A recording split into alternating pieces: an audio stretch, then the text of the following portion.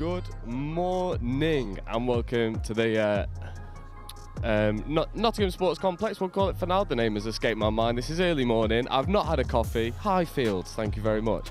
And we're kicked off with the first game. And to be honest, this is going to be a good one to start. Northwest Touch mixed open. Southeast Sharks mixed open. 2 years ago they met in the first round again.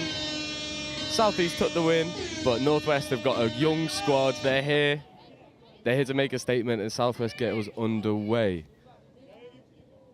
Rolling through the line. They go for a 32. They go short side, go to the outside. Winger gets the ball, touchdown. That's the opening score. Perfect start from the Southeast Sharks. Northwest just a little bit too compact in the midfield. Southeast go round the outside. 10 seconds in, 1-0. Really, really nice score. Good start from the Southeast. Northwest need to reply, but for my money, this is the pod that could do it. Ben Nurse on the ball. Oliver Holmes orchestrating attack. Goes out to Link. They go for the quickie. Ben Nurse looks for the hole. It's a good covering touch. That's fifth. They'll have to make something now. They'll have to kill it. Nice. Ben Nurse just gets trapped. Half court. Final touch count.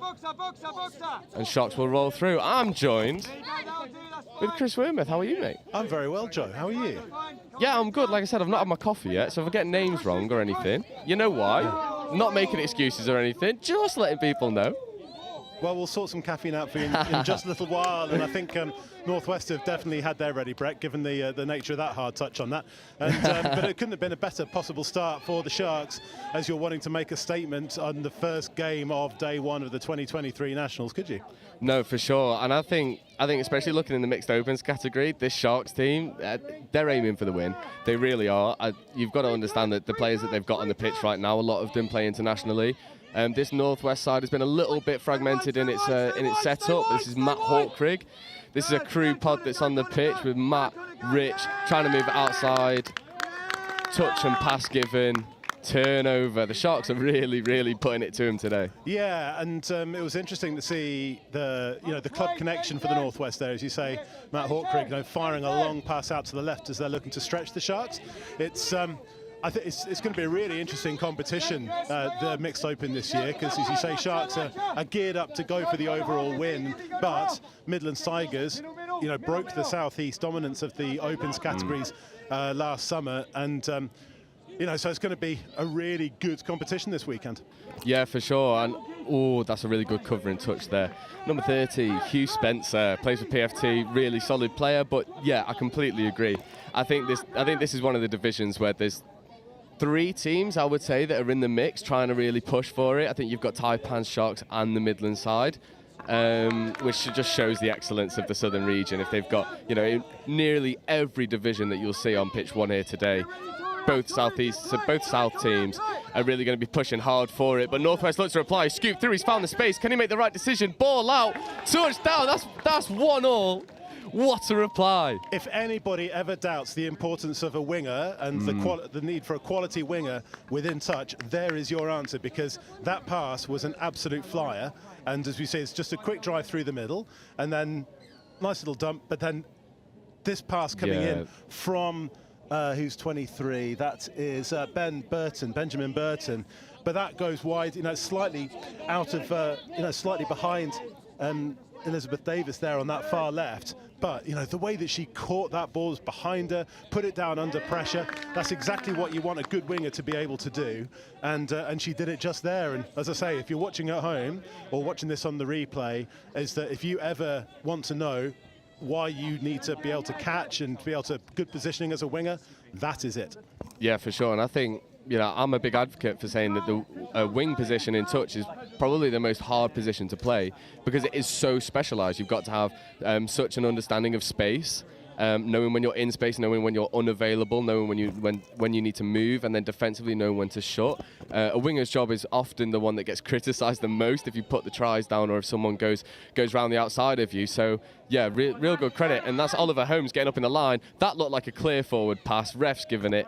Oliver Holmes getting up in the face, really forcing the issue, but just maybe needs to dial back on his opinions. He's you know, I can say he's one of my close friends. He thinks he knows a lot, and credit to him, he does. But the rest don't need to hear that. Yeah. It's always important, you know, when you put your referee's hat on.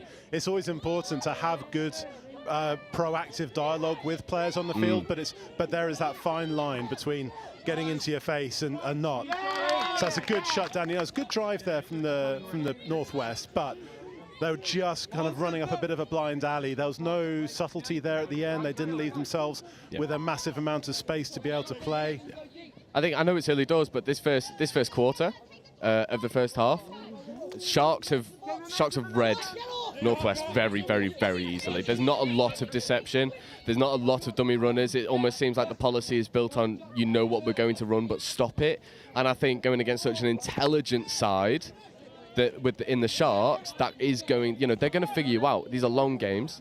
They're going to take the time in the first half, figure you out, and then, you know, crucify in the second. Yeah, I mean, we saw it took something special to break the Sharks down, and that was one of the times when there was that subtlety, because we saw Benjamin Burton. He came immediately to his right, you know, he stepped to his right and then had the ability to send the pass long out to the left to the winger, and it's going to need that kind of stuff. We've seen, you know, we saw a previous pod with Matthew Hawkcroft tried to do the same thing earlier on for the Northwest, but that time it got shut down. And again, they're trying to do that. You know, they're trying to create a little bit of space for themselves to wrong foot the defence, but you're going to need to be more subtle than that. And I think what we're seeing with the Sharks already is there's good pace. They're really good at getting their substitutes on. Although I think for me, they're very crowded. The subs are really crowded to the right-hand side, and the you know, and it makes life difficult in terms of to keep momentum going on. Yeah, that's a lovely bit of. You're talking about subtlety and dummy running. That is it. Yeah, exactly that. And I think if we rewind that play, that all comes from the pressure that they forced to make the turnover, and then their drive is just so direct. Northwest players don't really have good pre-touch. They're all very square, and then the one player who did, Ben Burton, thought that he made that touch there, but the ref said no. And then, Dylan Fletcher has to come across because Ben has stopped because he thinks he's made the touch. Fair enough, but you've got to retreat onside, and you can't give that opportunity to the Sharks. Northwest need a reply. Oliver Holmes on the ball. Ben Nurse, lovely right foot step, just can't get the ball away quick enough. Nice. Offside call? Yeah, penalty given for offside just there, and the Northwest have got away with one. It was quite interesting going back to that Sharks score, that it was just that little bit of a scissors play. From the, it was nothing too complicated. It's the running lines. It's the running lines coming back against the grain and really disguising that. And then Northwest go for the sweeper. And if there's a critique I will make from these first 7 minutes, is Northwest are not using all of their touches. They are forcing it. It seems like they're panicking a little bit when they get to the line, and the onus then is on the coach to really sort of relax people. Just say, don't worry about it. We've got time. These are long games. We don't have to panic. You know, me as a coach, if I'm in that situation, I'd rather use all 6 touches and go nowhere than try and run something off one and then lose the ball straight away. Yeah, and when you look instead on the Sharks sub box right in front of us, as their coach is Eric Williams, and you've really got a more experienced player within the entire England touch community. You know, he's got plenty of international experience across multiple levels, and he doesn't get too excited. He's your quintessential rugby coach. You know, he's just implacable.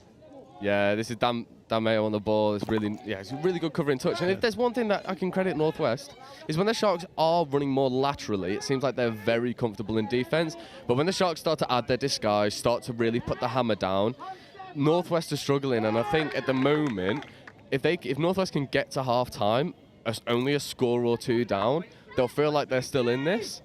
But from what we've seen in this first 8 minutes, the Northwest need to do more in attack. They need to move players, create space. At the moment, it's too easy, it's too casual for Southeast to really stress them. Yeah, and the Northwest now are just running through some basic driving, some 3-player drives. And Matt Hawkcroft now, we saw his long passing ability earlier on. Yeah, they're gonna look for the sweeper, but that sweeper's too congested. They've come back to open side. Matt on the shoot. They go long. Ball's caught, nice recycling, good touch. I think that's Forward pass? Yeah, they've been given a forward pass. Penalty for a forward pass, but the Sharks have got away with one there because there were players who were not advancing in their own 7, and you've got to make that effort to go forward, and it's really hard for the referees to judge that. But we'll see that go forward as the weekend goes on. This is a long weekend for these players. They've all got a lot of games. There's 7 teams within this mixed open competition this year. They've all got to play each other. That was a massively forward pass off the deck. But I've got to say, the one thing that's really worrying me for this Northwest side is when things don't go their way, they're just stood.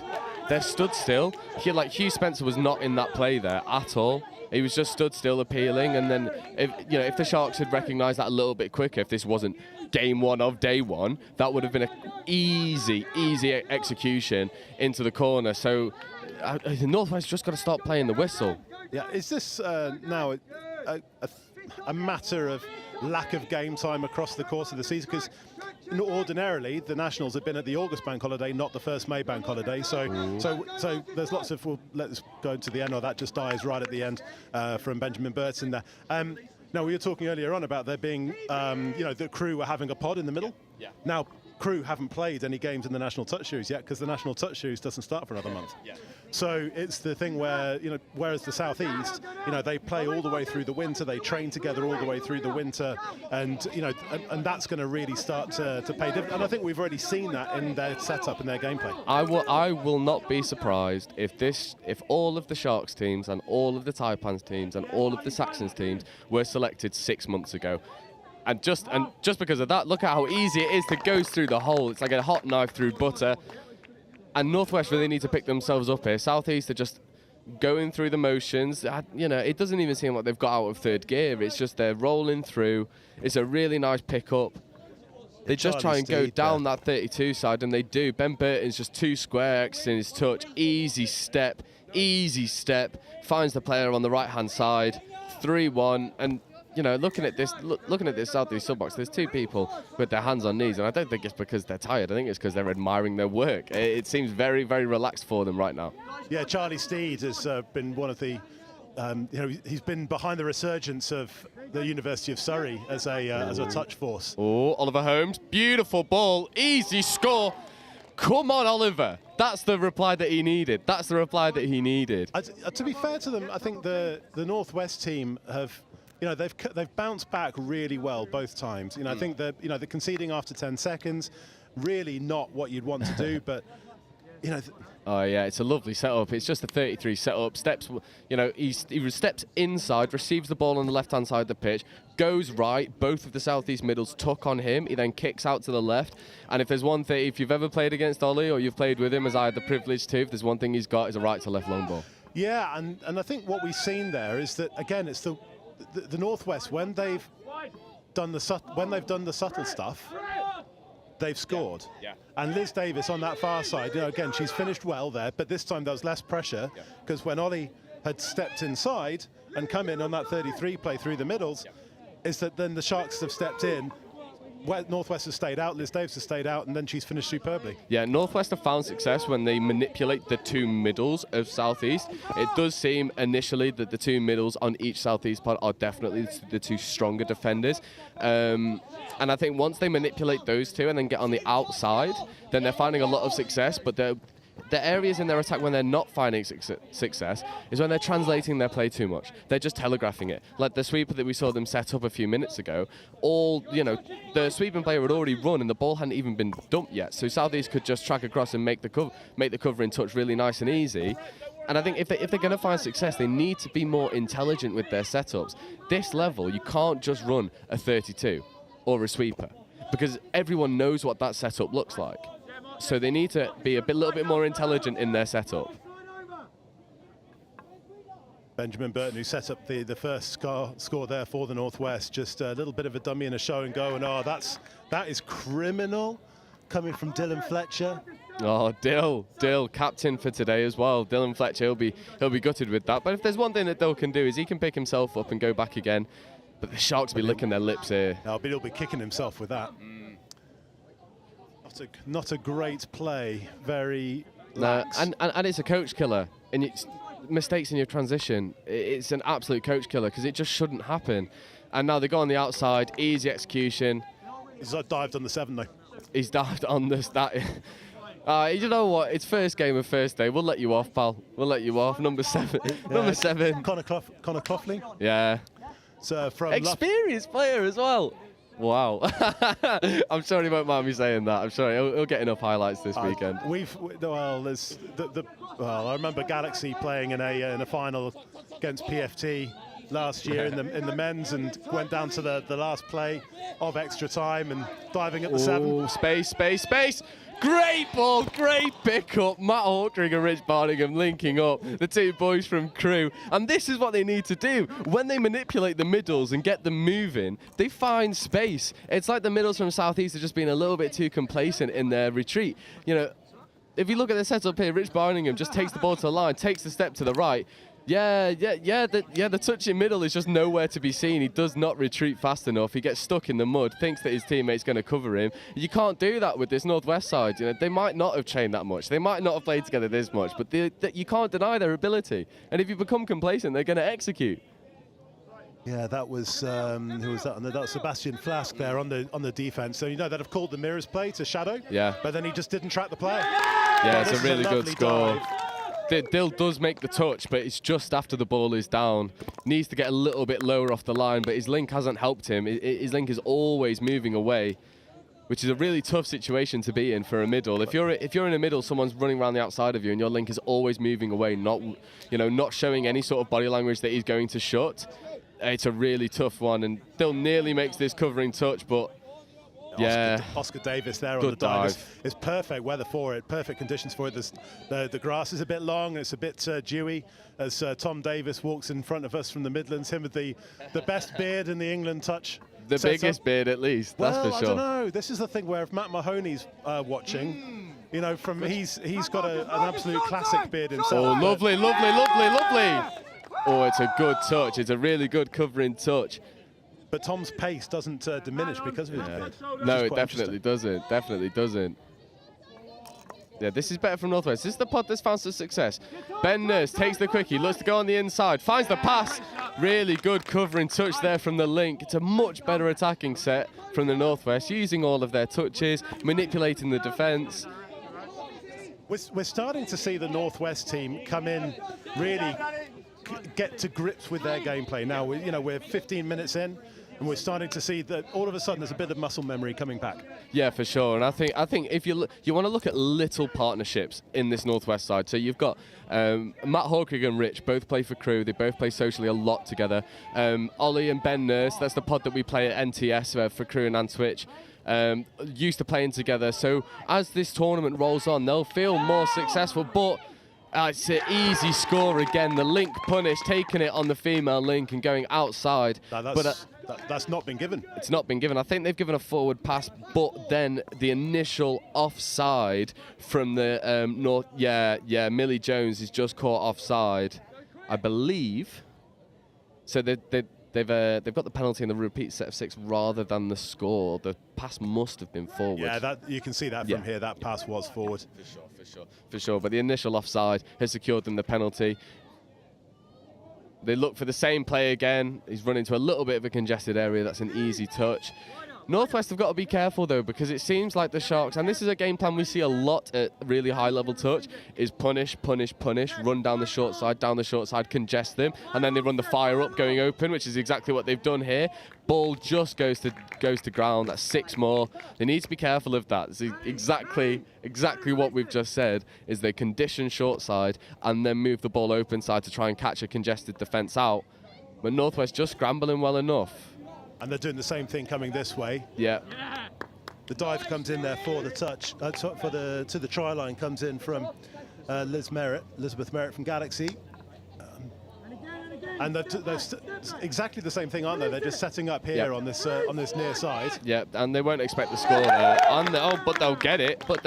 It's just a static defender working on the inside, thinking that the touch has already been made. A really nice heads-up pass, and just finds the space.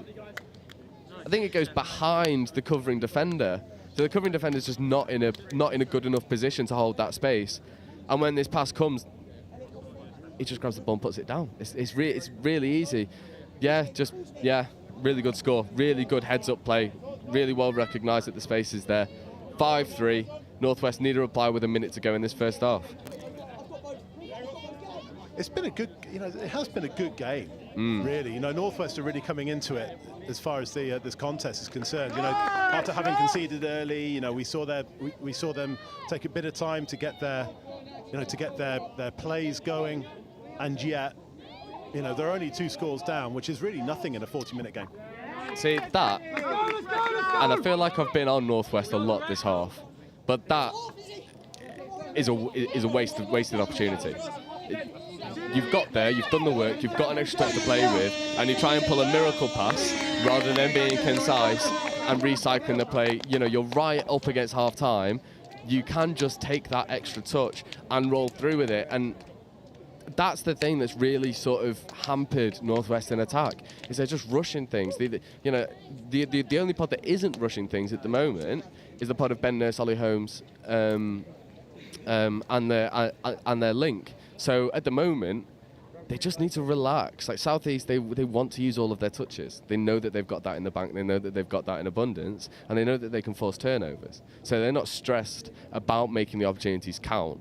I feel like because Northwest must feel that they're up against it, when they get to the line, they're just trying to force things too much. We'll be back in a couple of minutes' time. We need to take a breather. And a coffee.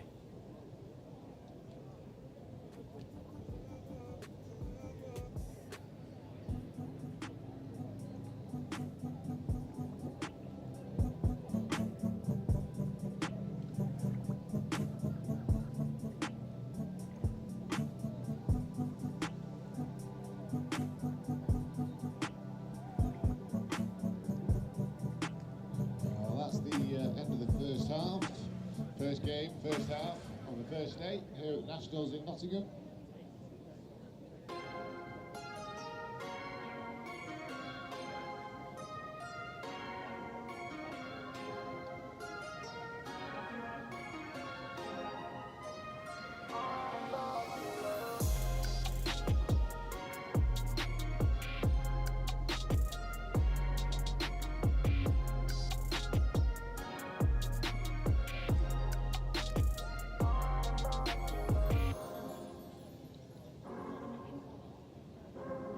Well, as we count down, we're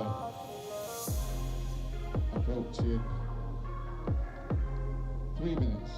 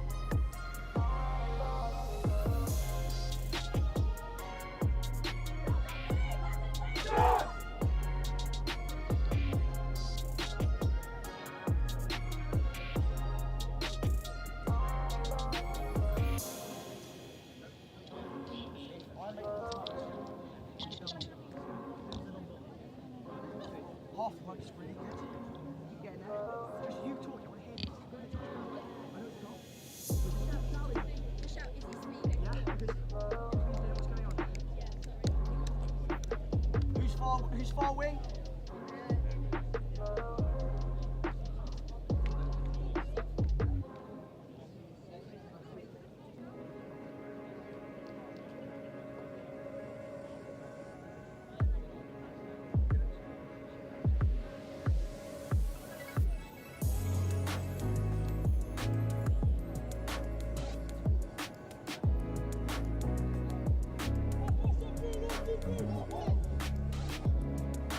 Players and officials, this is your 1 minute warning. Players and officials, 1 minute warning.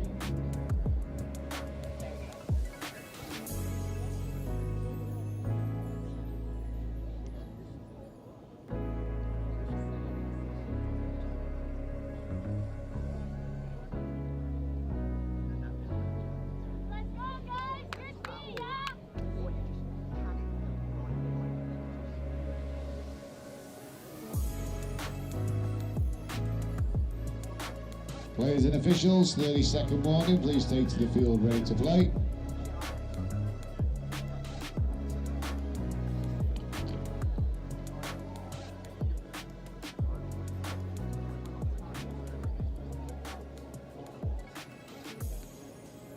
Players and officials, stand by.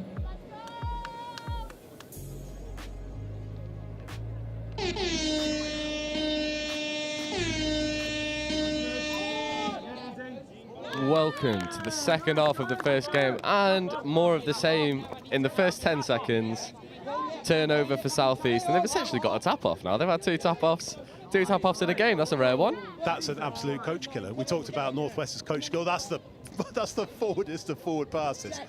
I think that if the Northwest would be, I think that there are a couple of things at the end of the first half as well. I'm not one to absolutely rag on the referees, but that was a blatant forward pass. And then in the first half, just right at the very end, is that the South East are running a box move, running a sub move, and you know, when you place the ball, you've got to have your hips. The rule is you've got to have your hips square to the goal line, and their subbing moves were at 45 degrees. Yeah. And this is one thing where, as I say, I don't like to rag on referees at all, because it's tricky, and especially because it's their first game as well. And like for the players, the referees will not have refereed at this kind of level for the last 8 months or so. Yeah. But you know, those things can actually make quite a bit of a difference. Yeah, for sure. And again, not to rag on referees, we love you refs, but not moving forward in the 7. I don't think I've seen Sharks move forward in their 7 yet. Forward passes, also handling errors from the base of rucks. I've seen a couple of Sharks players roll the ball towards their own hands to pick it up, which you can't do, obviously, in its first game, so even the refs will be a little bit rusty. That's a foot in touch there, but again, we move. You're putting your Northwest hat on, because I think what we've seen, though, is that we've seen, you know, there are mistakes as referees are getting into it, but we've also seen the coach killers from the Northwest. Like that. That's too easy. That's too easy. They've become so congested. It's just, simple. Just a bit of pace there from the Sharks coming in. But just to go back to the kickoff, to the tap-off, you know, you fumble the ball on your first touch. I mean, that is just absolutely inexcusable at the start of the second half, you know, when you've just had a bit of a breather, because Northwest would have, you know, at 5-3 down at half-time, you'd have gone, okay, we're really in this. You know, we've shown we can score when it's been subtle, but then it's then again, just as I say, just turn the ball over. Just really is, just not good. Yeah, you know, it's ball retention that the Northwest really need to fix ASAP. And if they're going to find success in this tournament, that's something that needs to be addressed now, because you know, they've got away with one there that was definitely a loss of control in the touch. But again, you've got touches and you're throwing some Hail Mary pass. You know, I think coaches, players for the Northwest need to have a look back at this game and realise that count the amount of touches that you've missed, the amount of opportunities that you've missed because you're running things off the touch. And I think that's a lack of experience of some of these players from playing at this high level, is they're a little bit rabbit in the headlights, and it's just not giving them any benefit. And obviously, you know, mistakes are going to happen from both sides, but at the moment it's massively in favour of South East. But in all fairness, Northwest have forced a mistake there, but they just need to cut their own out and, you know, turn that penalty count into their own favour. Because at the moment, you know, South East could just coast to a victory here. Yeah. As you say, it's a it's one of those really tough mornings. You know, as you say, players have not necessarily played over the winter, certainly not at a high level, as the Northwest concede a penalty for overstepping the mark, with the rule being that you've got to play the ball from where, you've got to roll the ball from where you got touched, which didn't happen on that occasion. Again, it's another coach killer. But the ball is slippy. And the other important thing is it's easy to, this is not a knockout competition at this stage. You know, this is a 7-team round robin. You've got 6 games over the course of the next couple of days. And then you've got to get into the top 4. And once you're in the top 4 in the semi-finals, then all of a sudden you're at the ball game. Yeah, completely agree. And this is better from Northwest. They're really trying to put the pressure on, but South East have been able to recycle that ball really well. Offside given I think that's fair enough. I think both middles there were chasing a little bit without retreating fully, but that's what they've got to do. I think Northwest aren't moving as a 6. They're moving as 2 sets of 3 at the moment, and that is just exposing space in the middle, and it's too easy. It's too easy for Southeast to go through. It's a really good covering touch there from Ben Nurse, just to force the penalty. Well, and this now is really difficult for the Northwest because they've got to defend what the Sharks have got to throw at them, but they can't concede another penalty, otherwise they will lose a player to the naughty step for the remainder of the Sharks' possession.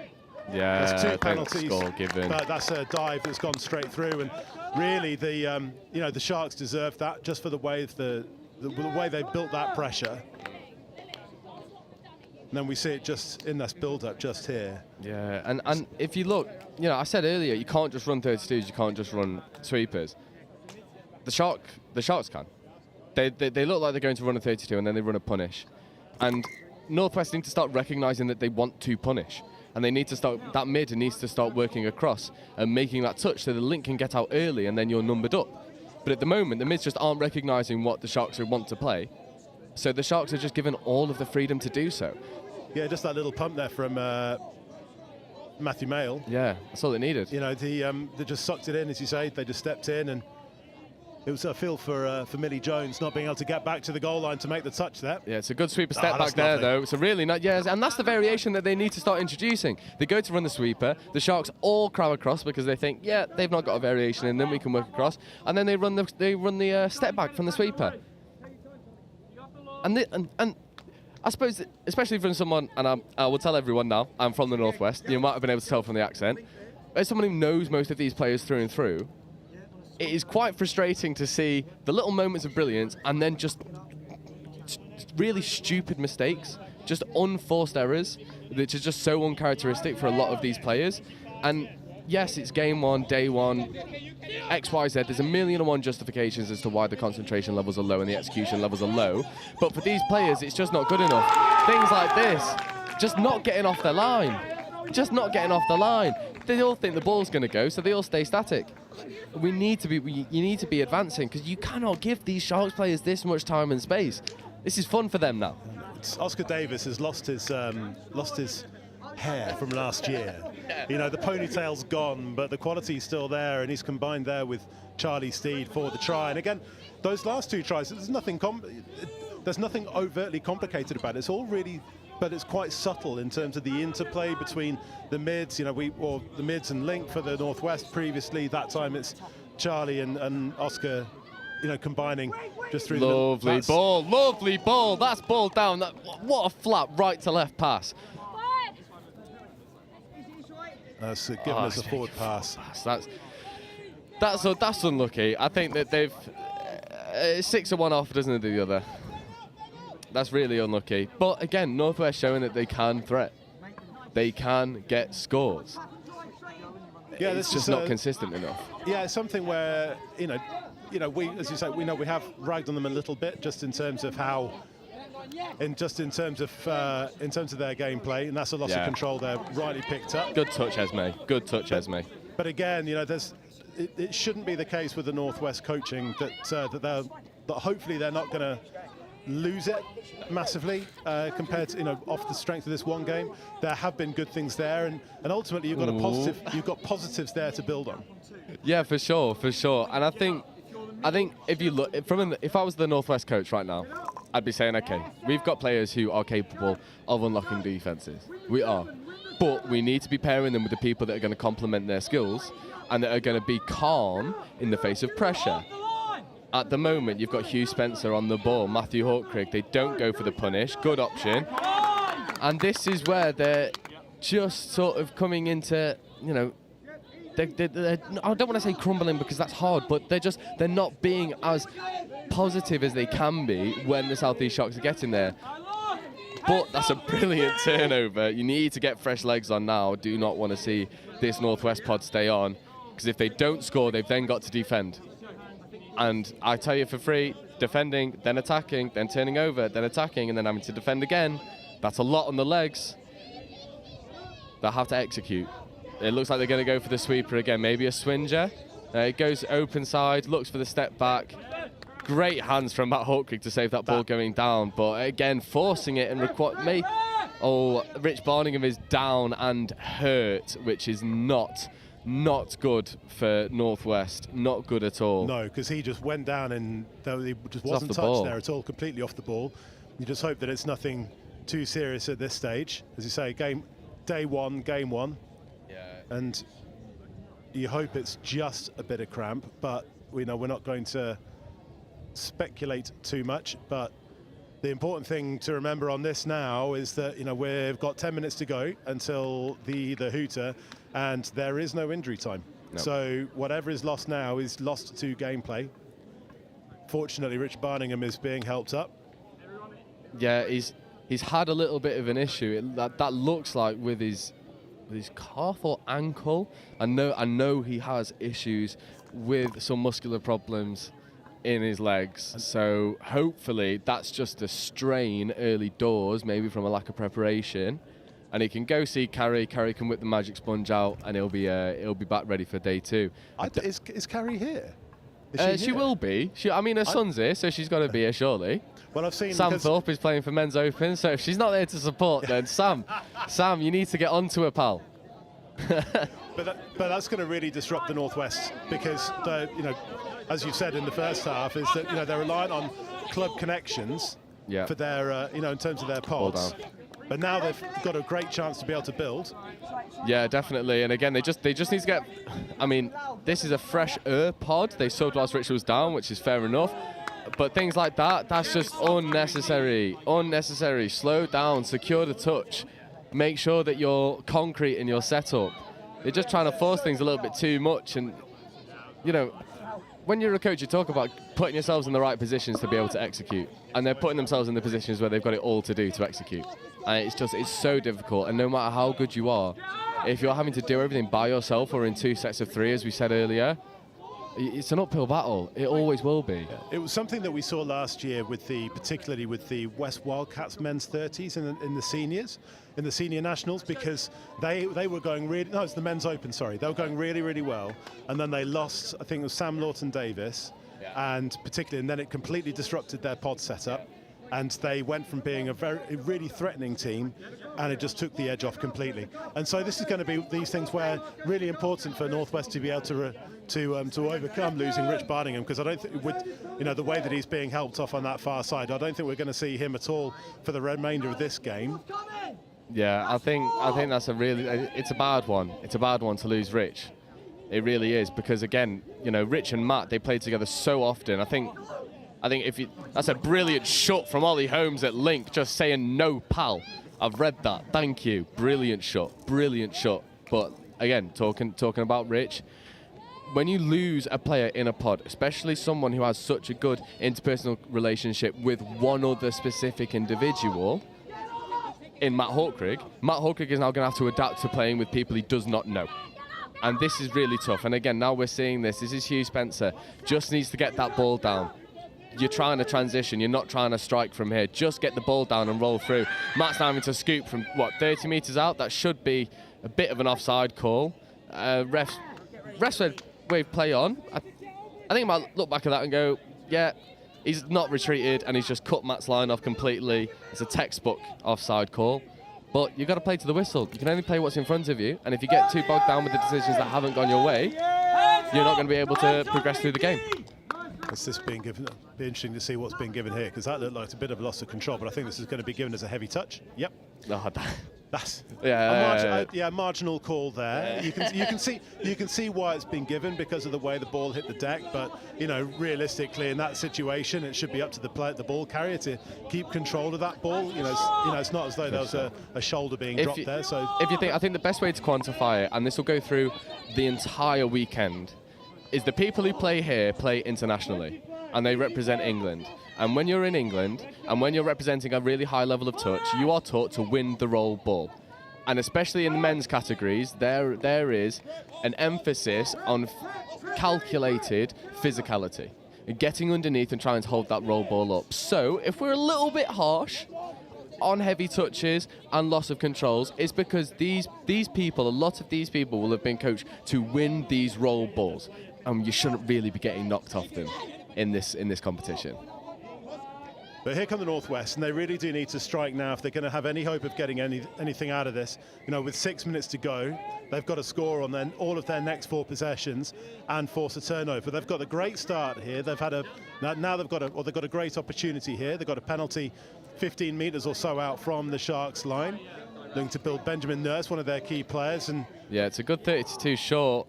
That's going to be given. Lovely. Dylan Fletcher getting over the ball. I said last year he's going to be future 30s captain. I think that's still pretty nailed on for him. He's aging now, God bless him. Oscar Davis just got rocked back on his heels there just by Dylan Fletcher's step, and that was exactly what the Northwest team needed. It's not even what they would have wanted, but it's what they needed. It's a much better setup because they look like they're going to set up a punish. And then Dylan Fletcher's just run that really nice J line on the inside to manipulate, to evade the attention of the middle and to come in at like a 30-degree angle at that ruck to really sort of get around the outside. But then this is what the Sharks can do. If you don't work in defence, they're going to punish, and they've seen that short side is on every single day of the week, and that's all they've been. Maybe they were watching Everton against Newcastle the other night, score Isaac. and then get ripped apart by a bit of pace down the wing. It was exactly what they wouldn't have wanted to do, and that was nothing. Again, it was nothing complicated. Just a player coming in, making an overlap, put a bit of pace on it, and Northwest just not able to adapt in defence. Yeah, and I think if we look at positives now, rolling into the last 4 minutes, Ollie Holmes is on the ball. He looks for the punish. He'd take it outside. Long has been run. Ben Nurse obviously looking for Ollie. Doesn't quite come. They go for the punish this side. Ben steps, receives, throws it out the back pass. I think that sums up Northwest's half to a T. Good ideas. They're just not on the same wavelength. And if we're going to be positive about Northwest, is they've got players who can execute. They've got players who can create something out of nothing. But they need to fix these simple errors in their game, pre and post touch, getting in good body positions to get out, relaxing when you're on the line, not trying to force anything. And they need to drop a little bit of this physicality because the refs are not happy with it. I mean, they, again, let it all go in the first half, and now they're being a little bit hard to run it, which is fine. But the Northwest need to recognise that the refs have changed how they're reffing the roll ball, and they just need to adjust to that. You've got to be able to play the refs. There was a really good quote that I saw actually. No one's ever won a ref. No one's ever won a ref. No one ever has. You can say all you want, but no one has ever changed a ref decision. It just doesn't happen. So you can only play what's in front of you. No, I've seen it.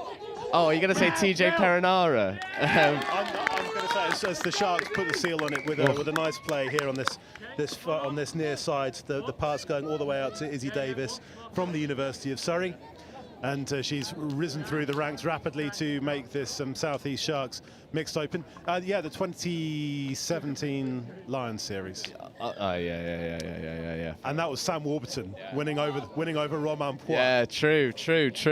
That is very true. That is very true. But that's the only one. I did see another one where TJ Perinara, they had a penalty 10 metres out, and he went to tap the ball and didn't tap it. They ran a play and scored, and the ref called a turnover. And he goes, but ref, I didn't tap the ball. Will that still be our penalty? And he goes, actually, yeah, you've got a good point. So that maybe if there's two examples in my 15-year memory of rugby, I think that sums up what you need to know. But as we say, this is the opening round in this mixed open competition. There are another 5 games to go over the course of the next couple of days before we get to the knockout stages on Monday. And we will bring you more mixed open action over the course of today and then tomorrow. But there's plenty to come. Yeah. Not least with the next game, which is the Southwest Saxons against the Northwest in the men's open. Yeah, that's going to be feisty. Northwest men's open's bringing a lot of juniors with them. The 3 that I will note out: Cooper Bainbridge, Sam Thorpe, Sam Dixon. Watch out for them. They may be young, they may be small, but they are fiery. They know what they're doing. They know how to execute. They're in this squad for a reason. And just looking forward as well to we've got. The Southwest team is a bit stacked this year. Tom Lawton-Davis from the mixed open, and Felix Ducournau, who helped Exeter win the inaugural University Touch Championships. Tom Lawton-Davis, part of the England mixed open squad. Felix Ducournau represented Singapore mixed open at the 2019 World Cup. You know, they are Yeah, stacked they're a really this good year. side this year. They're a really good side this year. I think we know where they're going to be trying to put it on teams. You know, you look at Felix, and he's just come off the back of winning the University Touch Series. I mean, he'll want another taste, won't he? Of course he will. Of course he will. I am looking forward to that, because as you say, you know, those players have got those players have got a lot of touch in their legs already. I've got a fan club, sorry. Those players have played a lot of touch already in the University Touch Championships against the Northwest team, who, you know, will have I've got plenty of experience, but they aren't necessarily, you know, they haven't got game time in their legs so far. But that's going to come up in 5 minutes' time.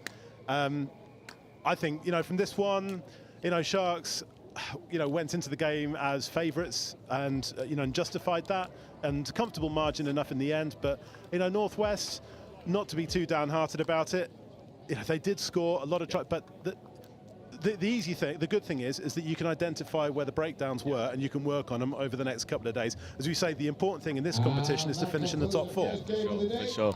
I think especially for Northwest, as they go through this mixed open side, they just need to relax. They just need to chill out a little bit. At the moment, it's too heads up. They're relying on too many specific players. They've just lost a really influential figure in their team. So they need to go regroup, you know, really reiterate. Yeah, if it was me, I'd be watching this game back on my phone. I would be watching this game back and noting down every single error and where it's come from, because they will find that all of it came from pressure from southwest, and just surrendering that ball way too often. I mean, the most notable one was 5 seconds into the second half, off their tap off, a perfect opportunity to attack, and the ball just goes to the floor. And we'll come back in just a minute, but I just have to say, is there a cooler looking coach than Gabe Pennington? Oh yeah, he's suave, man. Gabe Pennington with the coffee, he's got the flat white, he's got the shades on. Yeah. If you know, if we can get a little bit of we'll get a bit of a camera view on him during the course of the next hour. Yeah, we definitely will. This is a team that's going to be exciting, and yeah, I'm really looking forward to seeing how this mesh of old dogs and young pups are going to come together. he just said Dow House Honey. Yeah, go on, Grinter. Same as last year. Right, we'll be back in just a couple of minutes.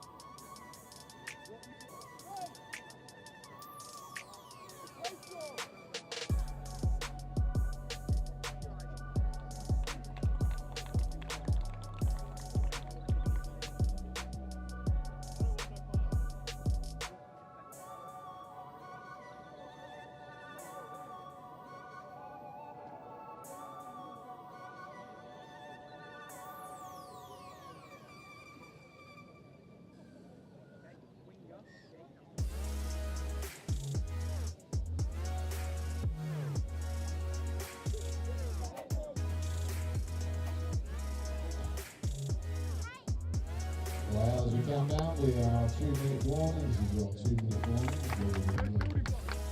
Next game of the day. 1, 2, 3.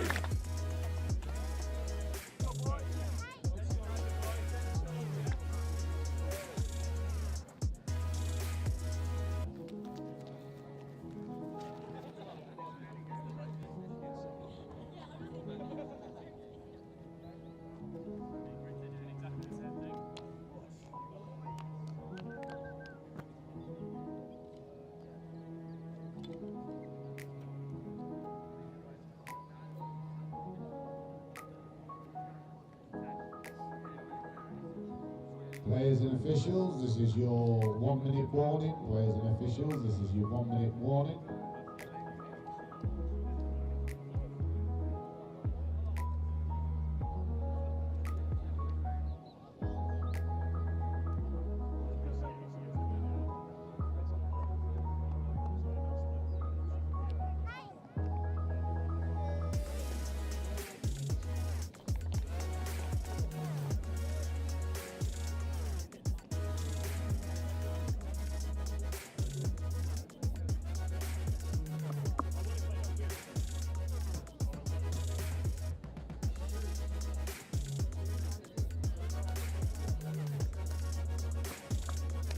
Players and officials, in less than 30 seconds, please take to the field, ready to play.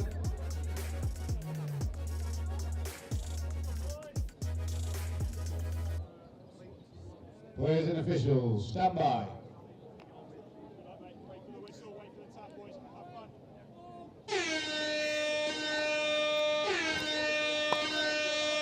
We'll wake up. You'll be dreaming of that hooter sound, won't you, Joe?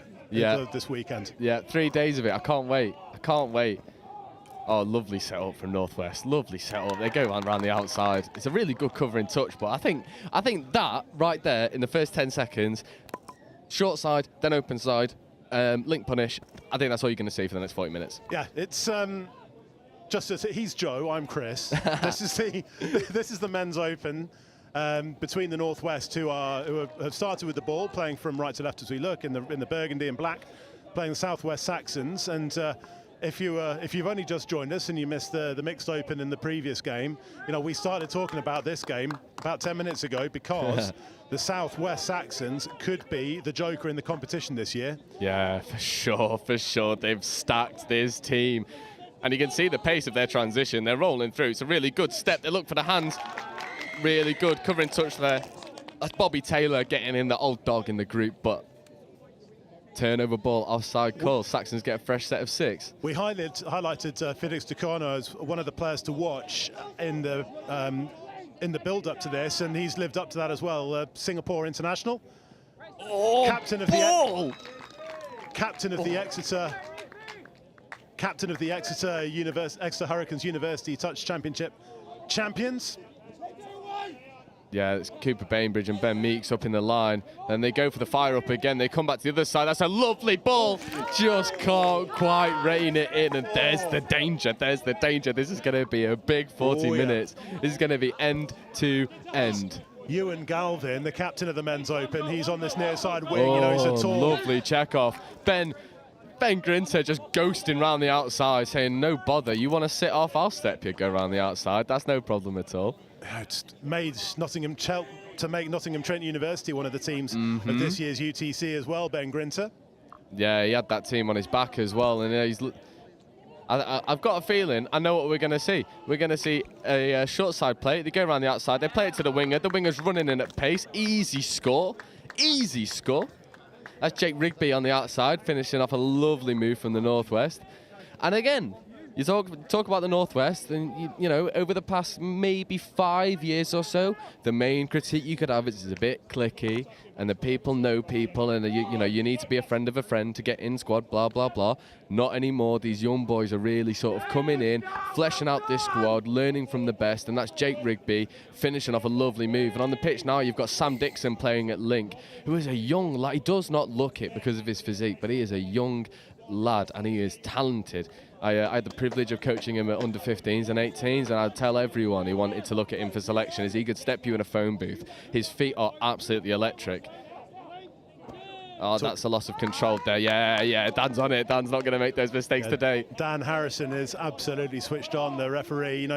If there's one thing that these referees will know as well is that they need to be really switched on for this, because the pace is already high, the physicality is high, and the quality we've seen is already getting up there, and this is only the first game. Northwest putting the pedal to the metal. Here comes Sam Thorpe, one of those youngsters talking about. Oh, lovely play. They look to go to the outside. Sam Grant, he's absolutely rapid, but that's a brilliant covering touch.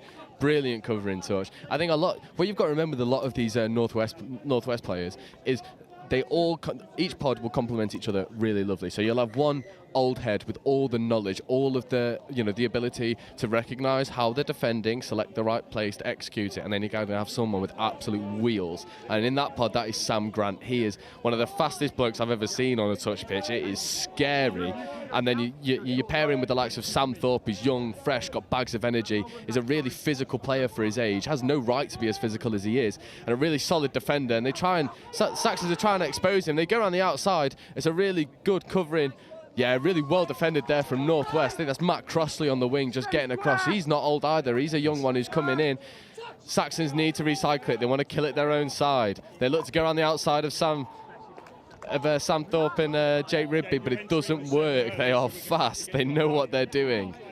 But the Saxons are asking a lot of questions of them at the minute. You know, they've shown the ability to fizz the ball. Yeah. You know, we saw Felix Ducournau earlier on. We saw Will Hoffman there. Yeah. You know, they've got players who've played international touch. Will Hoffman played for Switzerland Mixed Open at the 2022 Euros. He's part of the England 20 squad for the upcoming Atlantic Youth Cup. Felix Ducournau, as I say, represented Singapore at the World Cup. Oh, I think that should be score given. That's a Ben-Nose bread and butter. Give the dummy. The player buys it for a sausage and goes straight through, finds it. And this is the thing. It's only half the job throwing a dummy and then ghosting through a gap. You've then got to pick your right option, and he does that. As Meeks takes the dump, they fake the quickie.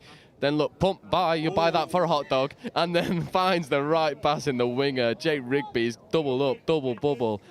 What a start. That was the most subtle of dummies as well. That's one where you only really see it on the slow-mo. Yeah, and that's something that Ben Grinter does. Is his micro manipulation of ball is just phenomenal. He can just little show of the hips, you know, manipulation of the shoulders, and players think he's passing that ball, and he's just not. It's never even in his thought process.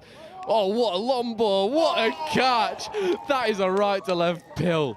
That is unreal. What a reply. What a pass. Cole Graham from Exeter University, another international player, Jersey Mixed Open player. He's just, that fizz, wow. It just looks so effortless. He's like, yeah, cool, give me the ball. One step, boom. What a ball. What a ball. He didn't even have to wind that up, did he? That was just an absolute, do you say, that was pill-tastic. Yeah, yeah. Although, you want to reply? Yeah, just Sam Dixon, the young lad. I told you he could step anyone in a phone booth. Where he's just done the Saxons defender there, all ends up.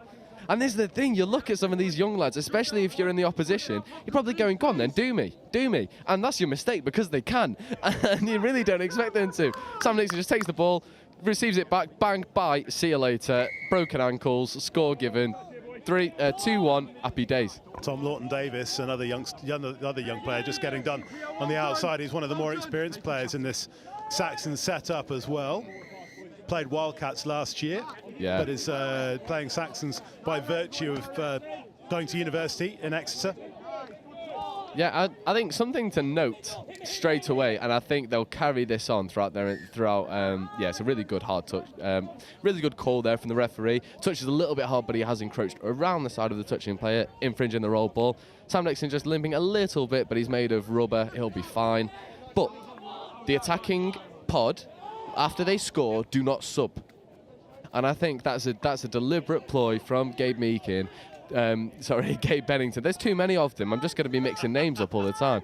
From Gabe Pennington to defend your hard work. Coffee's on its way, mate. Oh, thank you. Thank God. Chris Simon, where are you, pal? Hurry up, please.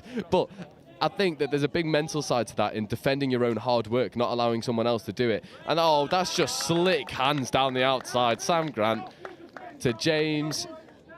The name is escaping me. James Simons, I knew that. Really, really nice score in the middle. And that's just core skills. That's just running fast, running hard, fixing defenders, passing the ball out. And capitalising on the penalty. Yeah, look, one touch, one hands. Sam Grant, rapid, two hands.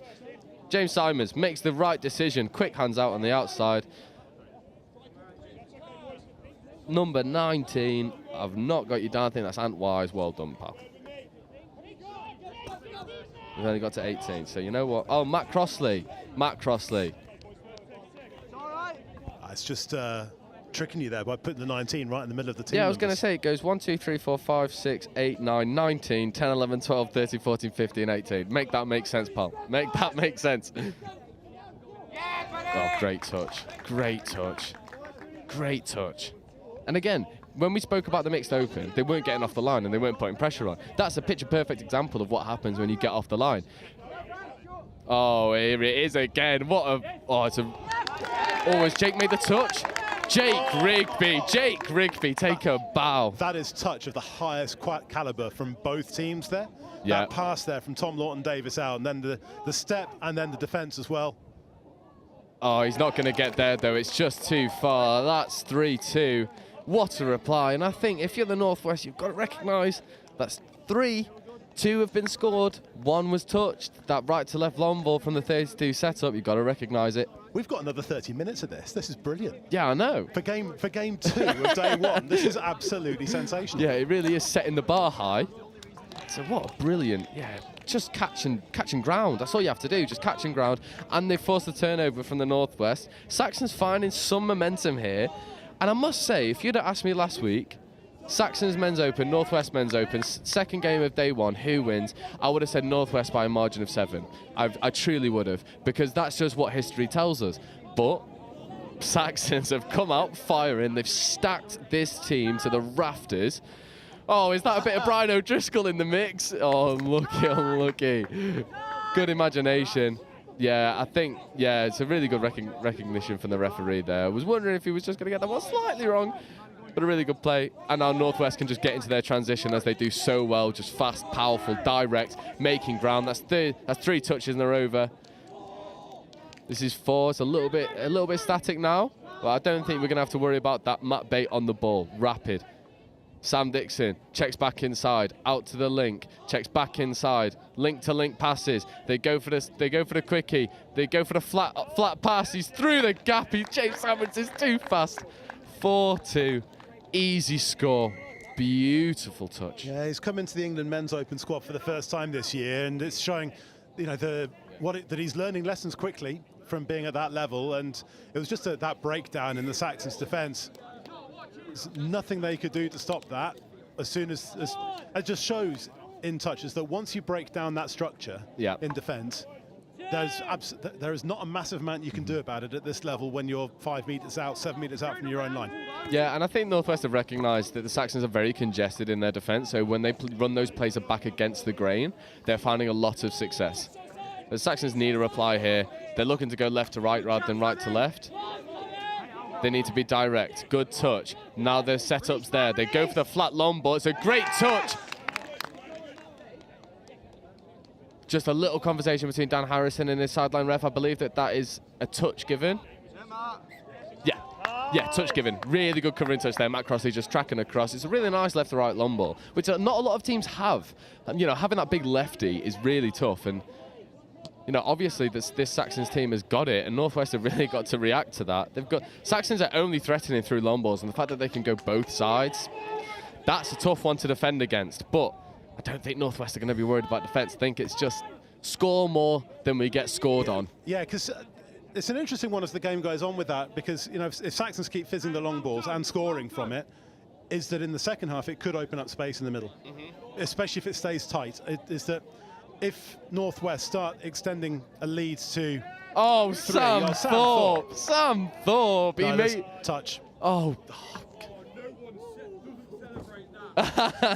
Yeah, Meeks, I agree, pal. I agree. You just heard it over the mic. No one doesn't celebrate that. Yeah, Shoji Leach. There we go. From one Sam to another. Sam Thorpe can't get through. Sam Grant said, all right, pal, give me the ball. Yeah, Shoji Leach was there to make an outstanding touch there just before, but it's not long before the Saxons have then had their defensive structure again just torn apart, and it's nothing complicated. No, it's a really traditional setup, but they've run really straightforward things from a number of different setups. And I think that's where Saxons are getting confused. Is they're running 32 platforms, then 33 platforms, and then they're trying to really expose short sides, and they're changing their focus from one area to the pitch to the other, and it's finding them success. Score given? No, touch given. Okay. But it was also is that if you're early on in your touch career, you look at that's a trademark how to attack a player who's retreating in the 7. Yep. And dive at their ankles. For sure. It's all about creating pictures that the refs want to see. Is the defender retreating? Yes. Are you diving at their ankles? Yes. You're going to get the score given every day. If you're diving too high, the refs are, that then adds the question of you are too high off the ground, can he make that touch? And then that's when the discrepancies come in, and that's when the ambiguity creeps in, and that allows the refs to make decisions that don't go your way. You've just got to focus on really giving the refs what they want to see. Yeah. We're getting into territory where Saxons need to score a couple of times and not concede, because at 5-2. 3-try margin, there's a danger of it starting to break loose to extend out to that margin that you were talking about earlier, where of the Northwest winning this game by 6 or 7. Oh, what a ball. Oh, unlucky. The first unlucky of the day, and that really was. It's just slightly overran that ball as the Saxons, keep that play alive superbly. Yeah. But again, I think the Northwest have said, do you know what? If you want to score from long balls, you score from long balls. Because if you're not going through the middle of us, then we're just going to restrict you to the most hard option that you can possibly have, which is going long all of the time. And at the moment, if you score 5 tries and they score 2, you're always going to win the game, right? So I think they're just restricting them to that one option and making them work for their scores, staying nice and condensed in the midfield, forcing them to go out long because they know it's not repeatable 100% of the time. Yeah, and this is the key difference I think we're seeing between the teams, is that Saxons are have had to work really, really hard for their 2 tries. Northwest, half of their tries, they haven't had to work hard for it. Yeah. I think you could say that two of the tries from Northwest were very easy. I think 3 they really had to work for, but I think the Sam Grant one that went in last, that's just fatigue. And to say that first half of their first game, that's tough. That is tough, and that just shows the intensity that Northwest perform at. Is they want to be sticking it on you, they want to be driving you off the field. There's no saying in touch, but it's like drive them past their scoreline. Creates so much confusion, so much disorganisation that they've got to go past their own try line to make a touch. And Sam Grant just dives through. I thought he'd got away from the touch there. If he had, that would have been outrageous, and someone lock him up, because that's not fair. But the covering touch was made, and again, Northwest running at 70% and ghosting through the defence. Saxons have shown that they can score, but have they shown that they can defend at this level? That's the question that I'd be asking. And I think if I was the Saxons coach, I'd be looking back at this game and recognising that, you know what, we have created opportunities in attack, we have been dangerous, but we've just not been tight enough in defence.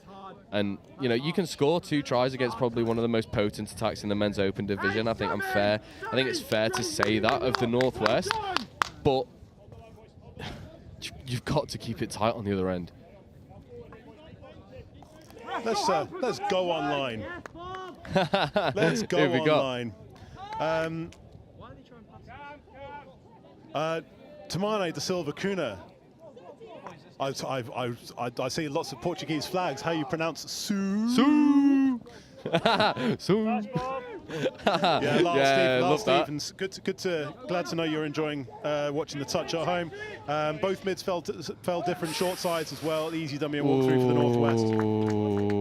Jake Rugby as the Northwest extends the lead to 4 with 2 minutes to play in this first half. I thought there could have been a touch in there, to be perfectly honest. I thought that the shooting player maybe had made a touch on Big Meeks, but I don't think... the refs obviously don't agree. It's a really nice disguise from their transition. Just Meeks coming on early, wrapping around the outside. He avoids 2 touches, then gives the ball. And it's an easy finish for Jake Rugby. That's what he does. That's what he does all the time. Just works off other people, doing the hard yards, and he's the glamorous winger to trot it in the corner.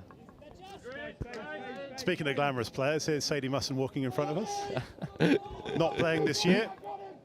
Congratulations to her and her partner Dan. Expecting child number 2. Ooh, double bubble. But Sadie and Dan, 2 stalwarts, both of the Midland Tigers and also the England high performance setup. Yeah, Gene McDonald, who is also with the Midland Tigers and the England men's 40s head coach. He's reffing this weekend. He's saying, but he's also got the shirt of the day so far. Oh yeah, I like it a lot. The shirt. New shirt. Woo! Yeah, boy. That's a sweet bit of sublimation there from. Yes. The New Zealand Maori replica shirt. Yeah. Highly recommend. That's rugby league, not rugby union. Yeah. It's highly a lovely recommended. Lovely top. Lovely top. That's right up there with the Chiefs Super League, Super Rugby tops. Yeah. Oh, for sure. Anyway, there'll be plenty more fashion advice. Yeah, we'll keep going. Sublimated polyester fashion advice coming across the weekend. Yeah. But Saxons do need to score now in this set, and they've got a 6 touches, but only 15 seconds to do so. Yeah, and I think this is where Saxons have really just got to be concise, keep it nice and controlled. Try not to restrict. Chris Simon coming with our caffeine delivery. You're giving me extra sugar. I'm gonna need it. Big day. Now there's a penalty. We're gonna keep on playing. You can't finish on a penalty, and play will go on, but no. Yeah. Oh. He wanted the full length. But you can all see it in his eyes then. That was a slapperoo just to finish the first half there. But Saxons need to score. They need to score first and second in the second half, and not lose their patience is the important thing. Yeah, I completely agree. I think it would be very easy for the Saxons to become really disheartened. I think Northwest have not really got out of second gear. They've just gone through the motions. They've trusted the process. This is a team that has trained together. And I think they'll be very happy with their first half showing. And I think regardless of how many scores they put away in the second half, and I think they will put away 5 or 6, if they can keep the Saxons tally to less than 5, they will be over the moon. Because in this sort of competition, the way that it's format and the teams that you've got, you want to concede the least amount. You want to be more defensively sound than you are in offense. Because realistically, you're looking at potentially 3 teams playing for 2 semi-final spots. Exactly. You've got the Sharks and the Taipans. Have contested the last few men's opens finals, and I mean last year's final was an absolutely epic, ridiculously epic shootout. It's just outrageous. But do you know what? When I got back from the final last year, I couldn't speak for 3 days. My jaw hurt because I was just sat here absolutely screaming at everything. Sure, there are pills you can take for that. Anyway, we'll be back with this next action in just a couple of minutes, but just to give you a rundown of what's coming up next, we are here until 6:30 this evening here at the Highfield Sports Complex at the University of Nottingham. If you're in the Nottingham area, come along. We've got 6 fields running today, and we'll have more fields running tomorrow. But here on the live stream, we've got at 11:10, we've got the South East Taipans, reigning Women's Open champions. They play the Midland Tigers. Then at 12 o'clock, we move into the Women's 35s. The North East Raiders against the West Wildcats.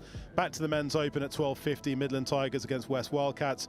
If you are watching on the YouTube, just click to the description and you can see what is coming up during the course of the day. Leave us your comments and tell your friends, share it on your socials. There's a lot of sport happening this weekend, but make us your second screen and tell your friends to make us your second screen as well. We'll be back in just a minute.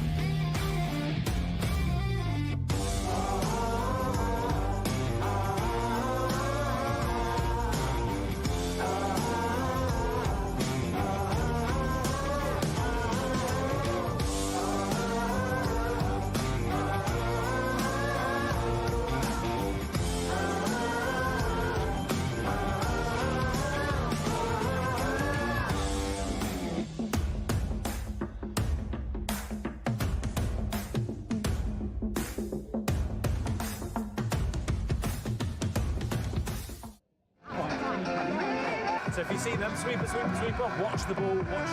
We'll be having rather than keeping an eye on your players, it's who's in your opposite position. Yeah, exactly. Because it's quite, including me, I will follow the player rather than the position. So if they swap, I'm swapping the player I'm marking. But also when we 2, 3. Yes! So just come up. If if you're worried about being run round, come up and force them to do things.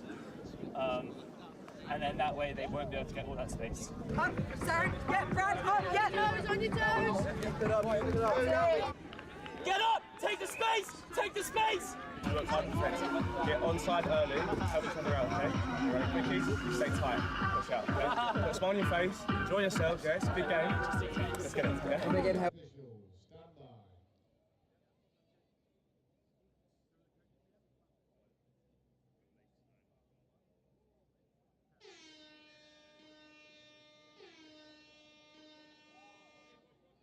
So the second half gets underway. Northwest coast into a victory at the moment through the Southwest Saxons, although the Saxons have shown that they can be dynamic in attack. It is just myself for a little moment whilst Chris goes into some admin-y stuff. We're covering a lot of roles today. So the Saxons are going to try and put the pressure on, get a score early doors to set them up for a positive second half. But this touch just is not working for him. I think the refs are unhappy with something. No, the refs just called retake the roll ball. Move on.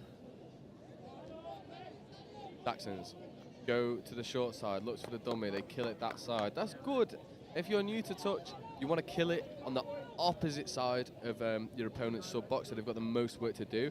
But it's not necessarily applicable when you've got a team that isn't really willing to sub after one set. This Northwest team want to drive from everywhere. They want to defend and then attack, defend and then attack. They want to stay on the pitch as much as possible. And this is what they do. Their drive is so dynamic. This is fifth touch. James Simons on the ball. Great feet to get around the outside. That's Matt Bate ghosting in for the score. I think that's balled down by miles, and I think this is going to continue as it left off from the first half. Northwest adding to their tally, first handful of minutes in the second half. And it's just the little check-offs in their transition, the little passes around the touching players to gain those extra couple meters each time. If you're gaining an extra 2 meters over 5 touches, then you're gaining an extra 10 on the pitch, and the pitch is only so big. You're going to find the success. You're going to gain momentum through those little check-offs, and now Saxons have really got it all to do. It's just a little bit too easy for the Northwest to defend it, and I think this is going to continue in the same vein. Saxons look for the dump, they look for the quickie. That will be given 6 more. Sam Thorpe just getting up in the passing lane, knocking that ball down. Nice and simple.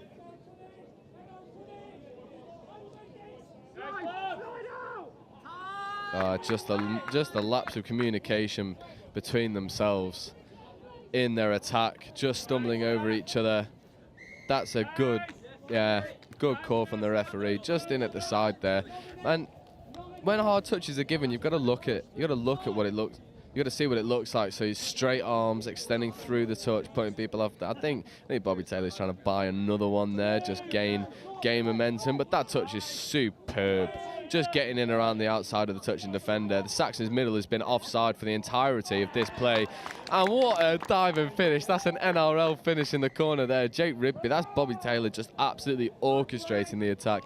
Feeding the ball out to Jake Rigby. That's a hat trick. Someone get him. Well, I was going to say someone get him a pint, but I think he's under 18, so someone get him a pint or Ibina, and he can see that off at the end of today. Superb score. Bobby Taylor just in and around it, just orchestrating it.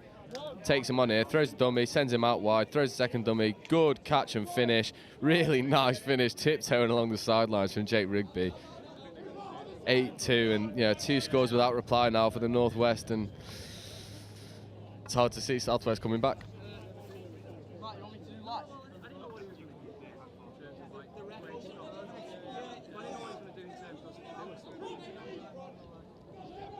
Southwest look, really good shot there, really good shot. Number 15, Mike Rice, he was one who really surprised us last year in the Nationals. Really sort of came out of nowhere for PFT and just exploded onto the men's scene. Really showed that, what happens when you add new faces to this men's side. They're very selective with the faces that they do add, but when they do, they are successful, and I think that's the reason why they are selective. You've got to be right, and Mike Rice is one of those. Nice set. I was going to say nice setup, but again, just a lapse of communication. They look for the 32. They go for the They go for the punish, and the setups are just too static, and he's surrendered that touch, and now this is fifth. They've not got a touch to play with. They've got to create something from nothing, and this just looks like this Saxon side is just disheartened with their work. But that is beautiful feet, just ghosting through. Ethan de Villiers, AP de Villiers, more like fancy feet going through the middle, and again creating something out of nothing. Number 88 surrenders this touch here. This is fifth now. They've not got any touches to play with. Passes it out. One hitch kick, two hitch kick, dummy switch. Mike Rice buys it. Ben Grinter just doesn't track as much as he could do on the inside, and I think he knows that. We saw his face there. One reply, 8-3. 5 minutes in, this will be more of the same. Yeah, James Simons diving under the touch. I think he's gonna give. Yeah, Ben Meakin just absolutely barking orders, instructing where people need to be. Sam Dixon goes for the punish. They come back for the fire up. Open side play. Beautiful right to left pass.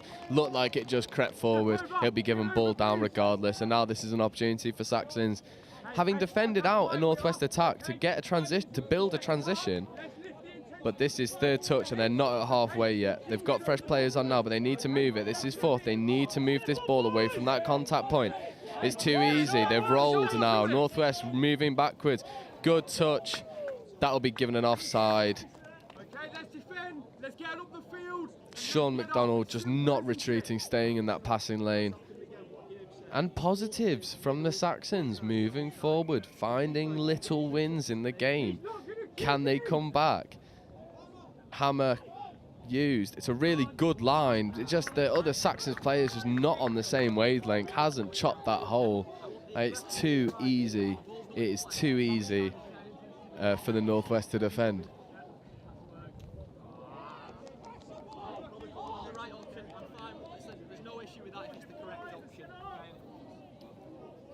Southwest now rolling into their attack. This is a better setup, more patient. They look for the sweeper. They play a phase out to the winger. That's easy picking from Matt Crossley on the wing. And that's given a forward pass. Easy turnover. Really good defensive set there from the Northwest.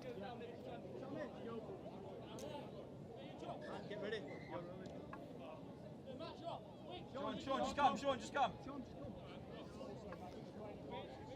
Northwest in their transition, and you know they're one of the only sides that can really mix up their sub and their drive. It comes from the same platform of that four-man drive with the link coming in hard, and when they sub they just send that link early to get off.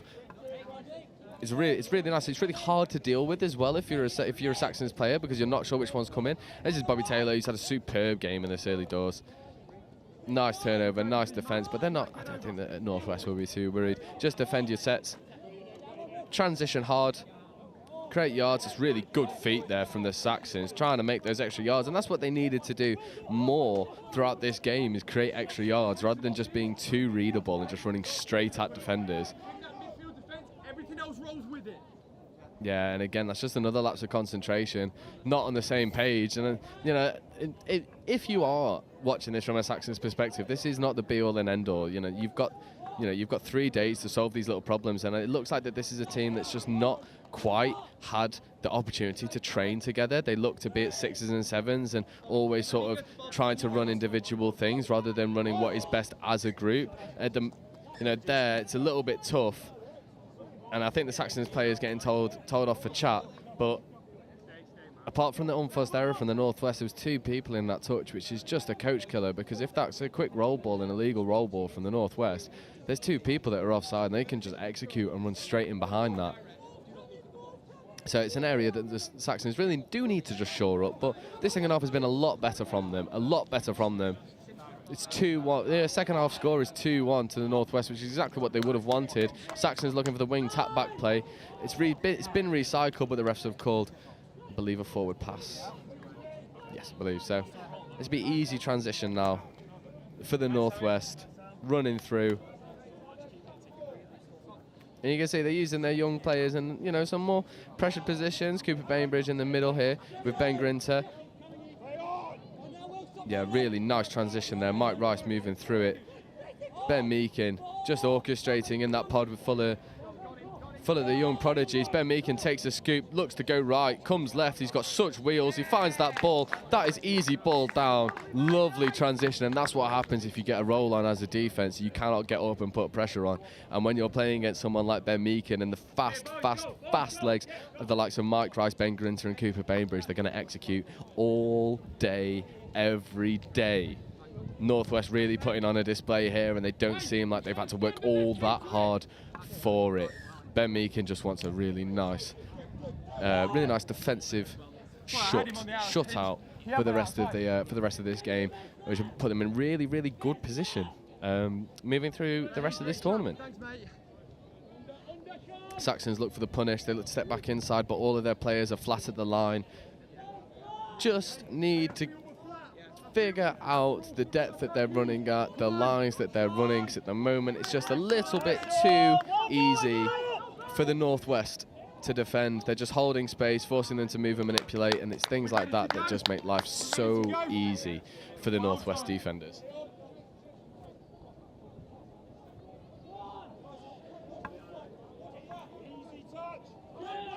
And again, they roll through their transition. This transition has been blistering. That's Sam Dixon really putting the hammer down. Yeah, really good penalty there. Sam Dixon just saying, okay, let me use my feet, let me buy a few yards. You've then got to make a hard touch. Easy money. Superb, buddy. Dicko, can you take a step to me, though? Ben Meakin he just knows. He just knows where players need to be. He's one of those guys where you'd love to be able to play with him regularly because his knowledge is just so superb, and especially these young guys. You just hear him shouting to Sam Dixon, aka Dicko. Just needs to be a little bit further over to this side just to create his opportunities. That'll be a penalty for offside. Retreating players just always in the passing lane. Never made an attempt to get out of it. Repeat set of 6. Matt Bate with a wry smile. He knows that he's bought that one. And I think they're going to work it over to this short side. They do. Ben Meakin just reassuring that you've got time, we're up, just relax, chill out, take your time. 33 sets up, 33 quickie, back, looks for the wing play. Matt Crossley's just diving in the corner. And it's the midfield manipulation that is creating the space from the outside. They condition both ways. For the midfield, and then once the Saxons defense is completely congested, they just loop a lovely ball around the outside, and it's very straightforward now for the Northwest. Nice and relaxed, nice and chilled, creating these opportunities in abundance. And when you're creating opportunities as much as these, you're gonna end up taking a few of them.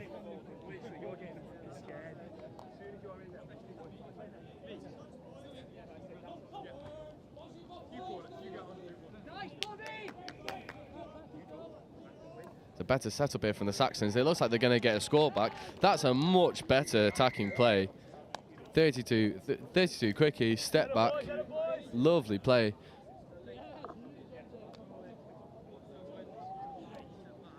Number 88. We've not got an 88 down on the team sheet, so I'm gonna hedge my guesses that that's Will Hoffman, because I've not got a name down here for you. But that's a lovely little left foot step back on the inside to chop the covering defender. And there's one back in. Southwest Saxons have shown that they can score. They've shown that they can play. It's just the defensive side of their game that is just letting them down. They're buying the manipulation from the Northwest too regularly, and the Northwest are too experienced to not let those mistakes go unpunished.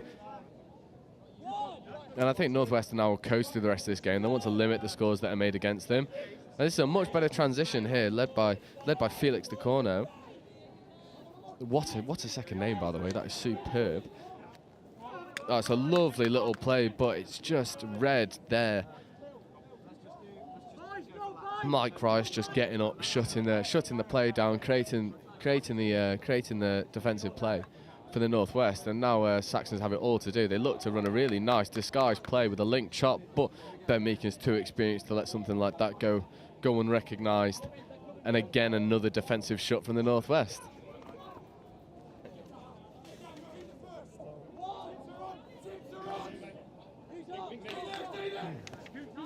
Yeah, really good play here from Ben Meakin, just manipulating the ball, buying the extra yards. And if I'm honest, that's been the story of this second half, as I'm joined again by Chris Wormuth. He's back, he's gone to get some team sheets, and he's back.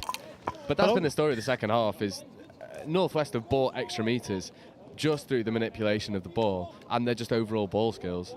And Saxons have just bought it every day of the week. So then when they get to the line and they throw these little dummies and they throw the disguises in their setups, it's just been all too easy for the Northwest to score. Yeah, I think, you know, half an hour ago, it seems so long ago, seems like a lifetime. Half an hour ago, we were talking about how stacked this Saxons setup is, and that's true, it is. There are lots of players who have experience playing internationally. We've got 2 or 3s who are used to playing with each other at university championship level. What they don't have is experience at this level as a team. Whereas what we've seen with the Northwest is that, yes, a lot of them, this might be the first game of this level this year, but a lot of these players were playing Men's Open last year. So they're used to playing at this level as a collective. And particularly when you've got the likes of Sean McDonald, you know, when you've got... lovely. Ball! What a ball. The winger's covering across. It's not given. Oh, unlucky. Jake Rugby denied his quad. Oh, that was a great finish as well. But you've got the likes of Sean McDonald, who's on the field at the minute. You've got Bobby Taylor, number 9. You've got Ben Meakin, number 12. You've got a lot of experience, and you've got the players, as you say, Sam Grant has spoken about, Sam Thorpe, Ben Grinter, you know, players in their late teens, early 20s who are in and around the international setups. Yeah. They've also played, they played Northwest Men's Open last year in a similar kind of setup with an experience and a couple of youngsters. Yeah. Plus also, when you look at the likes of Sam Thorpe, Sam Grant, is that they were playing in the mids for the England 18s last year. Yeah, so sure. and at national, so they're used to being leadership positions as well. For sure. I think that's the main thing. As Sean looks over and gives us a wry smile, he knows he's done his job today. I think that's the main thing with these youngsters is you put them in any team across all of these divisions, and they're not out of their depth. These are players that have played at a really high level. They are in, like you said, leadership positions at juniors. Sam Dixon here looking for the dive and score. And there it is. There's the experience. He's left three Saxons defenders on their backsides on the floor. Sam Thorpe dives through. And, you know, when you've got this blend of experience, knowledge, power, and then you add a bunch of youngsters with nothing to lose and everything to prove. I mean, it's electric. It really is. And I don't think you'll see a Men's Open side. I would hedge across World Touch that has this blend of youngsters and experience that works so well. I don't think, for sure, there's not a Men's Open side in the UK that has this blend of youngsters and experience. You know what, 10 years ago, Ben Meakin would have put his pedal to the metal there, but he realises that, you know, he's into his 30s now. Not 11-4 up with 2.5 minutes to go. Maybe if this was in the first 5 minutes of the game, that would have been hammered down. Let's see if we can run it, old boy. Or the first 5 minutes of the final. Yeah, very true, very true. Very true indeed. But here he is, Ben Meakin to Ben Grinter. Ben Grinter pump, goes for the link pass. Matt Bate just loses his player. The winger does not know where he is, and that is all she wrote. And my bet of by 7 tries earlier on has just been trumped, because they are 8 tries to the good now. They've only conceded 2 in each half. And for 20-minute halves, to concede 2.5 is a joke. It is a joke. That just shows how defensively sound this team is. Let's switch over to the Saxons then for a minute. Is that, you know, hopefully they're not too disheartened on that far side. You know, their head coach, I think, is Max Jepston, who's the England men's 30s head coach. What are they going to need to do to, you know, we said in the first half they could be a joker in the pack. What do they need to do to actually turn that joker into an actual serious playing card? Right, so their 4th score was beautiful. And I think it's very similar to what we said about Northwest Mixed Open. This is a team that has individual brilliance, and they are just not on the same wavelength. They just aren't. In this second half, we've seen people trying to run quickies, and then the third player come in because they thought it was a short or a hammer, and then sweepers being set up and the dumper going the wrong way. They're just not on the same page. Now, is there is the key word for this weekend is the one that you haven't said, that they're not on the same page yet? Yes. And if it becomes a yet, then they could potentially be a force to pose some problems potentially as the weekend goes on. Oh, definitely. I think they are more than capable of really asking some questions of the more experienced sides. That's for sure. But it's things like in their transition. They're not manipulating the ball after they've received it, so they're just taking touches straight away. And with a team like Northwest that are so comfortable switching from piston defence to flat smiley face defence, that's just not going to work. You've got to be able to pass around that shooter. And then in attack, I mean, they've got these skills, right? So they've got these skills for the long ball to go over the top, which is absolutely superb. And the wingers dove in the corner, but we've just not seen enough of it. It's not repeatable to the extent that it needed to be to ask the right questions from the Northwest. That's not to say that they won't fix these problems and that they won't develop as the tournament goes on, which is something we see a lot, actually. We see a lot of teams come out slow, maybe a little bit lethargic, haven't trained maybe as much, and then they grow into it and grow as a team. And I think for the Southwest, you've come up against one of the most experienced teams here. You have. That's a given. You've put 5 against them. If you can shore up that defence, there'll be a positive tournament. I'm just going to say, what are the lottery numbers for tonight? Because you called it at the start of this game as Northwest going to win by 7. Northwest, indeed, win by 7. Coming up in just a minute, we've got the women. We switch to the Women's Open and the reigning champion Southeast Taipans, who came back in memorable fashion against the Sharks last year, and they are up against the Midland Tigers. And the Taipans, as we'll have their team sheet coming over in just a minute. But interestingly enough, the Women's Open, the Tigers Women's Open again are a bit stacked. They've got the Simon sisters. Phoebe's memorably won the under 18, the girls 18s at the Junior Touch Championships with a score in extra time last summer. And Emily Simon again, another Exeter University player, but with the Women's Open. Kat Jones as well. That is an experienced captain there. Lucy Snape and Anna Wilson again, slightly older. As Jamie Cohn, England. You know, she's played at a couple of World Cups. Yeah. You know, they've got this core of experience. You know, the Kat Jones, you say she's been England Women's 27s captain for a couple of years. You know, this could be quite an interesting. Even looking further down, you've got Kerrish Godwin, Ella Fleming. Yeah. This is an experienced side up against Taipans outfit, who've got.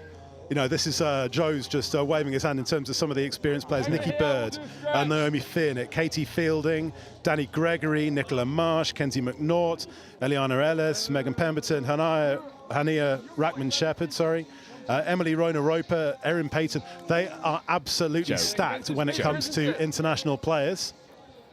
And Melissa Day is... The dulcet tones of Melissa Day could very well be on co-commentary at some point today. Although, is she wanting to finish her coffee and her cinnamon bun first? I don't know, Mel. It's Do you want to? Yes, for this Women's Open game between the Tigers and the Taipans.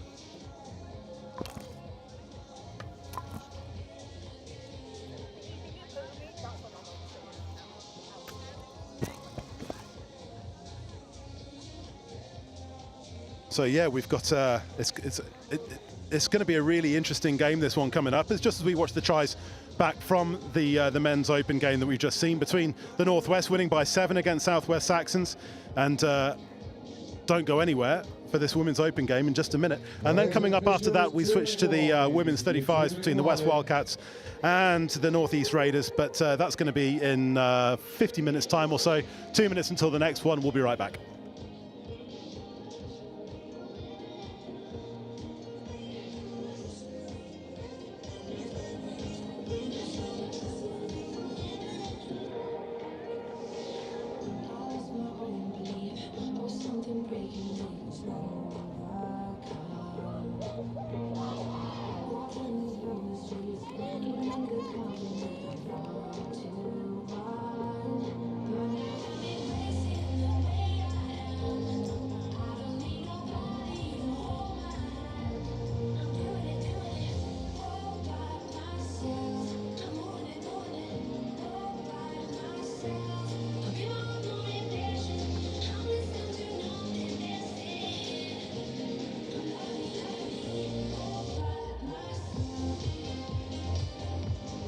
Players and officials, if you're 1 minute warning, players and officials, 1 minute warning.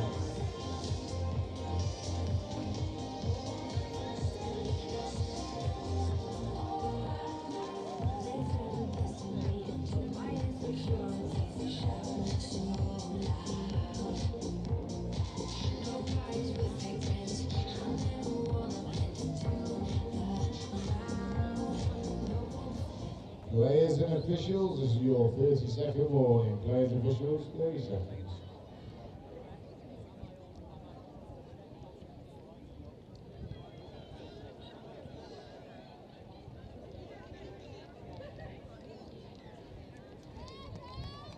Players and officials, stand by.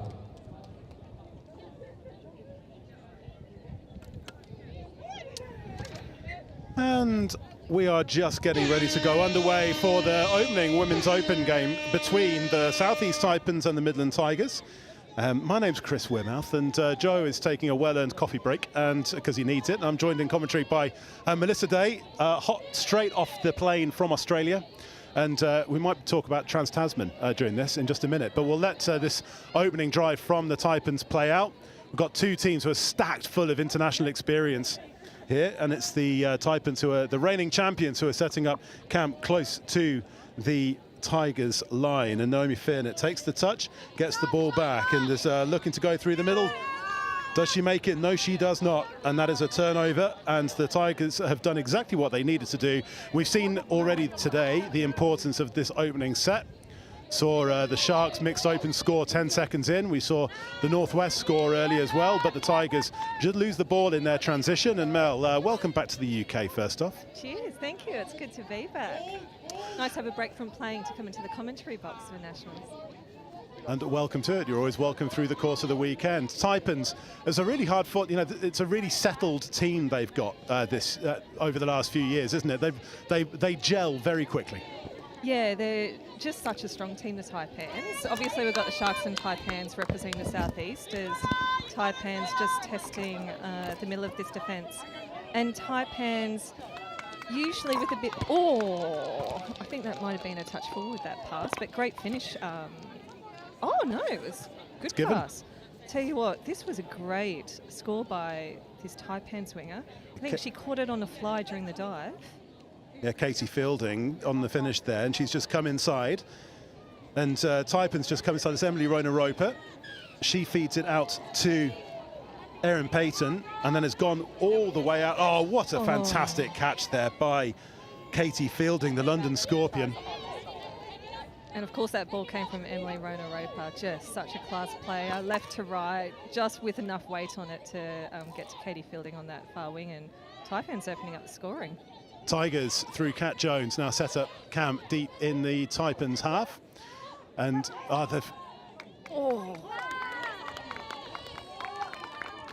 that's going to be a penalty given for a forward pass. And just a quick one in Australia is that people within the touch community would have known that, would have seen that Trans-Tasman was on over the course of the last weekend or so. Yep, it was actually a great tournament. I was in Brisbane at the time, and there's a bit of a gap opening up now between Australia and New Zealand, but they had a couple of classic matches. The Men's Open was an absolute belter, and yeah, the mixed, obviously always close with those two countries, but great to see Elite Touch back on the calendar. We'll talk a little bit more about that in a second, as the Taipans look to get a second try on the loop. Ball hits the deck. But it's quite an interesting thing to see from England's high performance setup. You know, we're 14 months out, 15 months out from the next World Cup, just what England have got to aim at, particularly when it comes to New Zealand. Yeah, absolutely. And both, all of our England teams would have played against Japan at the last World Cup in Malaysia. So it was interesting seeing Japan play and looking at the difference in standard between the two teams. So, no, they were some great games down under. There's a great Instagram account called Seventh Touch as well, who raised some good questions about the relevance of Trans-Tasman and how to maybe expand that competition, invite a couple of Northern Hemisphere teams, which I think is a good shout. A couple of weeks in Australia, I would not turn down for anybody. Absolutely not. I highly recommend it. Don't recommend the flight back, but Emily Rona-Roper on the run again. There's that left to right, and they convert once again. And that's that combination that we saw that opened the scoring up for the Southeast Taipans, and Katie Fielding is over for her second. Again, the long ball coming from Emily Rona-Roper. And you see Fielding again gets involved earlier from that transition. And again, it's for the Tigers, it really shows how hard it's going to be to defend this Taipans long ball, which then opens things up as the game goes on. through the middle. Especially with that ball carrier like Emily. She's just so dangerous. She's got such incredible pace. So the defence has to narrow quite a bit, and that's what creates the space on the outside. The pull wingers on that wing, they need to get ready for that shutdown, but still try and make that chase out. And at the moment, Emily's balls are just a bit too good for them. Sorry, I could have probably phrased that a little bit differently. I'm a bit inexperienced with my commentary. It's been a while between drinks. It has been a while, and it's so good to have you back in the comment box for this first tournament of 2023.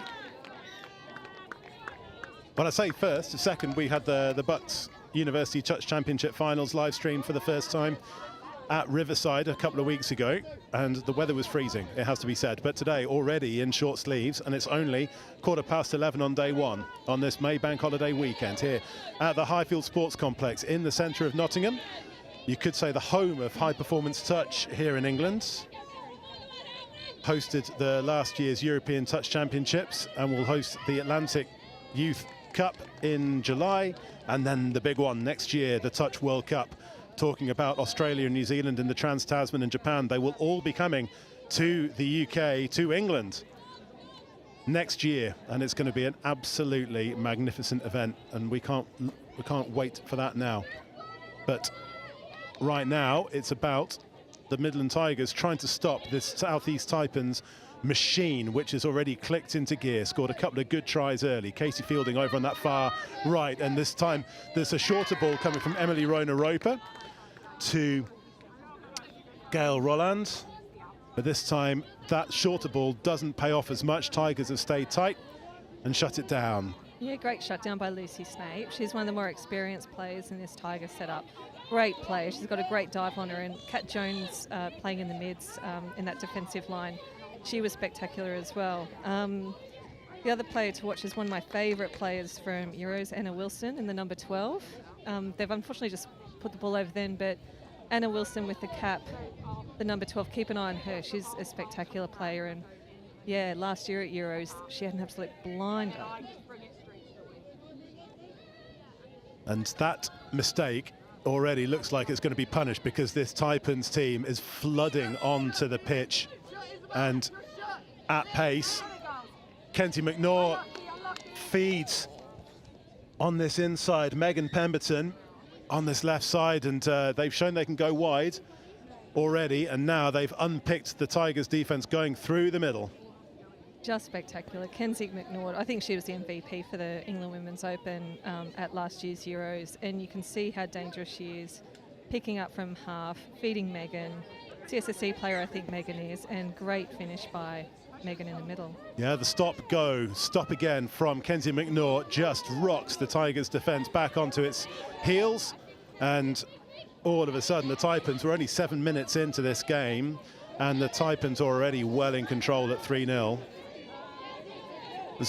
In the previous game, we were talking about how stacked the Southwest Saxons is in terms of players with lots of experience, but it was taking time to gel against an experienced Northwest, well, not experienced, but experienced in terms of playing together Northwest team, and this is exactly what's happening with this game, where you can tell that the Taipans have been playing together for a number of years, and they've just slipped straight back into the muscle memories there straight away, which it isn't with this Tigers team yet.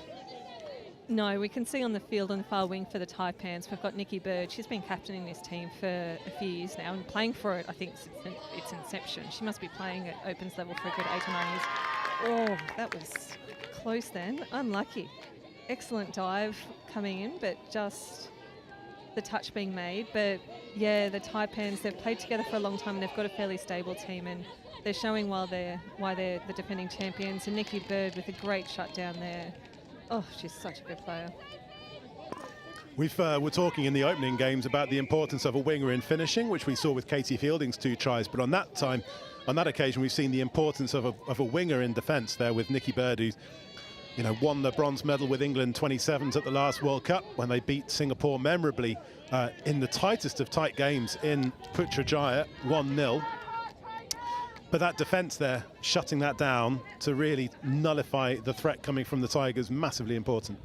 Yeah, these wingers are incredible. And the key to a good winger, they can really lift their links and really guide and direct their links when their links may not be as experienced at this level as they are, yeah, wingers, some of the most important players in the women's game. Great defence there by the Tigers. They're stepping up now. You can see they're getting a lot more physical. Great shutdown.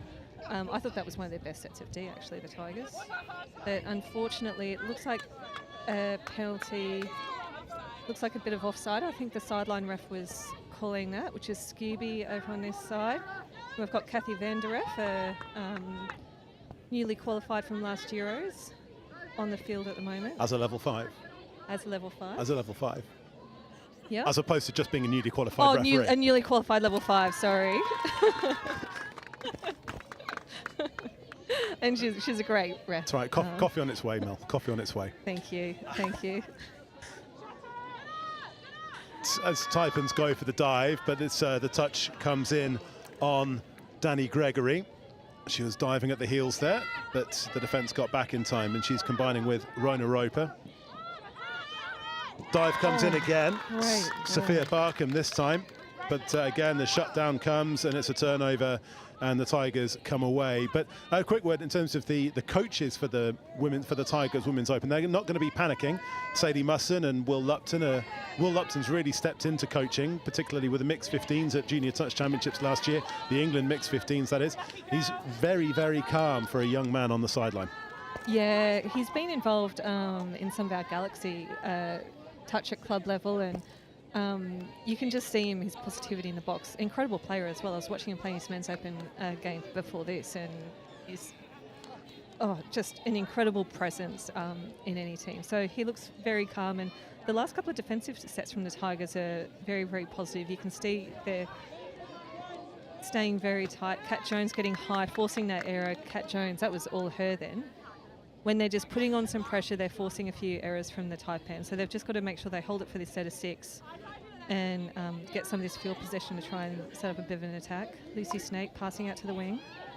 Yeah, the experienced hands of Kat Jones and Lucy Snape combining, and now it's one of the Simon sisters. That's Emily Simon, Women's Open at England level, won the University Touch Championships with Exeter Hurricanes just 3 or 4 weeks ago. And now all of a sudden, the Tigers are deep in the Taipans' half. That's Anna Wilson. And the touch comes in, though, on the 13, who's Sophie Lloyd. And the Taipans defended that well. But for the Tigers, positives. They've conceded too early, and now they are shutting things down a little bit, even though the Taipans, again, coming on at pace. Oh, Danny, great set by Danny Gregory, Women's Open player. They're just stacked with England players across the board here. And here's one of them, Naomi Fairnet from the Eagles. And she has cut aside, or they've cut apart, the Midland Tigers midfield. And that's just made predominantly by pace from deep as we see them, the transitions coming on. And what was one thing that was interesting from last year, and going through the highlights from last year earlier in the week, when they were scoring their tries, is that they're really good at getting momentum and getting pace from deep and starting from a set of 6 deep in their own half and scoring at the other end. Yeah, they really capitalised on those errors. We could see in that drive that it looked like there was an offside player. Danny playing heads-up touch, playing straight through her, got that extra momentum, had a player offside, and you just can't give the Taipans any of that kind of field position. It's going to be interesting to see how the Taipans go this year. I think the Sharks look very, very strong this year, and the Northwest Blades are just packed with young girls who won NTS at women's level last year. Long ball going out to the left, but just not quite making it. So no, Women's Open, wide open this year. Yeah, no opportunity for a one bounce, one hand there play on, because ball hits the deck in touch and it's a turnover. But that's given the possession back to the Taipans, playing from right to left, as you see, in red. And it's a mighty, mighty red machine, the reigning champions. 2-time champions, actually. They won twice in Nottingham's a happy hunting ground for the Taipans. One at Riverside last year, one at Lady Bay the year before in a memorable match against the Sharks, both times against the Sharks. And now they've got a penalty restart, 10 metres or so in the Tigers' half. And when you've got players of the calibre of Kenzie McNaught, who was as Mel Day said, was the Women's Open, England Women's Open MVP at last year's European Touch Championships.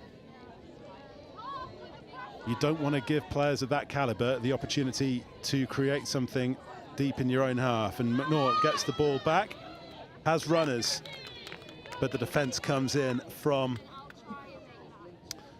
Catherine Green to shut that play down. And that defence forces a fumble. It all just died a bit of a slow death for the Taipans. It's interesting, they seem more comfortable attacking from deep than they do attacking close to the line. Yeah, absolutely. I thought the Tigers were actually playing really, really well. It was just unfortunate them getting that penalty on that last touch of that set, because we can see them in midfield now. The yards that they're making, they're really creating some incredible momentum. Great ball by Anna Wilson out to the wing. They've made an extra 10 metres from that ball by Anna Wilson. They just need to keep this ball safe, get up to the 7, get the 7 into play. And I've got no doubt that they're going to score soon. They're just packed with talent. Little quickie, Kat Jones back on the inside and straight through by the number 4, Emily Simon. Yeah, just hits the short line and goes over the whitewash. Interestingly enough, it was a try saver on this near side, but there's nothing that the Taipans can do when M. Simon attacks from close range like that. As we see the little show and go, the pump, the ball in 2 hands, comes back from Kat Jones. Oh, it's the subtlety that we see, and we see Kat Jones's reaction there, the subtlety that you see with the dummies. It's none of it's really overt, but it's just enough just to hold the defence. And we've seen that on a number of occasions across the 3 games that we've seen in the Mixed Open, Men's Open, and now Women's Open. Yep, the England Touch CEO, Chris Simon, would have been stoked to see Emily get over the line. And the Simon sisters, both cracking players from the Nottingham Hoods club. And there are 3 sets of sisters actually in this Tigers setup. So keeping it in the family, the Tigers, we've got the Loveridge sisters, the Simon sisters. Yeah, it's just packed with family connections, and these Simon girls are just incredible. I think Chris would have been quite happy. Might be getting my groove back as well, because I called the Tigers getting over for a try just beforehand. So absolutely, the jet lag is working its way off as you've got a nice flat white in your the caffeine is kicking in. A little macchiato, actually, and I was flirting with the coffee man. I think he might have given me a double shot, I suspect. Oh, what a score on this wing by the Taipans. Didn't think it was on there. I thought she might have been very close to stepping out. So an incredible finish here. And we can see it started over on the opposite side of the field. Nikki Bird, this might have been last touch.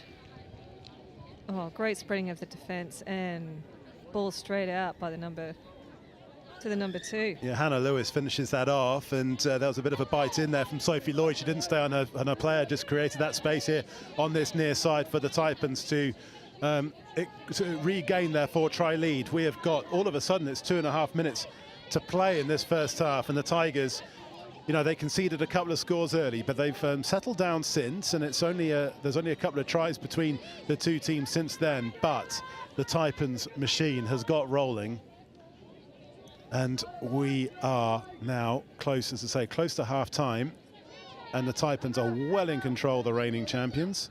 Also, you're playing in the women's 35s this year, aren't you?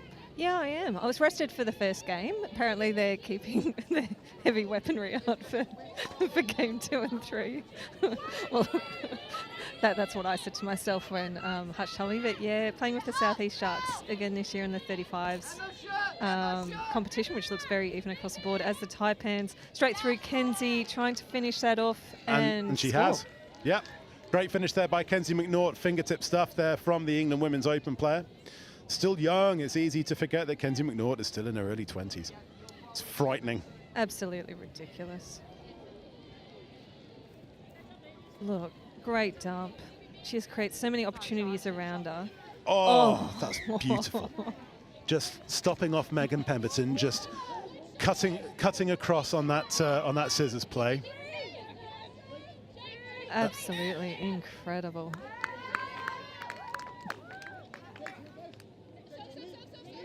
I don't know whether she was the official MVP for the England women. She was definitely mine. She was MVP in the final. Oh, well deserved as well. Yeah. as the England Women's Open team won the gold medal. I'm not going to say yet again, because it was a close fought thing against Scotland in that final.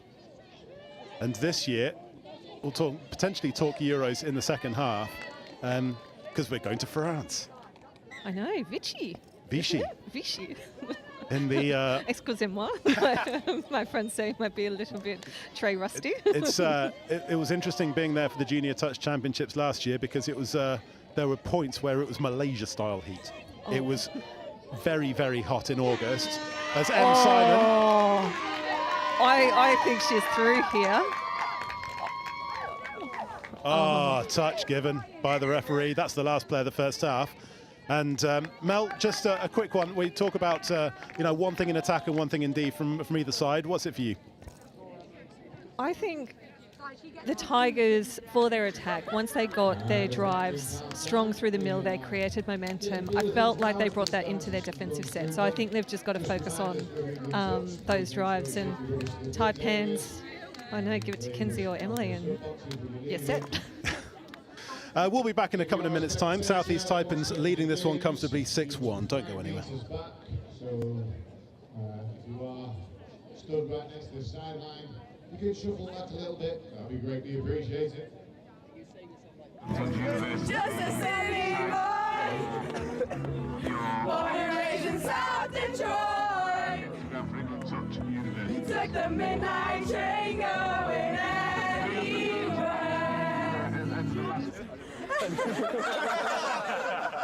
No, sport mode. That's how much I care about the threes. Even got them in sport mode. We need to make sure that we're working on staying tight in D, and then when we're up there, we need to be a bit more organised. So 32 shorts, doing the quickies. I realise the camera's on me, so I'm trying to keep talking. We're keeping them in their half really well, so keep working hard because they're taking 4 touches, 5 touches, get them playing. Those last 2 scores have been exactly the same move. So just as soon as half gets hands on ball, eyes up, we've got to shut them down. The other impact that it has is that you don't have an impact on the game because you're so far back, they can't hear you. If you're on or behind the line, Yes, let's go, right? Now win it.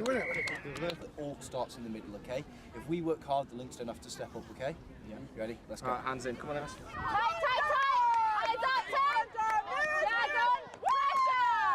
pressure! Cheers to Bristol! Hip hip! Hip hip! Hip hip! One for the ref! Hip hip! One for us! Woo! I want for the ref! Hooray! That was video. Go on, Darren! Act really casual.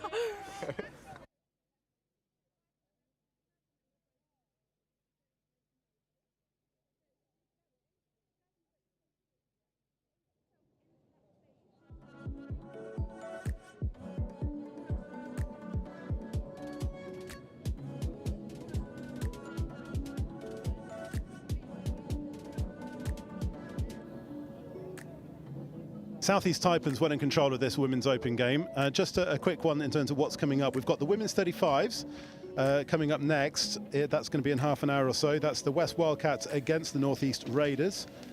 And we can talk a little bit about the Women's 35s because Melissa Day, who is with me, my name's Chris Wimmer, Mel's to my left, and she is playing in the Women's 35s this year. And then after that, we have got that's at 12 o'clock, sorry, the Raiders Wildcats. Then we go back into the Men's Open at 12:50, Midland Tigers against the West Wildcats. 1:40, the Men's 30s for the first time today, Northwest against the Southeast Sharks. That is going to be a bit of a game. As Kylie Hutchison, go Sharks, she's saying. As the reigning champions, you'd agree with her, wouldn't you, Mel? Oh, absolutely. She's such an incredible player. It's going to be really tight, though. We played the Northeast team in our first game of the day. We got through 3-1. So I think it's going to be a very, very tight division. And I think all the Sharks ladies will be on the sidelines to watch the Wildcats and the Raiders on field 1 in the next game, pick up some pointers. I can check out who's got a score on my outside. It's always nice to get a preview. If you are watching on YouTube, you can drop us a comment on the live chat. As Clark Hobson coming by, he's got boots on, but I don't think he's playing this weekend. He's not playing this weekend. I think he just needs some extra traction from the coaching box. Also, Well, Clark, you can come in for a right of reply. That's no problem at all. Yeah, Clark Hobson, England Men's Open stalwarts. He is coaching here this weekend. Yeah, I watched some of their game just before this one, actually, and they looked very dangerous. Yes, in the Men's Open in particular, we've seen, we saw the Northwest team beat the Southwest Saxons quite comfortably in the previous game, but a lot of that was down to the Northwest team being very comfortable playing together because they've got the experience of playing from last year. Southwest Saxons stacked with experience, but not a team yet, potentially. Midland Tigers, we'll see how they go, but there could be a couple of jokers in the pack in the Men's Open this year. And then the Women's Open Tigers, again, they are potentially could be a joker in the pack in this Women's Open, stacked with experience, but they're up against a Taipans team which is not just in control, but they are also a very, very well-honed, well-oiled machine, the two-time reigning champions. And I think one of the newish players to keep an eye on for Taipan, she's playing at Link at the moment, Gail Rowland, the number 4.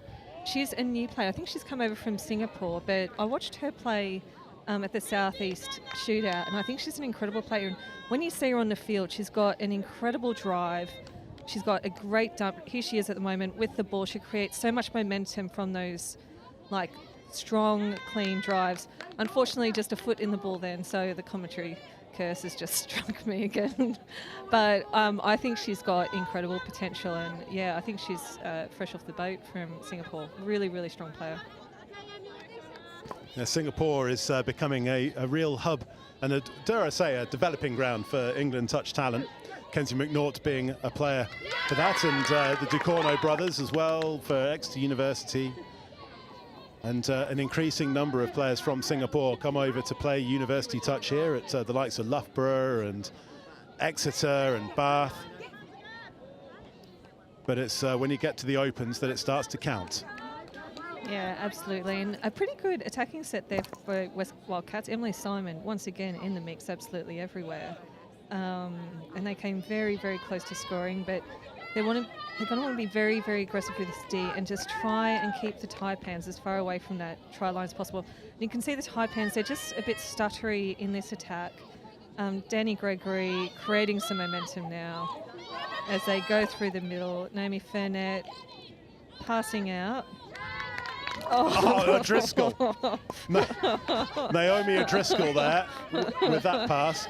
But it's just to pick up on the theme that we were talking about in the first half. The Taipans get their momentum from their transition plays. When they get the fresh legs on, they work really, really hard to get past that halfway line before they come off and give players who are coming on that ability, that target to aim at, the momentum continuing, and the numbers of tries they score from long range is pretty sensational at this level.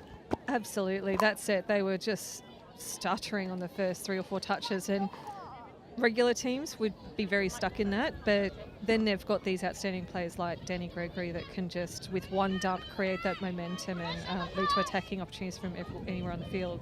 As the Taipans coming off their line, Wildcats really need to compress this defence. They're rolling a little bit at the moment, and they need to get up now. Great expansive play by the Taipans, passing it out to the wing. I think this is third touch, Kenzie McNaught.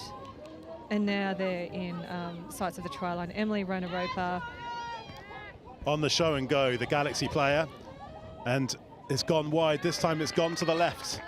Looking for Katie Fielding over on that far side. And Fielding gets the ball back inside to Ronaropa, who created 2 tries in that first half. Both scored by Fielding as the Taipans took control. And now we're seeing just a little bit of disjointed play from the Midland Tigers. And they're making subs in defence, and Kat Jones is going to have to work really hard to get back. And the Tigers close up in the middle, and Jones is on. And she's going to have to really dictate in defence, because here come the Taipans once again, just spreading the play left to right and back again. Dive comes in from Sophia Barkham. Anna Wilson, great touch there. Great dive, even greater defensive touch. Back to Rona Roper. This goes out to the left this time. Oh, Gail lovely. Rowland. Oh, Touch coming through. Touch on the way through from Ella Fleming this time on that far side. Great hull running. She was MVP this in the mixed open. Oh!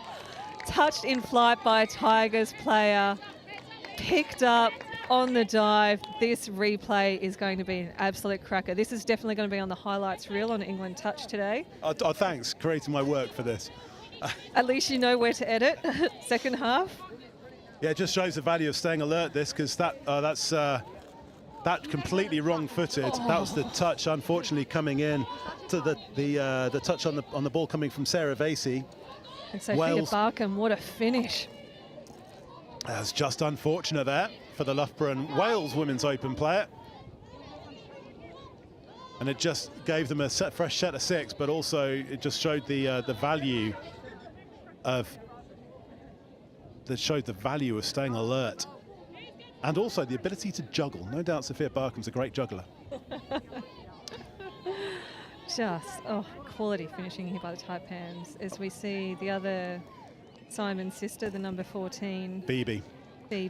Who scored a great try. This is one of my clips from last year is Phoebe Simon scoring for the girls 18s in Vichy to win the gold medal against Wales, and her mum and dad are behind and I'm right next to them, and of course Pan, and there's straight away there's Joe and Chris just going absolutely crazy behind the dead ball line. Along with all of the other parents who went to France and will be in Vichy again this August for the European Touch Championships this year. As I said in the first half, Vichy was ridiculously hot in August last year. Lots of lessons learned, and I think lots of lessons that'll be put into practice from Malaysia from the last World Cup as well, particularly with Carrie Thorpe still as the head of medical. I think we'll be raiding lots and lots of ice machines. Fortunately, a pleasant day in Nottingham. 17 degrees, no rain. Basically an Australian summer. An Australian winter, I should say. An Australian winter.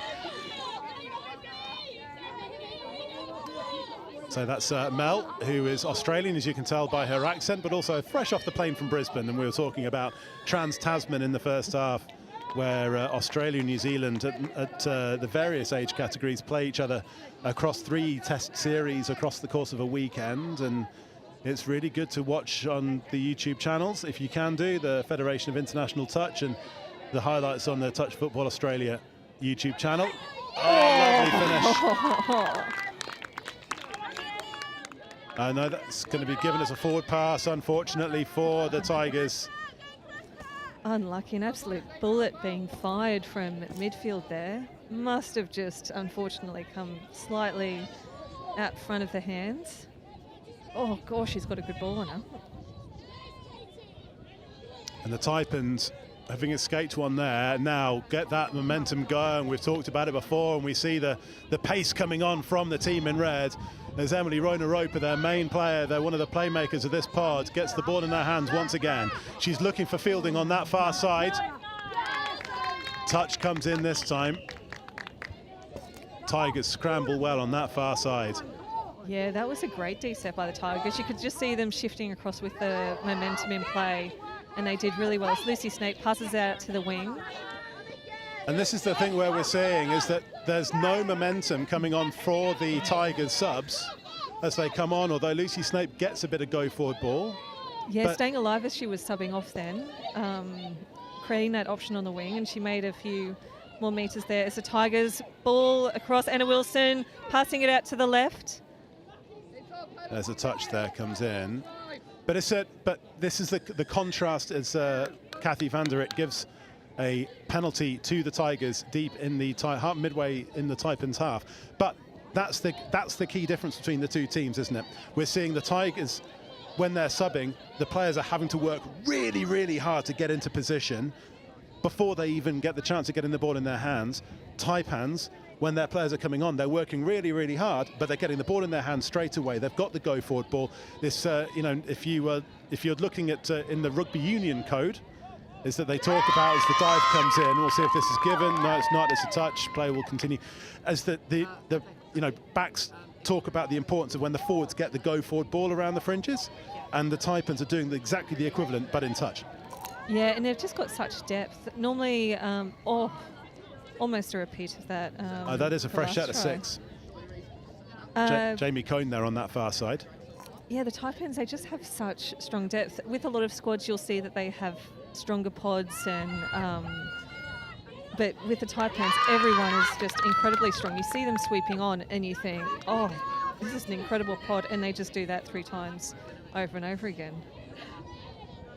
A dive came in there from Anna Wilson, the England women's 27s player, and she's dictating what's going on. As the short runner, Ella Loveridge, she's in the mixed open squad, but she played at Junior Touch Championships for England, and her father Tim is the new chair. Oh, is it her dad? Yes, Oh, that's yeah. nice.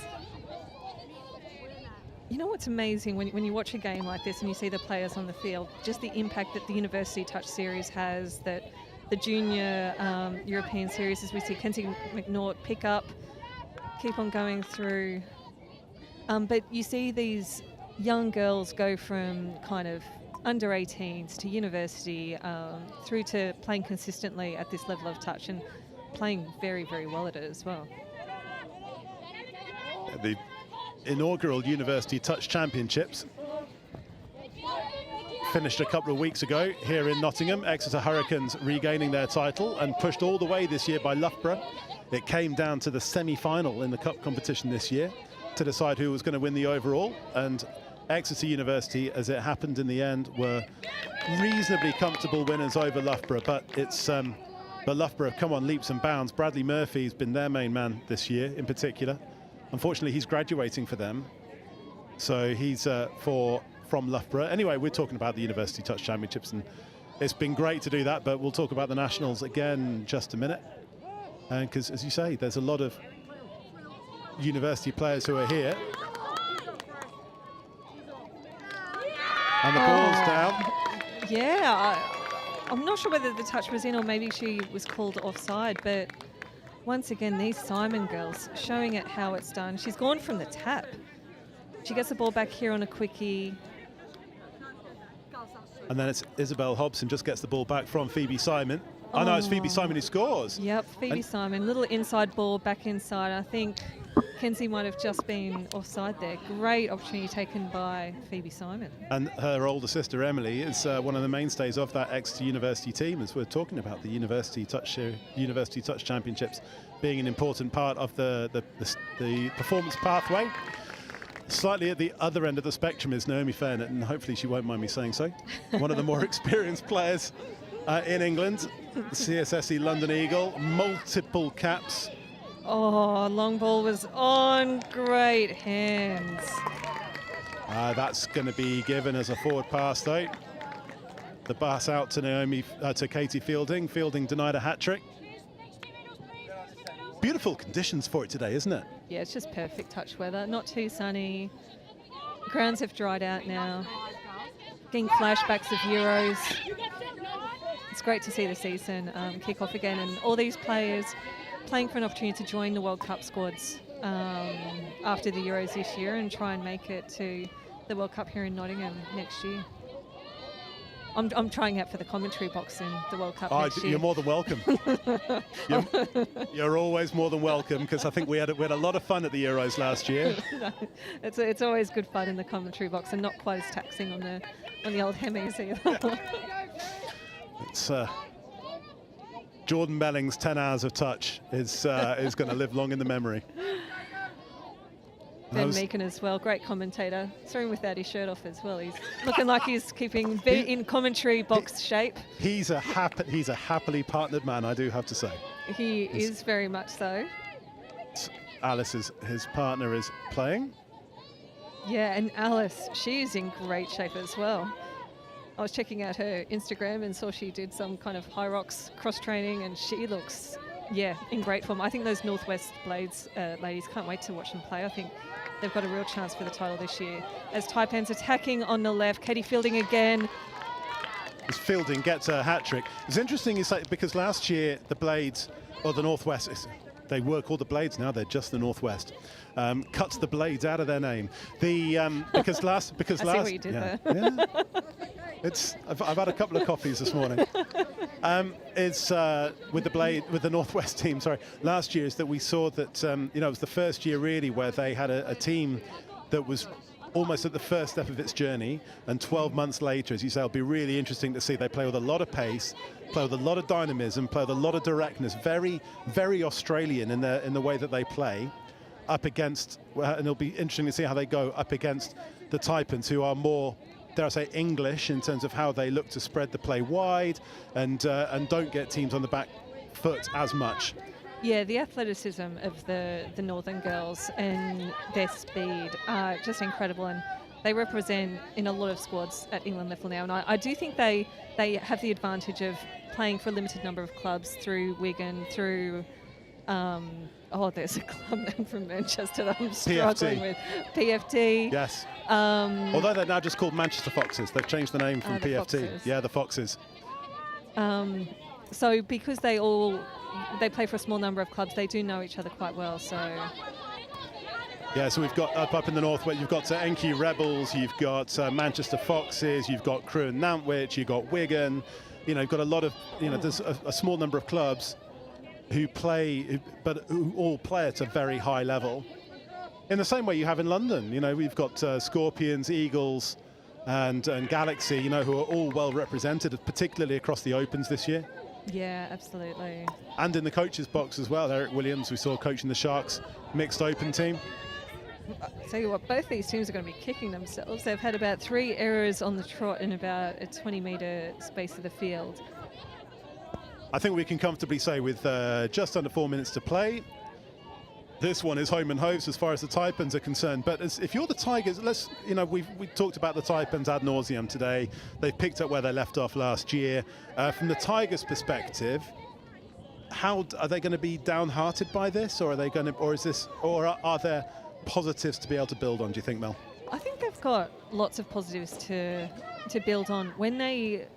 It's a matter of keeping that ball for that set of 6, because there's a few times where they really build momentum through that midfield. In that last set, Anna Wilson just had an absolute blinder, sprinted 15 metres right through the middle, but they just need to execute after an incredible play like that.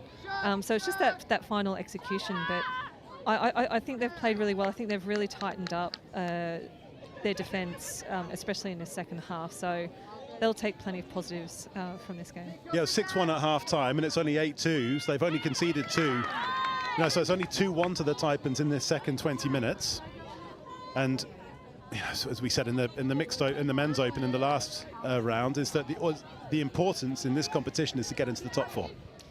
Yeah, absolutely. And we can see them driving now. They're going to want to keep the ball here. They're going to be over the halfway line. Ball is with Lucy Snape.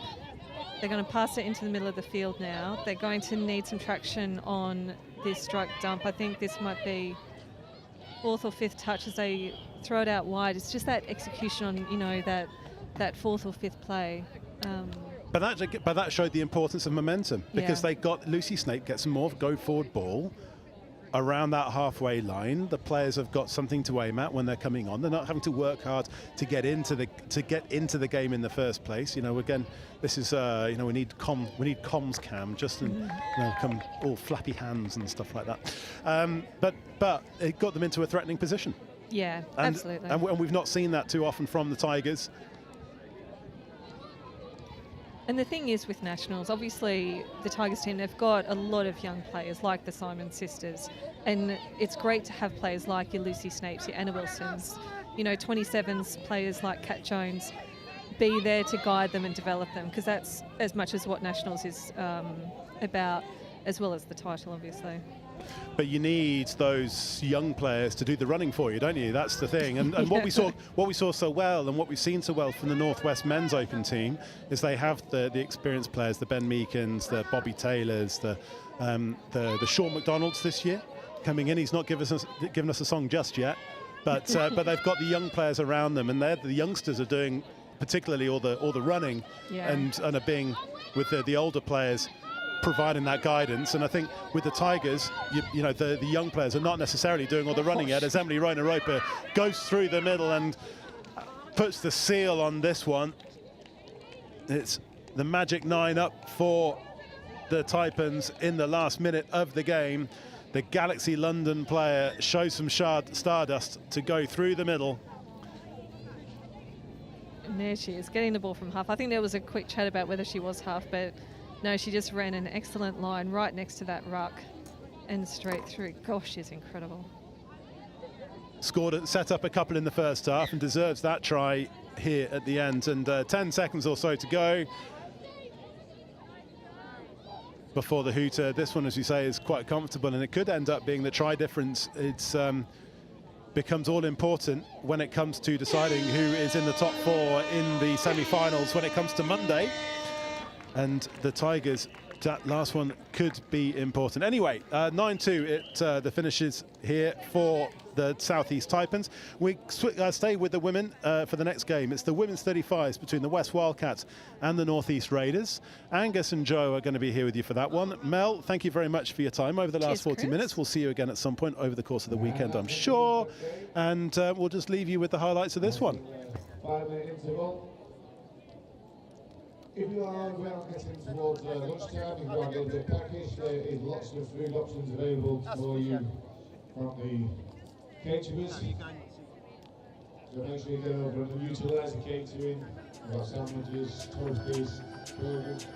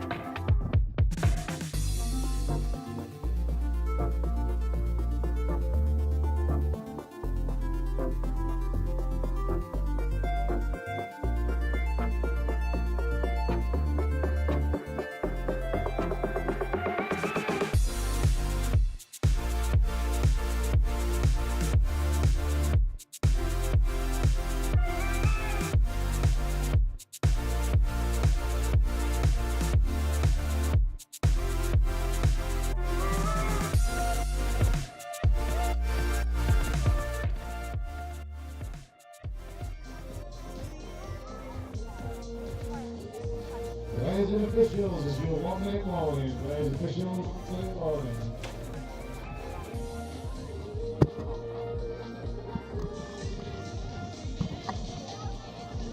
broke it.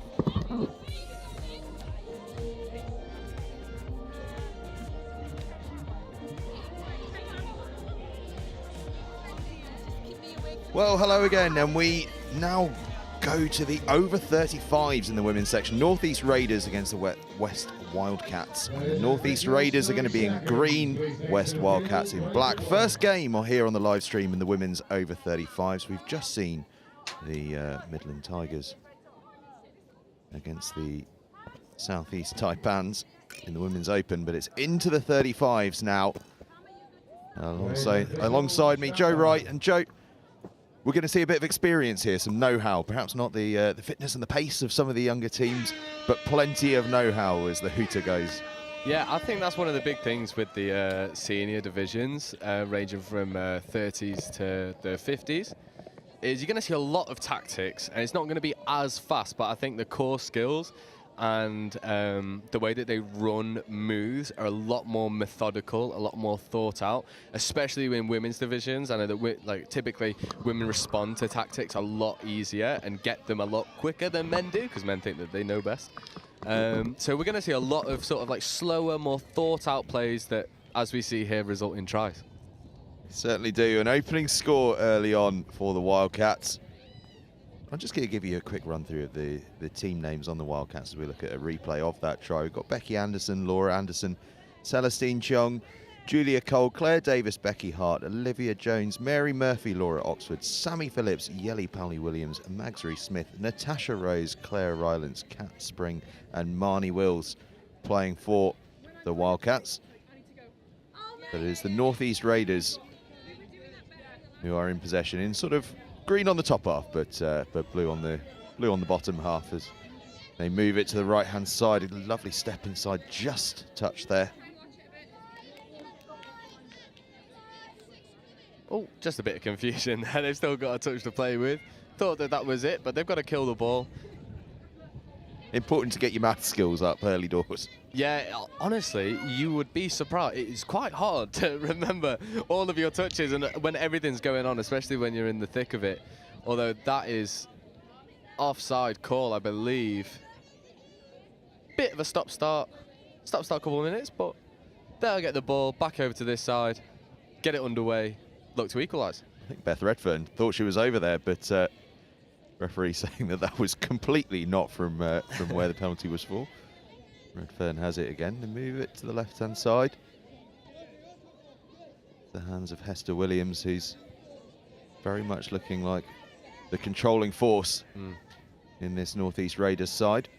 Yeah, a lot of players in both sides have so much experience, whether it's coaching, playing, that they're going to look to control these pods. A theme that we've seen a lot throughout all of this morning's actions is attacking short side first and then going open side. And I don't think these two teams are going to veer away from that at all at the moment. They look to go short side and then come back to open side, as they do here. Nice long ball thrown, but very well covered there by the winger. Easy shutout.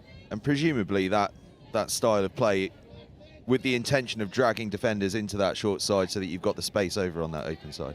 Yeah, we saw it a lot with the Northwest men's. They are superb with it, you know, under the tutelage of Gabe Pennington, Ben Meakin, and some of the more experienced boys who aren't there as well. There's a few to be mentioned, like Toby Phillips, who just, you know, aren't here in the tournament, but the level of knowledge to go short side, condense a defence on the short side, and then whip a ball open side. You're creating the space, you're manipulating defence, you're always sort of keeping them on their toes, and then once you change up your setup and start to attack open side initially, you'll find a lot of the teams have already condensed to shut out the short side option. So it's about conditioning defenders to, you know, you always want to be asking questions, and once you ask questions and the defender makes a choice, do you have the awareness to pick the other option? That's the big thing that you see. Absolutely, and these Raiders injecting a lot of pace here. Fast pass out, but the touch was made. Yeah, refs have been hot on that, the touch and pass. There was a couple in the first game this morning that probably weren't picked up on, and I think some of the referees maybe had a look back and realised, oh, okay, they could have been given, but since then they've been absolutely spot on with the touch and pass. And I guess the touch and pass probably one of the hardest areas to get right in that as an attacking team. You want to be able to get that ball away. You want the referee to be erring on the side of leniency, and obviously as a defensive side, you want them to be absolutely hot on it. Yeah, definitely. And I think the wording of the ruling is if ball is in motion, then you can play on. So if that pass has been initiated and then the touch comes and it's marginal, you can then play on. But a lot of teams sort of don't have that recognition of, okay, I'm trying to pass this ball, my teammate isn't set for it, I want to pass it anyway, but the touching player is already there to shut me down. So then that's when the onus is also on the attacking side to make educated decisions rather than just going through the motions irregardless of what they see on the pitch in front of them. North East Raiders dominating possession, really. It feels as though they've had much of the ball, and Pamela Teager there. Thought she was going to ghost through then. Really nice covering touch. And I think this is what we'll see for the next 5 minutes. Two teams figuring each other out. Couple mistakes though for the Wildcats in their transition, which if you're the coach, it's a killer. It really is. They're, you know, especially unforced errors when you're trying to get off the pitch. It's so tiring for those players who are trapped on there now to defend another set. And if you're the North East, you've got a couple of fresh legs on, you want to look to punish, and that's exactly what they do. They go through the gap, 1-1, 5.5 minutes in. Lovely score. Athena Maria Enderstein with the try, and you've got to say it's been coming. They've had so much possession. Wildcats have done unbelievably well to keep them out for as long as they have, and of course, easy to forget that they actually were defending a lead there for much of that period, but a good step off that right foot from Enderstein. Yeah, and I think that try all comes from the mistakes that the Wildcats have made trying to sub off. Just the unforced errors surrendering the possession to the North East Raiders. It just gives them all the momentum, and it's so much harder to defend repeated sets than it is to attack repeated sets. You know, defense, you've got to constantly be moving as a six, and you know, if you surrender your transition 2 or 3 times in a row, you've then got it all to do to force another turnover. And I guess as well, you end up in a scenario where your field position is not where you want to be, and so you're working hard in a threatening situation because you're close to your own try line all the time. What a pickup! Hold on, has that not touched the ground? What a pickup! Has she got glue on her fingers? What? Unbelievable hands. I thought the pass was going to floor, no dramas. North East had really condensed over. You see that player you can see on the screen, number 11. The link is there. They recognise the wing is on the halfway point. She just gives the pass. Link misses it. Whoa, what a pick-up and score. I told you it'd be a bit slower, but the skills, you cannot doubt them on display. That's 2-1 to the Wildcats. Fingertip stuff. Outrageous. What are you doing here? Go NFL. You've got hands. Come on. Come on. Odell Beckham Jr. over in the corner there. Honestly, a few weeks ago we had one at the University Series, which is behind her back, stabbed it out the air with one hand in wet and rainy conditions. That's just as equal to it. Insane skills. I thought that was a fast response there from the Raiders, but not quite. Yeah, you've got 2 experienced heads there. You've got let me just Leslie McCallion on the ball there. And you've got Sarah Bellew just on this wing on number 10. You've got 2 really experienced heads. They're going to know how to set things up. They look for the 32 shot. They go short side. She goes for the dive. 4 says she's not made that touch. 2-2. How about that? We are in some sort of a game here. Marian Fabricus getting that try. Currently training with the England 40s. And this is the thing with this North East, and like you could say the same about the West Wildcats as well, is they've got 2 or 3 really knowledgeable, really experienced players that are just going to be conducting this attack in the ways that they want. Sarah Bellew recognises, okay, you're defending open side, cool, we'll send a 32 short down the short side and you've just got to defend it. And in that instance, they couldn't. Tell you what, there's an amazing fact we've been given about Fabricus. 3 years ago, she started knitting, and she's finished a mitten. She's not started the second. Yeah, nice. Take it at your own time. Take it at your own time. She's been focused on her touch career, I think. Yeah, I think that's fair to say. Yeah, this transition from the Raiders is lovely. maybe not making as much meters as they would like, but they're always getting into the right positions to scoop. So this is fifth. They're going to look to scoop. They pass the ball off. I think that's just given loss of control, which is a shame because their first 3 touches are brilliant, and then they just lose the momentum going into where they really want to be striking. And it's just given the Wildcats the opportunity to sit back and then make that touch when the final roll ball has been made. I'm trying to identify for you all the try scorer of that unbelievable pickup just a couple of minutes back. I'm trying to make out her number, but it's a tricky one to make out. But I will get there before the close of this game because she deserves a big shout out. All I know is she's got polka dot leggings and she's got hands second to none. I think that's all we need to know really at this point in time. You got polka dot leggings, amazing hands. My eyesight's clearly starting to fail me. I can't identify a number from 30 yards away. What's going on? Don't worry, I've got glasses on and I'm not faring much better at all. Age creeping up on me. Wildcats creeping up on the try line. After a tricky spell, the game's evened out a little bit. I mean, obviously, aside from the basics of the scoreline, it just feels as though that possession is starting to even itself up as they go across the line again. Lovely play. Lovely play. I think touch may have just been made, but from an offside player. So they're going to take the 6 more. Celestine Chung was the one who went over, but as you rightly say, doesn't quite count. I think that's a good touch given. Yeah, good touch, good touch. Hammering on the door here, though, aren't they? They're really targeting this middle. They're running 33 shorts, 33 quickies, sorry. Which is designed to manipulate the 2 middles. You want to expose both of them, get them both off the line, and then you can accelerate. As they're running backwards, you're running forwards, but it's a little bit slower, and unfortunately that ball's gone to ground. Maybe you've got a couple touches there. I think something that I've highlighted throughout this morning is teams are trying to win tries from touches 1, 2, and 3.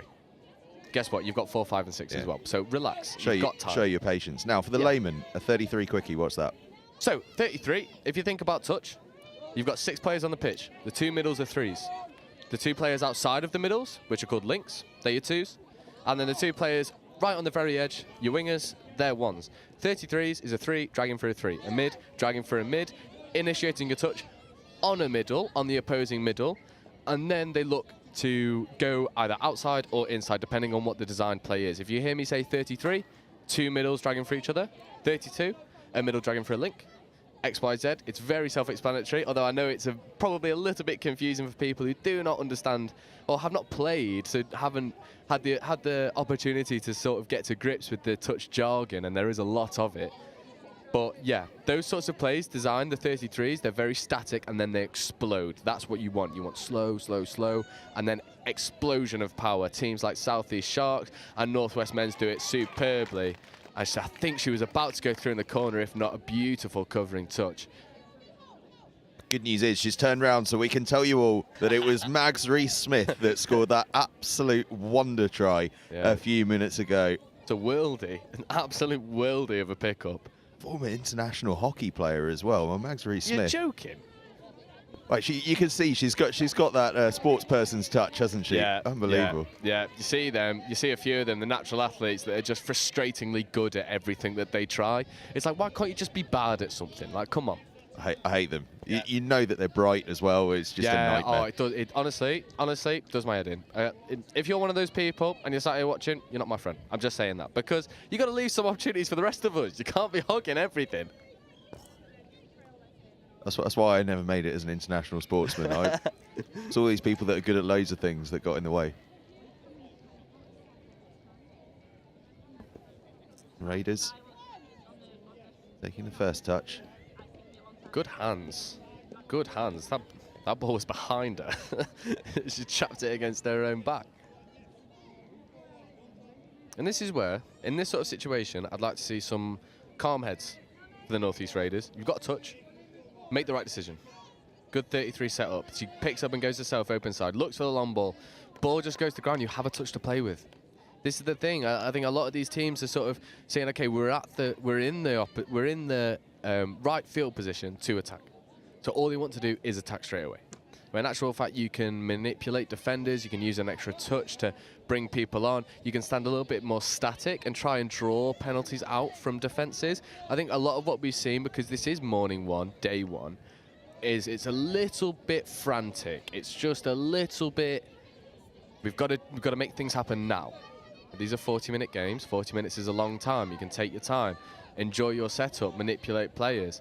I mean, that's a lovely dummy. She's gone straight through the gap. It's a good covering touch, though, from the North-East link. Is there maybe a sense today? I mean, I know that this weekend's action, plays a huge role in terms of selection, international-wise coming up. Yeah. Is there a sense, perhaps, that there are some people out there who maybe are a bit impatient because they want to show their worth, show their value, so they want to make things happen perhaps a little bit sooner rather than having that patience? Yeah, I think definitely. I think absolutely, definitely there will be people here that are anxious to prove that they can play an international level. But you've got to remember, this isn't the end of the touch season. Euros creeping up on us, but we've got NTS as well. This is a 3-day tournament, and then you've got 3 weeks of touch next month as well. So you've got time. I think selection committees will be looking at the players who are composed. Because anyone, if you've got a bit of speed and you've got a bit of footwork or you've got something about you, anyone can create a score. But can you pick right options? Can you be patient? And that's something that we've not seen from, to be perfectly honest, we've probably not seen on pitch one yet. We've not seen that one individual just go, you know what, let's be patient, let's take our time, let's make good decisions. And that is what selection committees will be looking for. You're almost needing players to be that sort of game manager in effect. Yeah, for sure. I think that's the big part of it. I think that is a massive part of it, is if you can take control of your pod and just say, hold on, we're running around like headless chickens for absolutely no reason, other than putting ourselves under more pressure, and we're running mediocre attack. So why don't we just burn a touch, take our time, get a setup done, get us all on the same page, and then execute? I think a really good example of that from this morning was the South East Sharks game against the Northwest men. Sorry, you're not Blades anymore. South East have an abundance of talent, but they're not on the same page yet. I think if we can see them sort of string together a cohesive line attack that's a little bit more patient, that selects correct decisions rather than just running what is in their playbook, I think that team especially will start to cause some more upsets. But again, it comes back to that calm nature. You've got to have that one person who's willing to stand up and be accounted and just be like, look, this is me. We need to relax. I think if teams can start to do that as we build throughout this tournament, we'll see this cohesive nature really come together. Yeah, it's almost that bit of leadership. And I suppose, these teams are relatively newly brought together, and sometimes it takes a few games for the leaders in that team to emerge. There's nothing worse than being in a team in any sport where you've all been thrust together and everyone wants to be that leader. No, I completely agree.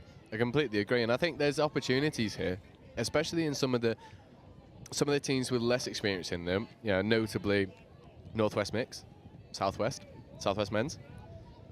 You've got opportunities then for someone who is maybe not a senior member of the team to stand up and go, okay, I'm going to control my pod. I'm going to do this. I'm going to stand up. And if it goes wrong, and I'll bear the blame for it.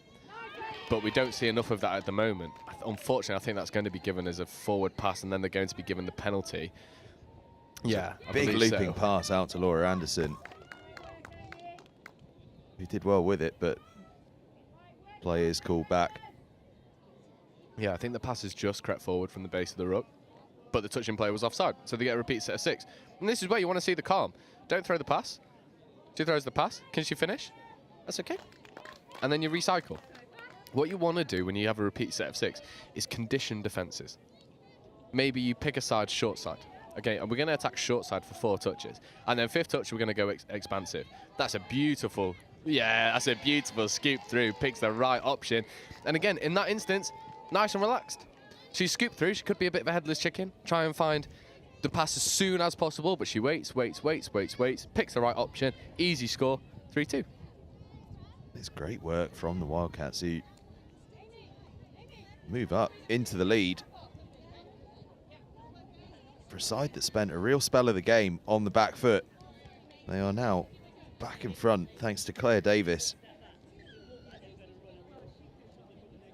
They have really turned it around, actually, because for the first 4 minutes, they were just on their line. Defending, Northeast Raiders were forcing loads of mistakes in their transition. Oh, go on, go, go, go. Oh, unlucky, unlucky, unlucky. I've been the victim of a couple of them in my lifetime.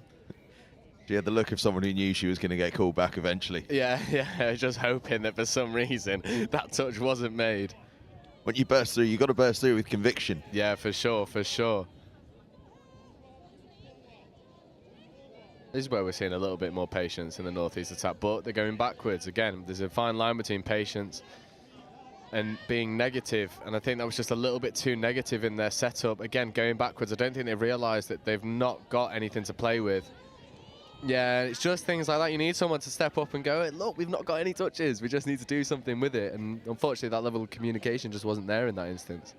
That might be their final chance of the half to get on the score sheet. There's only about 15 seconds left, and the Wildcats have possession. If they use it wisely, they can probably play all the way up to the hooter hit. And they will indeed. Oh, go, go, go. Oh. Maggie Rees-Smith asked once again to reach with the fingertips. This time it doesn't quite work, but we go into half-time with the Wildcats leading the Raiders 3-2, and it has been quite a performance from the Wildcats under real pressure from the Raiders. Yeah, and I think credit to the Wildcats for coming back, because they were really pegged back in their own half for a large portion of the first half. And they were really struggling to get out and run any sort of transition under really educated pressure from the Northeast, picking and choosing when they want to apply pressure to the roll ball. And I think West Wildcats have just adapted to the game much better than the Northeast Raiders have at this point. And if Northeast Raiders can look, be a little bit more reflective, realise, okay, we're rushing things just a tad. Our transition could be a little bit more direct and a little bit faster. I think then if they manage to fix those small errors that are having a big impact in this game, they'll get more scores in the second half. There's certainly plenty to look forward to in the second half, and plenty to look forward to coming up as well. 12:50 p.m. we switch across to the men's open for Midland Tigers against the West Wildcats, and at 1:40 Northwest against the Southeast Sharks in the men's over 30s. All that to come. But coming up very shortly, the second half of the Northeast Raiders against the West Wildcats in the women's over 35s.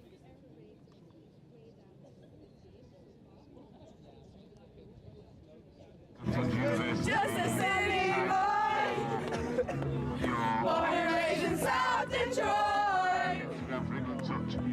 Took the midnight train going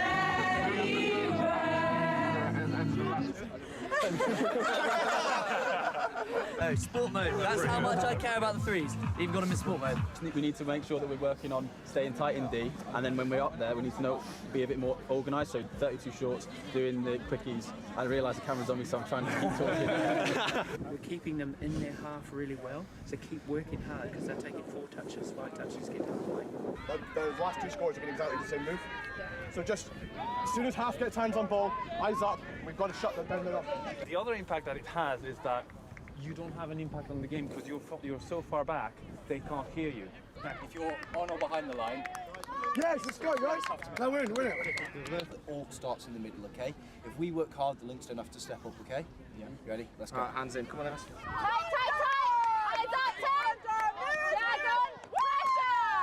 Cheers to Bristol! Hip hip! Hip hip! Hip hip! Hip! One for the ref! Hip hip! Hip! One for us! Woo! And one for the ref. Hooray! Well done, video. Good, Darren! Act really casual.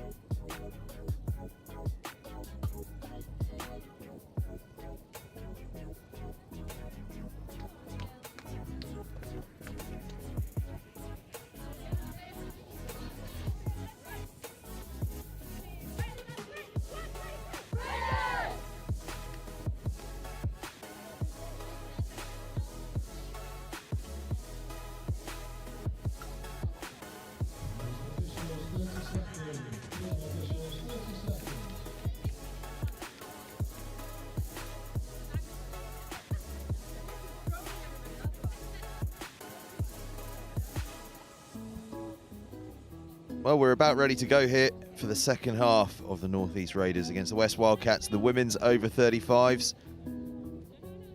West Wildcats leading 3-2, and it's going to be the Raiders that get things started here, playing from right to left. Hooter goes, and off we go. The world's most enthusiastic hooter, it has to be said.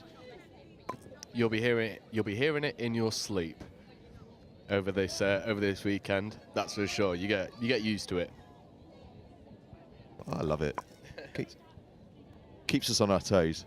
It does. Although I'll tell you from experience, when you've turned up to a competition at 8:30 in the morning, you're half asleep, not had your coffee yet, and you walk past the speakers as they do their test.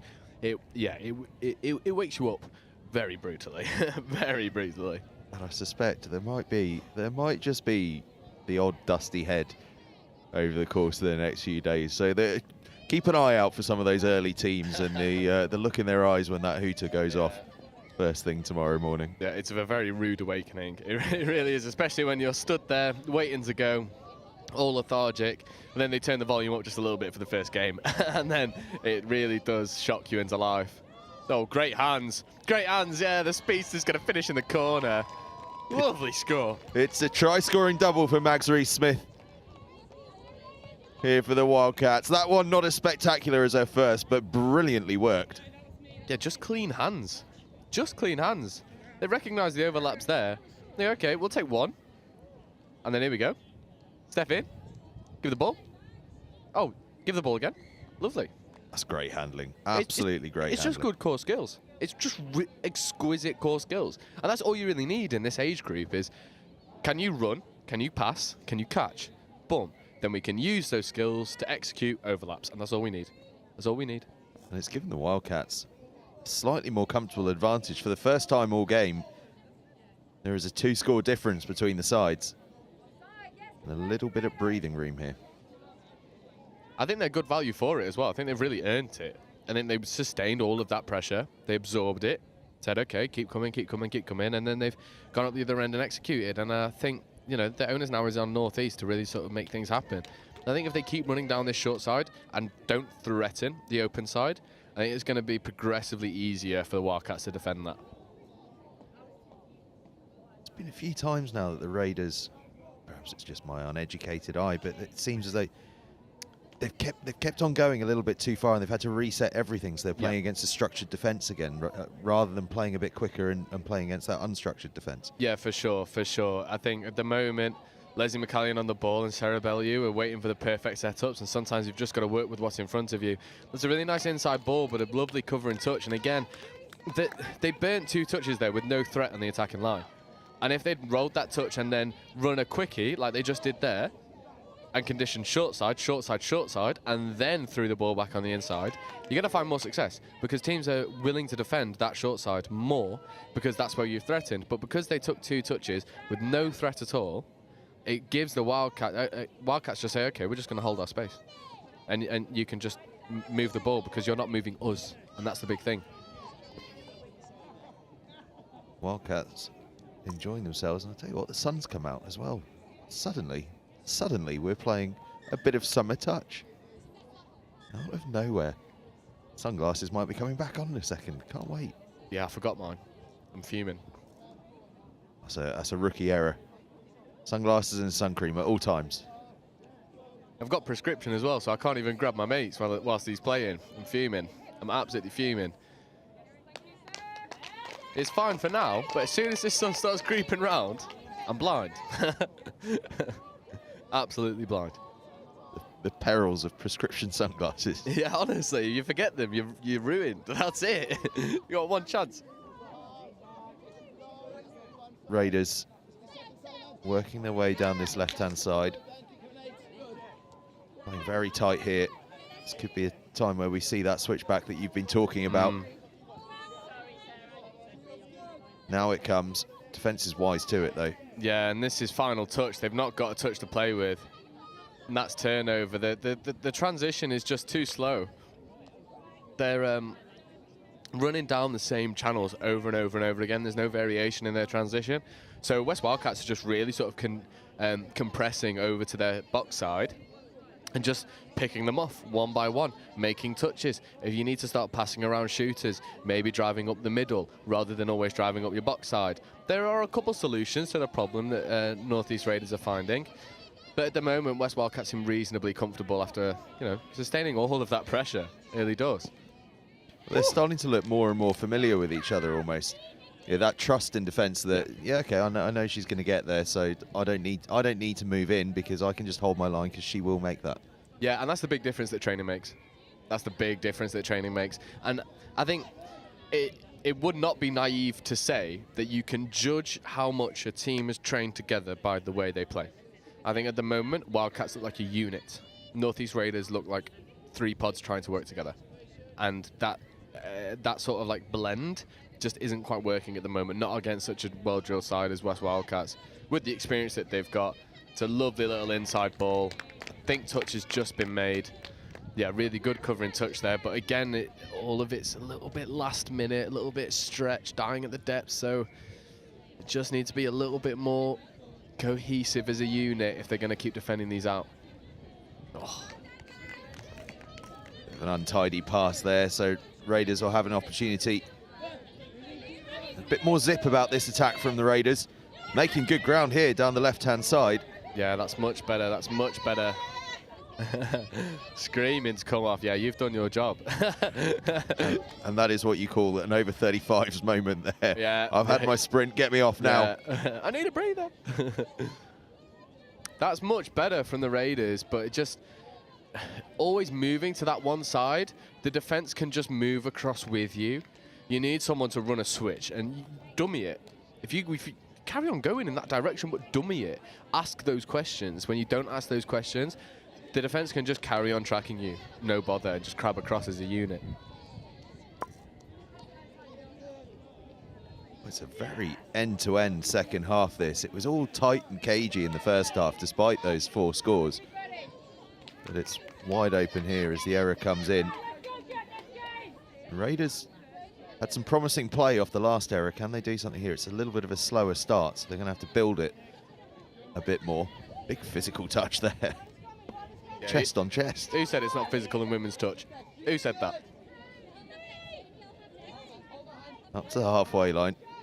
That pass just to reach for, but Sarah Belli does well to gather it. Another physical touch coming in.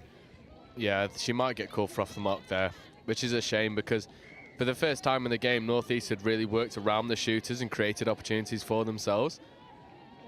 But then just an unforced error, off the mark touch, just brings it all the way back, stops all of the momentum that you've made. It's an easy out for West Wildcats. A lot of bite in that last defensive set as well. Yeah, there were two touches there that could have been on the edge. I think the physicality is bubbling a little bit in this game. Nothing wrong with a little bit of aggression coming into things. Yeah, and that's what we love, especially as we say this a lot in the mixed game. The mixed game is I don't think I'm going to be crucified for saying it, and that's a hat trick. That's a hat trick. A hat trick of scores, right foot step, just avoids the touch. Marjorie Smith, I just assumed she'd been touched. So did I. She looked so sort of nonchalant crossing the line. That's why we didn't get all excited about it when it first happened, but we see it again here. It looks like she thought she was touched. She did really well to step in there. Yeah, good touch. Good finish. Lovely. She's got a hat trick. Hat trick hero, Marjorie Smith. Yeah, brilliant finish, brilliant finish.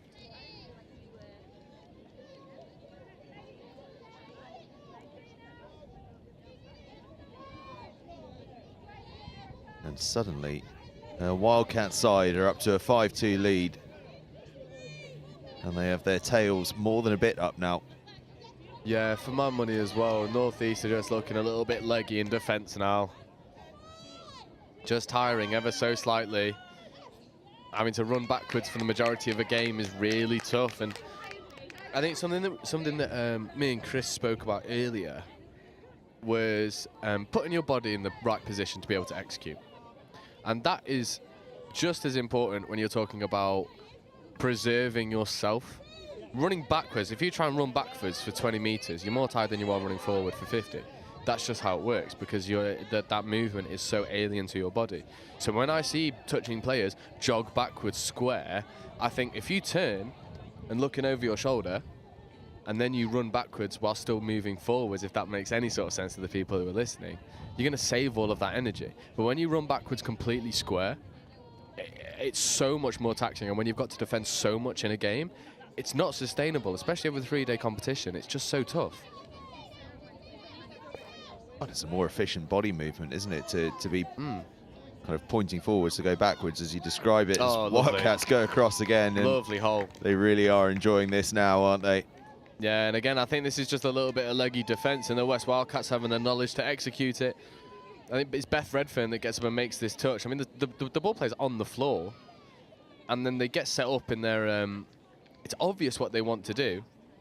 They run the sweeper, they then dummy it, throw the swinger. Both middles are nowhere to be seen. Link has to shut, just misses her shot. Lovely heads-up play, tip the ball into the space. Players running onto it. This is a textbook score. 6-2 now, and what an explosion into life from the Wildcats in this second half. Yeah, it seems like they took the first 20 minutes just to figure out how they wanted to play. And then in this second half, they were just like, okay, we'll play faster. And then we'll come out all guns blazing. It has been an impressive go. We've got 9 minutes left as well, and the way things are going, almost anything could happen in these remaining 9 minutes. Another big physical touch comes in. Referee's happy with it, though. Wildcats have a bit of possession again. They're making good early yards here, actually. Up to the halfway line and beyond in 3. Yeah, and that's where, and this is a perfect example of what a good transition can do. You make so many yards through the middle, and this is fifth. They can scoop here, and they're right on the line. Dummy, player goes, just needs to find the pass.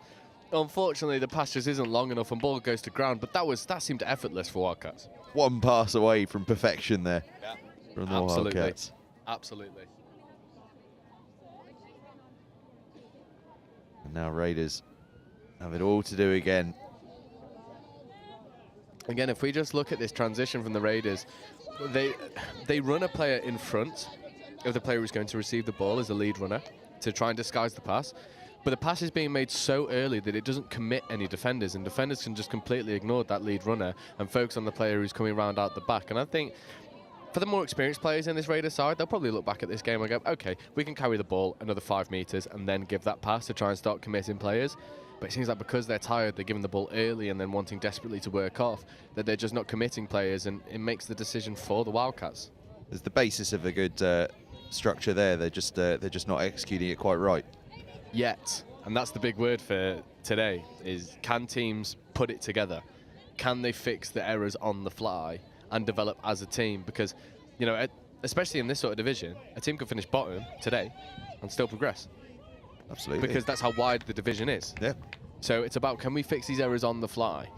Can we critique? Can we reflect? Can we fix? Those are the 3 things that I think every team today will be looking at. Some of the passes getting a little more loose as the tiredness sets in.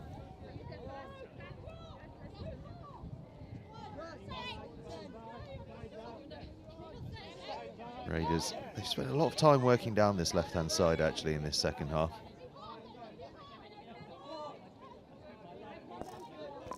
Perhaps it will start to pay dividends as they go on. See, for me, it's little things like that. I think in that transition, we saw 2 examples of why the Raiders aren't making as much ground as they could be.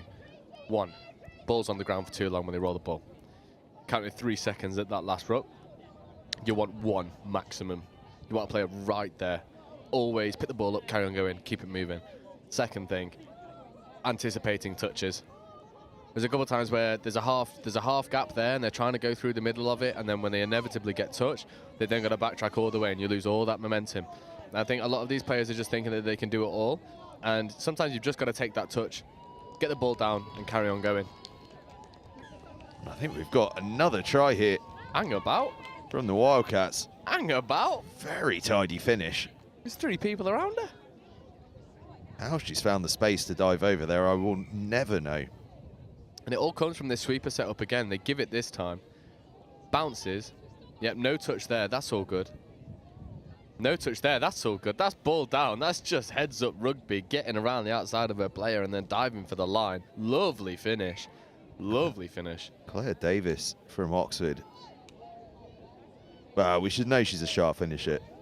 England women's 35s. She's a very experienced player, is Claire. Very experienced player. No doubt on earth that she's scored 20 of those in her past. Unbelievably impressive to be able to just angle her body to find the only inch of space that was available to score that try. It's stretched the lead out now to 7-2. You wouldn't believe this was 3-2 at half-time, and we were talking about how the Wildcats had been under a lot of pressure from the Raiders and needing to work out the way to escape that. I'll tell you what, they've worked it out. Yeah, definitely. And I think it's all come from the Wildcats shutting down the Raiders' transition, because the Raiders have not mixed up their transition at all. And in themselves, the Wildcats have also changed their transition. They've changed it to a little bit more direct, maybe a little bit more infield, just trying to commit a couple more players, try and get this Raiders team really running. It's a nice quickie there between Sarah and Leslie. They look to go open side, but again, you don't really want to be throwing that pass there. You got touches. You've got 2 or 3 touches to play with. You throw that pass to try and make a miracle score, and the ball goes to ground. It's just an easy out for the Wildcats. I know a lot of coaches, especially in sort of like the opens categories, maybe less so in the aged group categories, talk a lot about making the opponent's life as miserable as possible and always making them work for their rewards. And what a big component of that is using all of your touches and always being a threat from those touches. I think Raiders have sacrificed some of their touches through trying to make things happen initially, although, can she go full length? Does she have wheels? We love a good full length. Look at who's trying to tear her down.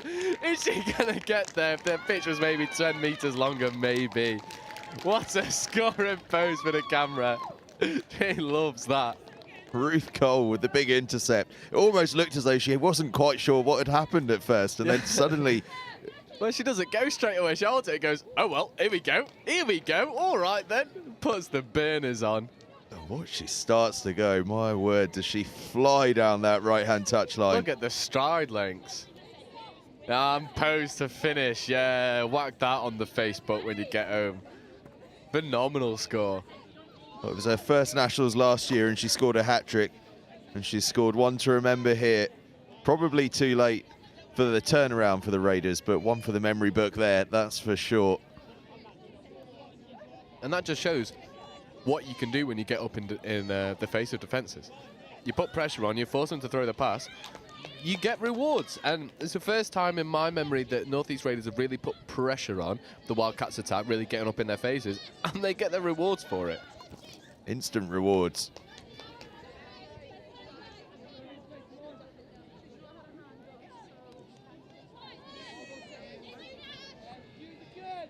Yeah, this is typical. Look, 2 touches, 3 touches, fresh legs aren't on. And this is just where if North East Raiders can fix this part of their game, they'll be fine. They'll be absolutely fine throughout the rest of this tournament. It's just the transition that they're getting punished on. That's it. And credit to them, they've still made meters even though they've not had a successful transition. There's a good covering touch there from the hat-trick hero from the West Wildcats. But again, if they can do that with 0 touches to play with, then you imagine what happens if they have 2, 3 touches to play with as they roll into the red zone. Well, that's so much more exactly effective. the thing, isn't it? If they can make that progression up the field just happen a little quicker, they've got plenty of threats. They're up quickly in defence again. And this is what we needed to see more of from the Raiders, getting up, putting pressure on, working for each other, getting up, applying pressure. It's just, unfortunately, too little too late. And if they'd done this throughout the second half, I think this would have been a much tighter affair. Half a second there as a player stepped across my eye line. I thought we'd had another interception, but instead it was a pass straight into touch. But it's not often we get 2 full-lengthers in a game. It's not often. Maybe we will. Maybe we will. I think I'm just seeing what I want to believe now. That's much better from the Raiders. That is so much better from the Raiders. They've worked the ball lovely. Superb. It's a shame that the Hooters going to go any second, because this is a good platform to attack from. Needs to keep rolling forward. This is 5th. Now can they scoop? Can they get a score to finish? There's a 3-on-1. They look for the switch.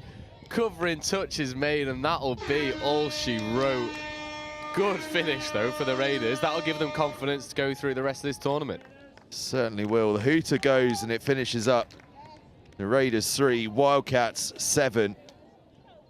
And the Wildcats with an absolutely brilliant second half performance. But as you say, the Raiders finishing with a bit of a flourish. Almost looked like the mental cogs have started to click, and they're in a position now where if they can take that last couple of minutes and move into the rest of the day, they could show some really promising signs. But promising overall were the Wildcats. My word, what a performance. Yeah, best word I can think to summarise that Wildcats performance is intelligent. They recognised, okay, we're under pressure, we're sacrificing our transition way too much, so we'll slow it down. We'll play a little bit wider on our transition, trying to commit more Northeast Raiders to that touch, and that's exactly what happened. And as soon as they fixed their transition, it then allowed them to get in good striking positions, and with the knowledge and the players and the caliber of players that they've got, it was easy to execute in the end.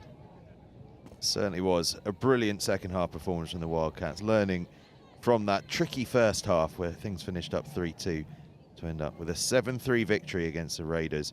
Up next in about 5 minutes, we've got the Midland Tigers against the West Wildcats in the Men's Open, which should be an absolute cracker. So stay with us.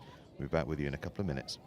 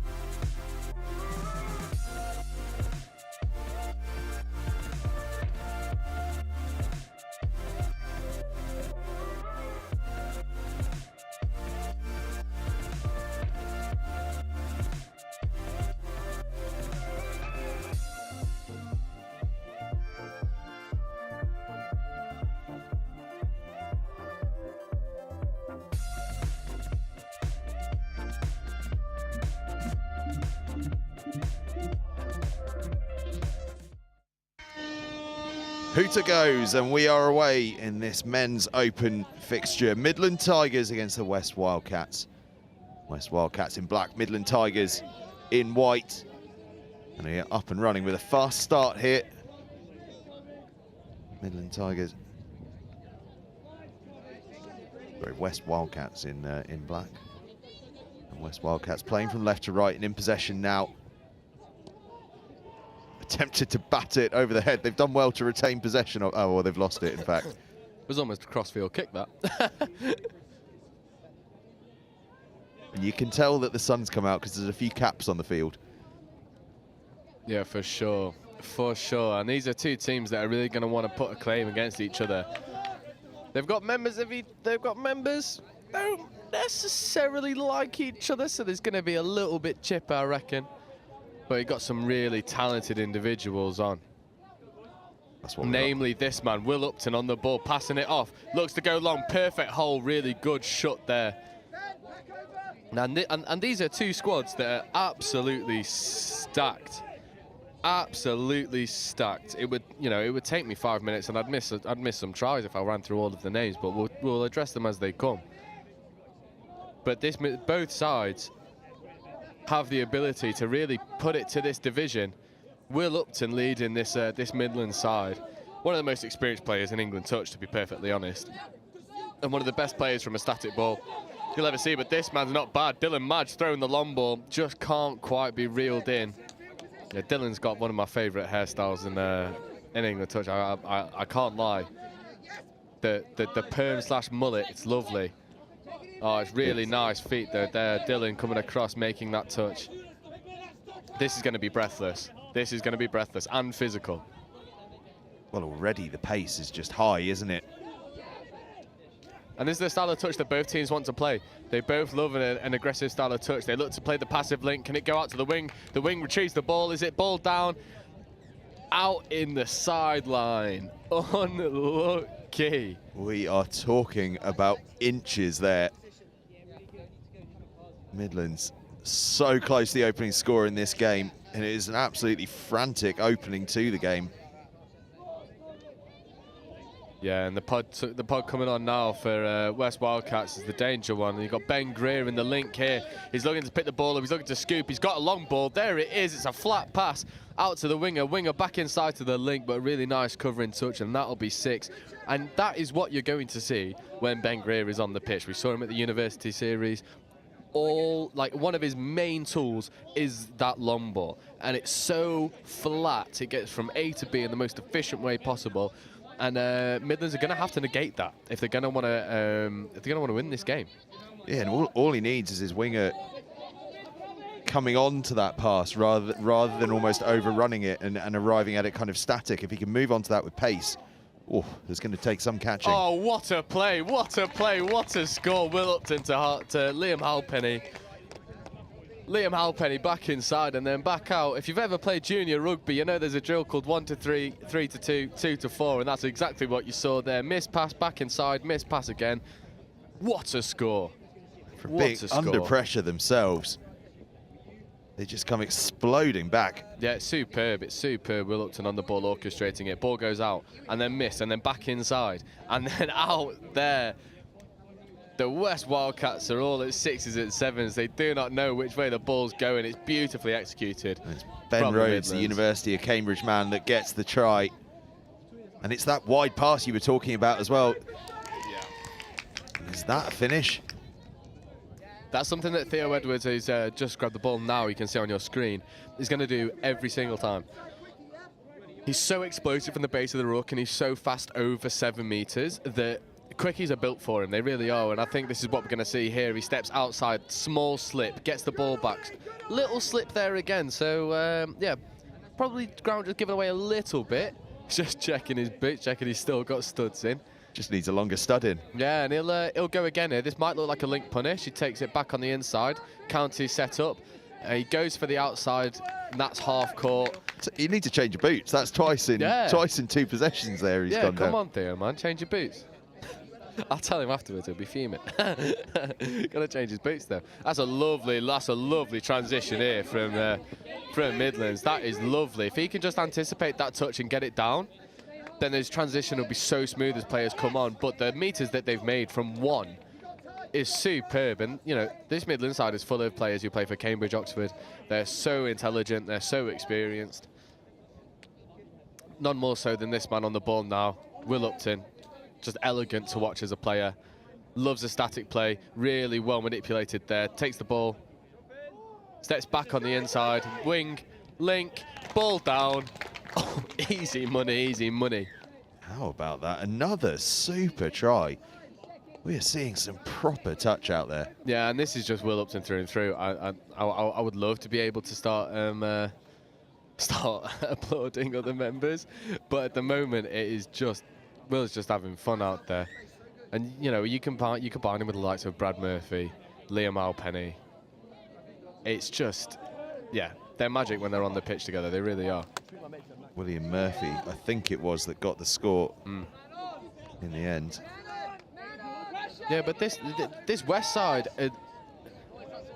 they are capable of causing an upset here, and they are capable of really putting it on them. But they've got to be a little bit more they've got to be a little bit more dynamic. That's a little bit better. They go for the cut back on the inside. He then goes open side. It's really nice feet. Looks for the cut, but the ball just isn't there. Maybe he can hold on to that ball and wait for another opportunity to create itself. But it's better. They've forced the turnover. They've got a repeat set. Look, they send the sweeper again. They give the sweeper early doors. Dylan Madge looks to dive under. Touch given. That's twice now they've gone for that similar play with a diving attempt, and twice they've been touched. Do they need to just be a bit more patient with that build-up? Yeah, I think so, and I think they've got to vary it a little bit. Like here, you could run a swinger instead, which they have, but the sweeping player isn't there, so there's no threat of the sweeper to condition it. Dylan Madge going round the sweeper. Now they run the swinger. Beautiful left to right long ball. Beautiful finish in the corner. That'll be score given.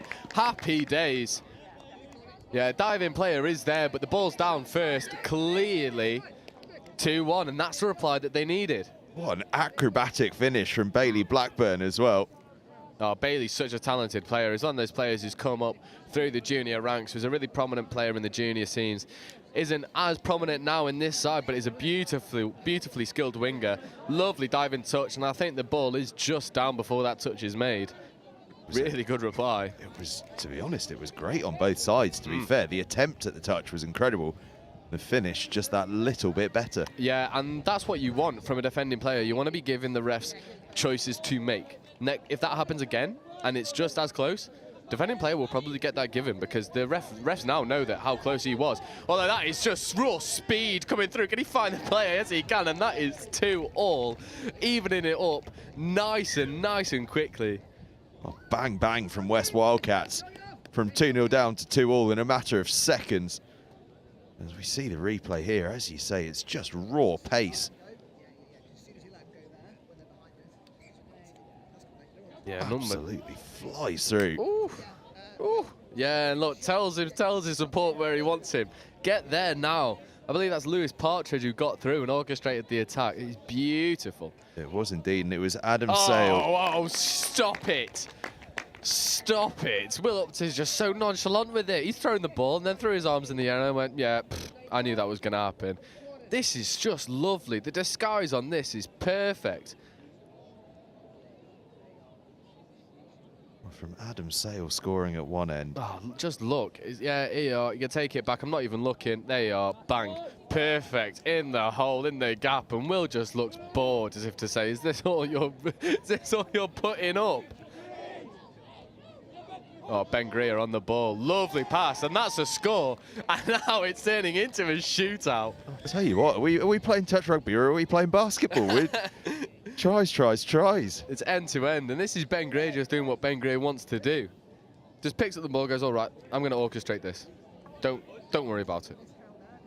We've got to be careful with our replays. There's tries flying through every time. This is unbelievable. Replay's got to be quicker. Ben just lovely fixes his defenders, passes the ball off, lovely dive, touch is not made in time.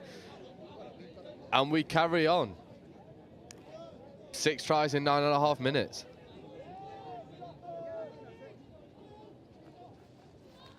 Here he is again. Yeah, and that's the composure we were talking about.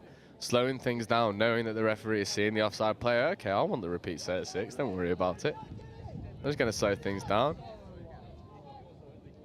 Lovely play. Yeah, well done. Well, good, great decision. Too many times this morning we've seen players throw that pass in that situation, but he knows they've got touches to play with, doesn't have to rush. Will Upton looks for the quickie. He's going to look open side, but it's too easy for Will. 4-3. Absolutely brilliant. He looks bored. To the extent there that I actually thought the try line must be 5 metres further away, because it was almost as though that little shimmy of the hips, just all the defenders decided, well, off we go. Sorry, I've just watched Will come up and he's throwing his arms everywhere and he's huffing and puffing as if to say, is this what I'm here for? I'm going to step on the pitch for 30 seconds, make a score and then leave. It's just so straightforward. He just operates at a different wavelength to most other people and it's too easy for him at the moment.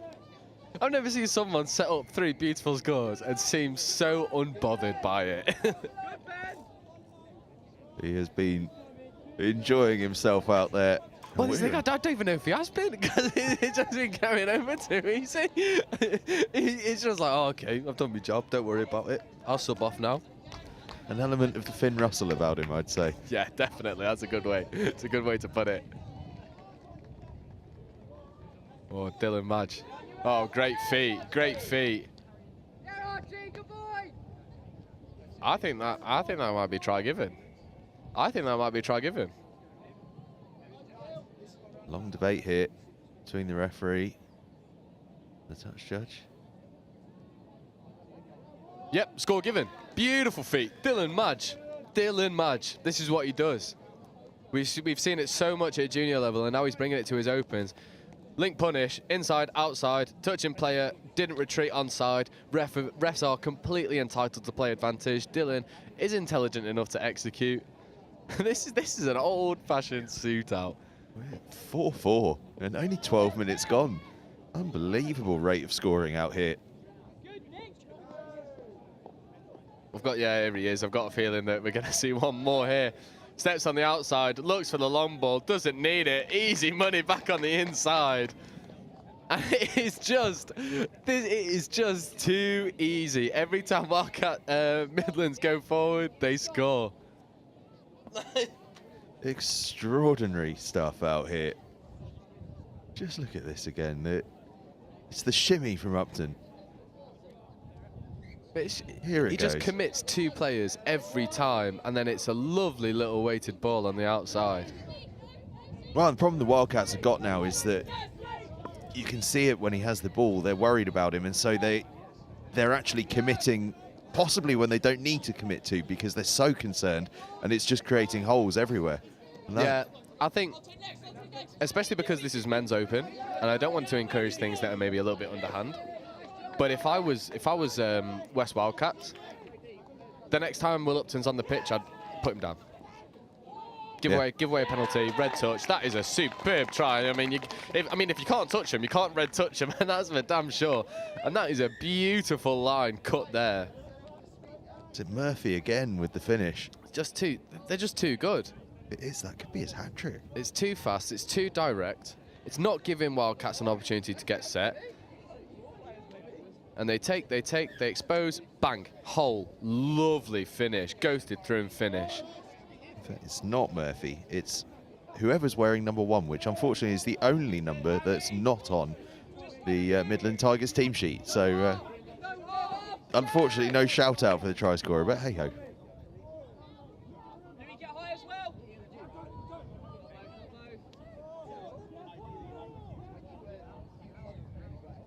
Wildcats. Are they across again? They are indeed, and this extraordinary half of rugby continues. 6-5 now as the Wildcats charge through. This is absolutely insane stuff out here.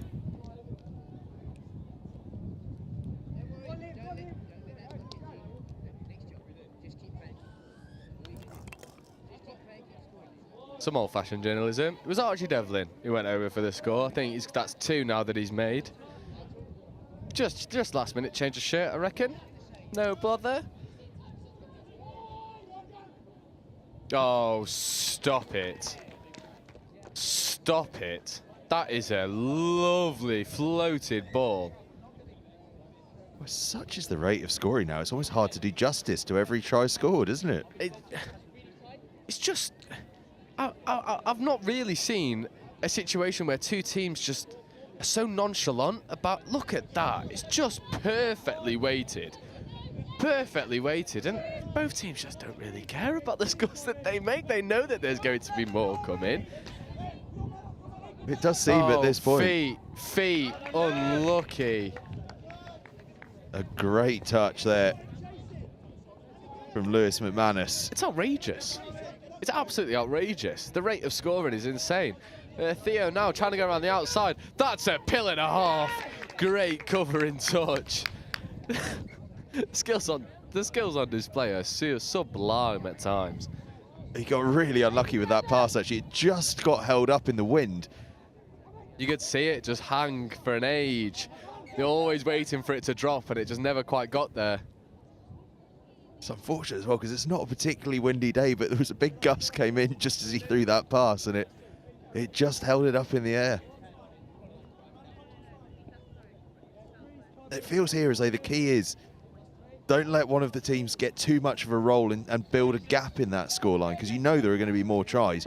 You just need to stay in touch whether you're in front or behind. Yeah, I don't think this is going to be a game that's won through defence. I really don't. I think both teams have just got to keep the gap in scoring to 2 at absolute max, but you can't. Whoa, their feet. Will's just doing him inside and out, and they look to expose the 2-on-1 on the outside, and they get there. Lovely score, and it's just so nonchalant. Just here you go. All right, right foot step, left foot step, right foot step, left foot step. Give the ball. Happy days. It's so direct. 1, 2, 3, boom. Give the pass. A big floated pass. Really good core skills there from number 23. Ben Rhodes. Ball's behind him. Recognises that his pass has got to be fast and sharp. And it is just that to allow the winger to go in untouched. 8-5 now to Midlands Tigers, and they've just built up that little advantage now. Although that could be wiped out in a second. Oh, good touch, good touch. Just tracks across, but that's really good heads-up play there from the Wildcats, recognising touch hasn't been made. Everyone's tucking already, so we'll avoid the touch and we'll bounce on the outside. Dylan Madge looks to use his footwork to get through. It's just killed in the corner, so now Wildcats will have an opportunity to transition. I think that might be the first time in a while that a team's attacked and not scored. Yeah, I think so too. Oh, Wildcats need to make this pay now. I think that's the first error we've seen in transition this game. Big opportunity this for the Wildcats. Yeah, they need to make it work. They need to make it work. I think they're going to get one of the bomb squads on.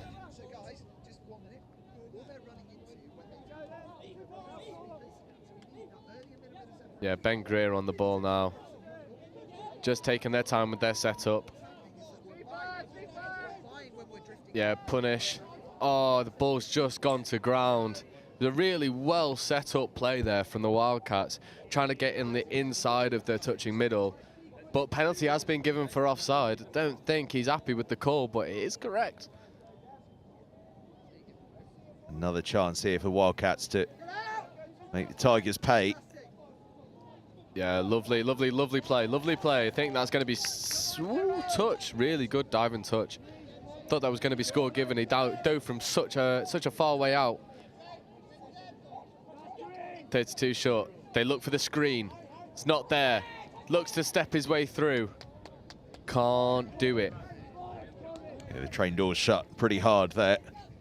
Yeah, for sure. So they looked for a screen play there, with a player running really hard at the line off the ball carrier, and a player running out the back, and they looked to go wide, but that's easily intercepted. Just the wrong decision made there by the ball carrier, and now Midlands can look for their transition. They look to go fast and hard when it maybe wasn't necessary. There's only 30 seconds left in the first half, and all they had to do was wind that clock down. Now Wildcats going to have an opportunity to go and close the gap to 2 again. We're seeing a few errors creeping in. We are only 15 seconds away from half-time, and I wonder if a bit of tiredness has just affected the teams in this closing minute or so of the half. Yeah, I don't think the pace of this game is sustainable throughout the second half. I really don't. I mean, it's demonstrated there by just taking the touch and throwing the ball away. It's look, we need half time. I think we'll see probably the Midlands slow things down slightly in their attack in the second half to conserve some energy. They're in the ascendancy. They're in the driving seat. They just need to relax, slow things down, no mistakes, work through, make sure that you come away with the win. Yep, and the Midlands have built that buffer that we were talking about earlier in the half. As we go in at half-time, Midlands Tigers 8, West Wildcats 5. A very big and exciting second half coming up in just a couple of minutes' time.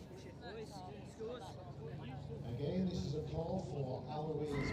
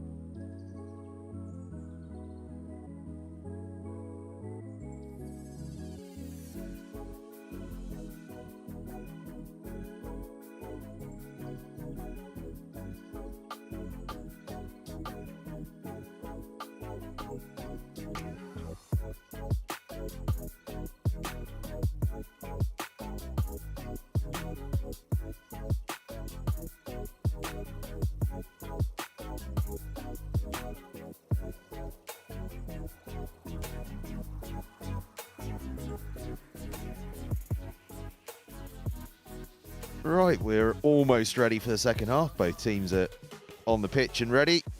And I'll tell you what, if that first half was anything to go by, we are in for a rip-roarer of a second half as the hooter goes off. Midlands Tigers get us started in those white shirts. They're leading against the West Wildcats 8-5. We've got 20 minutes of high-octane action coming up. Oh, I was about to say Will's just setting pace there, but just unlucky. Nearly what a is cracking start to the second half. Injury here. West Wildcats just making a very quick substitution. I think that's it. That looked like an injured hand or shoulder to some extent after making that touch. Probably just a bit of a strain. Yeah, just stretched it a bit far, I think. Didn't look like anything too dramatic, with any luck anyway. Plenty of excellent medical staff on site if needed, though. Lovely by Dylan. Lovely by Dylan. They look to get on the outside, but Will Upton's just too fast. Will Upton is too fast. If there's one person you do not want to try and do one-on-one, it's Will Upton. He's elite. He is elite. And from someone who's played against him many of times at club level, you just don't try and run at him. Just don't try and run attack on him because he's too intelligent and he will snuff it out very easily. Tell you what though, Dylan Madge's hat it's not working for me. I'm not sure about the bucket hat while you're playing touch. Oh, well, you wait until we get Southeast Sharks men's on here. I won't spoil it for you, but there is a few in there that are tasty. And you know what? If I knew the sun was going to be out, I'd be rocking mine as well. On the touchlines, it's absolutely fine. I'm just not sure about it on the field. The Australian influence is coming strong. Certainly is. Under 18s England player, by the way. Yeah, Dylan's a very accomplished player. Plays rugby academy as well. He's a superb contact player. He's a superb touch player. And he cuts and posts all of my little comments about him on his Instagram. So I've got to big him up for that. He's some boy, is Dylan. He's a good lad. I wonder if he'll be cutting up my comments about his headwear. Ah, yeah, definitely. Come on. I'm sure he'll enjoy it. He always has a laugh. Extraordinarily, we've played 2.5 minutes. We haven't had a try yet in this second half. We might be getting one here, though. No, not quite. I'm going to say, we're going to see a stalemate in this second half after all of that. Surely not. Surely not. There was some serious heavy breathing going on at half-time. Big looping pass comes out. It's tapped on. Good cover. Good cover. Went for the interception, didn't quite get there, still made a touch, although that is a repeat set of 6. So they've got more touches to play with to the Midlands, and they're looking to go through the middle, but Ben Greer is there. Big lad is Ben. Gets down to the floor really well, really quickly. Good defensive touch.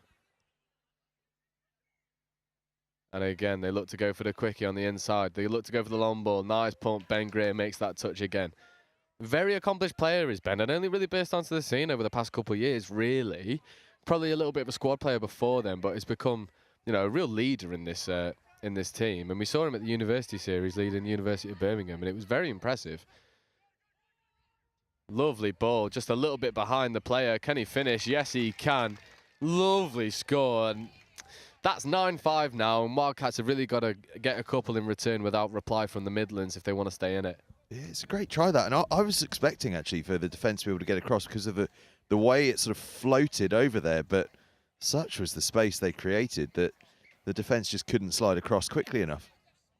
Yeah, it's a really nice ball, actually. It can be a bit deceptive when the ball is in the air for an age, but the only reason that still worked in that instance is because it's faded into space. Yeah. It's not faded behind the player. If it fades behind the player's got to backtrack and then accelerate through, and that's a really hard job to do. But because it's just faded away and into space, it's allowed the player to grab it and then move forward well. I think that's going to be 6 touches here for the Wildcats, and it is. And Theo Edwards just not quite finding the success that he wants through his what is usually very, very successful in his quickie plays. It's just not quite happening for him today against the Midlands. 4-try advantage that the Midlands have built up now. Starting to look commanding. This transition is just lovely. Does he have the wheels to finish in the corner? I'm not sure if he does. I think touch has been made, but the transition is just electric. And Wildcats really can't keep up with this transition. They need to shut it down. Someone needs to get up, make a touch. I'd rather you give a penalty away than get burnt in your transition like that. Good defence there. Shutting down Will Upton. Again, I'd be double manning him. I'd be trying to obstruct everything he's trying to do. You're trying to dump the ball. I want to make it as hard for you as possible.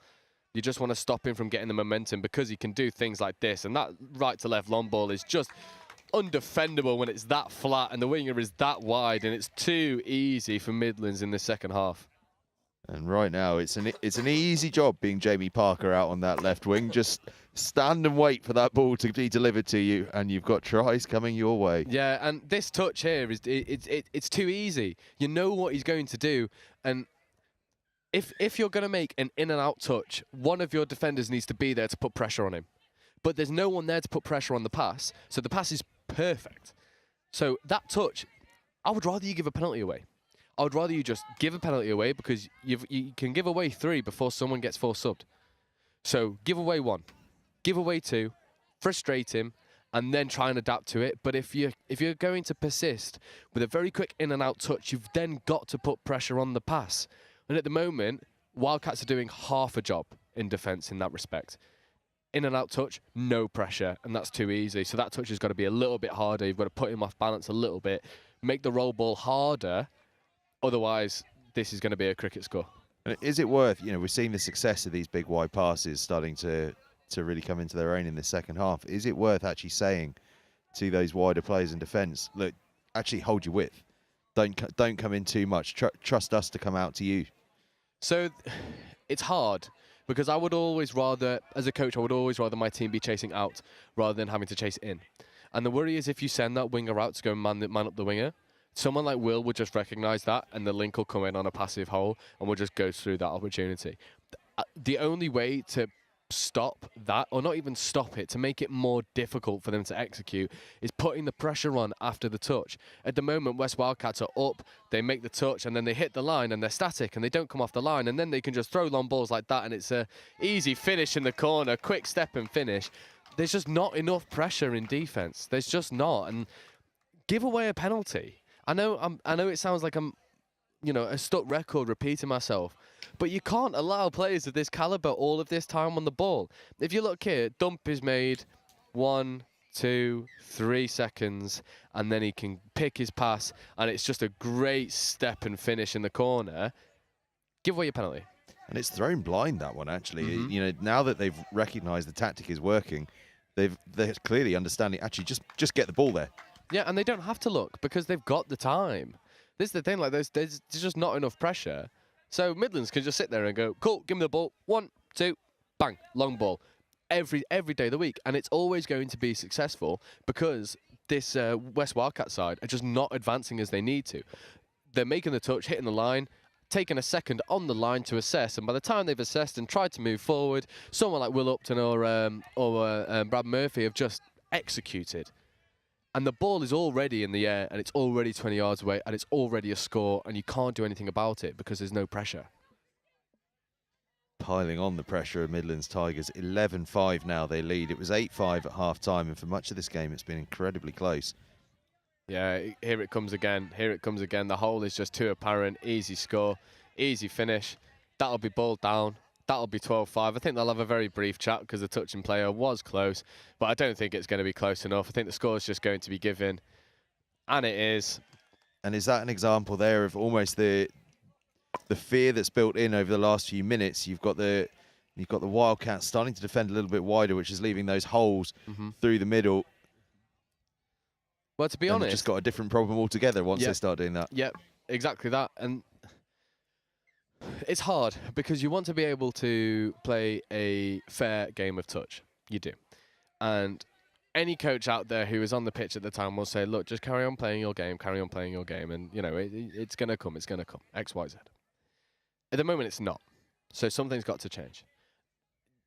The Midlands Tigers transition is just too effective. It's too effective. You've got to try and shut it down. You've got to try and nudge someone off a ball and apply pressure. That's all you can do. Second thing, line defence. Someone needs to be brave and nominate. and go and make that touch. At the moment, someone's slightly up and then drops back as the ball moves away, and someone's slightly up and then drops back as the ball moves away. And you can't do that against this team because they'll execute too much. And again, look, they go round the outside and they're trying to have fun now with running some sweeper move around the winger. But the only reason they're able to do that is because there's not enough pressure in the midfield. And these middles need to start taking some responsibility and go, you know what, I might get force-subbed, I might get sent for time, but I'm not going to allow them to just throw long ball after long ball after long ball so easily. Well, and in a what's a pretty open contest in terms of style of play at the moment, you've got to think that the answer for the Wildcats is actually to go, well, okay, an open game isn't working for us, so let's make this bitty and horrible. Let's give away penalties. Exactly. Let's just slow it all down. And even if we don't have the ball, we're just making it hard and horrible to play against us. Exactly that. And I think that's exactly what they've got to do. And at the moment, it's too nice and pretty. And you give someone like Will Upton the opportunity to play nice and pretty touch, and he'll execute 10 times out of 10. You've got to sort of drag him down, pull him into the dirt, give away a couple penalties for hard touches, rattle them a little bit. And you know what? If that makes them step up a gear and they start executing even more, fair enough, you've tried. But at the moment, it is just a training game for Midlands Tigers. They are not exerting themselves past what they absolutely need to. It's just easy for them. Yeah, and it's, I appreciate it's not the in the spirit of the game of touch, I suppose, but if you can wind up your opposition, there's a chance they make bad decisions, because when people get a bit het up, they make bad choices. Yeah, completely agree. Completely agree. I mean, this Midlands Tigers box is the most relaxed sub box I've ever seen. They're sauntering around, taking sips of water, congratulating each other. They know that the job's done. There's 8 minutes to go, and they know it's finished. And I think Wildcats need to start taking a leaf out of Midlands' book, because their pressure when Wildcats are attacking is superb. And they're really trying to stick it on people.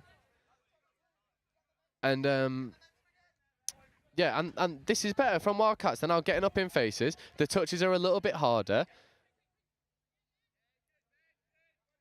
And they're starting to find some success, but this is just too, look, they're just able to pass around. This is Will Upton on the scoop, which is what he wants.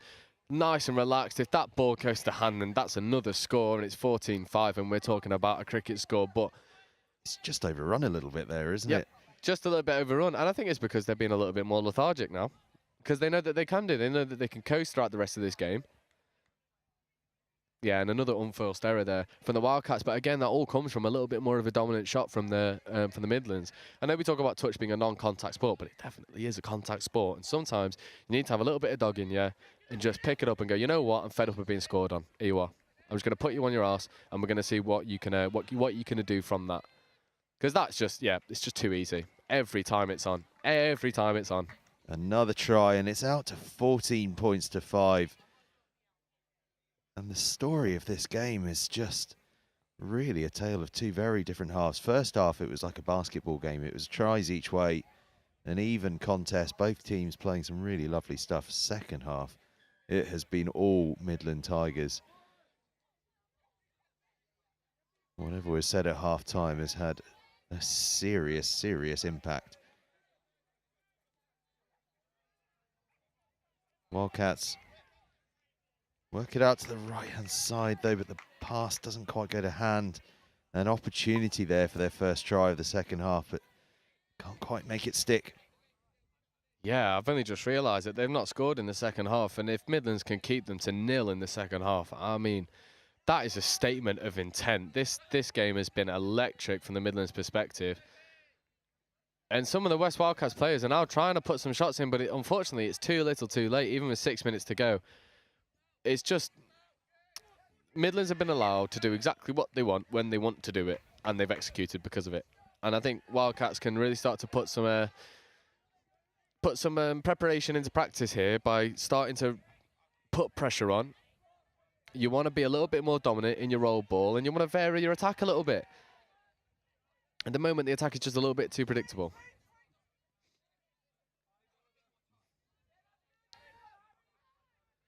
Can they finish something off here? Going to give it a good go, and they do. Do they get it down? Yeah, good score, good score. Ball is just down. Just down. I think it's put it down end over end, so it bobbled away. But smart finish, actually. Really good pick up and play, trying to ghosting through the back of the defender. It's really intelligent setup because it looks like they're going to run a sweeper, and some of the players corner across, and it doesn't quite work. And he pumps the ball and gives it on the outside. Yeah, lovely little dive and finish. Yeah. Just gets the ball down. Tidy bit finishing that, and the Wildcats have their score in this second half. They are under pressure. I thought that one might go between the legs for half a second. It looked like that was what he was thinking. Yeah, wing balls on. Oh, good shot, good shot, good shot. That had to happen, and that's what they've missed. That's what they've not had enough of, just smacking the ball down. That's that getting up in the bitty faces. play we've been talking about, Yeah. isn't it? Of just, yeah, you're not going to get the ball, but you're going to just create a problem. Yeah, Midlands like to play pretty touch. They do. So you've got to drag them down into a dogfight. That's what's got to happen. And I think some teams, I mean, I'm just having a glance around. I can see a couple Taipans vests. I can see a couple Sharks vests. And I think they'll be sparring on this game going, okay, we've got to drag you into a fight then. Because if we let you play nice and pretty touch, you're going to execute at least some of them. But if you drag you into a scrap, then we're going to find more success. Oh, unlucky. So close there. Will has misplaced one pass all game, and he's just done it, and he's put his hand up straight away as if to say, take me off, coach. I've let you down, take me off. So we've got, what, 4 minutes left to go. This has been an epic performance from Midland Tigers. Context of this this tournament overall, performance like this, does this nudge them up towards the favourite spots, or have you got your eyes on a couple of others? Oh, I mean, it takes a lot to beat any of the Southeast teams. Southeast Sharks, Southeast Taipans, they are two teams that are at the very top of their ability, especially in the Men's Open. Southeast Sharks, you're looking at the vast majority of England Men's Opens players operate in the south of England. Last year's final was Southeast Sharks versus Taipans, and I couldn't speak for 3 days after doing it. So that tells you how intense it was. Buzzer beater to take it. Just, yeah, phenomenal. I think if Midlands played the way that they are against one of the Southeast teams, they could maybe cause an upset. But I think what separates Southeast and every other region is the intelligence of their play. They recognise how a team is defending, and they understand the way to execute. And I think that's something that Midlands are doing to West Wildcats. But with all due respect to West Wildcats aren't on the same level as the Southeast sides. They're just not. I don't think many regions are. So for me, I think Southeast Taipans are going to do it back to back. I think it'd be the first time that they've done it, so it'll be very impressive for them.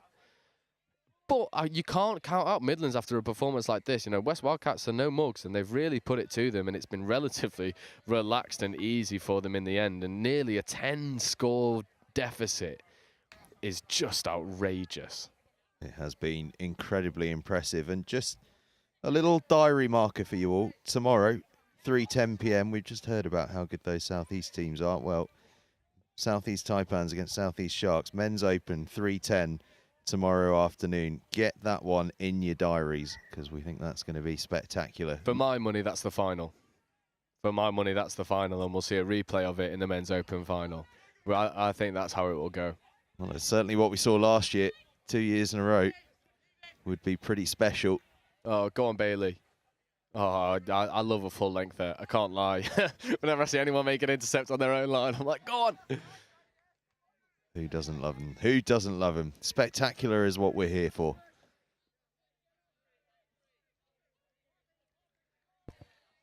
Midlands in defence now. Wildcats looking for a second score of the second half. Just over a minute left to go. Nice switch by Theo. Oh, unlucky. And that, you know what? That's the only time where we've really seen Theo Edwards pick the ball up and just say, I'm going for it. Unfortunately, it's just a little bit too little too late.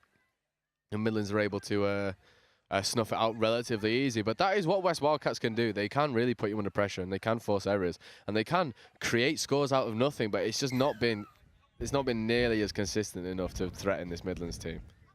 Nearly spectacular, though. If that pass had stuck, that would have been glorious stuff. Yeah, would have been one of the tries of the tournament for a team that is, yeah, I think it's fair to say are being trounced a little bit here. It's been a tough outing. Hard to believe this second half has gone the way it has after the epic basketball nature of the first half. 20 seconds left to go. The hooter will be coming. Can the Wildcats finish off with a score? Just feel a little bit more positive about things. Hooter goes, ball goes down, and that will be that. And what a performance that was, particularly in the second half from the Midland Tigers. They're just too calm to have ever been dragged into some sort of dogfight that the first half was threatening to do. They're just too intelligent, too well drilled. This is nearly the exact same team that we saw last year, and I think you can tell the cohesiveness was on point. Everything that they did as a cohesive unit, and you allow people like Will Upton just to do their job and go out there and express themselves, and you're always going to come away with a positive result because of it. Absolutely. Well, all finishes up here. Midland Tigers 15, West Wildcats 6. Up next at 1:40 p.m. it's the men's over 30s, and it's Northwest against the Southeast Sharks. Join us for that one in just a few moments' time. Once again, this is a call for Eloise Price. That's Eloise Price or Dominic Price. Please do make your way to the control room upstairs in the new pavilion. Eloise Price or Dominic Price.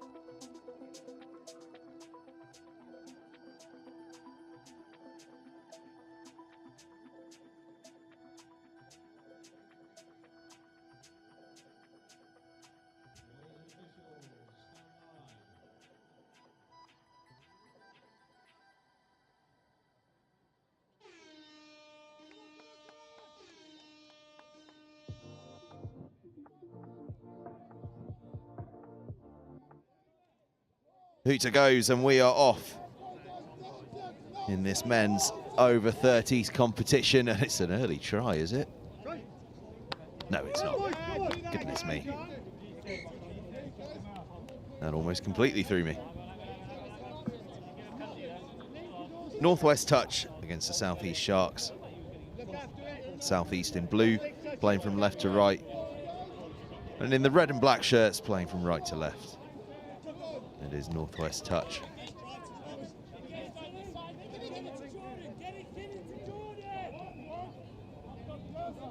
In a fast start, no scores yet. But we are only less than a minute in after that extraordinary Midland Tigers against West Wildcats game a few moments ago. Big wide pass comes out, and it's an opening score for Northwest touch.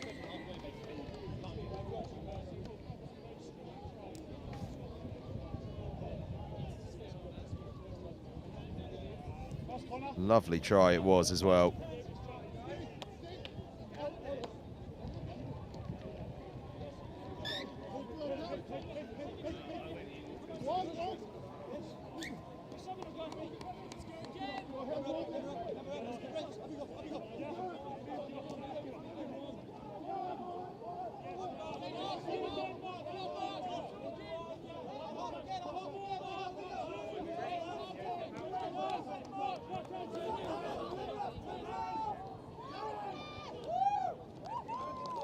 Second try in quick succession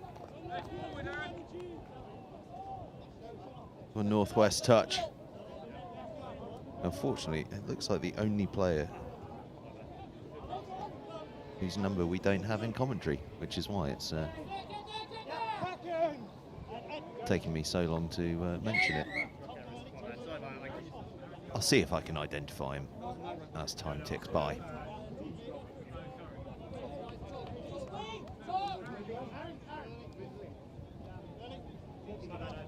Glorious sunny afternoon now.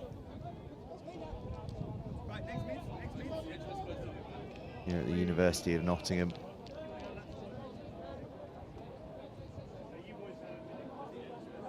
And we're almost halfway through today's live action.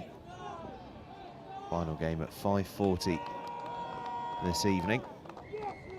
And a third try for Northwest touch. They are absolutely flying. In fact, just their second try, the what I had called the second try wasn't actually given. 2 tries to 0. Northwest touch lead. Southeast Sharks give away possession again. Northwest touch back in possession and flying along now.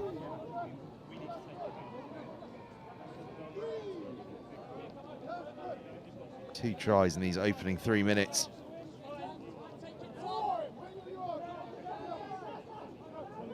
Playing with a good bit of pace. Just touch there.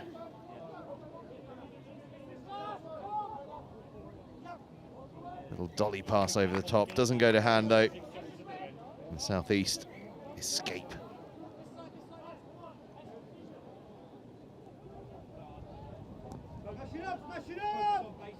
Smash it up, the call from the touchline. Reckon the Southeast might be fancying a direct approach here. Having gone behind early on, now they inject a bit of pace. Charlie Versey, former professional rugby union player.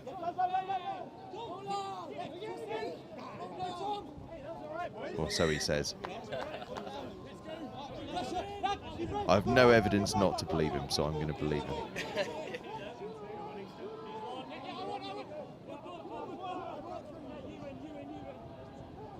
But again, they can't complete the sequence, so Northwest get it back, and as I say that, possession changes hands again.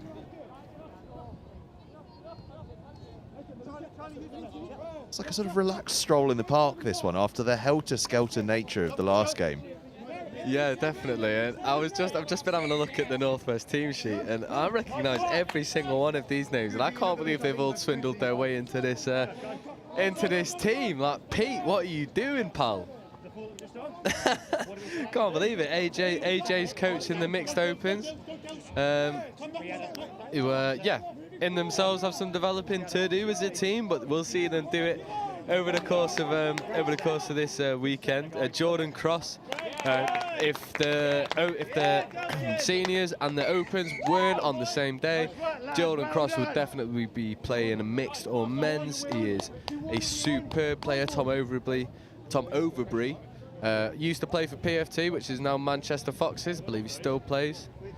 Liam Lawton, cracking player, is responsible for some of the best young development in Cheshire at the moment. A number of his juniors at Chester have come through and absolutely set the touch scene on fire. The main one being Ted Wilson and Tom and Adam Jack. Those two are just absolutely, well, those three are all absolutely superb players, including Liam's son, Liam Jr., Liam Lawton and Liam Lawton, double up. So yeah, this is a absolutely stacked Northwest team. You've got Jordan Hankey, who plays for Wigan. Yeah, this is Stefan Redfern as well. He's another great player. Luke Lawrence. I don't know how they've swindled such a team, actually. If they don't win this, I don't want to be that guy, but if they don't win this division, it's an absolute tragedy. You know, I'm their heads in shame. This is Liam on the ball, feeding it off. Really good covering touch there. But yeah, but this is a side that is stacked. Well, I tell you what, they've started this game like that as well. South East Sharks have scored to narrow the gap to 2-1, but it has been all Northwest touch. It looks as though they've scored again. They have indeed. 3 tries to 1 now. They've had so much possession. It's been incredible. Yeah, and I'm not surprised. These are a lot of people who are very, very, very experienced, and you know, I think especially for some of them who do coaching on the side, they'll play this game in the sense of do as I say, not as I do. Because they'll want to play a very sort of like controlled form of touch, lots of possession in the opponent's red zone as well. That's the most important part, and I think they'll find some success through this. Yeah, good covering touch there. South East Sharks needing to just stay in touch through this one. Been a difficult start for them. They've got plenty of promise when they get the ball in their hands. But as soon as I say that, the ball goes to ground. Yeah, just a couple of unforced errors there. Gifting possession back to Northwest. And yeah, they'll look to roll into their transition. Let's see if they can get some fresh legs on. Yeah, this is a fast pod that's coming on the pitch. Tom Overbury on the ball now. Very deceptive player. Oh, lovely little check off. Can Tom find the space? He can. Can he put the wheels on? He can. Can he find the pass? He can, but the pass has just been given a tad too early, and it'll be snuffed out in the midfield. But positive stuff there from the Northwest men. Doing well. Yeah, injecting plenty of pace as well.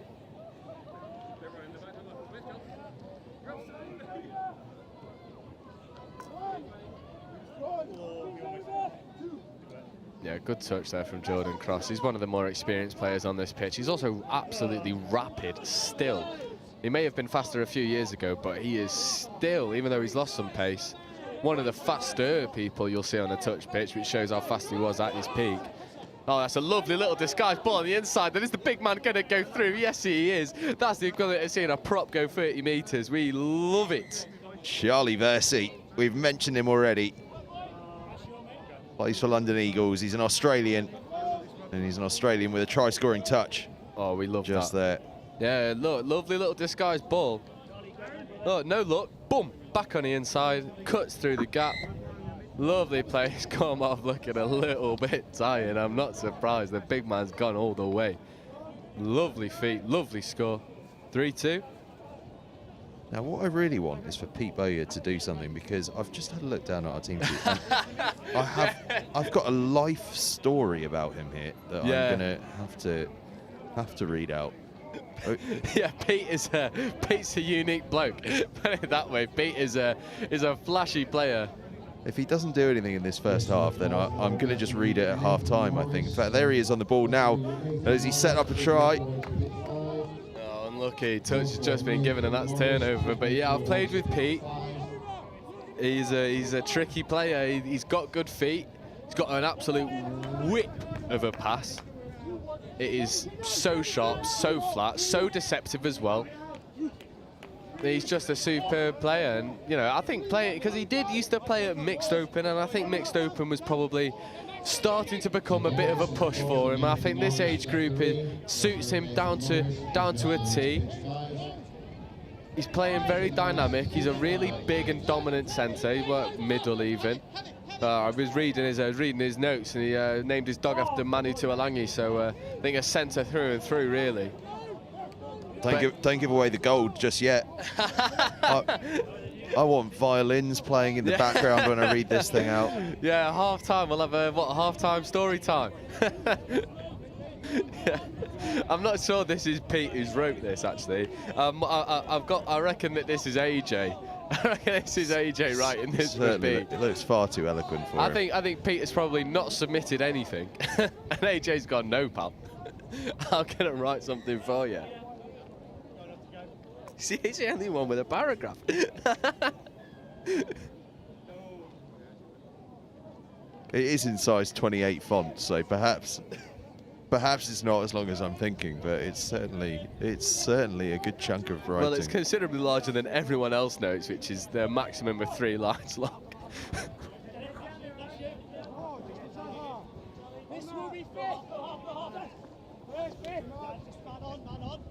3-2. Just gone halfway through this first half. Yeah, it's not contact, fella. You got to roll the ball. You can't pick it up and go. Jordan on the ball now. Passes it off to AJ. Nice little tip in the middle. I've just noticed that Martin Bunn is playing for the South East. That's where you live in the Midlands. So that's where you play for Revolution, which are Birmingham based. How's he swindled this then? Maybe he's got a second home. yeah, for a week, so he can be legible. Oh, Pete, here we go, big long ball. Oh, slapped down, absolutely slapped down. Come on, Pete, show us. Show us the goods.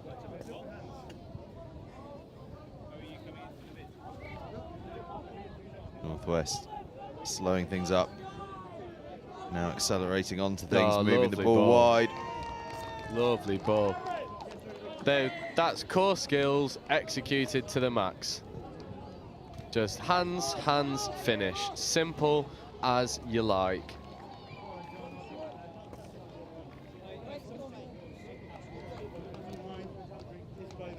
Little dump. Pete feeds it out. One ball, flat ball out to the wing. Perfect score, perfect setup, perfect execution. That's 4-2. Northwest just coasting here.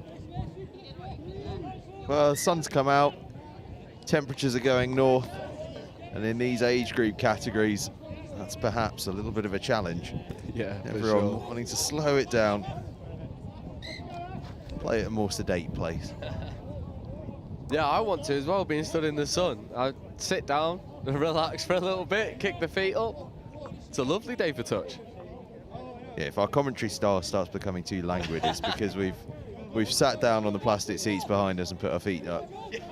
Yeah, if we miss some things, it's because we're laid down and we can't see anything. With an ice cream and a pint. I'm not sure what the etiquette is in tops off commentary, but. Well, we're not on screen, so I think we get away with it if it gets any hotter. I'm halfway there.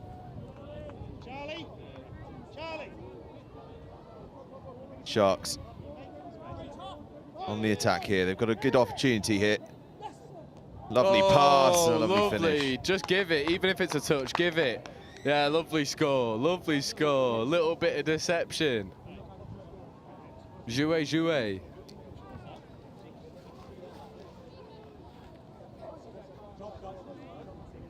There's a beauty of a play. Yeah, it's just lovely feet and finish. Just little step. Boom. Yeah, lovely. Ball's clean away. Ball's down before the touch comes in. Richard Spear with the pass. And it's Elliot Russell that scores the try. Played mixed open Taipans last year, but is described in my notes as now an old man. Signature touch move is the moo. So I don't know if that was the moo. Something tells me that when he does it, we're going to hear his team. Oh, lovely as hands. Northwest score again. I think when the moo happens, we're going to hear the whole of the South East Sharks going moo. Yeah, I think so. I think we should as well. Do you know what? Northwest, just let him do it. Whatever it is, just do it. Let him do it. I can't even imagine what that would be.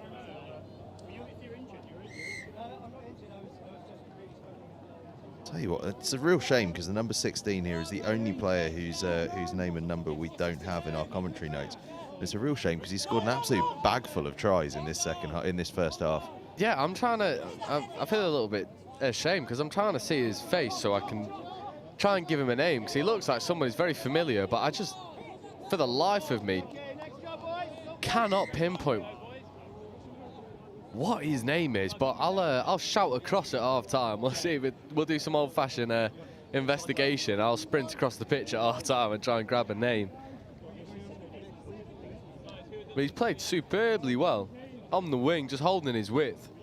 Yeah, finishing tries left, right and centre. I think he's got a hat-trick now. His team leading 5-3 here. Oh, AJ trying the big dummy. Not quite getting there. Pete. Come on, Pete. Show us something, Pete. With the white boots and the white socks. Show us something, Pete. Big long ball, Pete. Yeah, that'll... Oh, it's going to be given forward, unfortunately. Oh, Pete Bowyer. The forward pass. It's rugby, not netball, Pete. Denying. Spin it, don't chest it. Has he been done for chat as well? He's been done for chat. Go on, Pete. That's the Kiwi we know and love.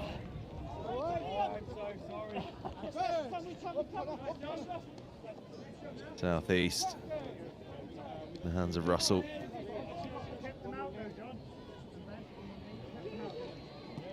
Good handling from the Southeast. Yeah, something they've done all half is those little tips back on the inside. They're lovely.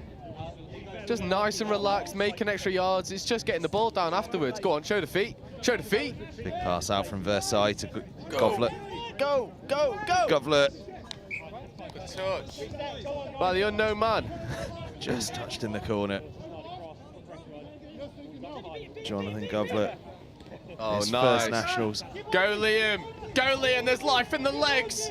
There's life in the legs. We love that. The old boy from Chester goes all the way.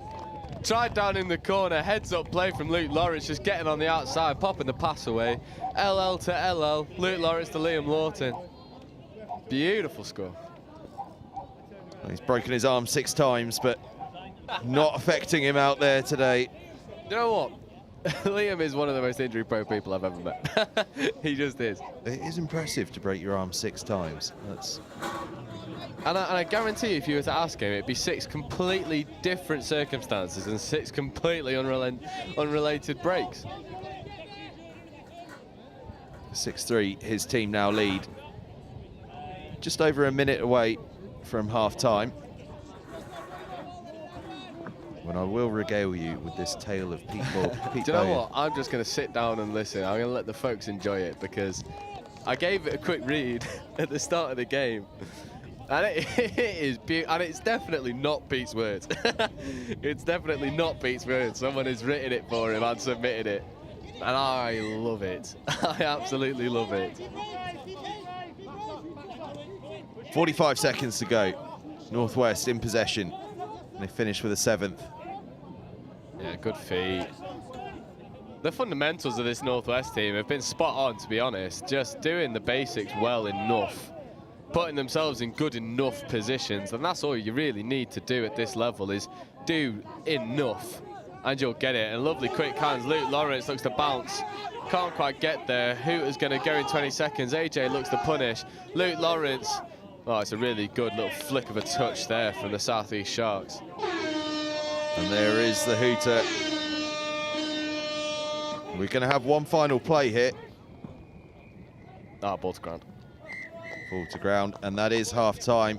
Northwest Touch leading 6-3 here against the Southeast Sharks. And, well, I promised you this tale of Pete Bowyer at half-time. Peter Bowyer, let's give him his full name, because this is the story of Peter Bowyer.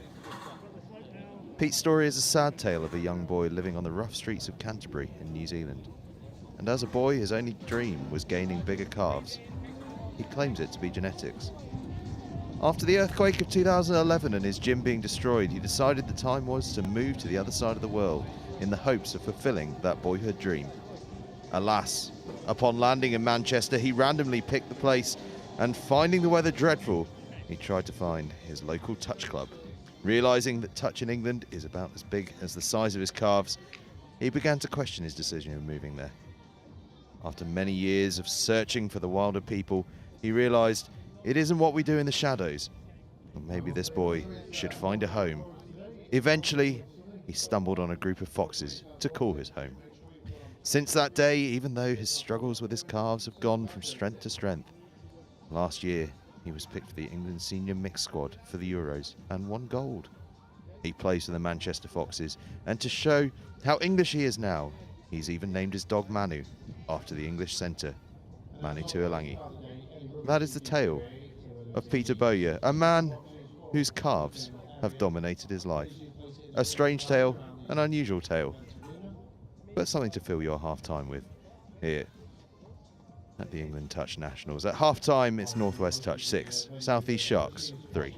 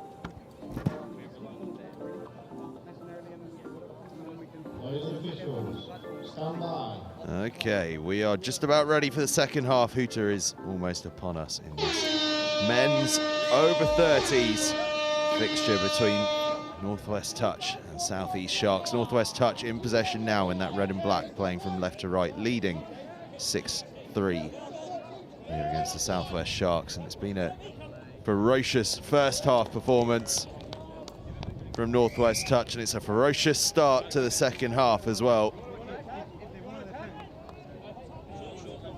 Tom Overbury, the try scorer, officially known as the Lord Overbury the Fourth.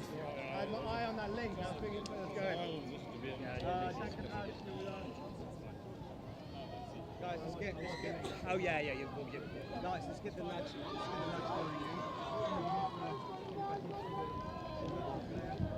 Southeast Sharks in possession. 7-3 down. Could do with a score here. But it's been intercepted.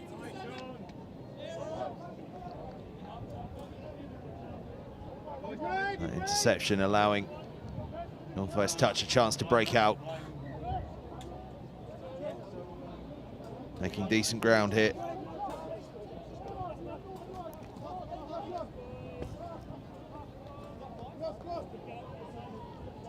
Already got one in this half, and it's only a minute old, but an error there.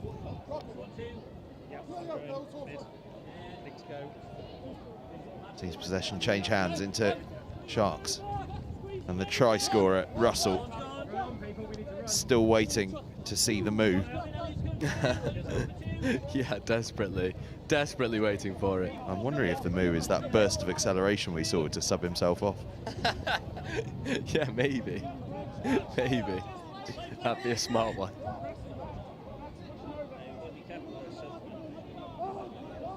Northwest. That ball goes to ground, so turnover.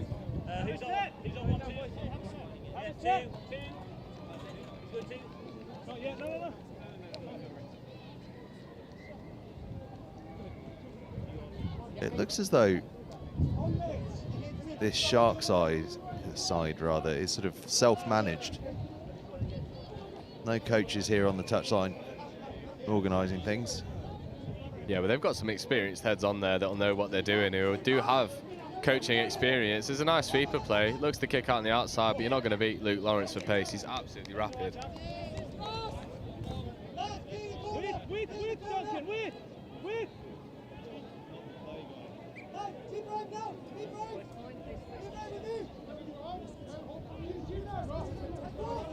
Northwest.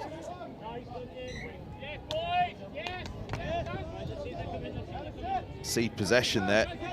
A great opportunity this for the Sharks. Yeah, this is where you want to make it pay. You've got a fresh set of 6, fresh pod on. You want to really be putting it on the Northwest now. Make it happen. It's just a little bit static now in attack. That's a bit better. It has to go open side or short side. He throws the dummy, gets through. Oh, lucky, ball down. Close. Very, very close from the Sharks. They still seek a first try of this second half.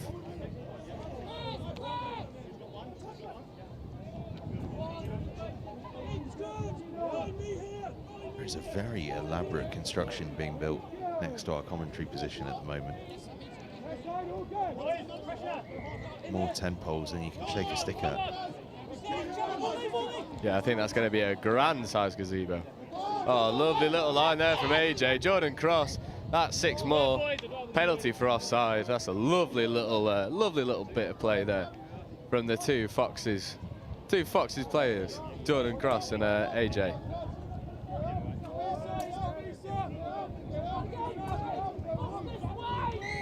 Yeah, it's just such intelligent touch. Such intelligent touch. They recognised that the link was not moving one bit, so just passed the ball around them. It just made it really obvious. Drawing the penalty out, and now they can attack. Oh, nice little show and go. Northwest showing the wisdom of this over 30s age category.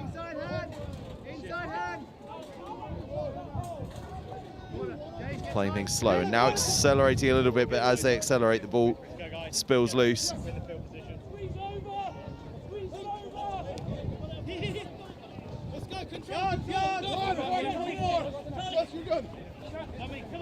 Bit of confusion caused there as they make a raft of changes on this possession.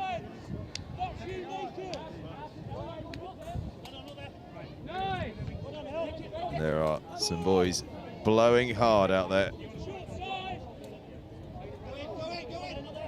Russell has it. Fast ball now whipped away to the other side. Is there a bit of space out there?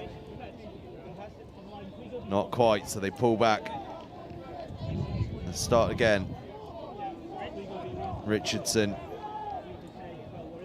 eventually draws the touch. Russell's pass though doesn't go to hand. And the Northwest will take possession again. We're just over a quarter of the way through this second half.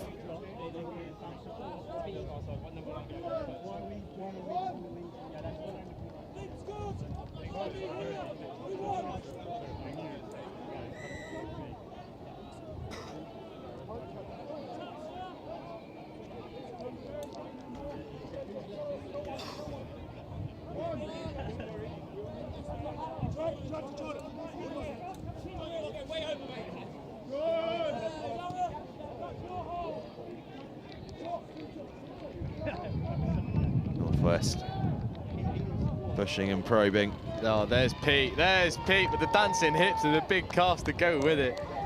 Skating through. Big Pete Bowyer. Go on, boy. Well, Lovely score. We were waiting all first half for him to show us a bit of magic, and we get a bit here in the second half. Yeah, that's the Pete we know and love. Big man with soft hips. Just look, yeah, little right foot, left foot, happy days, ghosting over, easy score. 8-3 now. Northwest lead. 2 scores to nothing in this second half. Southeast add a bit of pace though and have a little dart at the try line. Don't quite get there before the touch is made. They've had plenty of possession and plenty of threat in this second half, and pass again just at the crucial moment, doesn't quite stick, goes to the ground, and Northwest escape. Yeah, it's a little bit too easy for the Northwest at the moment. They're just coasting through. I mean, 5 tries the difference. And it seems like the Northwest are just quite happy to just defend, transition, attack, defend, transition, attack. And at the moment, it's working all too well for them. And the Sharks just can't put on the pressure that they need to. Absolutely. Northwest moving the ball out to that left-hand side. Touch is made. It's just off the mark, unfortunately.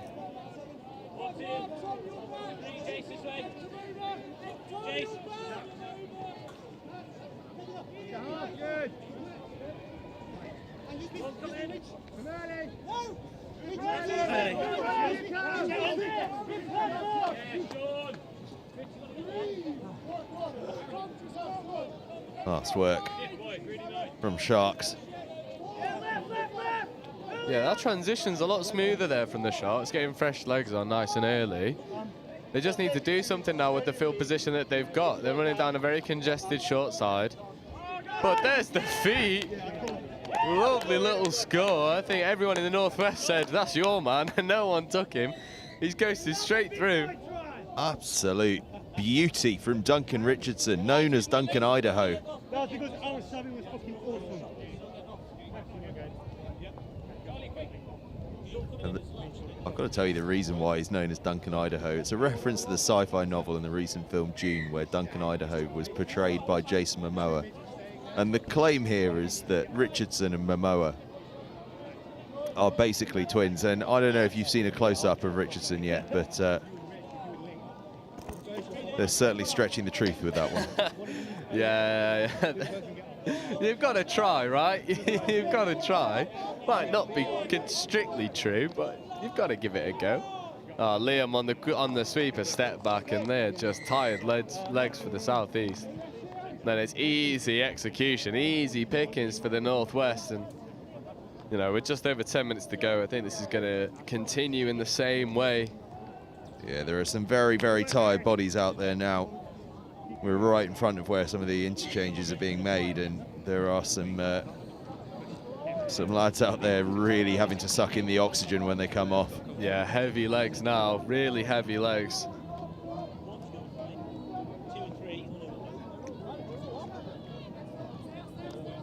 Richardson, or Idaho, as I should say. Moves the ball to his mate, now gets in possession again and moves the ball to the right-hand side. Again, though, doesn't stick.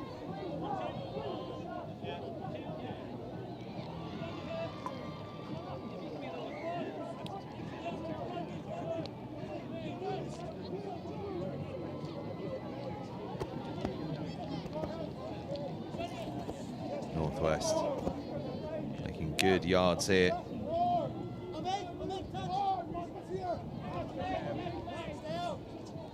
Oh, look here, it was just popped right in Luke Lawrence's chin. He needed it to his hands. I think the height difference there between Luke and Pete has done Luke a little bit. If that was another Pete-sized bloke, that would have been in his chest.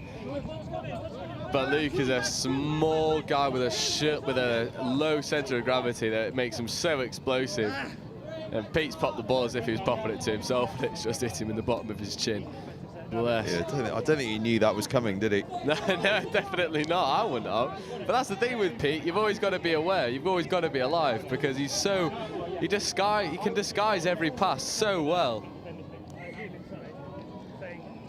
And that's a really nice defensive touch there, touch and pass, giving turnover for the Northwest. Big aggressive touch coming in there from Ben Robertson. Again, another big nudge. Well versed in carb loading, I'm told. He's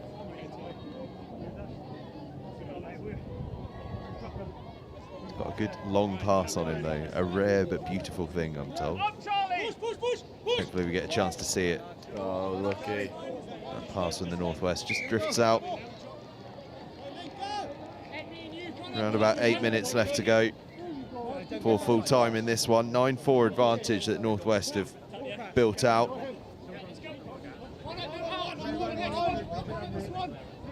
Plenty of time for that to be turned around, and with bodies really starting to tire out there. Yeah, definitely. I think the one thing that Northwest have done that has really set themselves apart in this game is they've been really conservative with how they get from A to B. It's very efficient. They don't use any more energy than they need to because they know it's a hot day. They know that they're going to struggle legs-wise. Age is obviously a factor. And I just think they've managed the game a lot better than Southeast have, and they've put themselves in the good position to execute when they do get into the red zone. And yeah, they're good value for their 9-4 lead. I think it's been very impressive. AJ, the mixed opens coach for the Northwest, will be probably telling his mixed opens players, like, come on, look at what I've done. Why can't you guys replicate it? Almost certainly, almost certainly. Oh. Russell slips, perhaps that's the move. Yeah. Ball goes wide. Oh, what a bill. Lovely ball, lovely catch and score. Beautiful setup. Yeah, maybe that is the move. On the floor. Quickly executed, lovely score. Oh. There's the slip, and then it's just quick play. One-handed scoop there. Bang. Pass flies out. Lovely weighted ball with the player running on to meet it. You can't stop those. I think it was Mark Rayner that got the try, captain of the Coldy Cobras. The invisible man never responds to messages, but he always shows up. Yeah, that sounds like me, that, actually. Anyone knows if they try and get hold of me, I'll reply in 3 to 5 working days. That's the way to do it. It's his first ever nationals as well, and he's got a try. Have the Southeast got a try here? Gonna have a bit of a conversation about it. No, they haven't. Maximiliano Perez then, with the ball in hand.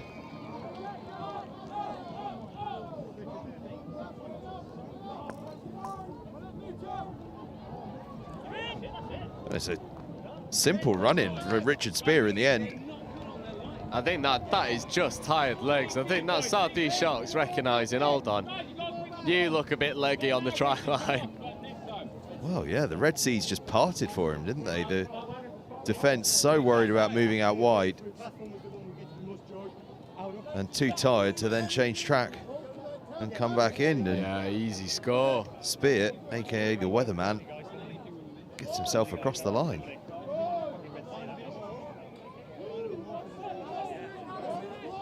had even more time than he thought he did. He went for the big dive. He actually could have just strolled home and dotted it down. Immediately, though, the response. It is a basketball game at the moment. One end to the other. Quick tries in succession. And it's just a 32 long. Back inside, they go to run the sweeper. They pick up and go the other way. Lovely long boy. It's a really nice setup. And just beautifully executed in the corner.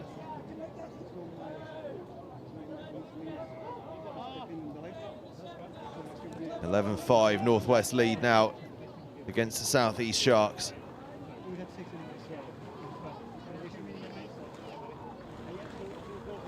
Now, you're a man in the know.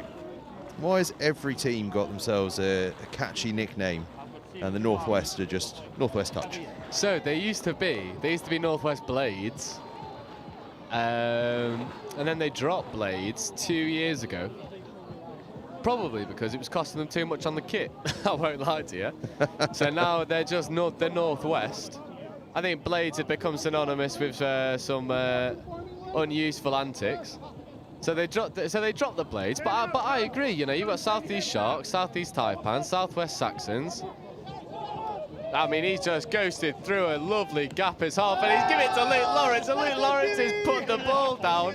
Take a couple scores away from him. That is absolutely diabolical. Gareth Elliott will be... He wasn't even half, I don't think. No, he wasn't.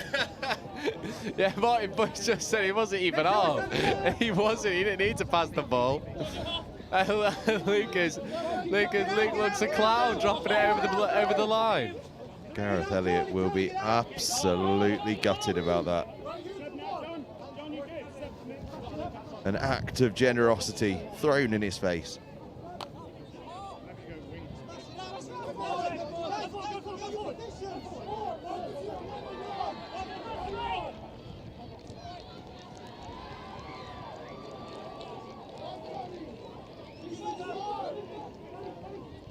Sharks injecting a bit of pace. Perez moving the ball on.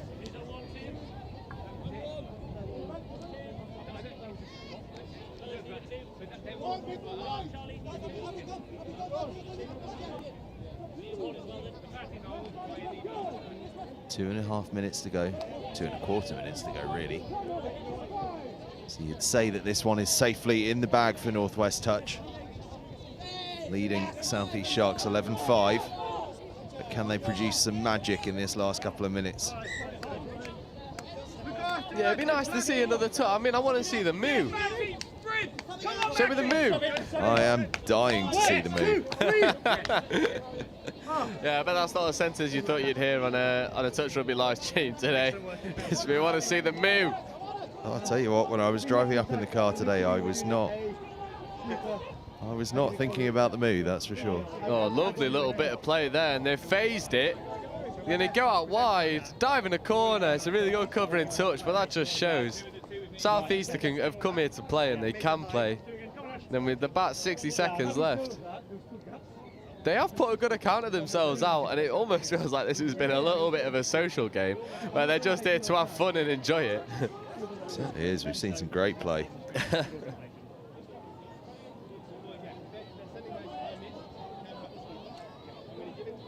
Yeah. Doggies, yeah. Can the Northwest go the length?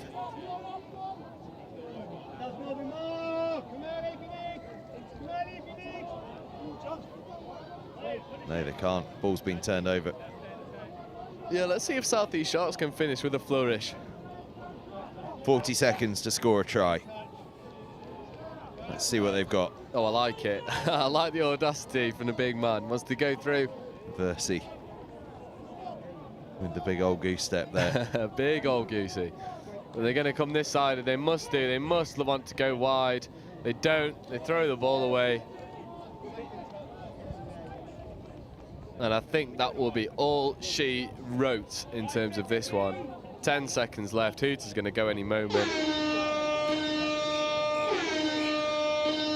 Hooter has indeed gone, and the referee, I think, does every player out there a favour and just blows his final whistle instead of allowing one last play Some very, very tired men out there after that one. But a cracking encounter. Northwest Touch take it against the Southeast Sharks, 11-5. And coming up, we've got a triple header of women's friendlies, mixed age. Southeast Taipans against the Northeast Raiders at 2:30. 3 o'clock then is Southeast Sharks against Northwest Touch. And 3:30 is Southwest Saxons against Midland Tigers. So a triple header there of women's friendlies, just to make sure that everyone gets a decent amount of game time. We will be back with you very shortly for those.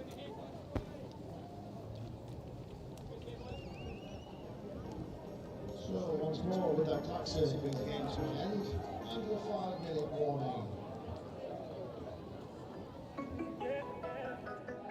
As always, guys, it is our please do time once you've done it. Also faces from the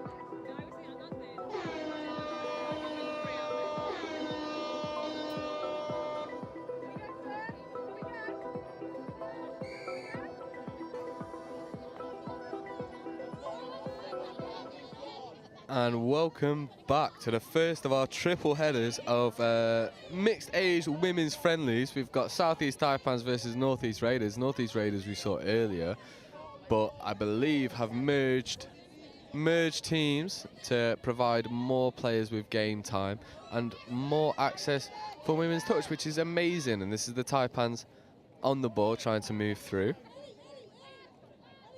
Taipans on 5th touch now, so probably going to want to kill it their side. That's a lovely little right to left pass. Lovely little handling. And then the ball is turned over, and we haven't seen the Taipans on pitch 1 yet, and I think this is going to be a good account of them. This is a more experienced group of ladies. And I think very similar to the Raiders Wildcats game that we saw earlier, we're going to see two very experienced sides play more methodical touch than raw speed. And it's going to make for an entertaining affair. Northeast looking to transition, but the transition is just a little bit translated, and that's an easy touch and pass call for the referees to give, and Taipans forced to turn over early doors. And they're going to look to move the ball up and create some more attacking opportunities for them. Taipans rolling through. Long ball, lovely long ball, lovely score. Ref gives the wave. Opening score, 90 seconds into the game, right to left long ball. Lovely, lovely ball.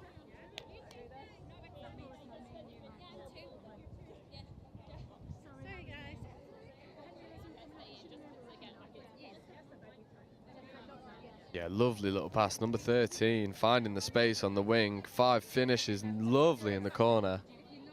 And our Northeast Raiders have got to reply.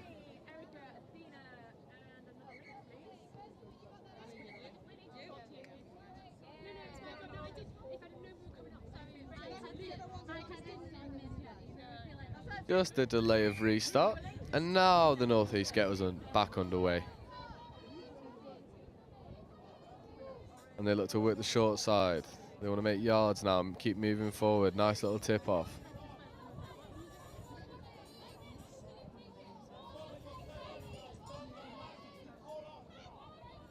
Lovely hands, but really good shot there from the Taipans winger, just making sure that they can't get on the outside where the space was.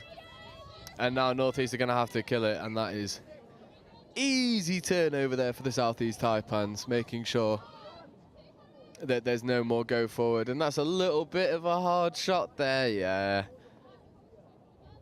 Easy call there for the referee, nice and straightforward.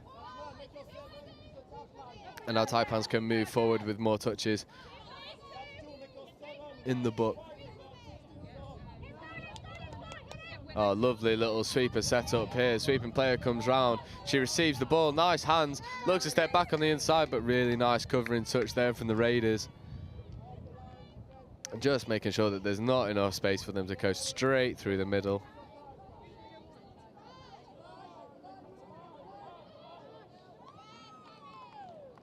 Yeah, and well defend. Oh, lovely score. Just making it pay. I thought it was well defended initially. And we're just having a look at the replay now. The roll ball comes nice and composed. Ball goes out.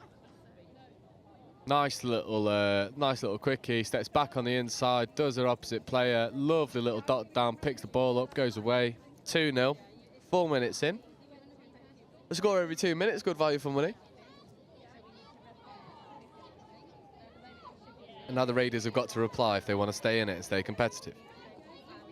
Oh, and unfortunately, that's just an unforced handling error. It's going to relieve all pressure for the Taipans, and they can roll through their transition nice and simple. Though, again, there's another delay of restart to the game. I think she's called it back for a tap penalty. Okay. And now Taipans can roll into their transition. They'll work the ball over to the open side, and they have passed around the shooter. Really well played. Roll ball taken. Nice and clean.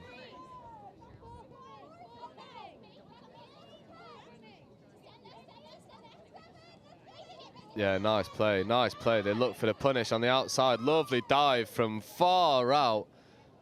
Retreating players never made it onside, and that's another score.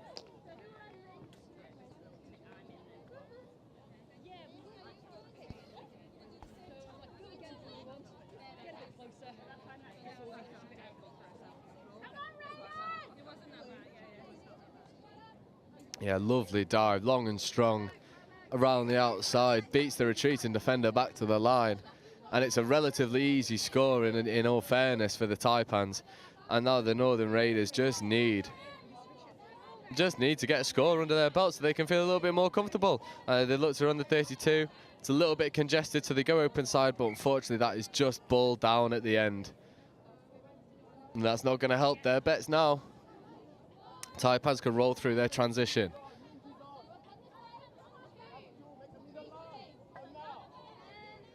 Lovely ball. They go out to the wing and they work it back inside. Really well played. Good recycling of the ball.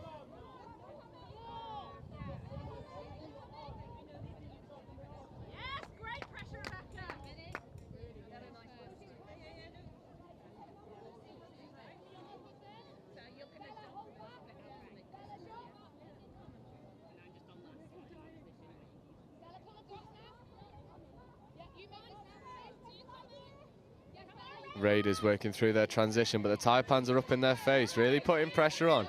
Sarah Bellew trucking the ball up. Lovely, much better transition from what we saw earlier on. Passing around the shooters, much better. They've got in behind. They look to throw the pass, she doesn't. Unlucky. Much more positive though from the Northeast Raiders. Just making sure that they're making ground first rather than always forcing the ball down potentially blind avenues, and they're finding a lot more success for it.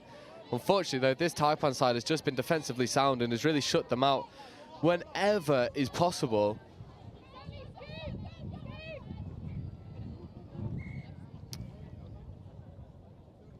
Oh, and a brilliant turnover here for the Northeast Raiders, who are just going to make more ground now. They're going to have essentially, 10 meters off a tap-off. Roll ball instructed by the referee. Yeah, and a much better subbing move.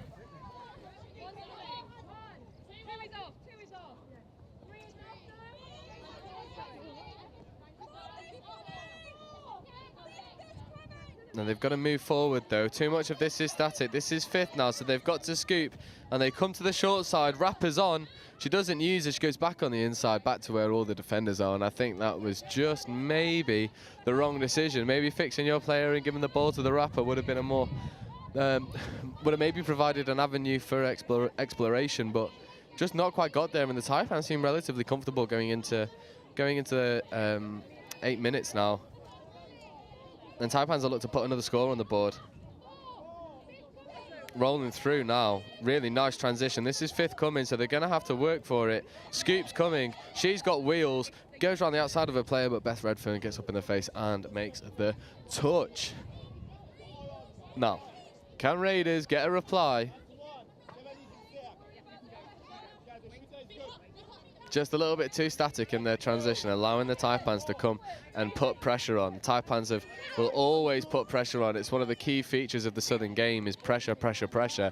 And that transcends all the way through junior age groups to senior age groups. It's something you'll see in every single Southeast team. It's pressure on and off the ball, and this Taipan side is no different. Forcing turnovers left, right and centre, and then being educated in attack and making good decisions. The sweeper plays come in. Sweeper receives it, passes the ball out. That'll be 6 more for knockdown. Had to be knocked down. The winger was clear and open.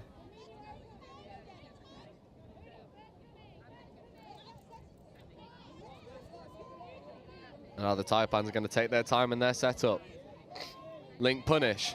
Are they going to go for the wing? They are going to go for the wing. Ball is put down. Is it forward? Score given. 4 to the good now are the Taipans against the Northeast Raiders. And for the time being, that this is a one-way street of scoring. Taipans just putting on pressure, forcing turnovers, going down the other end, executing when needed. Lovely, lovely touch. And touch played not with extreme disguise, just basics done extremely well. And sometimes that is all you need to execute as we come up to 10 minutes. Oh, unlucky, unlucky, unlucky. Northeast trying to work a little bit more expansive, trying to find some more success.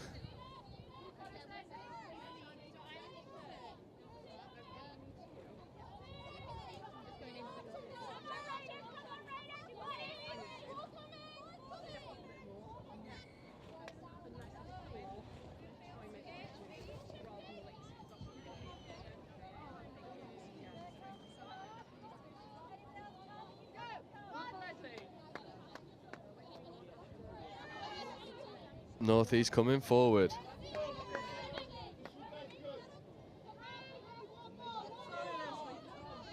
Much better going forward, but they need to keep this forward momentum. Sometimes they just need to burn touches and keep going forward. This is better. They think this is fifth coming. And they look to scoot. Let's go open side. That's a 3-on-2. Can they execute? They go for the winger, but it's just not quite there. Winger maybe needs to hold a space, and the link needs to catch and pass that on. But it's much better, much more positive here from the Northeast Raiders, finding more success in their transition and also forcing more errors than we saw from them earlier. So really positive. And another turnover here. I believe the referee's just going to have a very brief conversation. Nope. No, Taipan's just going to tap the ball and play on. They're going to play down their box side and then probably work this ball into the midfield.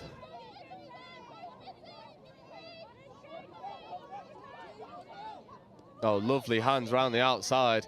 They passed the ball over the top. As she got the wheels to go through the end, and she just doesn't quite have the gas. Although it's lovely recycling here from the Taipans, and they go through the middle instead.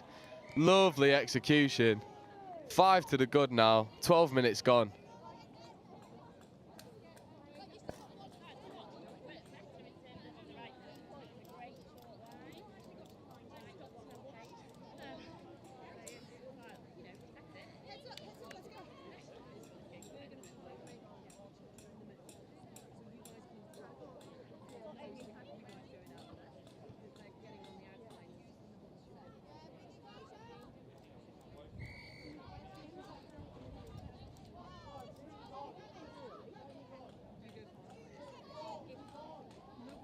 Raiders now trying to find the reply. And that's ball down. That'll be 6 more. Just knocked down by the Taipans defender. And this is a good opportunity now for the Raiders to really make something pay. Create something from nothing. They look to go open side.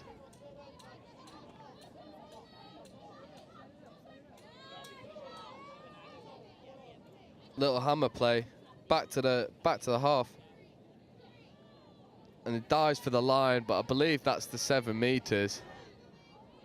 It happens to the best of us. And now they've got to keep moving forward, keep finding that forward momentum. It's just a little bit static. There's no off-the-ball runners. They've not got an option. It looks like she's gonna scoop. Looks to pass the ball. This guy's ball back on the inside, but a really good shot there from the Taipans link, just to make sure that she doesn't go through a gap that shouldn't have been there.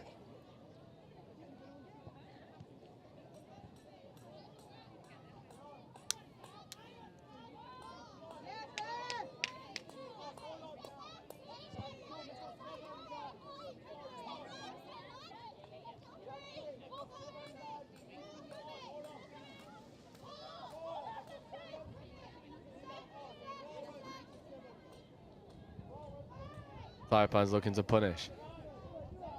Oh, that's unlucky. Dive at the line, really good covering touch made in the end.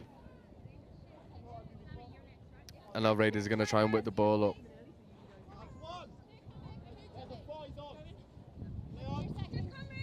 Oh, good feet to get to the side of the touching player. The recycling of the ball from the Raiders has been much more positive. They just got to go forward when in possession and stop going so laterally.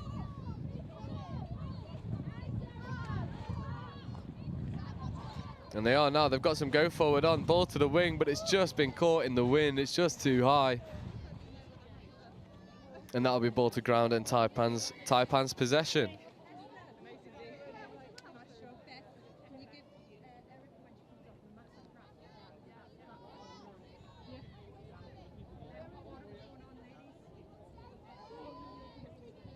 Taipan sub now. They're going to get fresh legs on, and here they come. Here come the cavalry.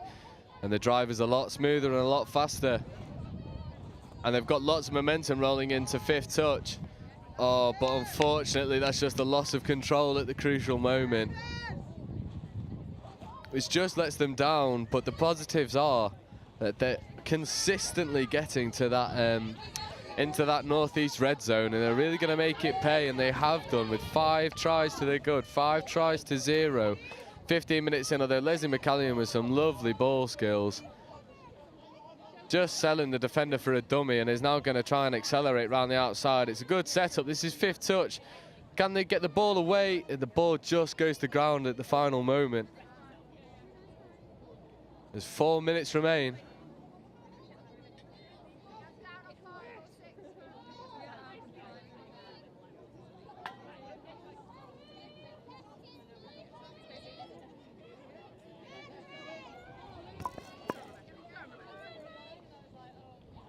Oh, lovely wheels down the outside, and that is more of the same of what we've seen from the Southeast Taipans. It is just speed and directness, and the Northeast just haven't really been able to keep up with some of the absolute speedsters of the Taipan side. There's lovely touch in the midfield, bringing 2 players up, and then the speed is all they need. And they go down the outside, absolutely rapid. No one's going to stop her. The close covering touch there from the Raiders, but it's just not close enough. 6 tries to the good now. The Raiders will want to at least put 1 on the board before time is called. Oh, and that's unfortunate. It's just some errors creeping into the Raiders game, and a lot of the women out here do look a bit tired. It's a very hot day. It's a very taxing day. And the Taipans have just had the speed, had their edge in the speed, and have been more direct when in possession of the ball. And I think that's the only difference between the two sides, is one side wants to go forward and the other side is a little bit slower in their setups. And here come the Taipans again. They look for the sweeper play. Sweeping player receives the ball, recycle the play, good patience shown, and they're going to run a sweeper this side again. It's a really good covering touch. Offside given though for the player, and with 2.5 minutes to go, we've got a feeling that there'll be another one on the board here. This Taipan side, especially the pod that's in possession of the ball now, has been absolutely lethal when in the Raiders' red zone. Quickie play, just a little bit too static. Recycling the play. They look for the sweeper. Sweeper's not there. Quickie play. Ball to the wing, ball down. 7 in total. An exhibition on what happens when you just go forward. All this Taipan side has done in this game is just always go forward, moving as little as possible going laterally. The directness is just too much for the Raiders to cope with, and that quick ball on the outside to the winger just finds the space.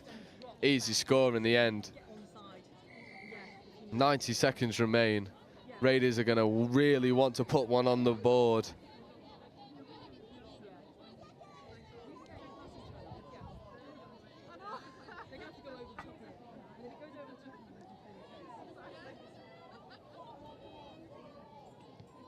Raiders moving the ball. They look for the link punish. They go around the outside. Can the ball go to the winger? It's just a little bit too congested over there.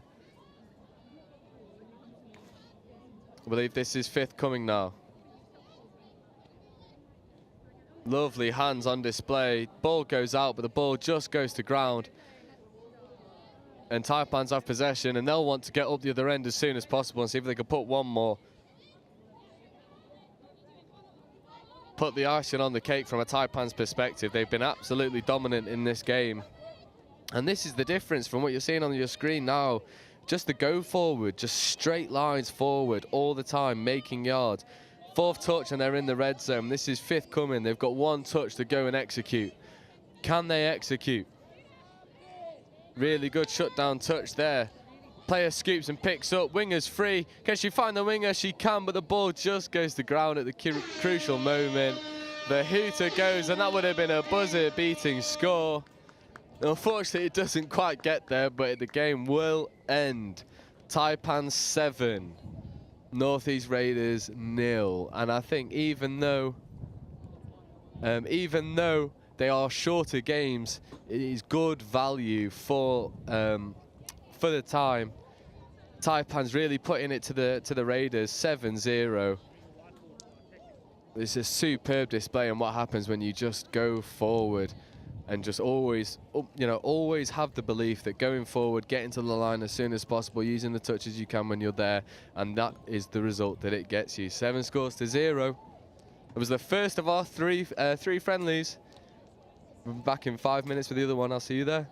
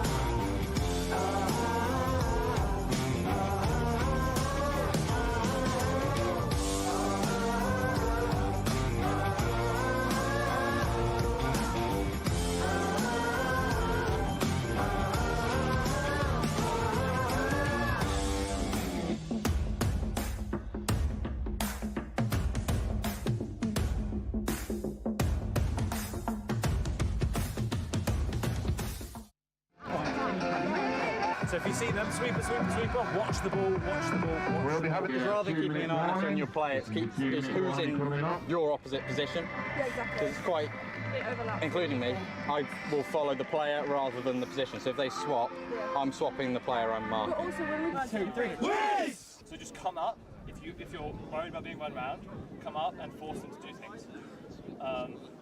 And then that way they won't be able to get all that space. Up, Sarah, get Brad, up, get toes on your toes. Get up! Take the space! Take the space! You work hard defense. Get onside early, help each other out, okay? Right, quickies, you stay tight, push out, okay? Put a smile on your face, enjoy yourselves, yeah? It's a big game. Let's get it, okay?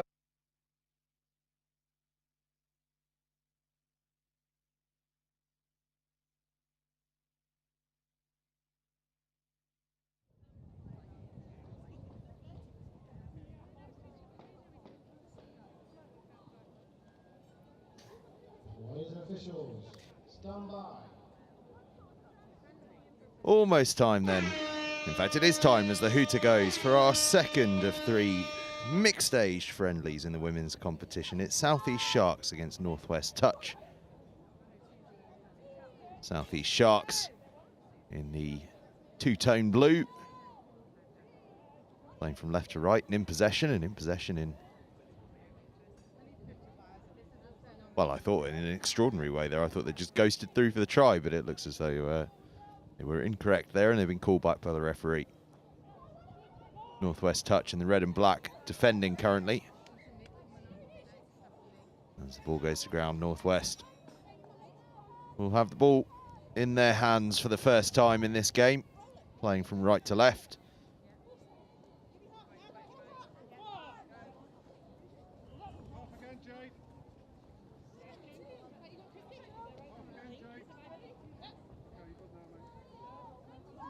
Northwest making a raft of early changes.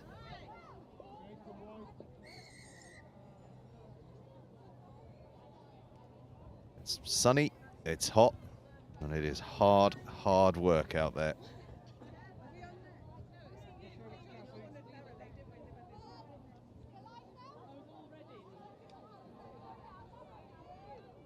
By the way, this is the first time that a Northwest women's 40 squad are playing at the Nationals. Never had one before.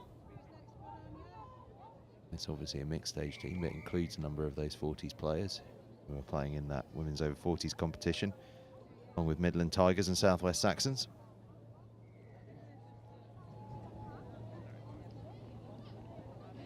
Andy Sharp's the coach of that first ever Northwest women's over 40s side, also the England men's over 50s head coach. But it's South East Sharks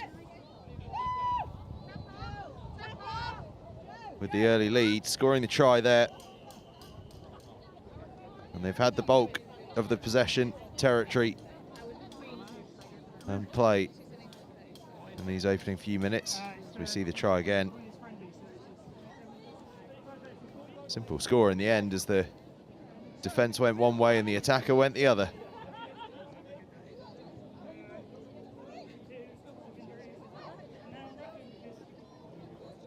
I dare say we're going to have to get the sun cream out as the afternoon progresses.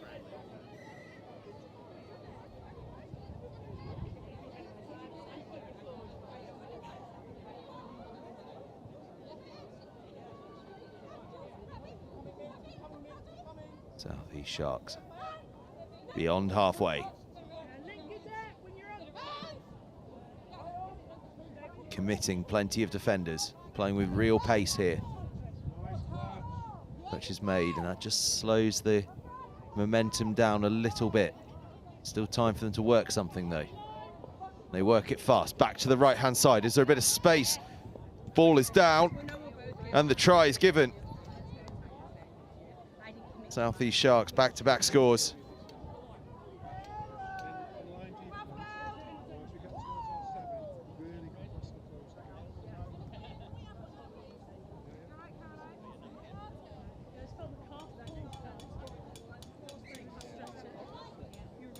Tidy finish. She had options to go wide, and those options meant that the space opened up in front of her as well. Ball spilled there.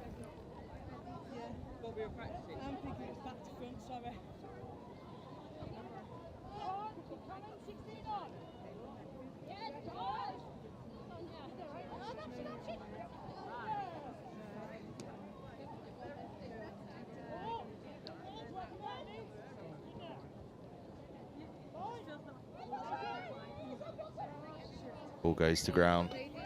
So possession will change hands back to Northwest Touch, who haven't had much attacking opportunity so far, but the game very, very young. Only 4 minutes in.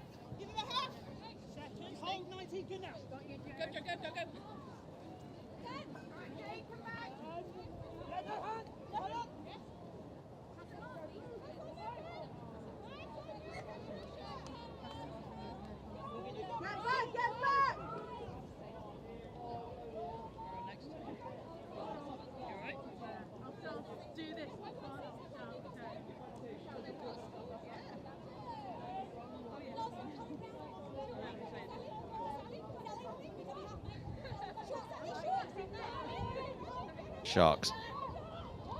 Is that across the line? It's certainly very close. No, touch was made.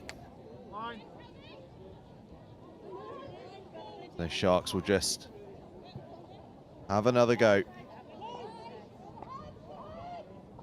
Lewis Lau, wearing 12, has been the orchestrator of much. And her string pulling sends them over in the left-hand side. There she is, Lois Lau. Receives the ball, takes her time.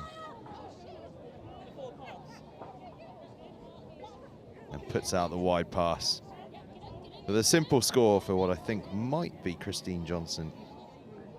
And if it is Christine Johnson, well, she's got a backstory. She represented Great Britain at the 2000 Olympics windsurfing and was the windsurfing world champion in 2003.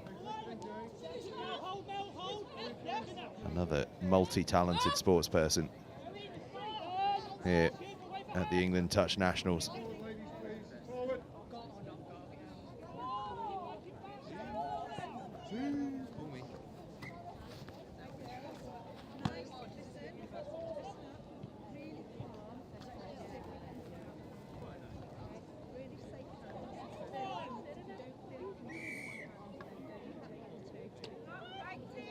Sharks committing the error there.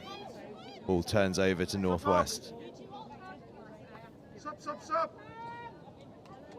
He could do with just a little spark of magic here.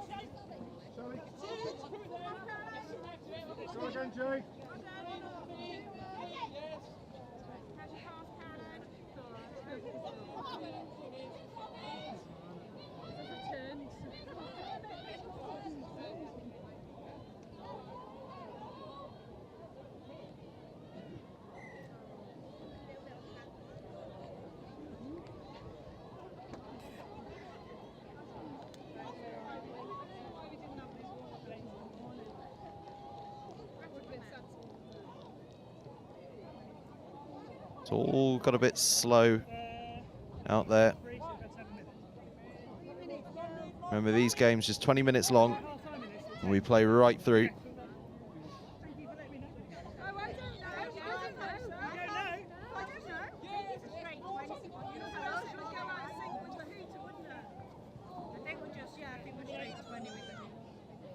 Well, we'll play to the hooter and see what happens. Glad we're in good hands. Northwest. Again, having to go from very, very deep. Can they conjure something?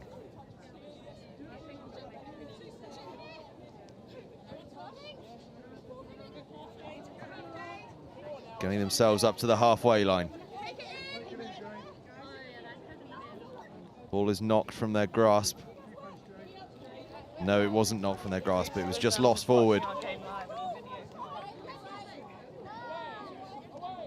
So we go again with the Sharks. 2 tries up here in this mixed age friendly.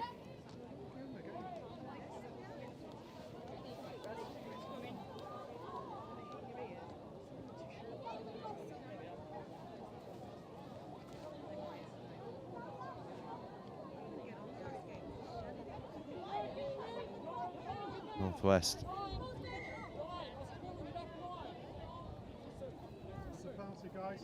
Have a penalty, 6 more.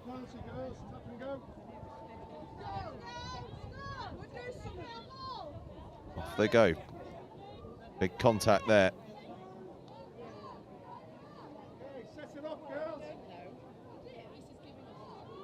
Slightly slow play again.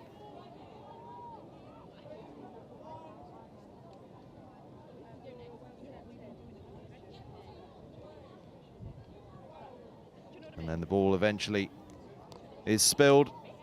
So Sharks will have a chance to go. We're almost halfway through this game now. 20-minute game. The second of 3 women's mixed age friendlies. The next one at 3:30, Southwest Saxons against the Midland Tigers,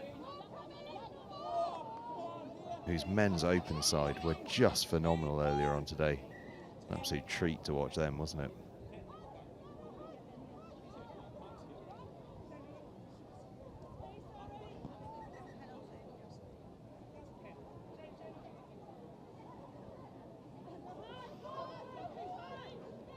Sharks pushing and probing for a 3rd score. Could be a chance. The dive comes in. Was the touch made? Yes, the touch was made, I think. Referee just having a little think about it. No, in fact, the touch was not made. It was a try.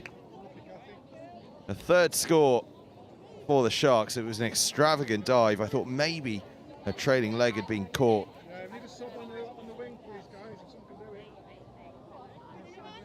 Oh, what a finish that is. That's outstanding. Absolutely outstanding. I think it's Sonia Lamb with the finish. Absolute peach of a score.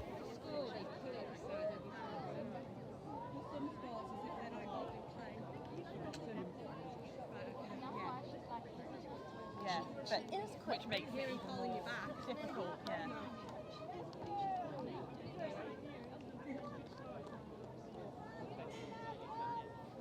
Again, Northwest can't quite get themselves across the try line. Trailing 3 tries to 0 here against the Southeast Sharks.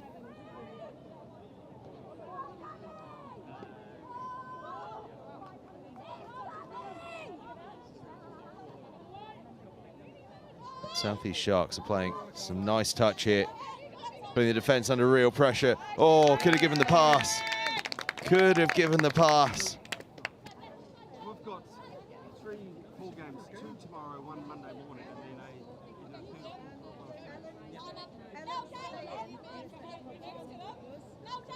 a Oh, so close there. If that pass had gone, the Sharks were in for a 4th try of this friendly game.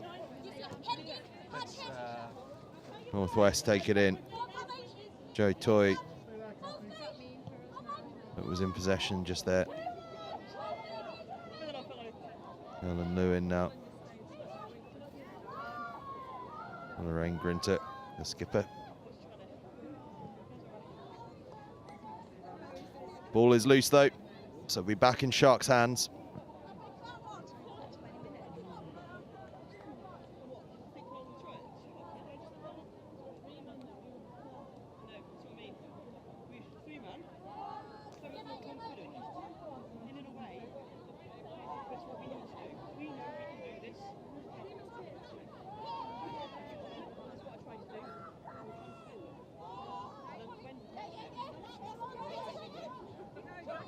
Sharks attacking with real pace here. Straight and true and across the try line. It is a 4th score.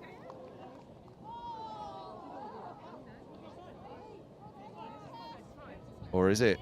It's not. It was a forward pass. Oh, it was nearly a beautiful try. A game of inches.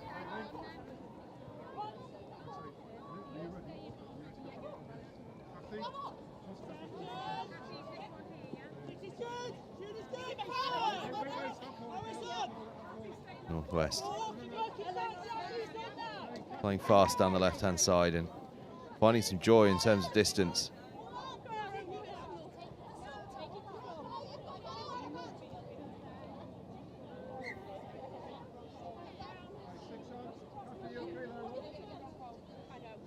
Sharks.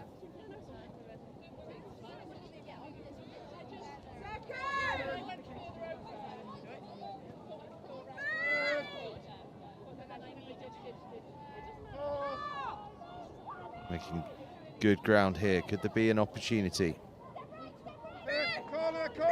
Fast ball might do it. Step inside. But the ball goes to ground and it's turned back over to the Northwest. The Sharks again coming oh so close. If they can get that final pass sticking, they'll be in a good place. Okay, Jay, go in half next. Go half, Jay. Take the dump. Well done, Jay. Towards me, Jay. Northwest. Bit more pace about their attack here. Can they make it count? Not quite, not quite. Ball back in Sharks' hands. 5 minutes left in this game.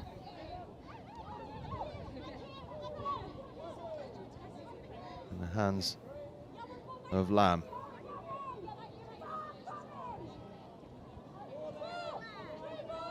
Be some space out wide if they can get the pass away. Big looping pass and the try. Kylie Hutchison.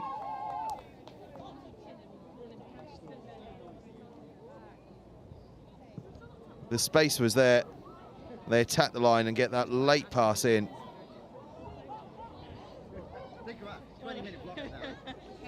See it here. Steps on the accelerator and then just pops it over the top.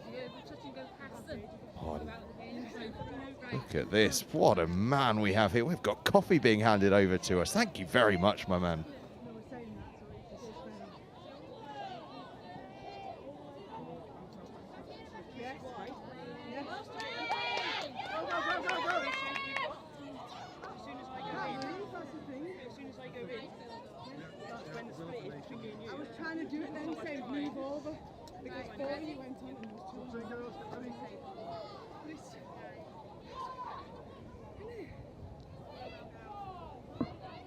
Four tries to nil then, the Sharks. very happy about this. There's coffee and all sorts. Who says no to that, eh?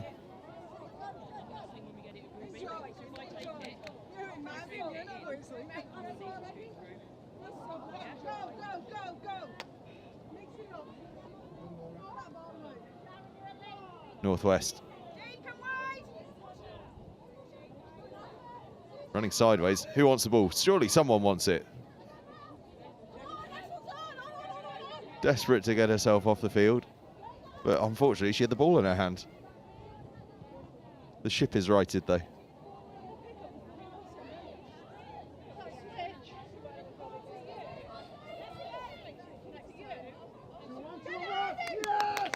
Try is scored.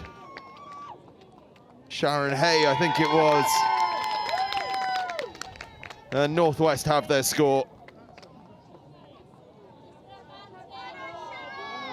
Oh, and it's been called back. It's been called back. Oh.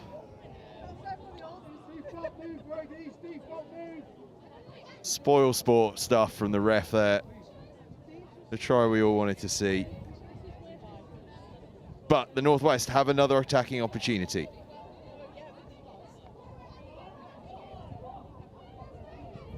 There is space. Can they get the ball to it? Just about.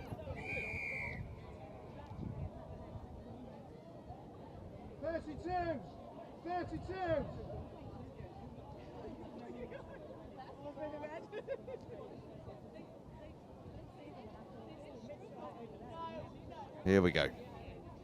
90 seconds left. And a chance here for the Northwest.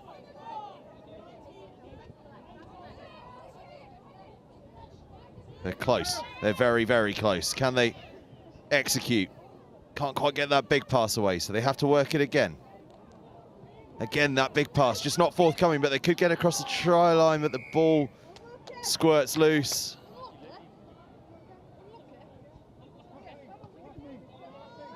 And the Sharks are going to have possession, are they? No, they're not. It stays in Northwest hands.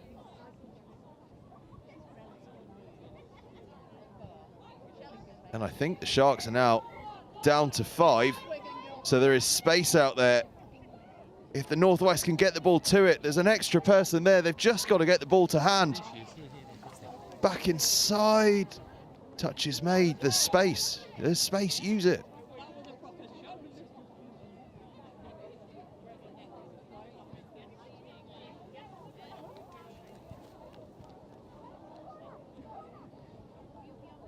Ten seconds left. Can they finish with a flourish, the Northwest?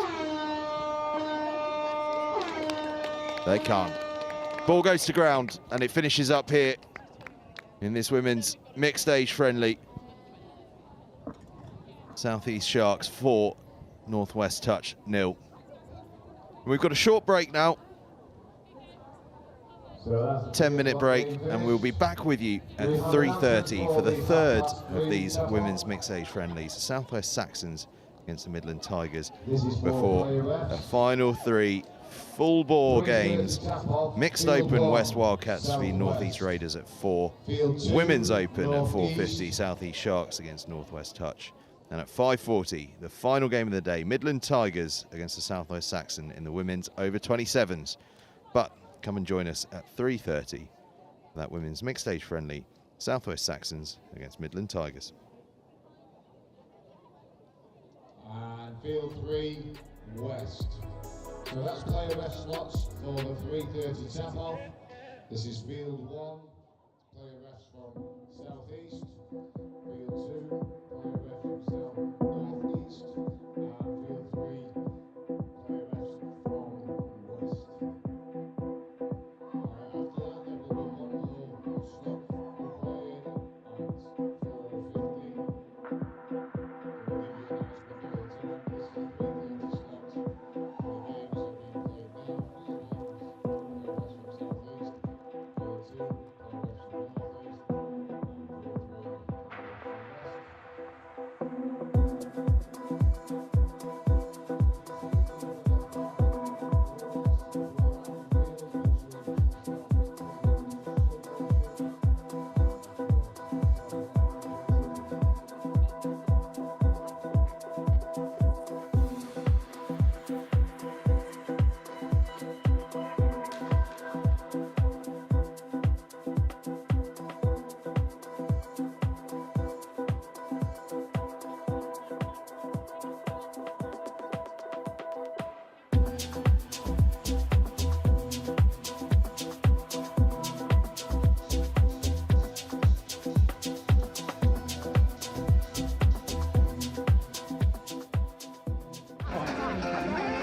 So if you see them, sweeper, watch the ball, It's rather keeping an eye on your play, it's who's in your opposite position. Yeah, exactly. Because it's quite, including me, I will follow the player rather than the position. So if they swap, I'm swapping the player I'm marking. But also when we 2, 3. So just come up. If you're worried about being run round, come up and force them to do things. And then that way they won't be able to get all that space. up, Sarah, get Brad up, get nose on your toes. Get up! Take the space! Take the space! You work hard defensive. Get onside early, help each other out, okay? You run quickies, you stay tight, push out, okay? Put a smile on your face, enjoy yourselves, yeah? It's a big game. Let's get it, yeah?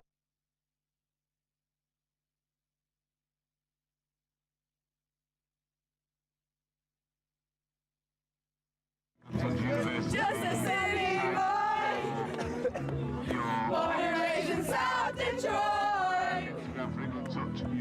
Took the midnight train going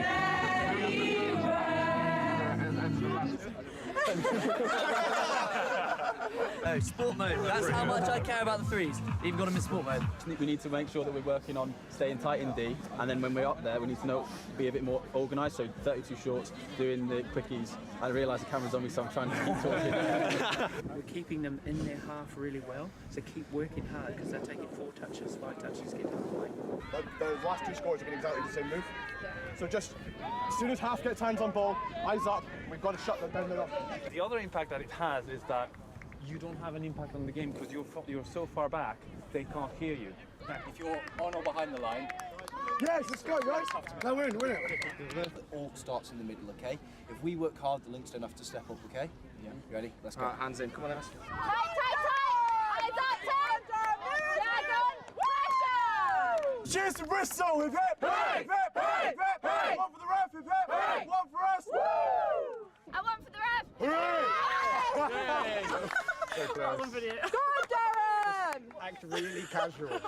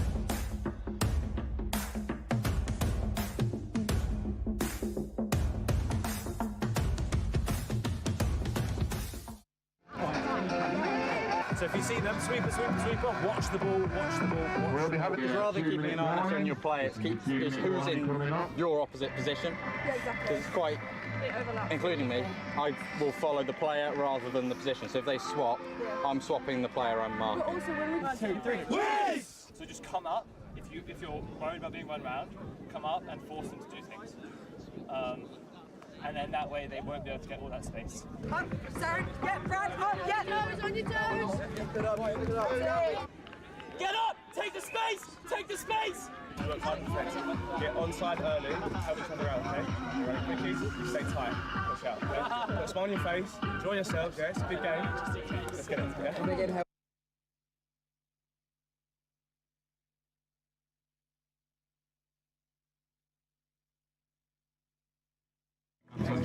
Just a silly boy, born and raised in South Detroit.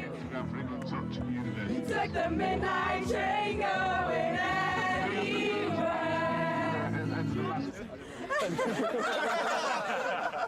No, sport mode. That's how much I care about the threes. Even got them in sport mode. We need to make sure that we're working on staying tight in D, and then when we're up there, we need to be a bit more organised. So 32 shorts, doing the quickies. I realise the camera's on me, so I'm trying to keep talking. We're keeping them.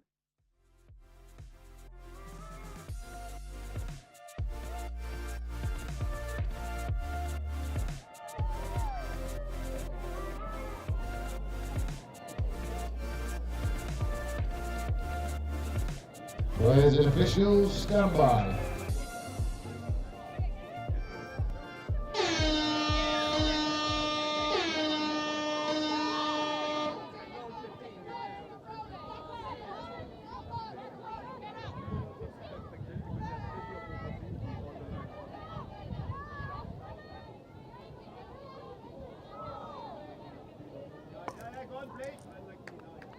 And to finish us off on the triple header of the women's friendlies, we've got Southwest Saxons versus the Midlands Tigers.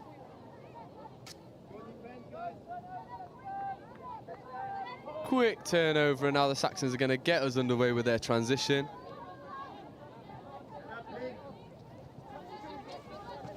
And as the Saxons drive up, they're going to look to get some momentum going forward. This is a very, very, very experienced Midlands Tigers side.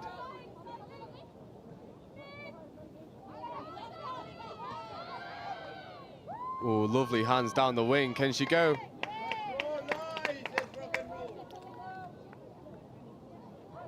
And touch has been made and turnover ball. So just the both sides feeling themselves out at the moment.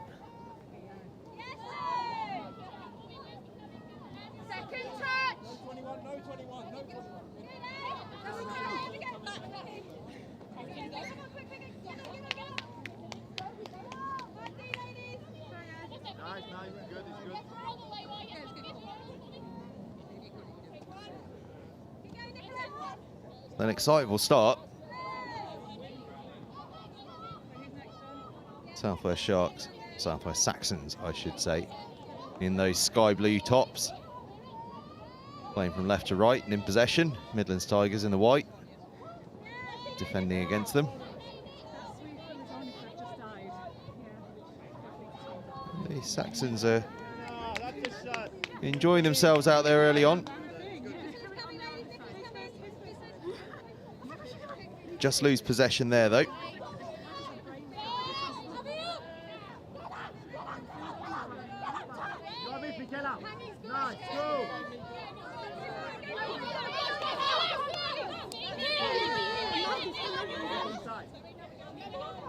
Forward, forward!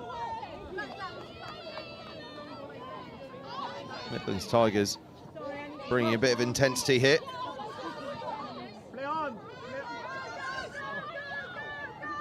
Out to the left-hand side, ball back inside, ball back outside. But we're coming all the way back to the halfway line. A lot of excitement, but unfortunately all to no avail. Oh dear.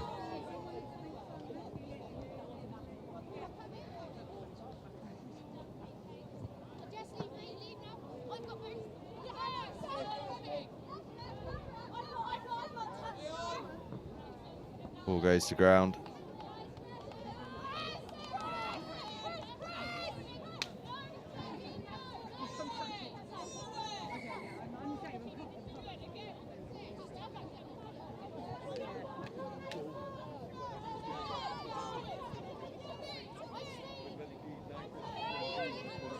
Saxons going to have another 6 here, I think.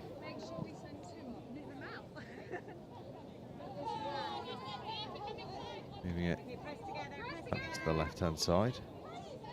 Bit of slow pace, but you suspect they're going to inject a bit of pace any moment.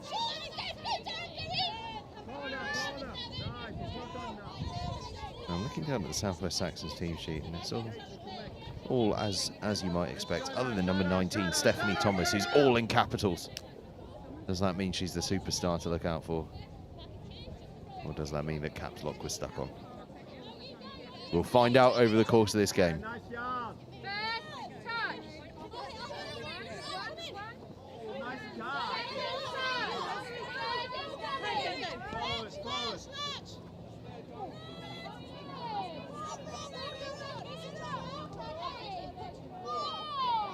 Midlands Tigers are bringing a decent bit of pace here. I think they're going to get another 6. Slightly over physical in the contact there. A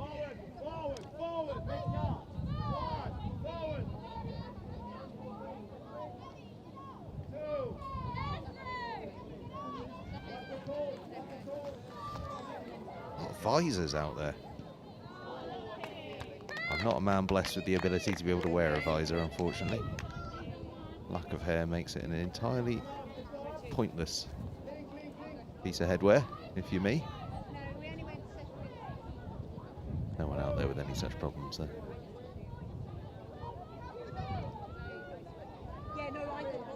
Now the Midlands Tigers, for those of you that don't know, have got a cuddly toy that they have with them sitting on the touchline, which is currently getting a lot of attention from one young supporter. But much like the British and Irish Lions run onto the field with a stuffed lion, the Midlands Tigers have got a stuffed tiger on the touchline next to them. I'll tell you what, if they get it a bit closer to the touchline, we might even be able to get it on camera for you, but it's a bit close to our cameras to make that work for you just at the moment.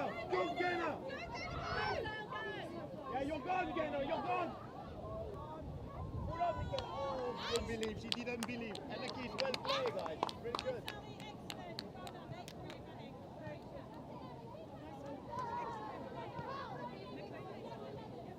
Midlands Tigers have got a couple of Nottingham touch players, actually. Rachel Hobson and Melanie Foster. Kate Hyde as well, actually. Of course, we are at the University of Nottingham. Magnificent sports setting here at the University of Nottingham. Hockey fields behind me.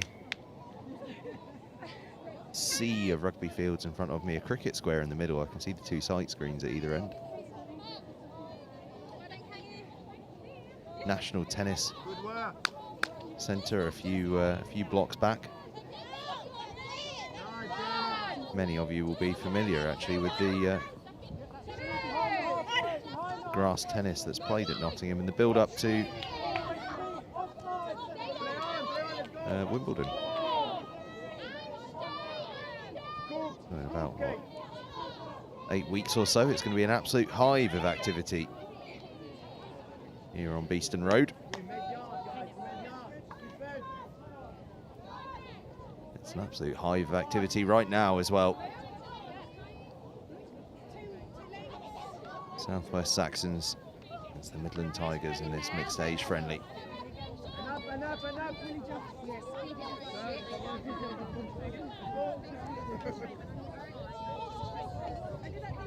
Largely speaking, I think the Saxon side is a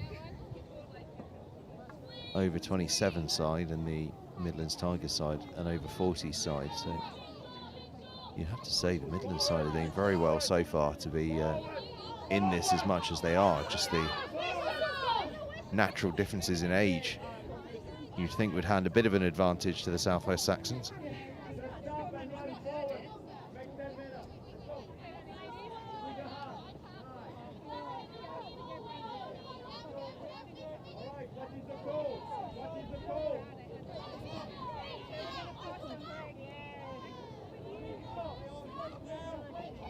Could this be the try for the Midlands Tigers? No, the ball just doesn't stick.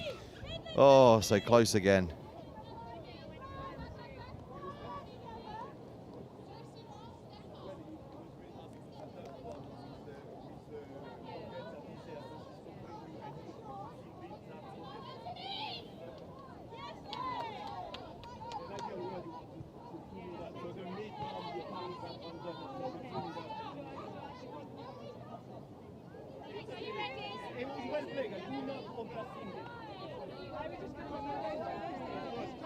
Saxons working their way up the field.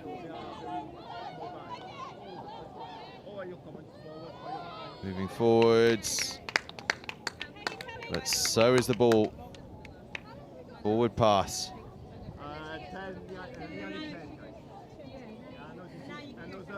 Coming up for midway through this game. Remember, it's just a 20-minute game, playing straight through.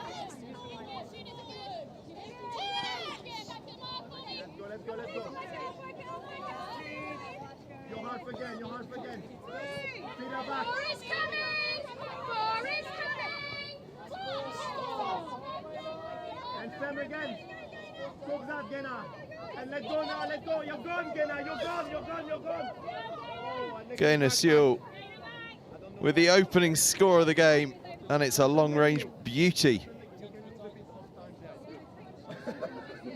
Oh, they enjoyed that one on the touchline here in front of me. The Midlands Tigers squad absolutely loving that. And why not? Picks it up and goes all the way home. Or does she? Or does she? I don't think it's been given. Of course not. She was the dummy half and she couldn't score. And it's been pulled all the way back, and now South West Saxons are on the advance. Well, I think everyone thought that had happened, but it hasn't. Take the space, nice, Genna. You protect her inside. You're man on man, you're man on man. Go, go, go, go, go, go, go, go. Great chase, Sally. Yeah. I think go.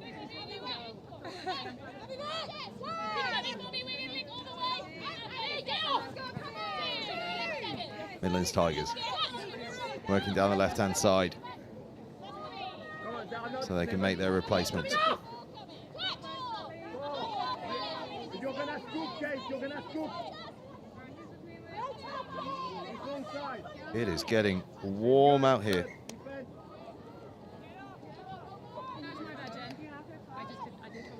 Very, very warm indeed, actually. And my choice of all black clothing is one I may live to regret.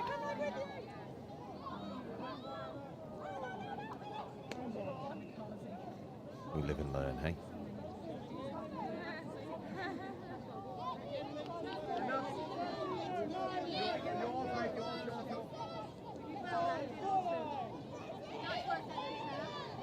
Dancing around, go the Saxons. Did they get that down? No, I think the touch was made.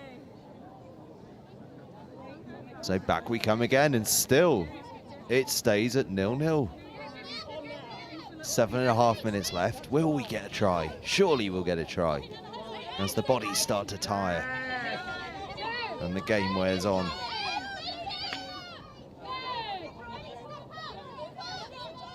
Here come Midlands Tigers again. They've played some really nice stuff here. Just haven't quite been able to put the finishing touches on it. But perhaps here there's a chance. No, pull back again.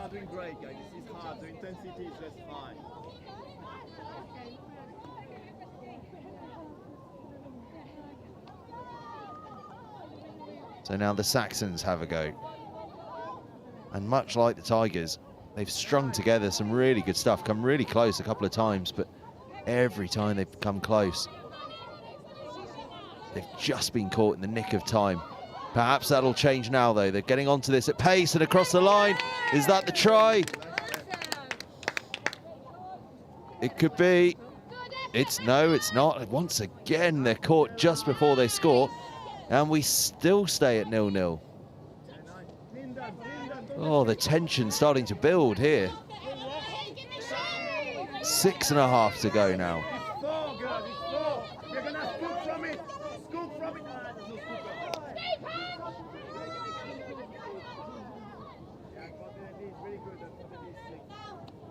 Another error though, and again it changes hands. In fact, that may have been 6 tackles.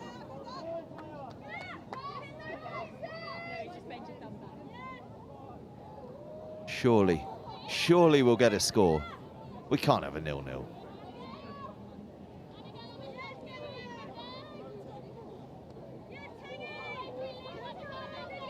On we tick. Closer and closer. And away we go. They need to find a pass though. Can they find a pass? They have found a pass. Finally we have our try. No, we don't. Once again we're called back. Oh. It's not often you see a 0-0 stalemate in touch. It's really not. Oh, we've had about 5 or 6 that I thought have been scored. But every time it gets pulled back. It's going to go right down to the wire, this. Buzzer beater score at the end. Just a shade over 5 minutes left to go. Big pass out wide. There's space. Oh, go. Are we going to have the try? Surely. They're going to talk about whether that was forward or not. Are we giving the try? Yeah, it's been waved off. And finally, we have our try, and it's Rosie Kells. No, it's not. I'm talking nonsense. It's Sally Seymour from the Norwich Rebels that gets the try. And finally, the deadlock is broken. And the Saxons respond. This is a collector's item in touch. 1-0, 15 minutes in. Tension. Tension to the max. Pay attention to this. I've heard the call. It's default. Anyone watching, you're about to find out what default is for this lot. I'm not sure I found out what default is there, actually. Yeah, it wasn't so clear. Nice sweeper. Oh, there we go. Bit of a debate, bit of a check, and it's awarded. Beautiful sweeper, cutting back, passing on the inside. Lovely ball. Well, we may never have found out what default is, but we found out that these ladies know their way across the try line, and Megan Burton is the one to get there. One try.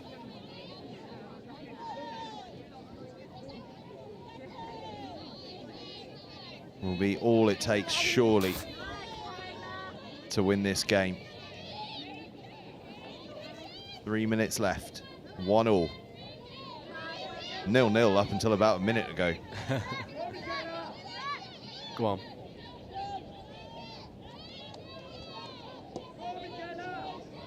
Oh, good pass. Oh, unlucky. Story of the game that, though. It's been inches away from a try-scoring chance, and the ball's just gone to deck. Time and time again for both sides.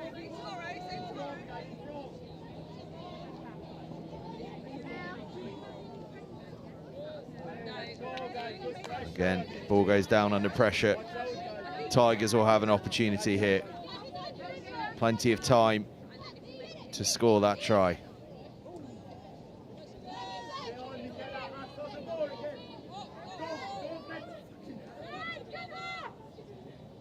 Chaos as they make their replacements there.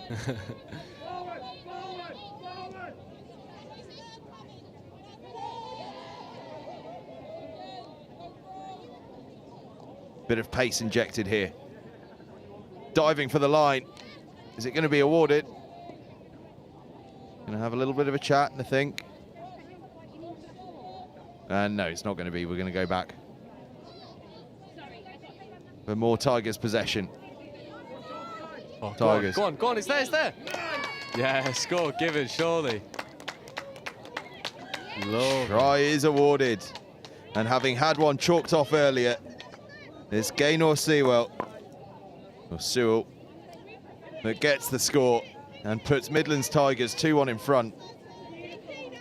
And there is not a lot of time for the Saxons to turn this one around. The defence just never came up on her, really. No, and it's a bit of a sin when you're on the line not advancing, because you just give the option to the attacking players just to take that line. And that's exactly what they did. But there's a bit of pace in this. I won't be surprised if we see a score now.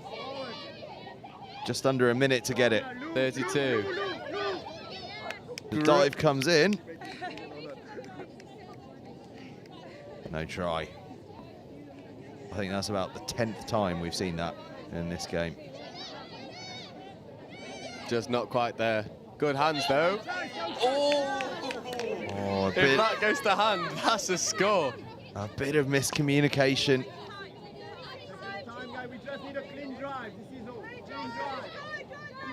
The call from the Tigers touchline, we just need a clean drive. Can they provide one? Take it slow, ladies. That's my advice here. Yeah, relax. Wind that clock down. There it is. And Midlands Tigers have won this one. It was a slow burner, but we got drama at the end. And Midlands Tigers take it 2-1 against the Southwest Saxons in the third of these women's friendlies. But it is back into the competitive action in 10 minutes time in the mixed open, 4 p.m, when the West Wildcats take on the Northeast Raiders. And we're on the home stretch today now, because after that, 4:50, Southeast Sharks against the Northwest Touch in the women's open, and then we round off the day at 5:40 with Midlands Tigers against Southwest Saxons in the women's over 27s. But stay with us, because at 4 p.m, it's into that mixed open, and the West Wildcats against the Northeast Raiders. In this one, though, it finished up Midlands Tigers 2, Southwest Saxons 1.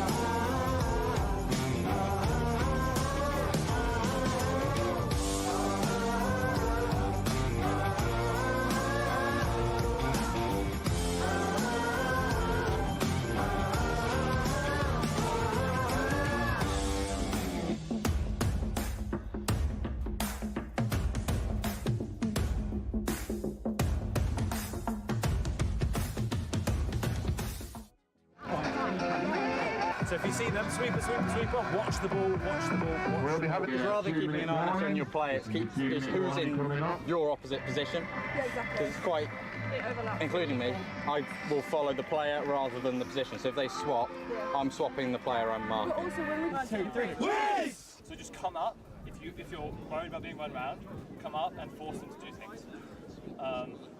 And then that way they won't be able to get all that space. Up, Sarah, get front, up, get toes on your toes. Get up! Take the space! Take the space! You work hard defensive.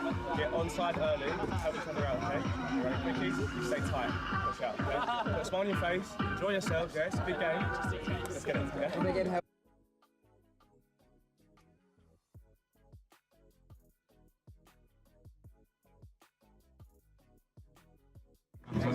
Just a silly boy, born and raised in South Detroit. Took the midnight train going anywhere.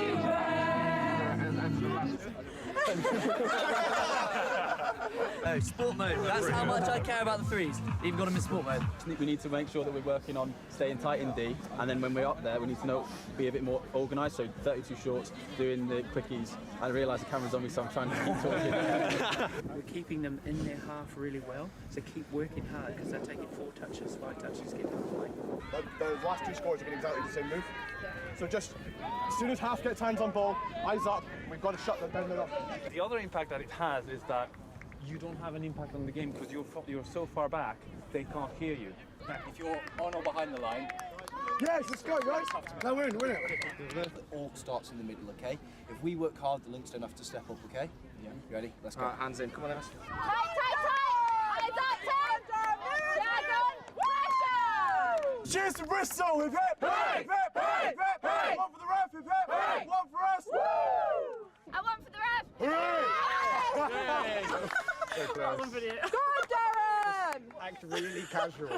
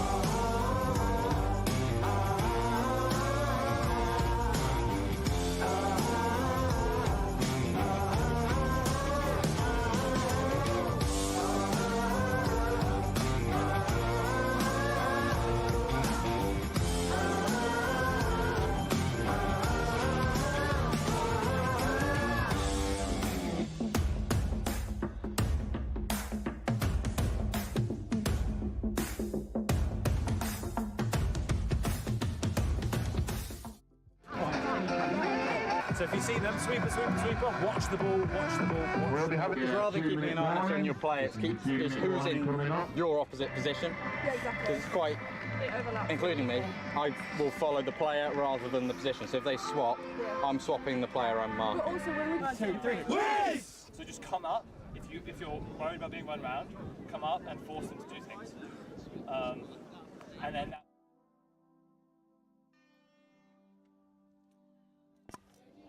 So, back underway and back in the competitive action.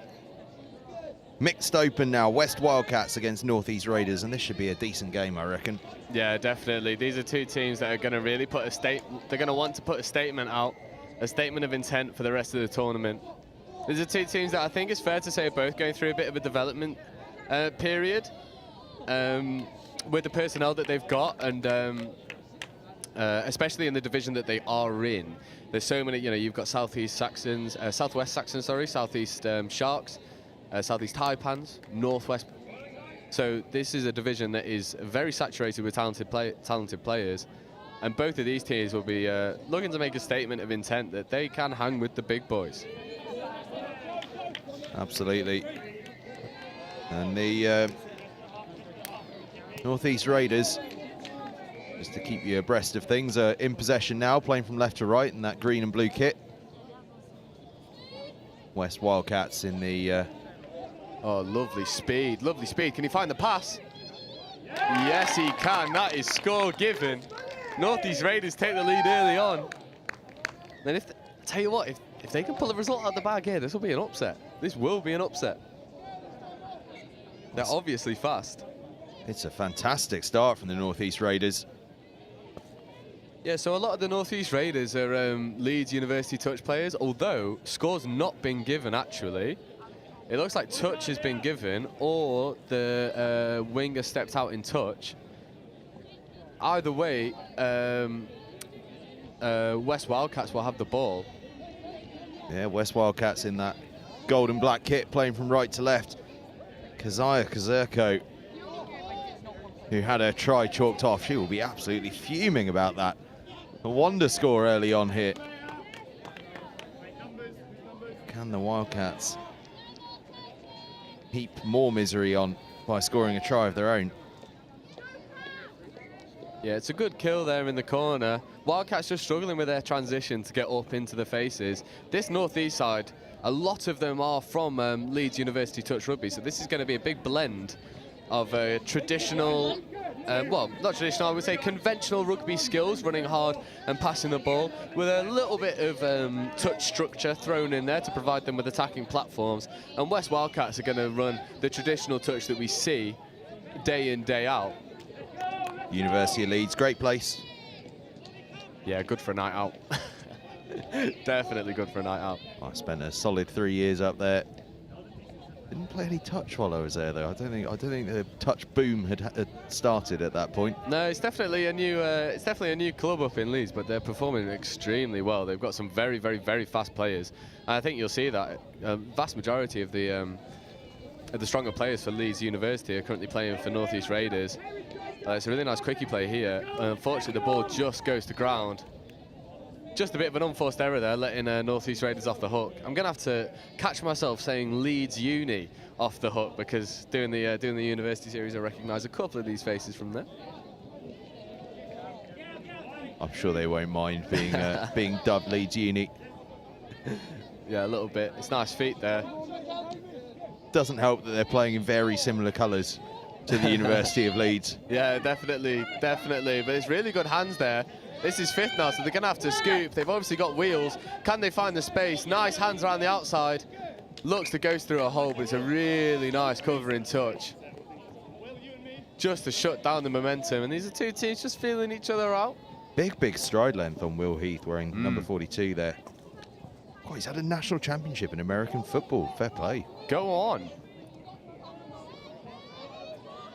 I'm going to guess that's a national championship here in the UK playing American football, as opposed to having been in the US and secured a national championship over there. I feel that the grounds of the University of Nottingham wouldn't quite match up in comparison to some of the American football fields. Yeah, definitely not. But look at the feet from Joe Tyne there, making all of the meters in the midfield.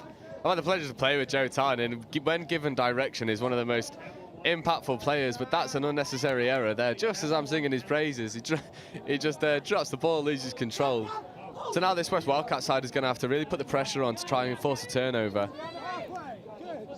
And welcome to the commentator's curse, I'd say there. Yeah, definitely. Just bigging him up, and then he lets me down. He was telling me beforehand, as I was speaking to him, oh, please big me up on the live stream. Well, I told him you're going to have to play well. That's not well enough yet, son.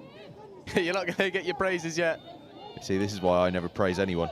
I can't be wrong if I never give them praise. Yeah, that is very true. I'm going to have to learn from that, actually. Oh, look at him jogging straight off. His job's done. Fumble the ball, get off. Oh, he's going to hate me later. Wildcats working their way up that far touchline, making a few changes as they do so. Yeah, it's good. Again, I was just about to say, it's a decent transition from Wildcats, but they've just fumbled the ball there. I feel like these are two teams that are gonna, they're gonna want to put it to each other. North East Raiders definitely have the speed. West Wildcats definitely have the structure. It's going to be an interesting blend of conventional touch and the union touch hybrid that we see. But North East Raiders now in really promising field position, fresh legs on, they know how to sub. Big wide pass comes in. That's a beautiful flat ball for someone to run onto. There's just no one there. They're going to get the repeat set of 6 for the penalty. It's just unfortunate there. Whip. Absolute whip pass from the big man. Ewan Hargreaves, the youngest member of the squad, actually. He launched that pass out there. It's just unfortunate. It just died on, I think, Cameron Hayring, who was trying to run onto it, and it was maybe I don't know, half a club extra on that, and it was an absolute glory pass and nearly a glory try there, but touch came in. Just stay there, you're in. Jess is in. Yeah, I've got a feeling we're going to see another long ball from the big man. Oh, lovely feet. Has he just gone all the way? Oh, good covering touch there. That's the twin threat, though, isn't it? Once you've shown that you can throw that pass, people start defending against it, and then it leaves holes elsewhere. I tell you what, he's very deceptive, is the big man. He's got a good turn of pace. He's got a really good whip on him as well. Once again, Raiders have crossed the line, but once again they were touched in the process, and that was their 6th touch. Yo, that's lovely play there from Wildcats, just to tip around the shooting player to make some extra yards.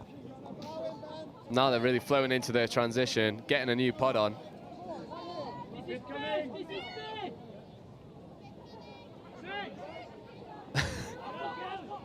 Oh, lovely scoop. Has he got the pace? Not quite.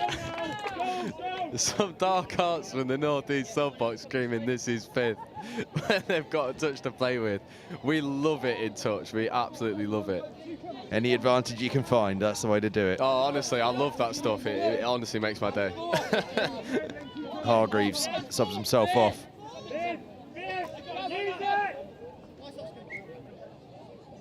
Yeah, Northeast just struggling a little bit with their transition. Transition is just maybe a little bit too straightforward. And West Wildcats reading it really well.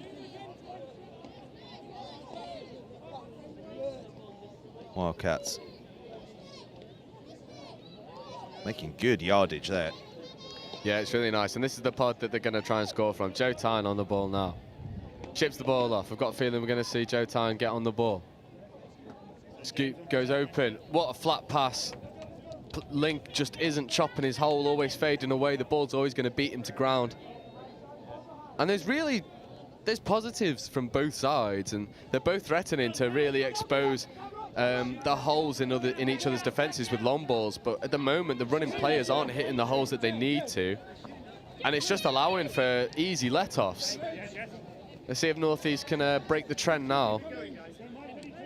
They've got a touch now. Good scoop. They look to go open side. Oh, lovely ball, lovely score. It gets it down. And finally, Northeast Raiders have their try. They've had a few opportunities. It's been close on a number of occasions, but now they convert and get it across. Yeah, it's a lovely little disguised ball here. Threatens to go long and then just drops it short instead. I think it was Aidan Joshua Burrows that got across the try line in the end.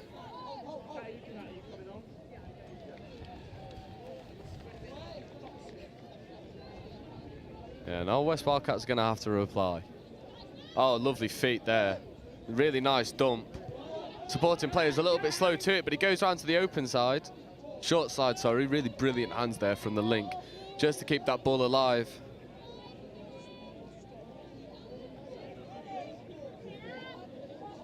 .32 short, coming. Rapper's there. They feed the rapper. Offside called. Repeat set of 6.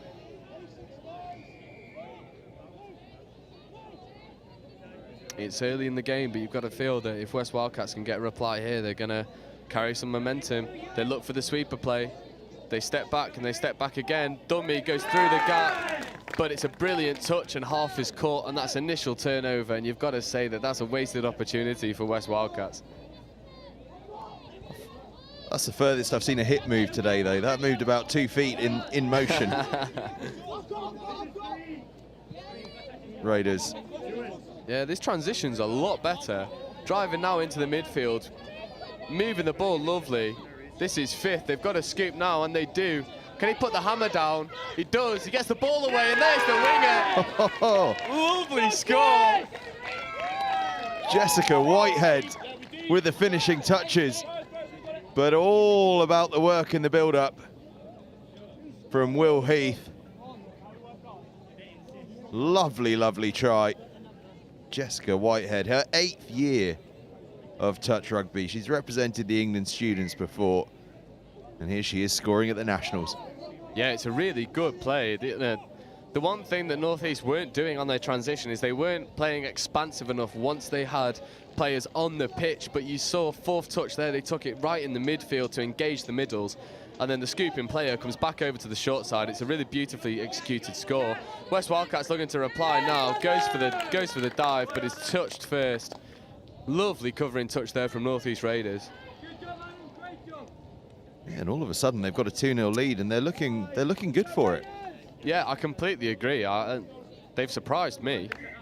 Typically, North East Raiders have been treated as a little bit of a development side that can potentially be out of their depth in these sorts of competitions, but I don't think that this is the case here. They're really putting it to this very experienced West Wildcat side.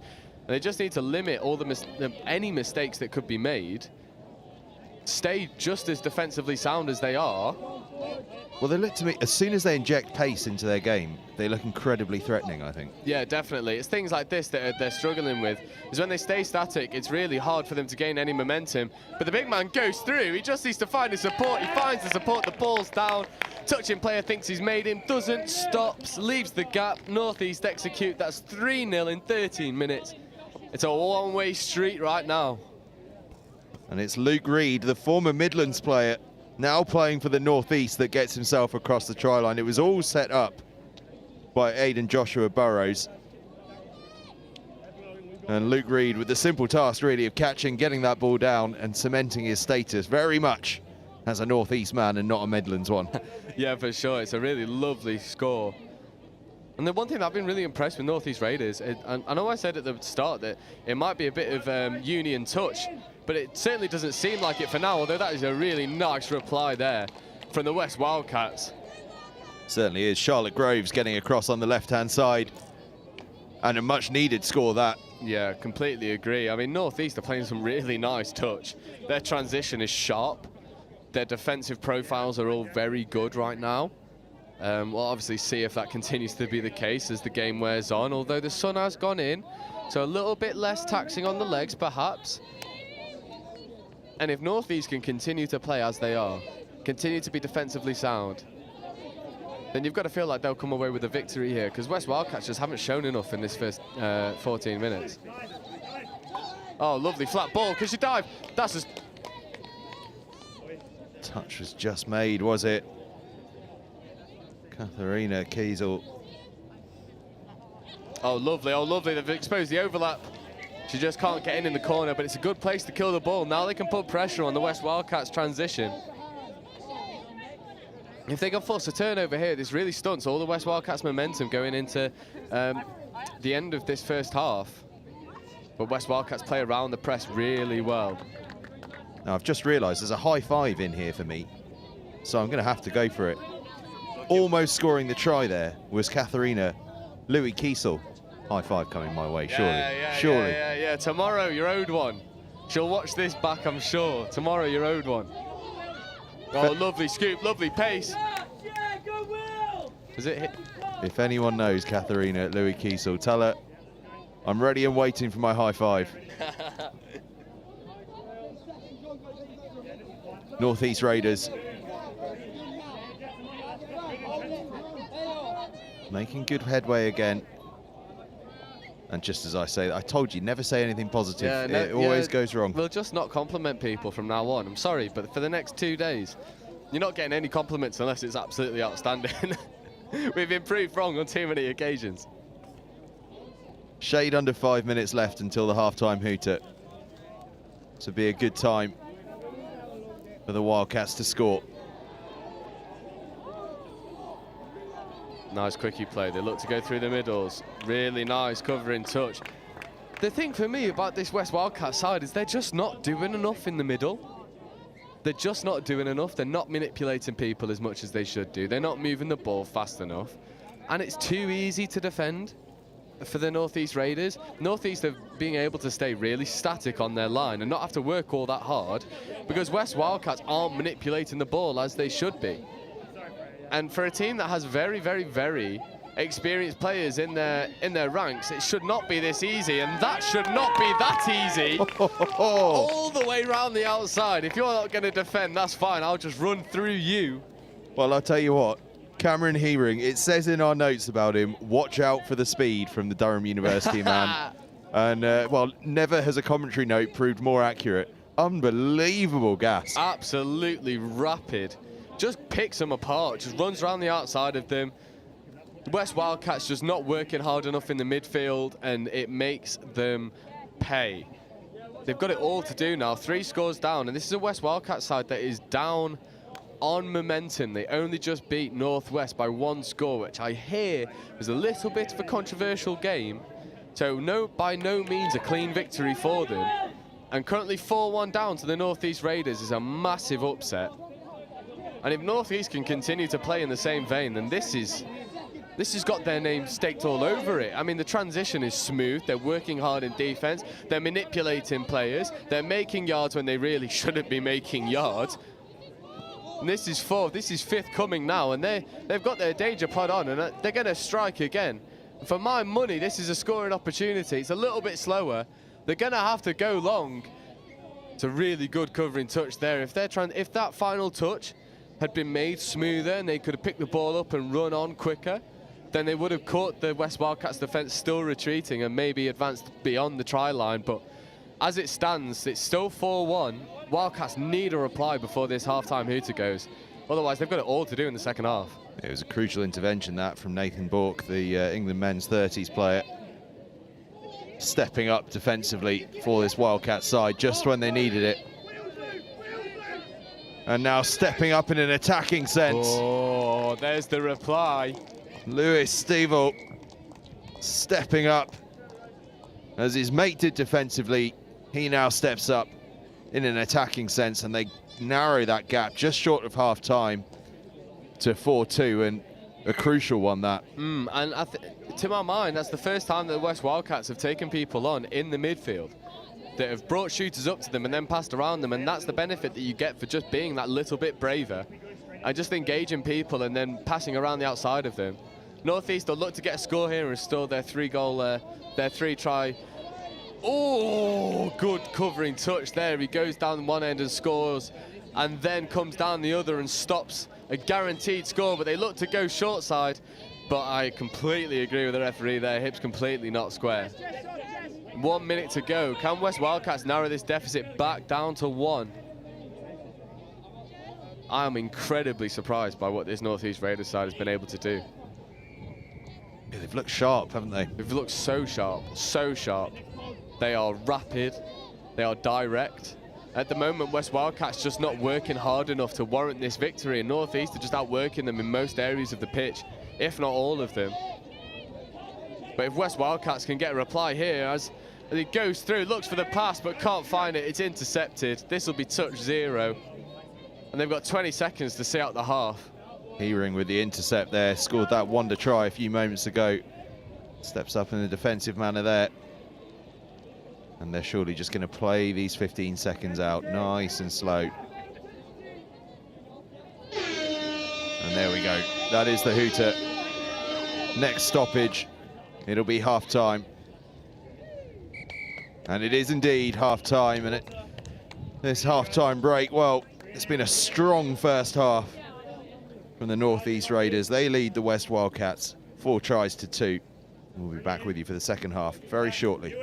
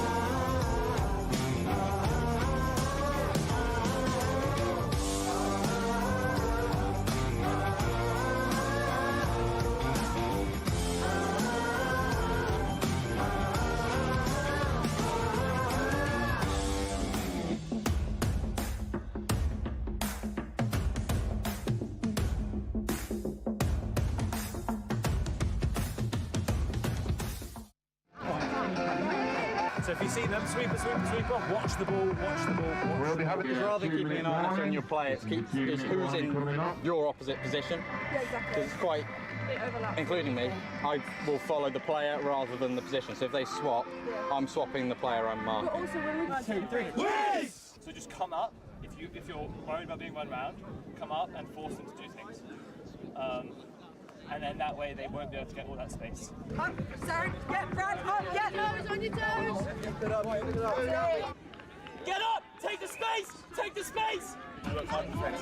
Get onside early, help each other out, okay? You're right, quickies, you stay tight. Push out, okay? Put a smile on your face, enjoy yourselves, yeah? It's a big game. Let's get it, yeah?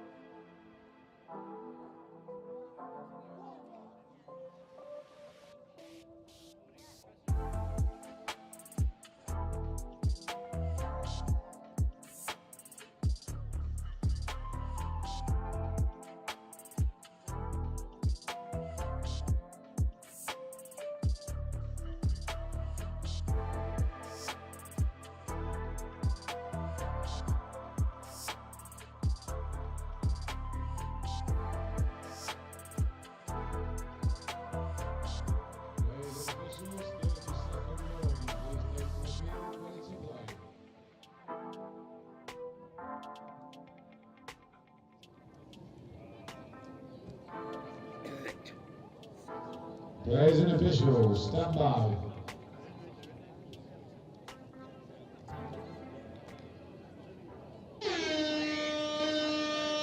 Hooter goes, and we are away. Northeast Raiders in possession in those blue and green shirts. 4 tries to 2 up against the West Wildcats in those black and gold tops. And Northeast Raiders immediately scoring a try. I've got to say, I'm a Northeast Raiders fan right now. What a start. Up the boys. Up the boys. They're playing some insane touch.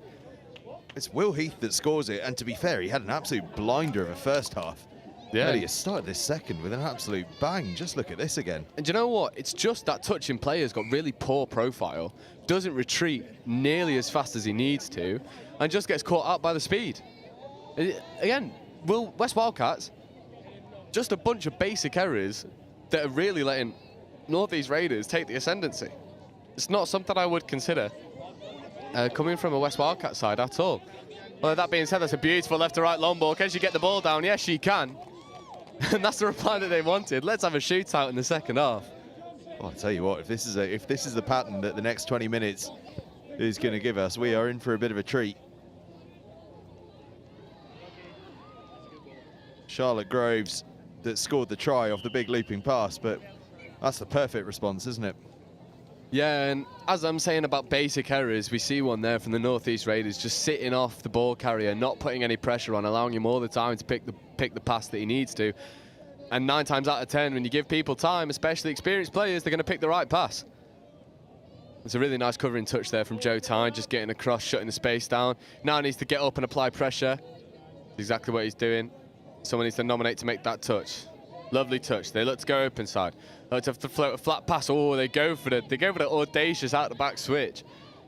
Not quite on. They still had a touch to play with, so maybe not the right decision.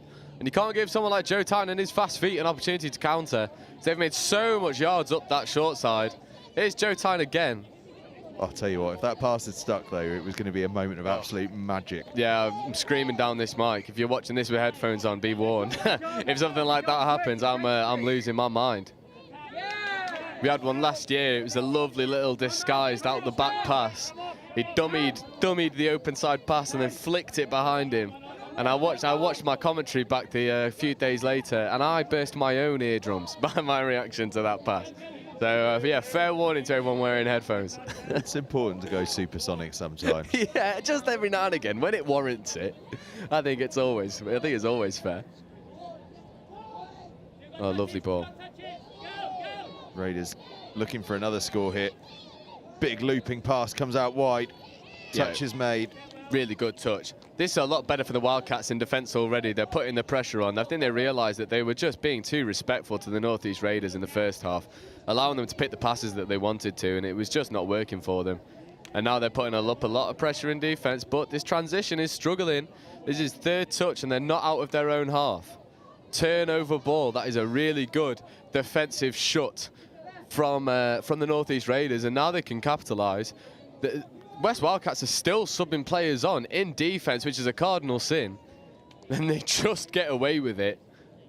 Now, West Wildcats really need to shore up the basics, otherwise Northeast Raiders are going to run away with this game. It was Heath there that almost made them pay for that error. Lovely, lovely touch. And they've just scrambled away after the initial error, but this transition has got to be so much smoother. They're just giving Northeast all of the opportunities to force a turnover. Yeah, it's a good call. That was a little bit hard. Straight arm. And again, we spoke earlier on in the day about painting the pictures that referees want to see. And if you're going for a touch with a perfectly straight arm, no consideration for your opponent to absorb that pressure. It's just an easy, hard touch all day, every day. There are ways to do hard touches and get away with them. I'm sure that people have figured them out by now. But given that straight arm, it's just not, it just doesn't work. It just doesn't work, and refs are going to call it all day, every day.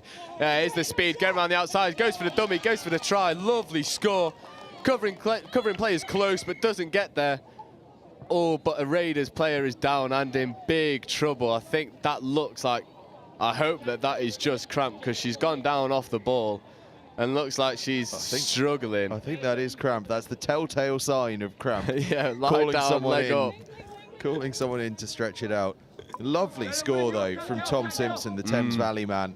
Yeah, he's one of the more experienced players in this West Wildcat side. And whilst you're down, even though you're only 2 scores down, he's the person you want to be looking to dig you out of this hole.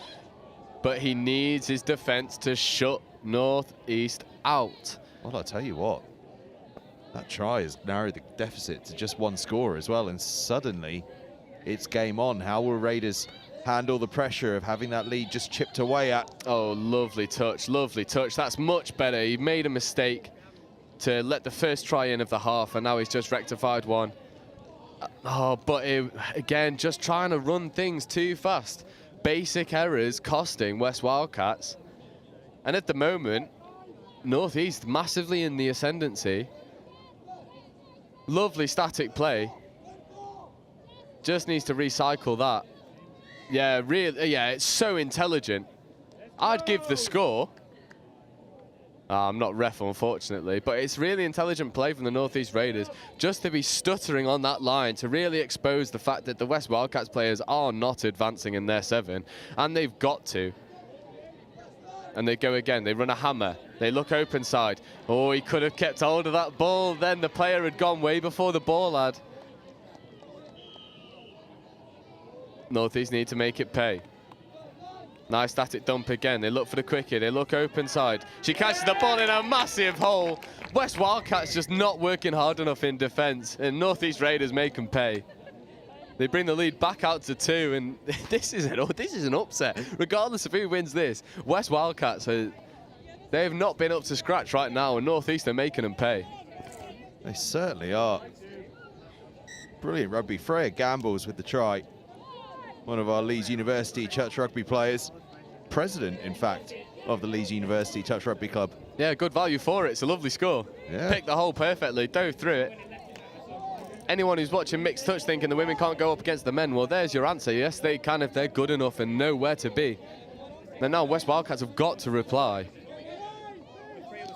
Nice quickie, but it's just down a congested area. Score given. Score is given. I thought that was too congested to get underneath it, but there's me being proven wrong. Well, Isaac Oxford spotting the gap. He's been a part of the England men's under-18s training squad.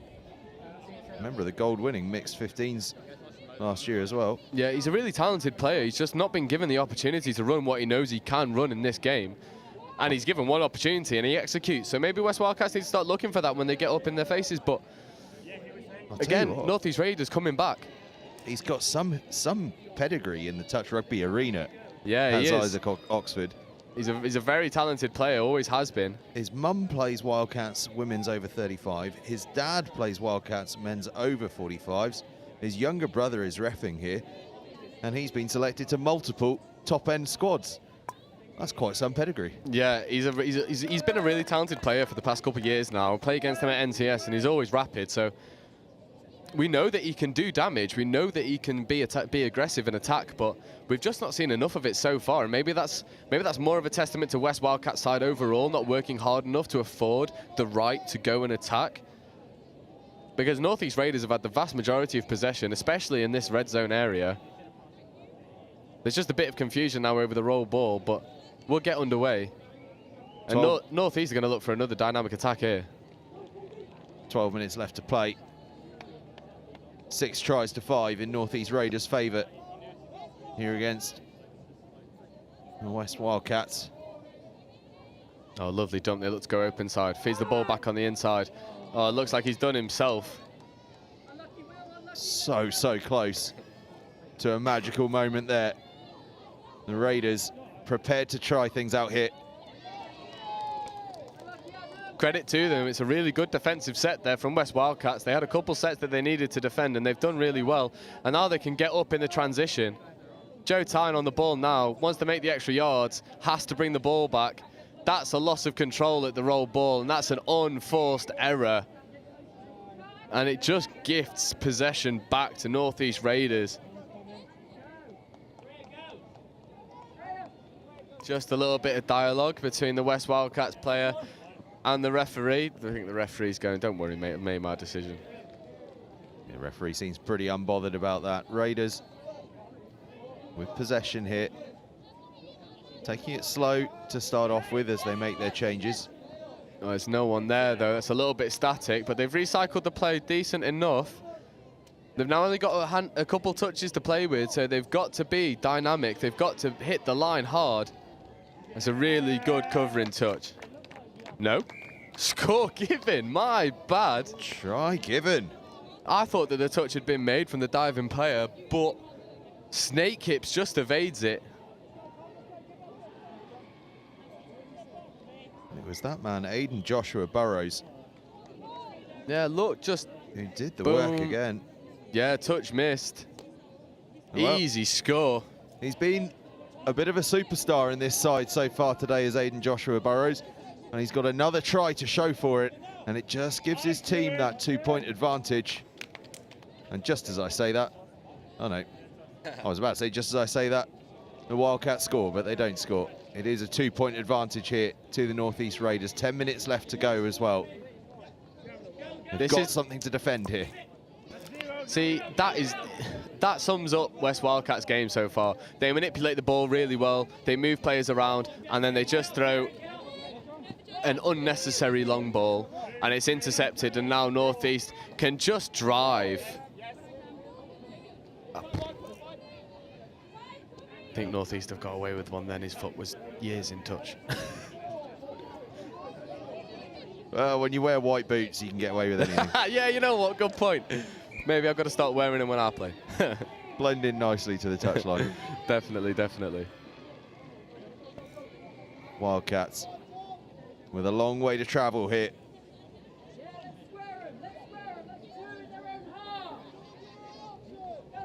Trying to work their way up to the halfway line. Yeah, and if you look at Northeast when they're defending this transition, they're sending 2 up at a time to go and shut it down, and it's really effective. That's better from Wildcats playing around the shooter, being a little bit more brave. Joe Tyne looks to go around the outside, but again, that's just off the mark. And it's just these fundamental errors that are absolutely killing West Wildcats. And Northeast, oh, it's lovely, lovely play. Lovely dump as well. That's how you anticipate a touch. Little bit of afters there unnecessarily.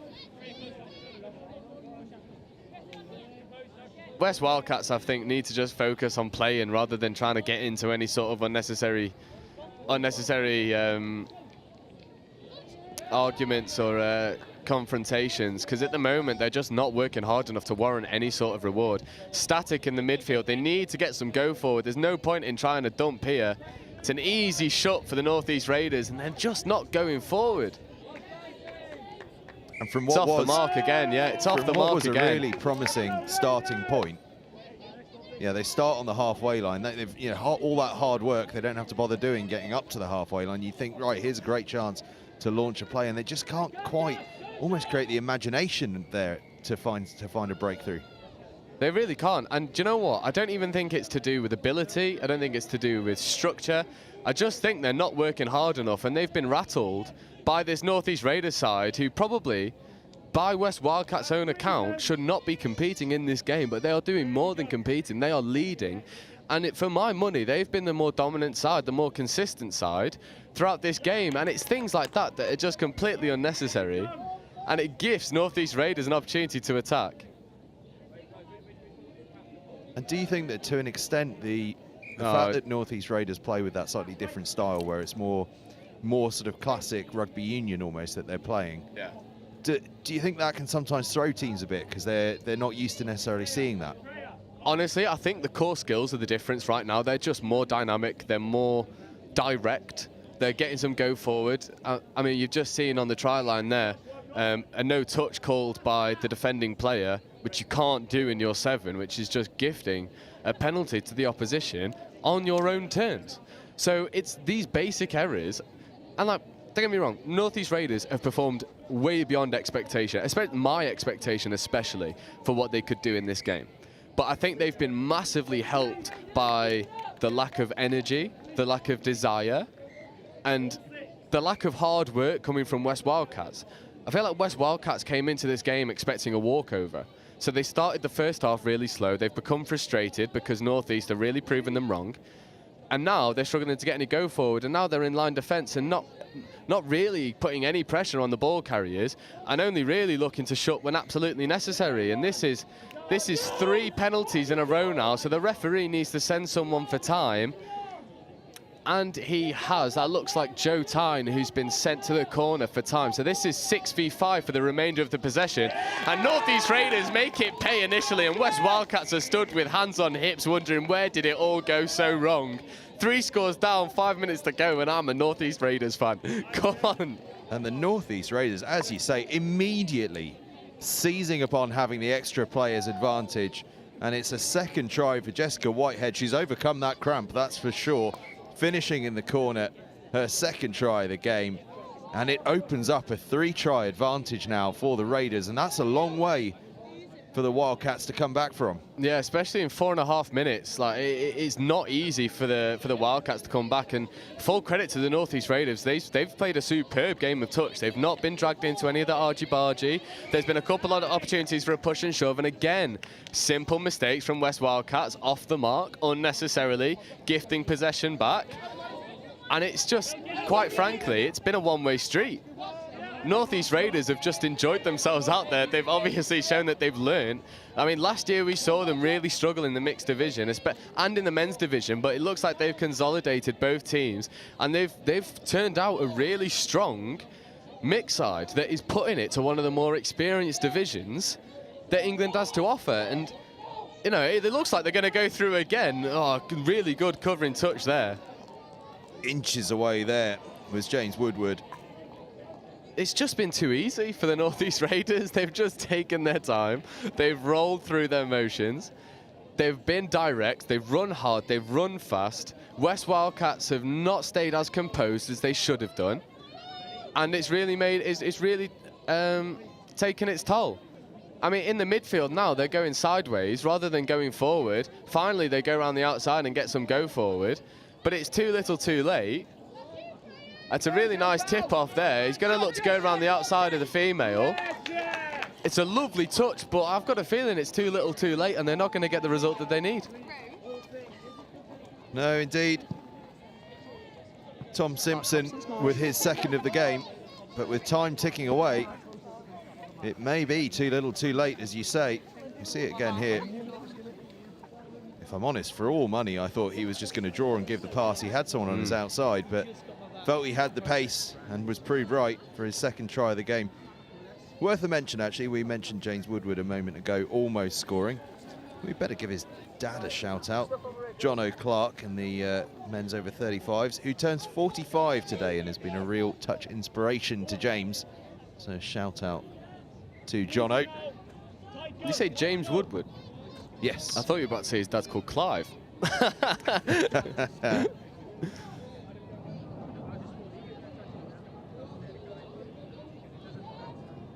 2 tries in it and 2 minutes left to go. There is time, but it's going to have to be very, very soon from the Wildcats. It's got to be now. It's got to be now. And to be honest, the last 3 minutes, if West Wildcats had played the entire 40 like they have the last 3 minutes, North East Raiders wouldn't have been in with a shout. But they go lateral too much. Oh, lovely. Has he made the touch? Yes, he has. Great covering touch. He makes the touch, trots straight back to Link. Well, Lewis Stivell that thought he was through there, and could that be the moment that changes things? Well, not doesn't change things, rather. It just secures it up for the North East Raiders. They've been absolutely superb. Every single one of them have done their job exactly what they needed to. Just a little unforced error there, but if I'm honest, it's maybe one of a handful that they've made over the entire 40 minutes. If we had a penalty count up, it would be massively in favour of North East Raiders, because West Wildcats have just made too many errors, and they've just not gone forward enough. I think if we was to boil it all down, they've just not been direct enough. Too many times going static, trying to drive, trying to attack from too far out. They go for one there. It's going to be given 6 more, but with 45 seconds left, I don't think there's any chance that they're going to get 2 scores in succession. Absolutely. It's a good time to be giving away penalties now. Just wind that clock down. Let the time run out, and that hooter is now just 30 seconds away. North East Raiders are going to have a memorable victory here. Yeah, it's a lovely score here. North East Raiders 1 to the good with 20 seconds to go. All they need to do is take their time, getting this ball back, tap it, take a few touches. Why are you running to the halfway line? This should be a slow walk. I'm not gonna lie, I would have kicked it in the opposite direction. Absolutely. Perhaps I'm too old and too cynical, but I would certainly not have been rushing. Yeah, lovely. All they've got to do is take one touch. No unnecessary stuff. Look, they want the try. They want one more. Unlucky. What a game. What a performance from the North East Raiders. They come away with the victory. What? I think the first upset of the of pitch 1 today is North East Raiders beating West Wildcats. So some of the West Wildcats players look unhappy, but the only people they could be unhappy with is themselves, because they just did not go forward enough. They thought that it was a gimme, and it certainly was not a gimme. And North East Raiders have come out absolutely firing. They'll be buzzing with that as their last result, last game of today. It bodes well for tomorrow. They've taken a huge scalp.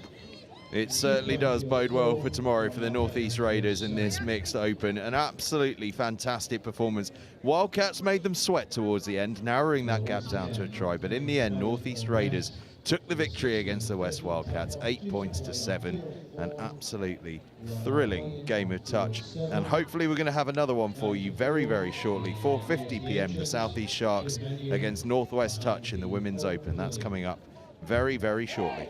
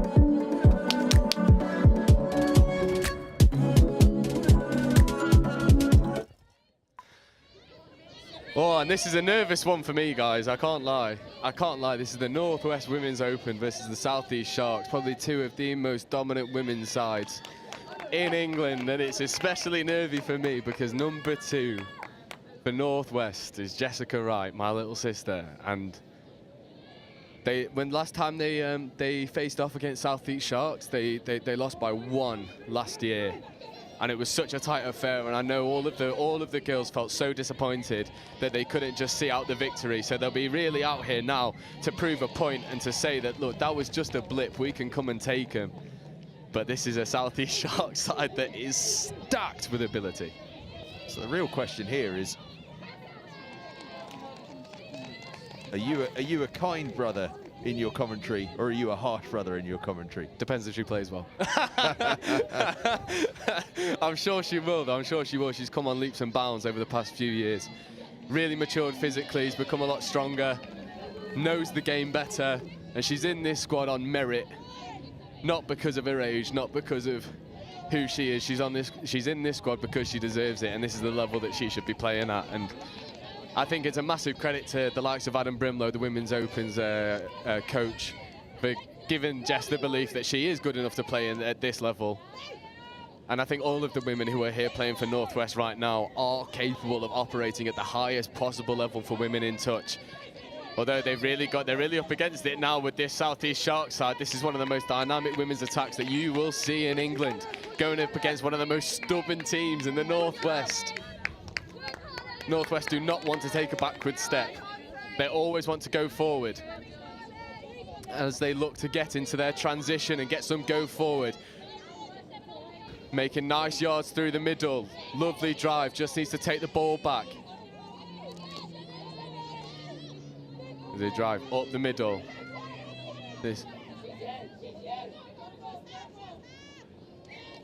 Good touch there from the Sharks link, just from the Sharks middle, tracking across, making the touch. Jessica Wright putting the press on, good touch. Retreats, good step. Another good touch. Sharks are attacking down the Northwest box, but that's a beautiful shot in the midfield. Getting up in the face and applying pressure, but now her teammates have got to get there as well. This is good transition defence, really shutting down Southeast Sharks, making them work for every yard that they make. This is 5th now. Sharks have got to scoop, but this is the woman they want on it. Beautiful transition defence. And now they look to get off, get fresh legs on, and drive up the other end.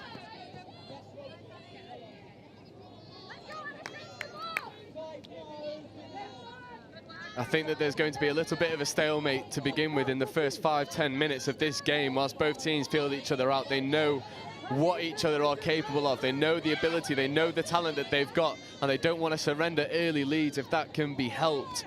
But this Northwest side are moving the ball beautifully.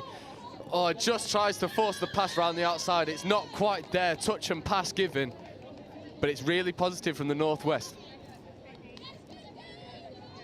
A helter-skelter start. I feel like the intensity is right up there, isn't it? Yeah, it's always like this when Northwest and Southeast clash, whether it's in the mix, whether it's in the men's, or whether it's in the women's. It's always a dynamic affair. It's always get up and go forward. No one wants to take a backward step. Lovely touch there in the middle from Carly Wynn. Experienced player for NQ, getting up in the faces and forcing errors. And I've got to think, if I'm in this Northwest side, I'm thinking that this is a Shark side that you can really get at, and you can really try and force some errors. And this is what we've seen so far. Lovely drive up the middle. They're going to look to scoop. They scoop short side. Lovely switch. Unlucky, really good covering touch there from the Sharks. Just not willing to throw that extra pass in fear of the interception. Smart decision to kill it, and now they could put the press on in defence. Yeah, it just looked like that pass wasn't quite on, was it? And rather than force it, she's just held on to it. A wise call. Grace Pyrgos, by the way, in possession there. Cousin of the Scotland international rugby union player and former Edinburgh skipper Henry Pyrgos. Cracking player.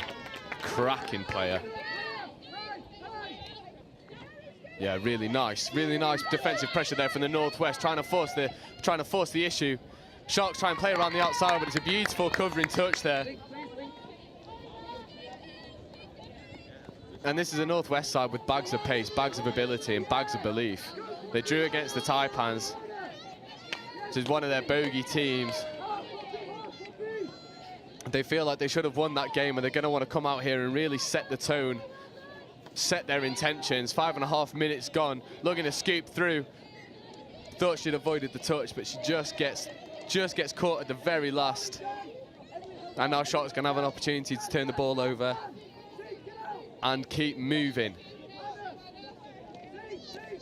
Now, question for you. The Northwest touch side have got a chalkboard or something up there in their coaching position. What do we reckon's on that? Be brave. I reckon it's just that. I reckon it's just be brave, because this is a young side. They've got a lot of women who, you know, are under 20. This is a growing side. This is a side that's going to hit their peak in the next 2-3 years. There are a lot of the women who are in this side haven't properly physically developed as the Sharks go over for the opening score. I believe that's... We'll just wait until we see the number. I think it was Lydia Ticehurst. Yeah, number 9, Lydia Ticehurst, one of the more experienced players. But as I was saying, this is a side that's growing. This is a side that can develop. And I think if they are just brave in this game and go for it and throw the extra passes, really put it to them, they're going to find success. And I think they'll surprise themselves. But it's things like that that just give an easy out to the Sharks. And at some point, you've got to sacrifice. I'll tell you what, though, it's a sign of how cagey this opening sort of period of the game has been, that it's taken us the best part of 7 minutes for the opening score. Yeah, and this was the case in the last game as well. It was a little bit of a slow burner, and then it became really frantic, and then it sort of settled down again, and it bubbled towards the end of the game. So I've got a feeling we're going to be seeing the same thing here. Northwest on the attack, lovely sweeper play. She's got the pace. Can she step back inside? If there's one thing you can credit the Sharks, is a lot of these Sharks women have played internationally for Women's Open, Mixed Open.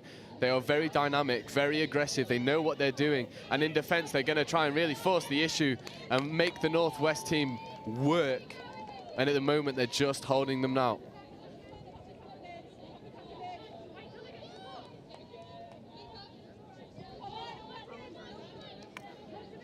Southeast Sharks moving through their transition. Northwest got to put the shove on. It's a lovely ball over the top, but a really nice covering touch there. And Sharks have got to reset, looking to go forward. Nice touch. Oh, stumbled by the Northwest player. They're in behind, but a beautiful covering touch, and that'll be 6 and turnover. Adam Brimlow screaming, punch it from the sidelines. We know what he wants. He wants them to go forward. He wants them to be brave, stick it on them. You're a younger side, you're a fitter side. But it's little issues that we've got to cut out of the game. Otherwise, we're just gifting positive field position to the Southeast Sharks.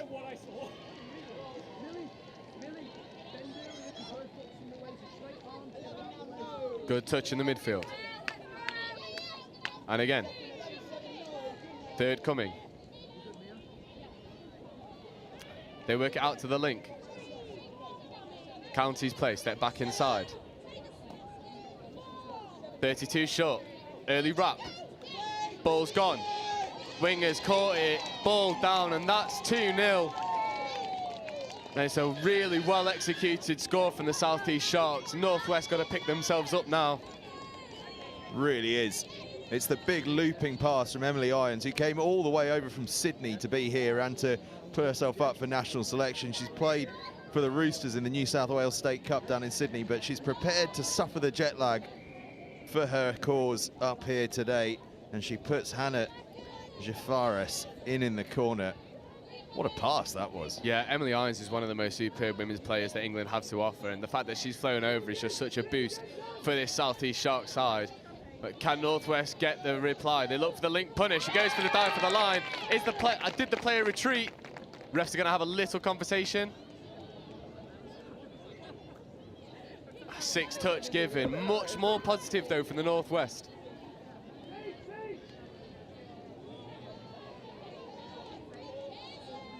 Good drive here from the Sharks. Trying to force the issue, but Northwest have forced the turnover. And this is where you want to punish. You force the turnover 10 metres into the opposition's half. You're just about to hit the red zone. We need to be moving this defence more. Earn the right to play.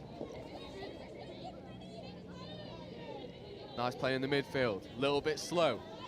Need to pick the pace up. They go for the quickie. Quickie comes, takes the ball back. She goes for the check back on the inside, but it's just a little bit too congested at the moment. Another penalty given. That's 2. Big opportunity now. Quickie play again, steps back on the inside. Looks to go for the wing. It's just not there. First touch, maybe you want to be a little bit more cautious. And Sharks are just able to eat up the ground in front of them in their transition. It's lovely core skills from the Sharks to work around the outside. That second touch, and they're well into the Northwest half. 3, 4th touch now. They need to pick it up.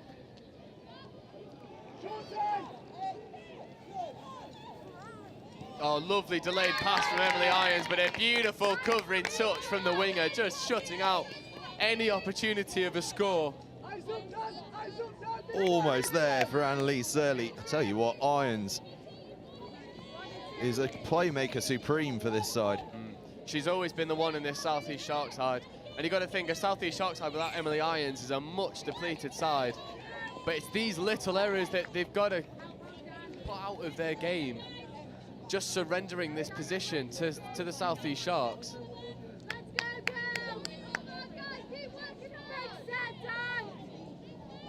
And Northwest have really got to work hard now. If they can defend this set out, this would be such a morale boost against the danger squad. Emily Irons on the ball now, looks for the dive. That is such a picture-perfect dive.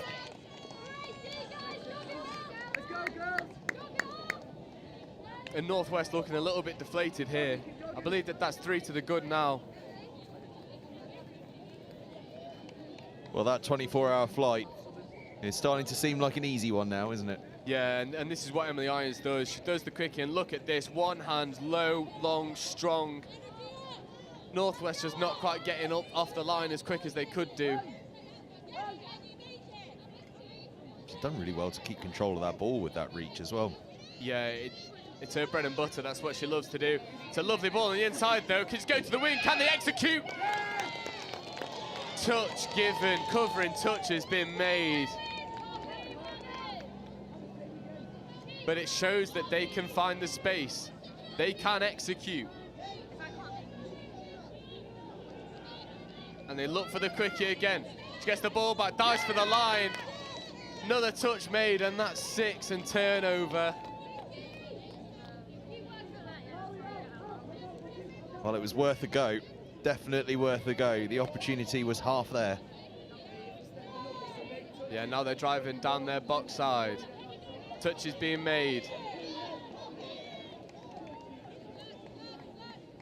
Sharks looking to play a little bit more open now, trying to force the issue.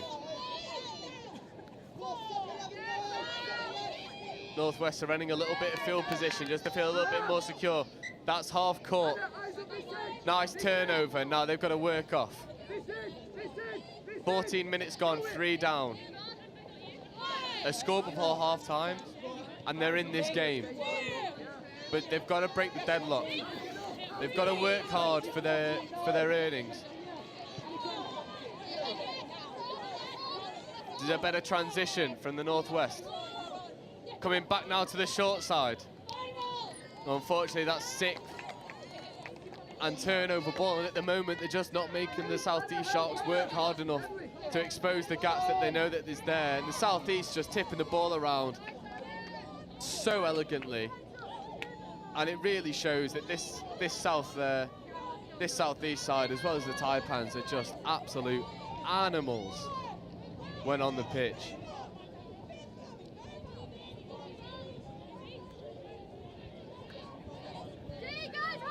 Emily Irons again, ball just goes to ground, otherwise the link was in. The Northwest let off with one there. Yeah, you feel another score for the Southeast Sharks might just make this a really tricky one to come back from.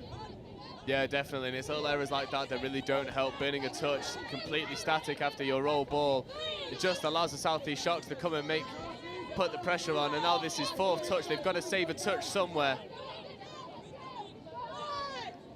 Yeah, that's much better. Now they've got to scoop, they've got to come short side. It's a really good covering touch, and that's 6. And credit to Northwest, they're seeing out their sets and they're making the Southeast retreat and make good touches. But Southeast are just too comfortable at the moment.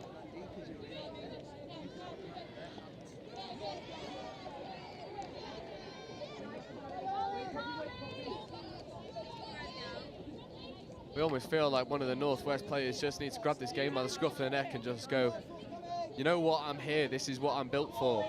This is what I want, those little errors.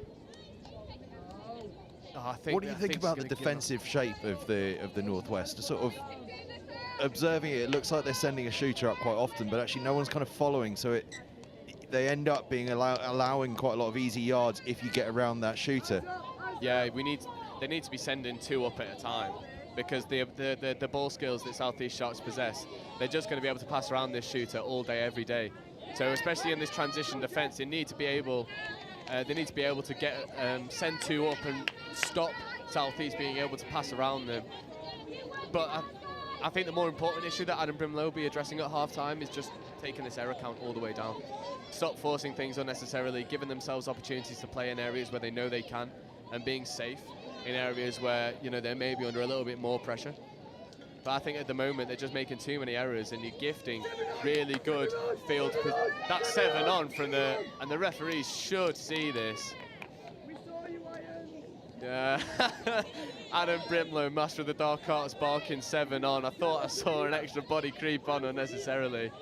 That's a little bit of a boo-boo from the referees. It should be the penalty should be taken from when the 7th player entered the field of play. So Northwest now have it all to do, working from deep in their own half. And Northwest just not being able to play around the shooters of Southeast Sharks. It's just too positive from the Southeast. And Northwest are always having to scoop from so far out. And it's just so difficult to get that momentum when you're always on the back foot and you're struggling to find that momentum. And at the moment, if you're Southeast Sharks, you're absolutely loving the way that this half has gone. Well, it stays at 3, though. You feel there's always a chance. You can make a team nervous when it's that narrow. Yeah, I completely agree. And I think as long as Northwest get 1, then they'll get 2. But it's just getting that first one. That's the difficulty, because this Southeast side is so elite, and they can do things like that and create opportunities from nothing, and that's 4 with 90 seconds to go in the first half. Northwest need a reply. I think it's Lydia Ticehurst that gets herself across as well. Is that her second try of the game? I think it might be. Yeah, and again, this Shark side is just absolutely stacked to the rafters with ability.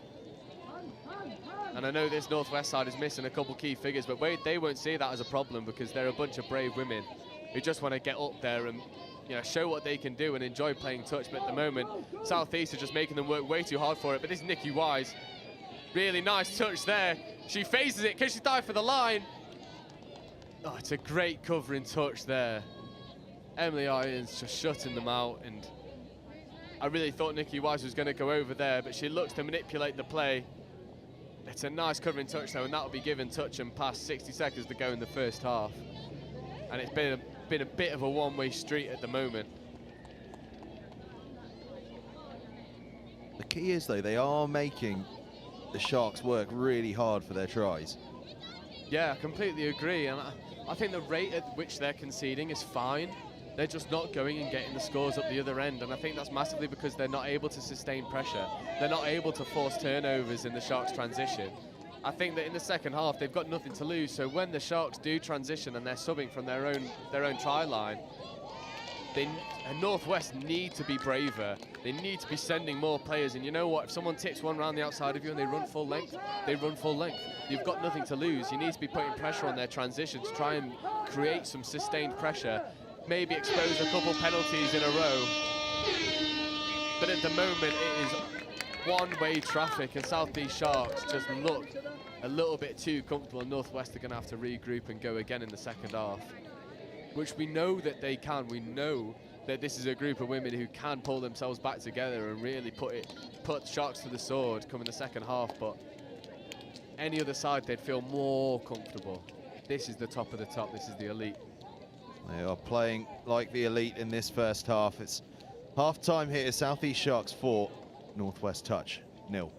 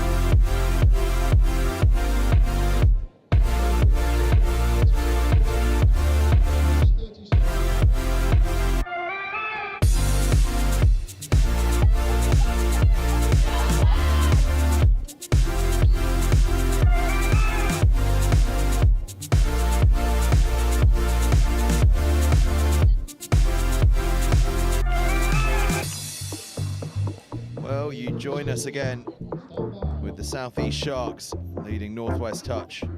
4 tries to 0 ahead of this second half, and the hooter goes. And take us away, Joe.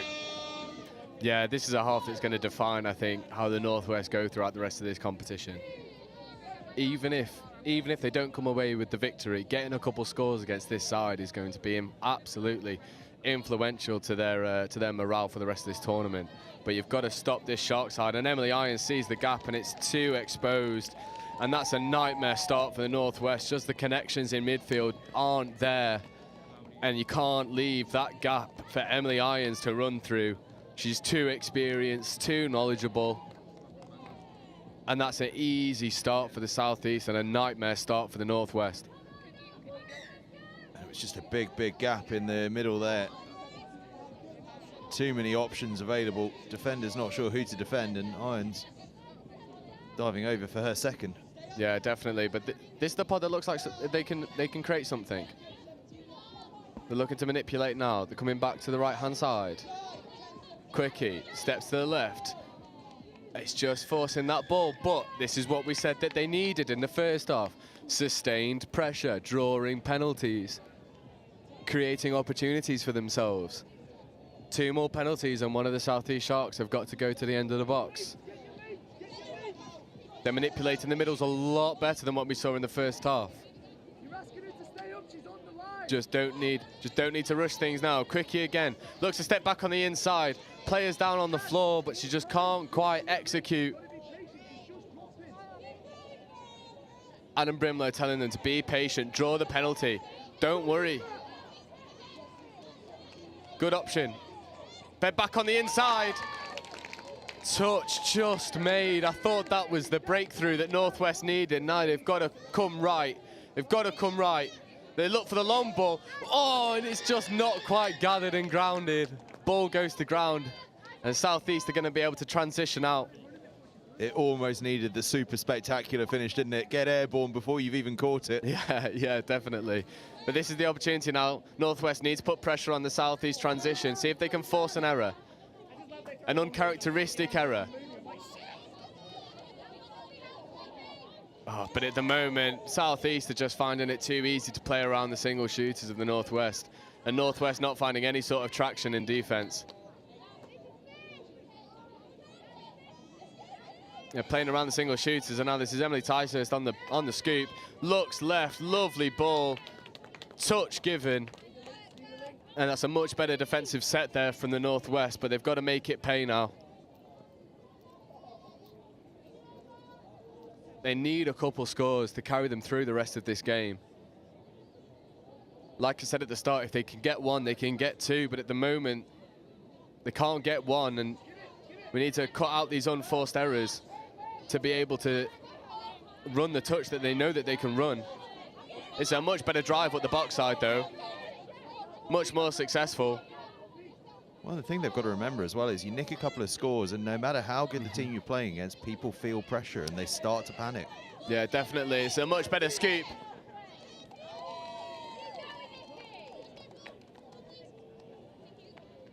Oh, that's unlucky. It's turnover. Nikki was half court. Turnover ball, and now Northwest needs to put the press on. Everyone up. Again, single shooters just being passed around way too easily. And at the moment, Northwest just not giving themselves the opportunity to go and attack that end consistently. They're just being passed around a little bit too much, and it's full credit to this Southeast Shark side that are just so dynamic, so fast, so dangerous. And that's Emily Irons just going all the way through by herself.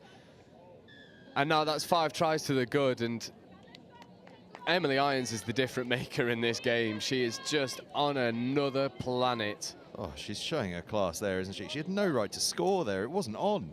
She's just so fast and so intelligent. She knows when to crab across, and then she knows when to straighten that line up. She pulls everyone out, goes round the outside. Link can't commit, because if she does, then it goes straight to her man, and it's an easy score. But at the moment, you've got to defend the threat, and that threat is Emily Irons. She even manipulates her body in the dive, so her legs swing out as her body's going straight, so that the touchable part of her body is moving away. It's extraordinary. Yeah, and we say players like that aren't steppy, they're evasive. And that's exactly what she is. She just evades touch way too easily for someone who's as tall with as much of a stride length.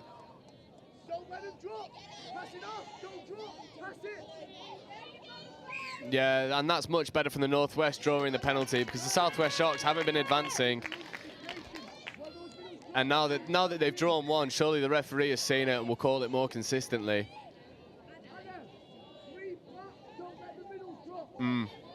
Yeah, Adam Brimlow barking exactly what needs to be said. He needs to stay flat and not let these middles drop, because at the moment all they're doing is dropping. It is Anna Crossley on the ball, but the South East Sharks just come in waves.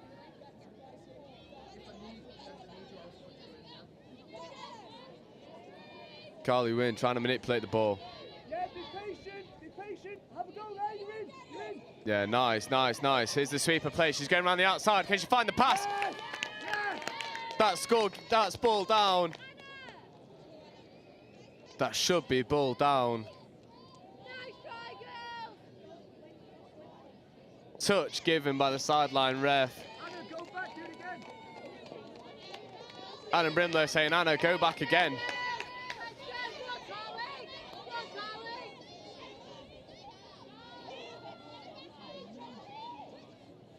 Lovely ball over the top. Is she in? Yeah. Oh, lucky. Just a brilliant covering touch there from the Sharks winger. I thought the long ball was on. I thought the try line was begging. That was an awesome piece of defence, because she came up initially to try and make the intercept, readjusted her body when she realised it wasn't going to happen to make the touch. Fantastic work. Yeah, it's a superb try saving touch. They look to go in the other end, but it's just not quite there. I think that might be a first touch. Anna Brimlow calling for patience. Sweeper coming, Anna Crossley, she's absolutely rapid, looks to step back on the inside, but a really good covering touch, and they've got to remain patient. Trust the processes. Lovely, lovely setup. Sweeper comes again, Anna Crossley, the ball just goes to ground. And this is the first opportunity of sustained pressure that we've seen from the Northwest, and they almost make it pay, apart from just a little handling error at the crucial moment. And they've got to force an error here. That looks like a loss of control, and it is a loss of control. A really crucial touch. I was about to say brutal, probably a little bit from column A and a little bit from column B. But Carly Wynn getting up in the faces, forcing the turnover, and this is the sustained pressure we were talking about. They're trying. Unfortunately, that ball just goes.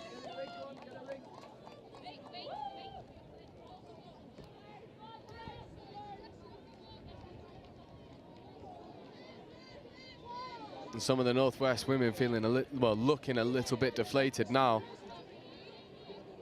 But they've just got to put a good account of themselves out. Go and get a couple scores. Go and put it on them.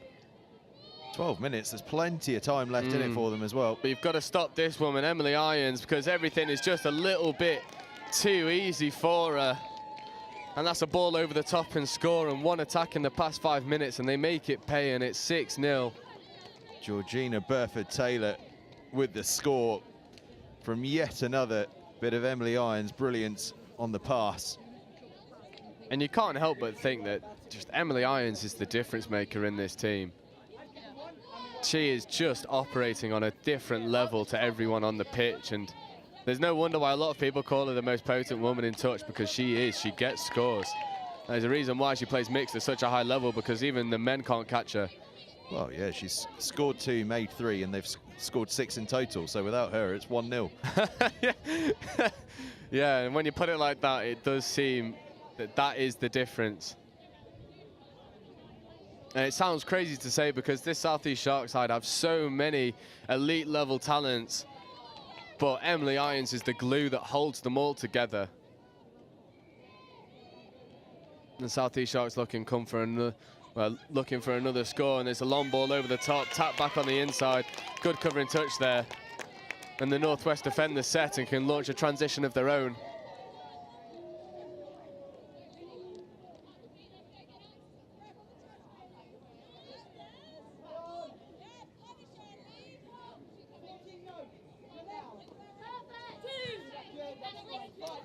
That's a good drive. A much better transition. They're working it open side. You got to feed back inside. Much better. You've just got to take that ball down, get some go forward, because already the Sharks are up in the faces. That's better.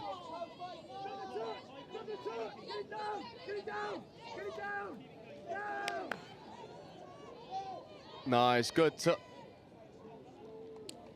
Unlucky, and it's just those little errors that have let the Sharks off the hook every single time that the Northwest look to threaten that line. And it just feels like it's not going to be the Northwest day, and the elite level talents of Southeast Sharks are just going to run away with it.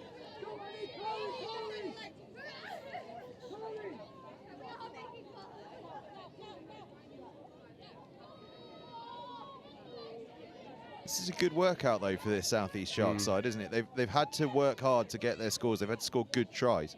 Yeah, I completely agree. And the credit to the Northwest, they have restricted them to the hardest opportunities possible, aside from maybe one score.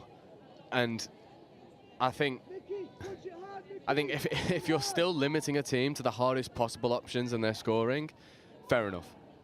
Fair enough. That is just some individual brilliance that's changing the complexion of the game. And I think at the moment the Northwest can really hold their heads up high, and that they've shown that they can hang with the best. But it is just that some of the elite level talents are just making the difference. But this is much better for the Northwest in the midfield.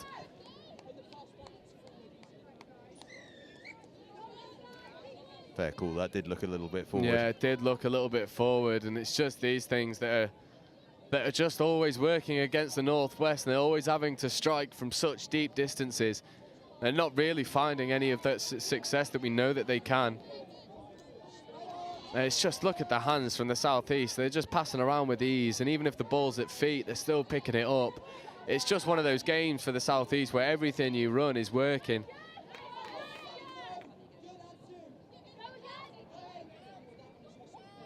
Oh, great touch from Jessica Wright. Well done. Well done. Staying brave, forcing the error.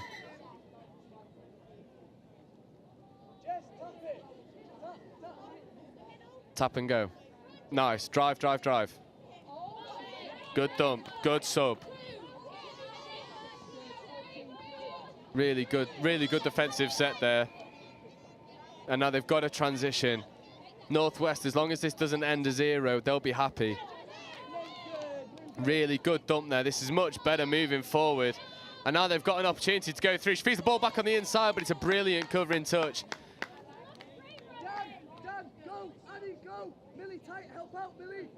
Yeah, now they're sending 3, which is much better, but now they're coming back to the short side to try and punish, and they just play around the shooters all too easily.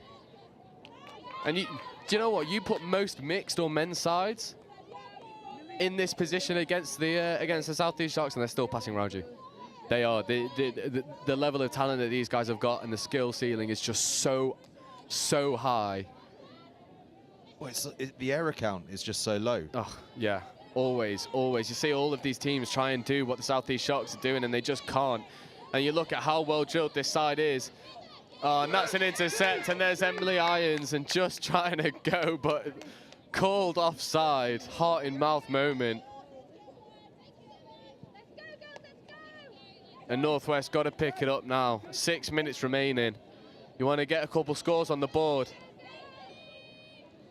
Southeast making a couple more errors than we saw in the first half, and this is the opportunity now for Northwest to do what they can do. Just a little bit too static there in their setup.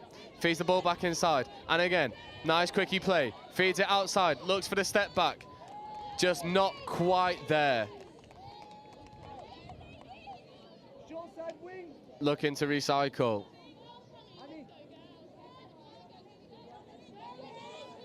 Quickie again.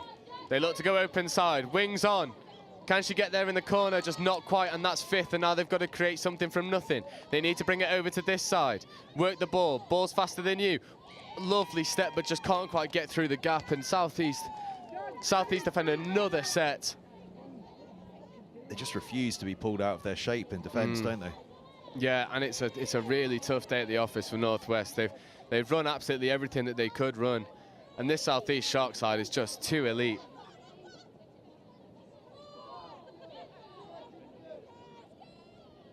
No, I'm sure we'll see the Northwest women's back on pitch 1 tomorrow. or at some point over the next couple of days, and I'm sure that we'll see a better account of themselves. And I don't even think that this game is a reflection of their ability and how that they have played. This is just a South East Shark side that are not taking no for an answer and keep driving and keep working hard and keep moving forward. There's a brief chat here between the referees to figure out what's going on. Yeah, forward pass given. South East Sharks did throw the ball away, so it'll be interesting to see where this penalty is taken from.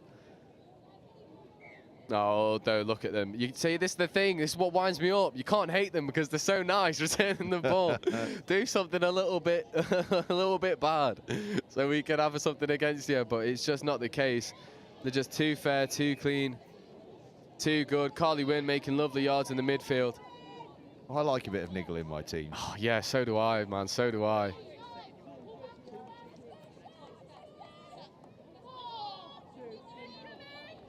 Northwest driving through, looking to get the try.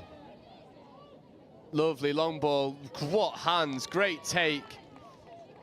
That's unfortunately just going to be turned over. But we can see moments of magic coming from the Northwest. But the ability of this South East Shark side is just proven to be too much for today. Yeah, I mean, we're seeing things from the South East side that would compete against any side in any of these competitions. We're seeing bits from the Northwest side that will destroy other teams in this division for sure. Yeah, but that's the difference, isn't it? Is that the South East Shark side could probably go and compete in a number of different categories. Yeah, I think if you put this South East Shark side in the men's, they come top 3. I genuinely do. I genuinely do. They are just so, their core skills are just absolutely superb, and it's so hard to play. And they're such a defensive unit that unless you are able to run things at 1,000,000 miles an hour with, you know, freakish accuracy, it's always going to be an uphill battle.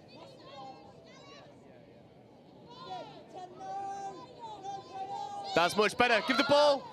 Oh, ball's got to go in that instance. Pass has got to go. Winger was begging. She just got a bit unlucky with her body angle there. As she caught it, her shoulder turned in, and it meant that giving that pass immediately, and it had to be fast, was sort of, she almost, by her body shape, took it out of her control on that front. Yeah, completely agree, and it's just receiving that ball in a strange position. Jessica Wright on the ball now, looking to punish. Supporting player isn't there, they recycle. 2 minutes to go. They look for the midfield quickie and they get it, but that is a superb shot. They get an offside call.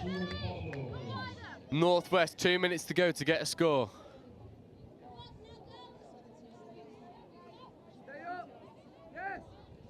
Good quickie platform. Anna Crossley looks to go to the wing. Winger receives the ball. Just in too little space, and the Sharks side, Sharks winger are able to just come up and shut out all of that space. They look for the quickie again. They come back the other side. They look to feed it off. Lovely little phase play. Can they get the ball down? Yes, they can. That is ball down, and they're showing that they can score against the most accomplished women's side in the UK. Superb score, and they finally get their reward. They'll feel proud of that, regardless of what the scoreline says. They will be proud of that. They certainly will be. Alice Hobson with the score. My word, she dived in from about 4 meters out. That was... Yeah, that's an Alice Hobson special. She loves that dive. Took a few years out, and now she's back better than ever. But here she is again, Emily Irons, just orchestrating attack. Really good covering touch there from the winger. That's a good shot. 45 seconds remain. In what has been such a hard-fought victory for the Sharks in the end. All of their tries have come from the hardest possible option that the Northwest have given them. The Northwest have put a real positive account of themselves against what has been, and I don't think I'm out of line saying, probably the most successful women's side in English history. This is a side with bags of talent that just refuse to say no. They refuse to lie down. And you sprinkle it with the stardust of Emily Irons, and it is just one of the most accomplished teams that you'll see in a women's division. And for such a young Northwest side to come up and, you know, put a good account of themselves out there, limit limit the tries against them, get a score as well. I think Northwest can be proud of the account that they've given, and they'll look to try and go for one more at the end, and it just doesn't quite happen for them. But every Northwest player can hold their heads up high because they've gone against the Giants and the Southeast Sharks. It bodes so well for their tournament hopes, and they will look at this division with glee, thinking that this is their year again, as it always seems to be. They certainly will. An absolutely superb performance from Southeast Sharks. Ominous for everyone else in this division. A display they had to work hard for, but one that they put in a crushing display by the end of. Northwest Touch gave it everything, got their try. They'll be able to remember that one for a long time to come. But in the end, it finishes up Southeast Sharks 6, Northwest Touch 1. And we are into the final game of the day at 5:40 p.m. very shortly. Midland Tigers against the Southwest Saxons in the women's over 27s. That is coming up very shortly, and that is your final game of day 1 at the England Touch Nationals.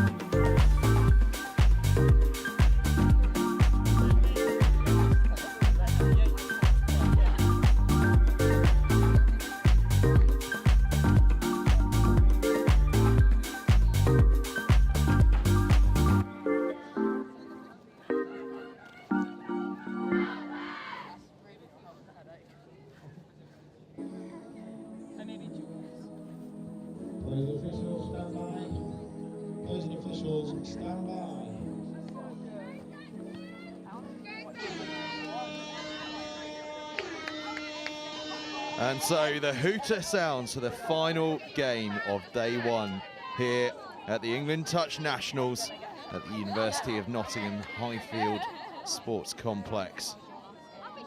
It's the women's over 27s category, and it's Midland Tigers in white in possession, playing from left to right. And scoring an early try as well. Oh, the Midland Tigers. No, they're not scoring an early try.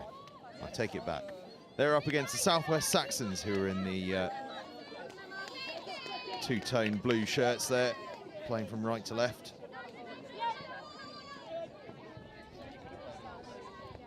Almost a try there for the Midland Tigers, but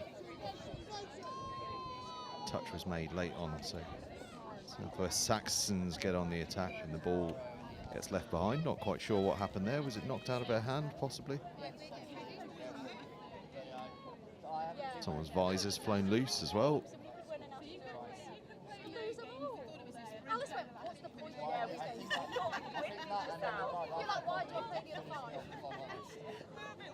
The heat got to me and I just couldn't really see too far and I just couldn't move too far. Thank you, I quite appreciate it. Yeah. Saxons with the ball. Having a look down the left. Now they switch to go to the right. Big pass comes in. Can they get one more in? It would be there. Touch is made.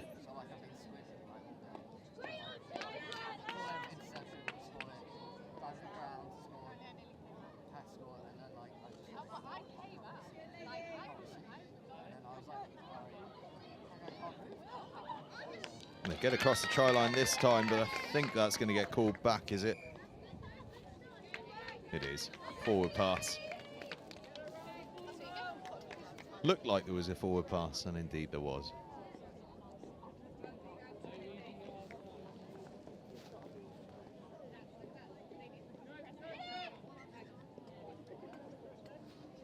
It's a bit of a bitty start to this game. Yet to fully get underway, really.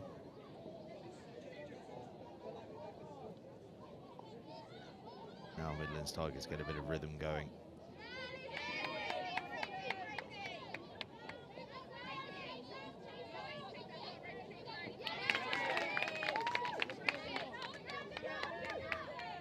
Absorbing a lot of touches in trying to get across the halfway line, though.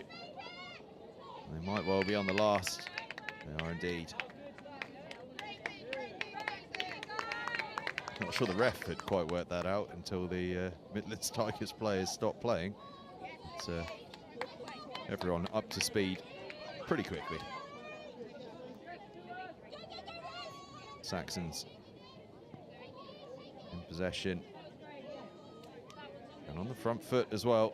Could be a bit of space on that right-hand side. They decide to come back in. Now maybe they'll look out there again. No, again, the eyes look left. There could be a try-scoring opportunity, and there is a try-scoring opportunity. Catherine Nash almost couldn't believe that the opportunity was there for her. Looked up, thought about the pass. And in the end, didn't need to bother. She could just dot it down.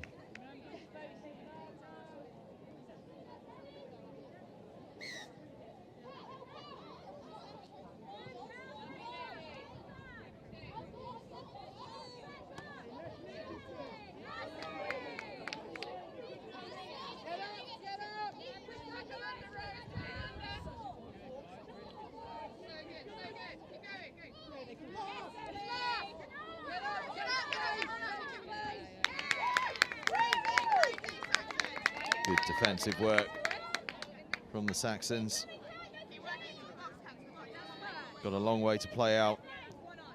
You can be sure they'll be more than happy to give it a good go.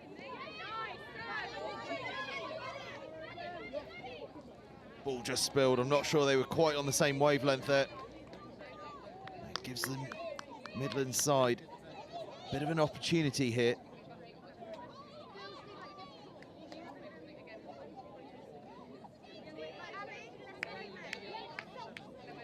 Can they take advantage of it?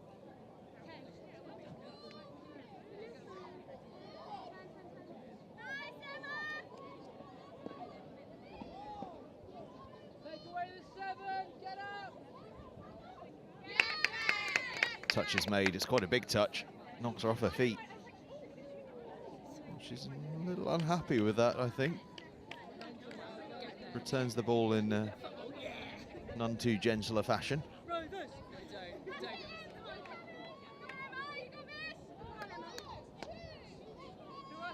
Saxon's injecting some pace.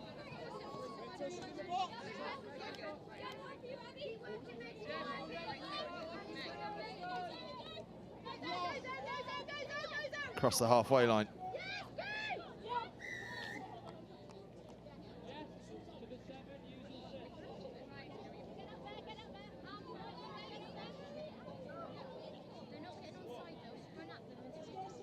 Got 6 more. Useful opportunity this for the Southwest Saxons.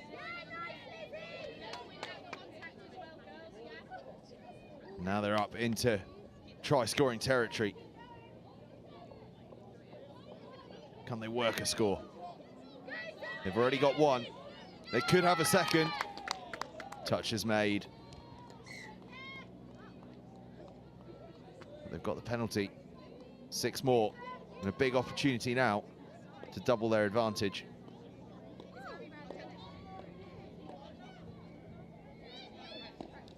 Diving at the line, but the touch is going to be made, I think. And is. They've got another penalty.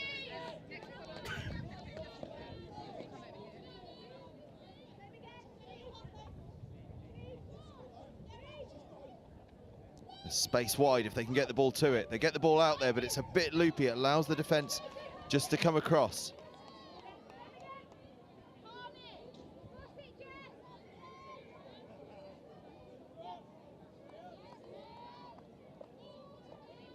It's a bit slow. Need to inject some pace. Again, a touch ponderous. Now they step on the accelerator. Ball goes to ground though. And the Tigers escape without conceding. Now they have their chance to break out from their own try line.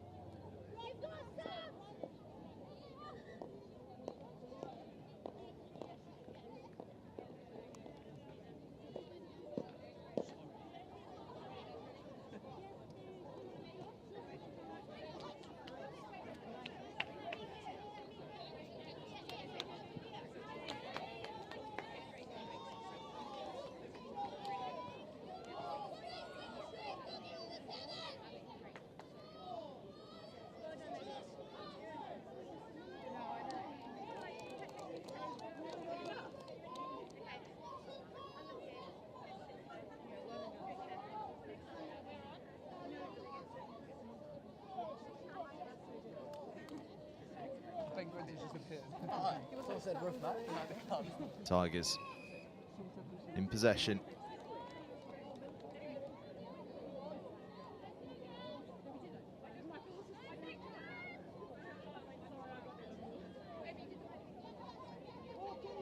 Low scoring game so far, but a long, long way to go yet. That's still just over half an hour.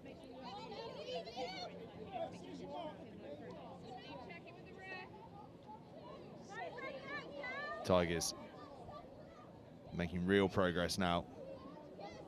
Can they find an opportunity? Can they find an opening? Injecting the pace to go for the dive. Touch was made.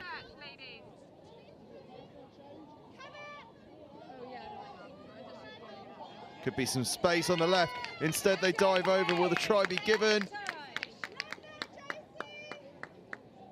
No, touch was made. Touch was made. Midway through the first half, and it still remains. Southwest Saxons leading Midland Tigers 1-0. Could yet be a chance for a second though. So a race to the line. Oh, she passes inside. That's brilliant. Returns the favour. Rose Willoughby scores the try. And that is one of the scores of the day. They worked the space on the left-hand side. Willoughby had the pace to get around the outside, and then before the chasing touch could come in, she gave it on the outside to Cara Roberts. Roberts then gave it immediately back to Willoughby. The interchange of passing between the two, just fantastic. And a glorious try for the Southwest Saxons, and it puts them 2 scores in front here against the Midland Tigers.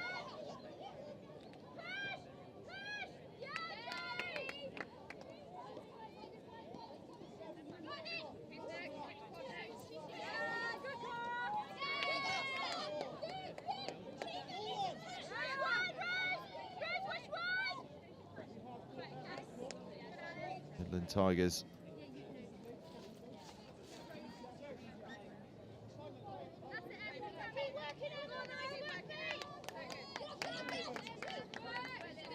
need to work hard.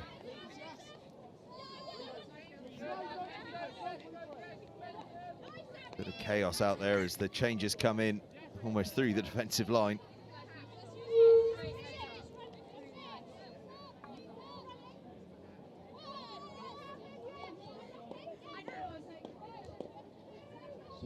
Nice looping play for Jessica Miller. Miller has it again. Good handling from Zoe Field and Stewart.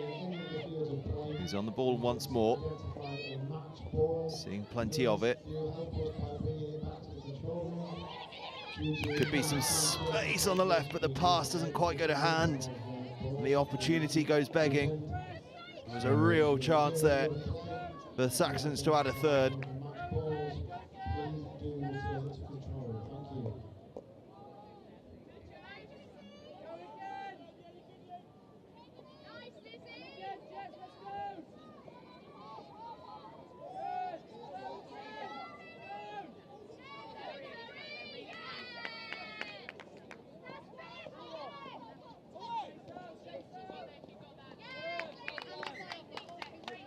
Taken in by Suzuki, one of the best names in this entire competition, but that was their 6th tackle. So this Saxons onslaught of pressure continues.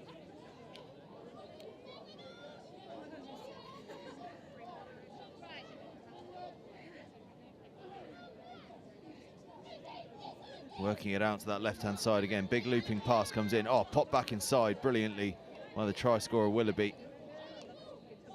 Touch was then made on Nash. Could be a bit of space on the right, but the touch comes in. But they are pushing and they are probing and they are getting very, very close to a 3rd score of this Saxon side. Midlands Tigers need to get themselves right up the under end of the field just to ease that pressure valve. There's a bit of frustration there from a couple of the Midlands players as well. Not happy with the aggression of some of the touches, I think. Oh, I'd see an aggressive touch, why not? Referee's happy with it. Crack on, I say.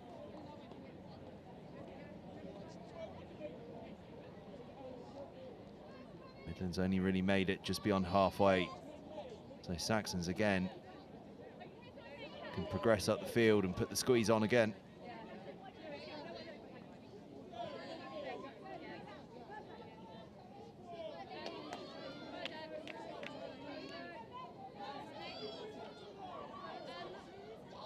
Oh, and that was so nearly there. A whisker away for Alice Walker.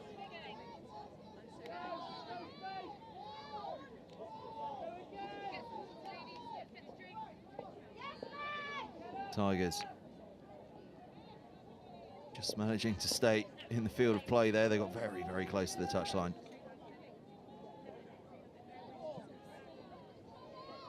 Big carry that from Hannah Suzuki. And now there's a little bit of space. Can that pass get a hand? Not quite. Emma Conroy made really good ground. Knew she needed to get the pass away though, and just couldn't quite find her supporting player, but it's close stuff here for the Midlands Tigers and the England Lions. 30s player rather, in Conroy.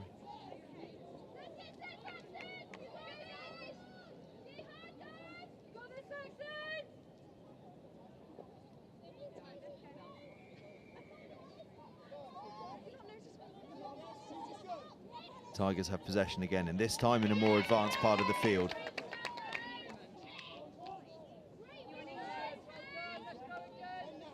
Can they move themselves up towards the red zone?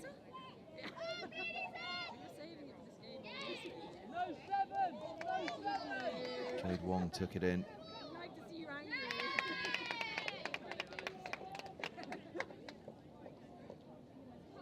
No score, but field position gained. And if they can get a strong defensive set in here, there could be an opportunity for them in a few touches time.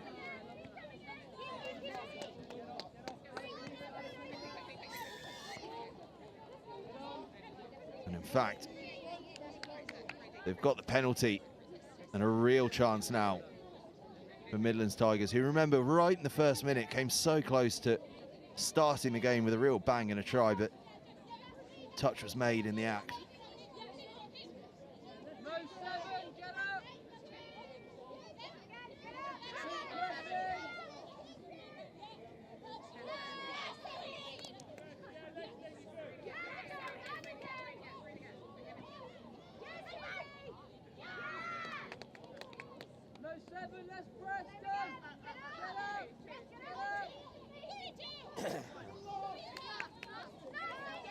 Tigers intercepted, and a chance here.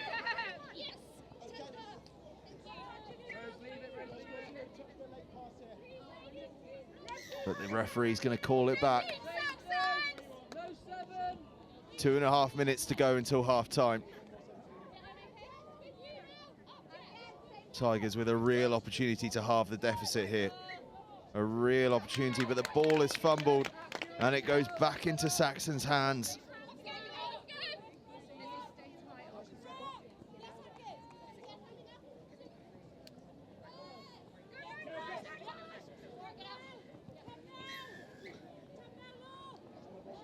On come the subs.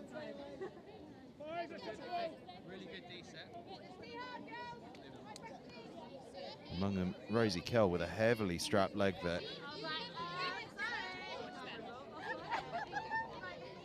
Moving pretty well though.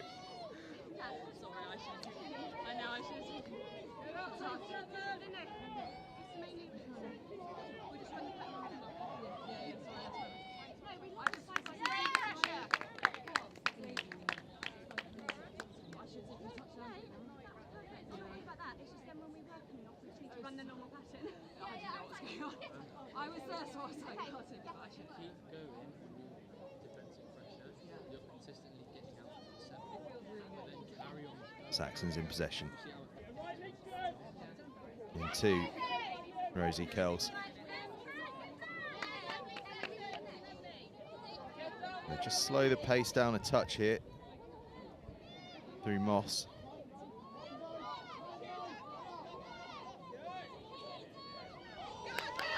And through goes Rosie Kells. Simple pass and a second try for Rose Willoughby. That was all about the scoop up there from Rosie Kells.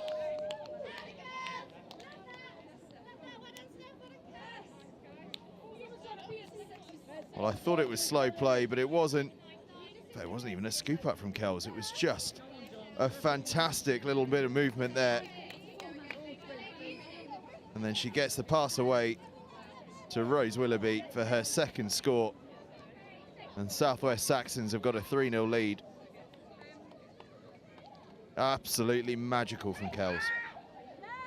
Tigers are coming back at it though. Just spilled there and the hooter goes.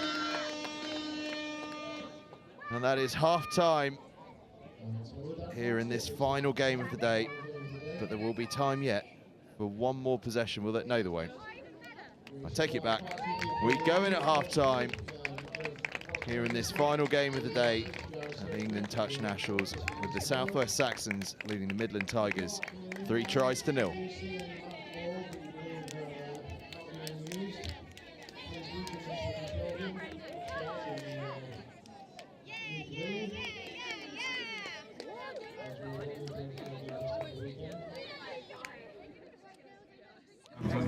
Just a city boy, born and raised in South Detroit. Took the midnight train going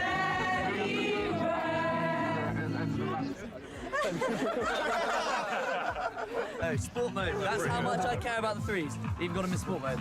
We need to make sure that we're working on staying tight in D, and then when we're up there, we need to be a bit more organised. So 32 shorts, doing the quickies. I realise the camera's on me, so I'm trying to keep talking. We're keeping them in their half really well, so keep working hard because they're taking 4 touches, 5 touches, get halfway. Those last 2 scores have been exactly the same move. So just as soon as half gets hands on ball, eyes up, we've got to shut them down. The other impact that it has is that you don't have an impact on the game because you're so far back, they can't hear you.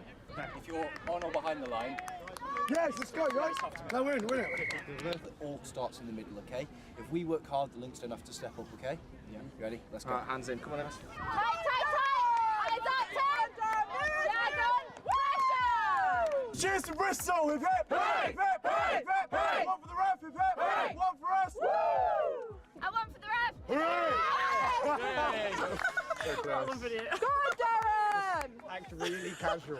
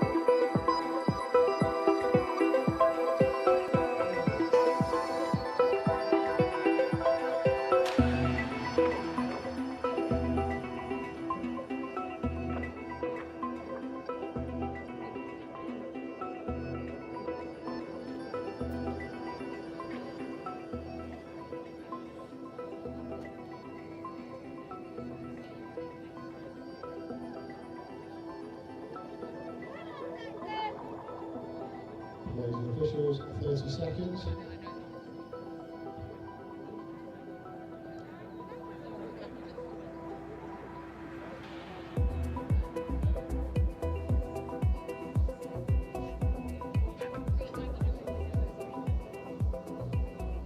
You rejoin us here just a few seconds short of the restart here. The women's over 27s category, Midland Tigers against Southwest Saxons. And Southwest Saxons, as the hooter goes to start things off, in possession in those blue shirts.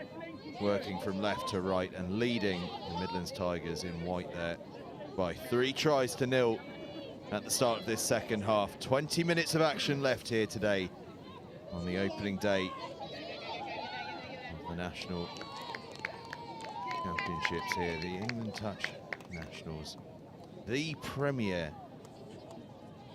touch competition in England. It's going to aid selection for all of England's high-performance squads for the 2024 World Cup, Touch Nationals, men's and women's and mixed, NTSs, European Touch Championships, Youth Atlantic Cup. There is a lot coming up. And this weekend's Nationals a key part in selection to that.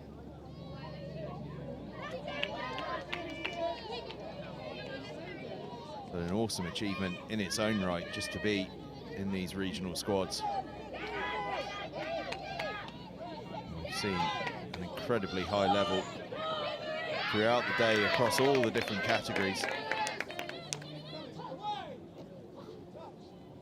In fact, there's 10 different categories. The sort of big 3 being the men's open, women's open and mixed open, but we've also got several age-restricted categories as well.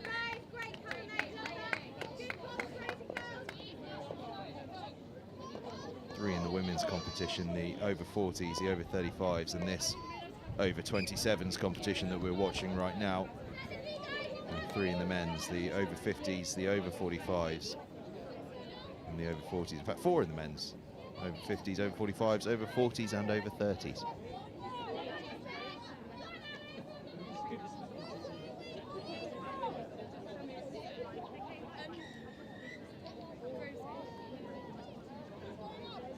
Southwest Saxons ball.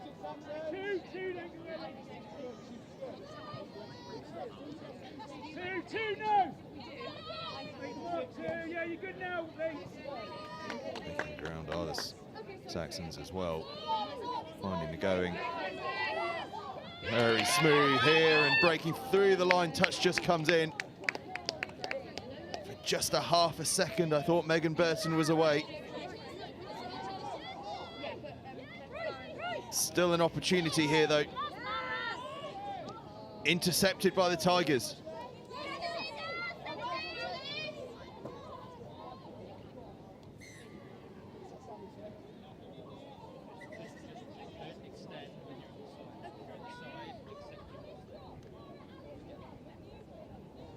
Tigers.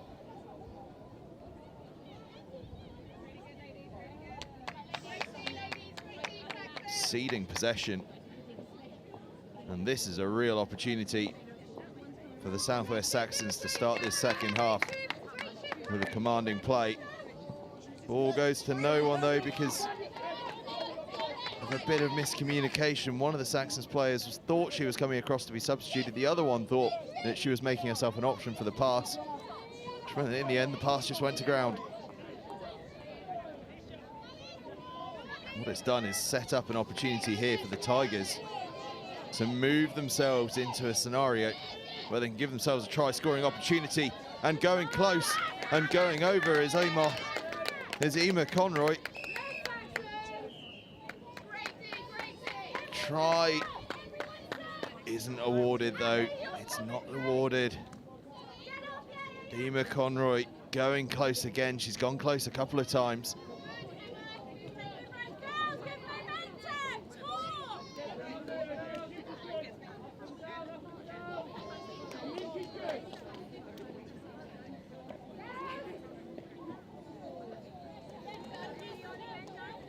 Ball spilled there by the Saxons, and just a little bit of momentum around the Tigers now.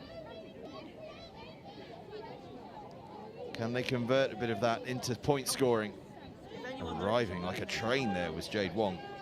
Real pace as she came onto the ball.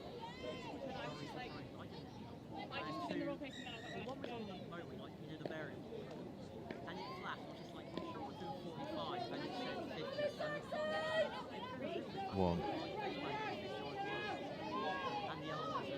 Emily back to Wong. Wong out to Anna Suzuki. Back to Wong. Gives the pass. All just spilled in the act of diving for the try line. They're coming close to the Midlands Tigers. They are knocking on the door. And they're going to have another chance here. Zoe Woodhams in possession. Back to Jade Wong, seeing a lot of it at the moment. Moves it out to Eve, and out in the corner. Are they across the line? They may well be. Emily Gourlay. They are indeed across the line. Finally, the Midlands Tigers break through.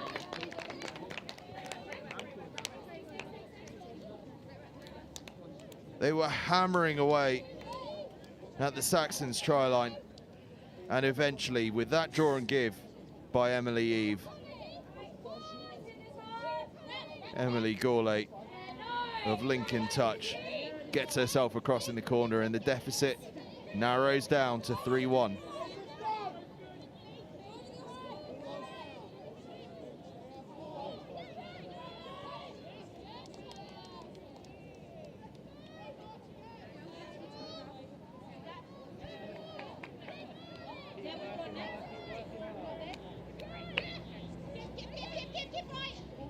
Saxons get the ball out to the edge. Tigers in possession now, though. Trying to find a bit of space to work their way up the field.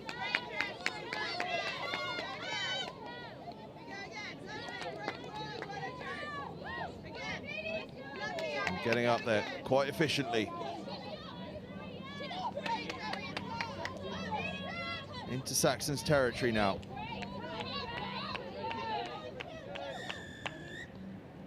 Touched him past though, and we come all the way back.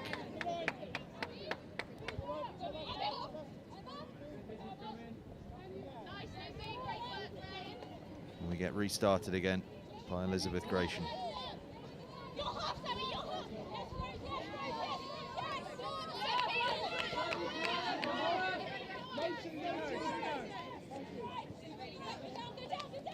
Two-try scorer Willoughby takes it in.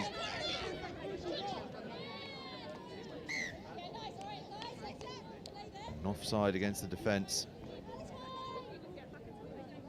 Cara Roberts teasing that one out. Just at the crucial moment there for the Saxons. The ball is spilled. Plenty of time yet in this game. Like 12 minutes left in this game, a lifetime. This one could yet go either way. Saxons have been largely in control, but with just a two-try advantage, and Tigers with their tails up now, things could change. Bit of space on the outside there for Emily Gourlay.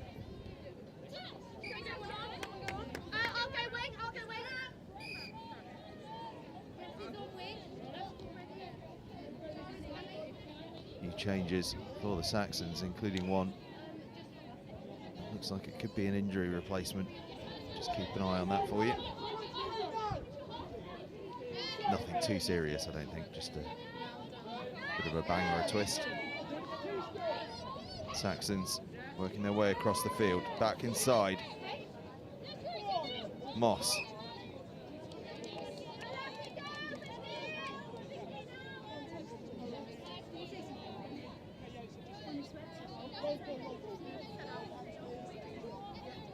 Tigers possession.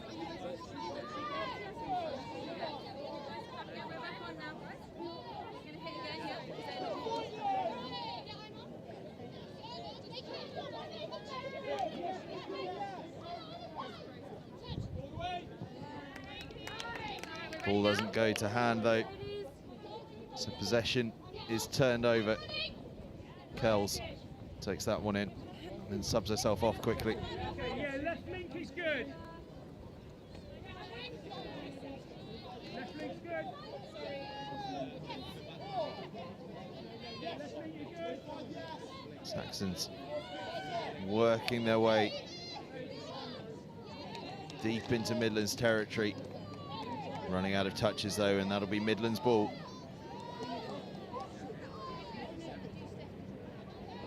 Not much play in either side's danger zone in this second half. A lot of it being played in the middle third of the field.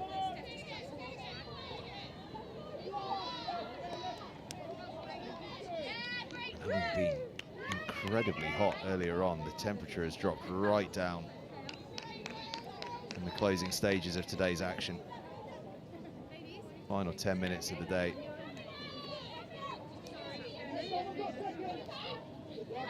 And we'll be back again at 9 o'clock tomorrow morning for another full day of action.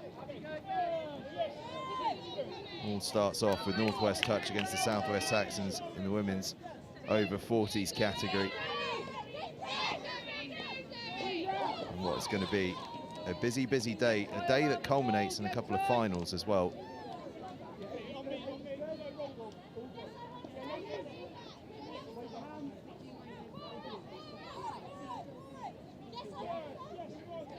Yeah, in fact, if you give me 30 seconds, I'll just bring it properly undercover.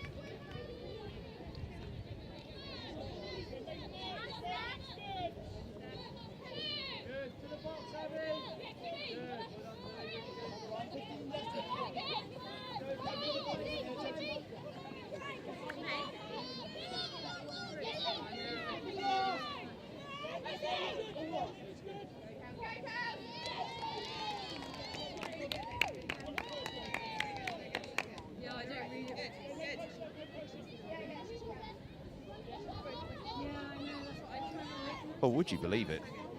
It's raining. It was midsummer, but 2 hours ago. Now the rain is coming down, as you can just see flicking across your screen.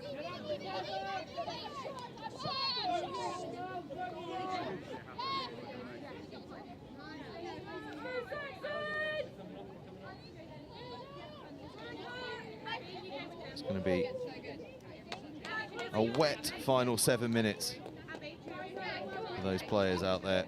Southwest Saxons leading Midlands Tigers 3 scores to 1.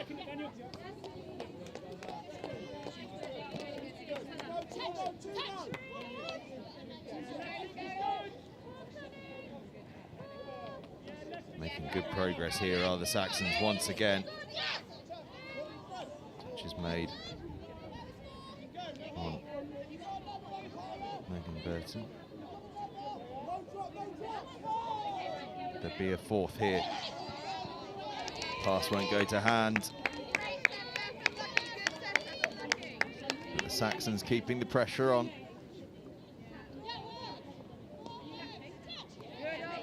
And as time ticks away, all the Saxons have to do is just keep the Tigers under pressure and in that Tigers half of the field. Tigers have done well actually to work their way just about into Saxons territory and making a little bit more headway here. And that's their 6 touches complete. That'll be Saxons' possession again.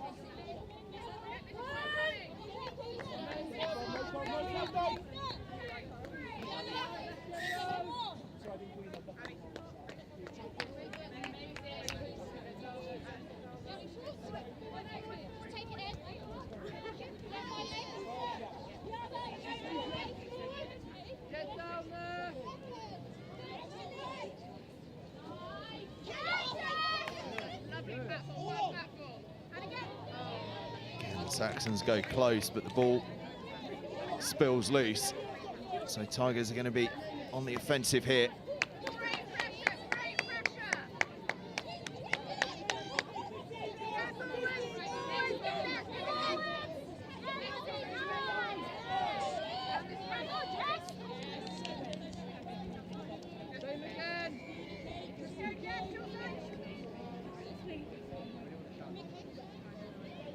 5 minutes left to play.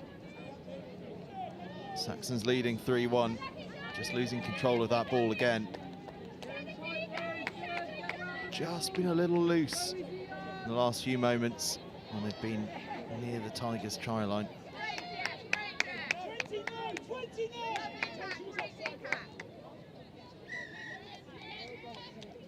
Whistle on the field, I think for an offside, so 6 more for the Tigers, and perhaps just a bit of an opportunity here.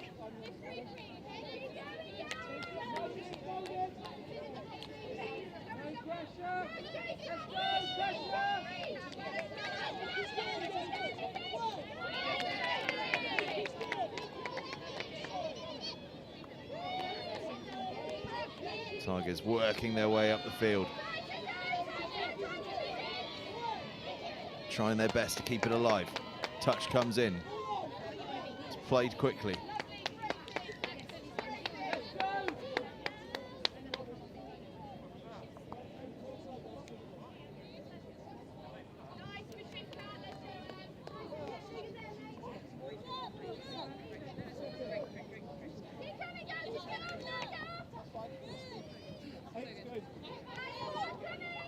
Willoughby, and now Pettibridge.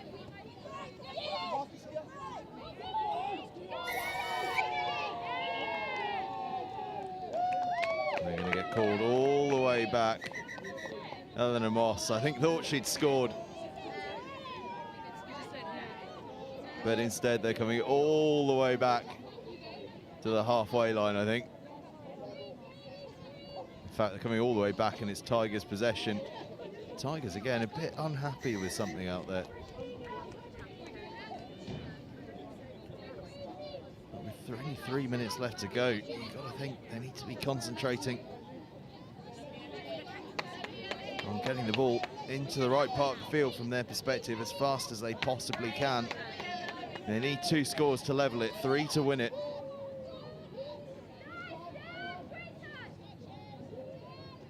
Saxon's defence holding firm at the moment. Tigers, that's good play, that's quick. And now they're close. Can they launch something and get themselves across the line?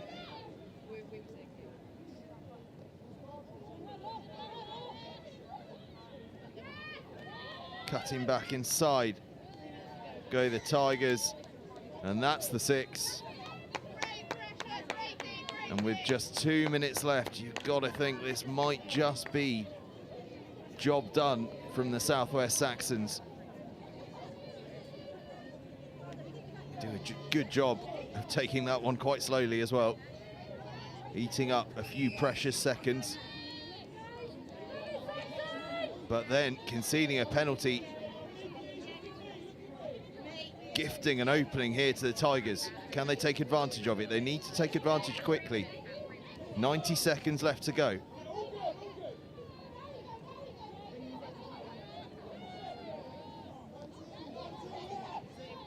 They're getting close. Stray boot just catches one of the Tigers players on the floor there as she dived for the try line.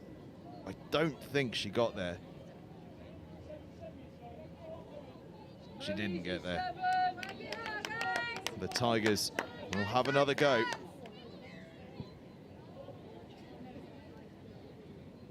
With just a minute left now, is their time. They're going to give it a good go, that much we do know. Big pass comes out but goes to ground, and that really will be that. Southwest Saxons have only got 30 seconds or so to play out here. 2 tries to the good. They can even afford to concede one. Forward pass though. They do keep leaving this door just slightly ajar for the Tigers. And I think the try is going to be given here. The try is indeed given. Vicky Franks with the score. And the hooter goes. Are we going to have time for one last play?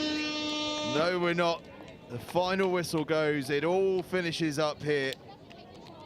with the Saxons taking the victory, 3-2 against the Midlands Tigers to end what has been a brilliant day of touch rugby here at the England Touch Nationals. The players congratulate each other at the end of a fine day, and it all finished up. Southwest Saxons holding out for a 3-2 victory against the Midland Tigers here in the women's over 27s category. That's all for today. The end of day one here at the England Touch Nationals, but we will be back again bright and early tomorrow morning. A 9 o'clock start, Sunday the 30th of April.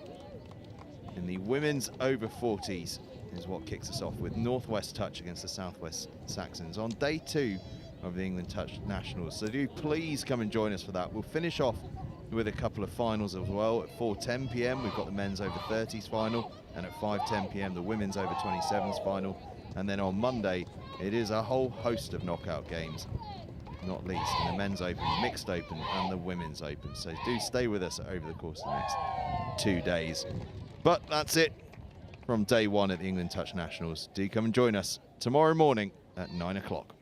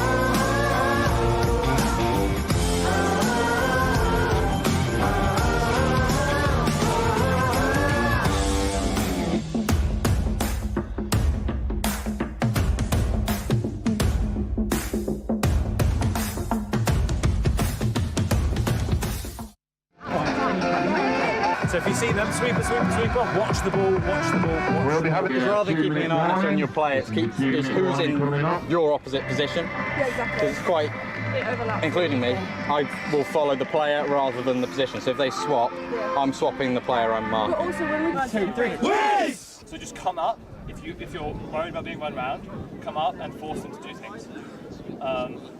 And then that way they won't be able to get all that space. Up, Sarah, get Brad, up, get toes on your toes. Get up! Take the space! Take the space! Work hard defence. Get onside early, help each other out, okay? Right, quickies, you stay tight, push out, okay? Put a smile on your face, enjoy yourselves, yeah? It's a big game. Let's get it, okay?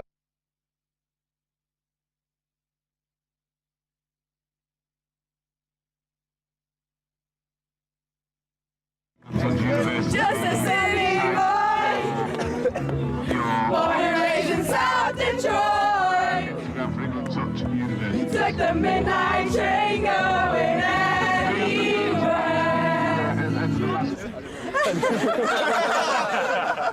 Oh, sport mode. That's how much I care about the threes. Even got them in sport mode. We need to make sure that we're working on staying tight in D, and then when we're up there, we need to be a bit more organised. So 32 shorts, doing the quickies. I realise the camera's on me, so I'm trying to keep talking. We're keeping them in their half really well, so keep working hard because they're taking 4 touches, 5 touches, get them playing. Those last 2 scores have been exactly the same move. So just as soon as half gets hands on ball, eyes up, we've got to shut them down. The other impact that it has is that you don't have an impact on the game because you're so far back, they can't hear you. If you're on or behind the line, yes, let's go, guys. Now win it. It all starts in the middle, okay? If we work hard, the links don't have to step up, okay? Yeah. You ready? Let's go. Hands in. Come on, then. Tight! Eyes up, Dragon! Pressure! Cheers to Bristol! Hip hip! Hip hip! Hip hip! One for the ref! Hip hip! One for us! Woo! And one for the ref! Hooray! Go on, Darren! Act really casual.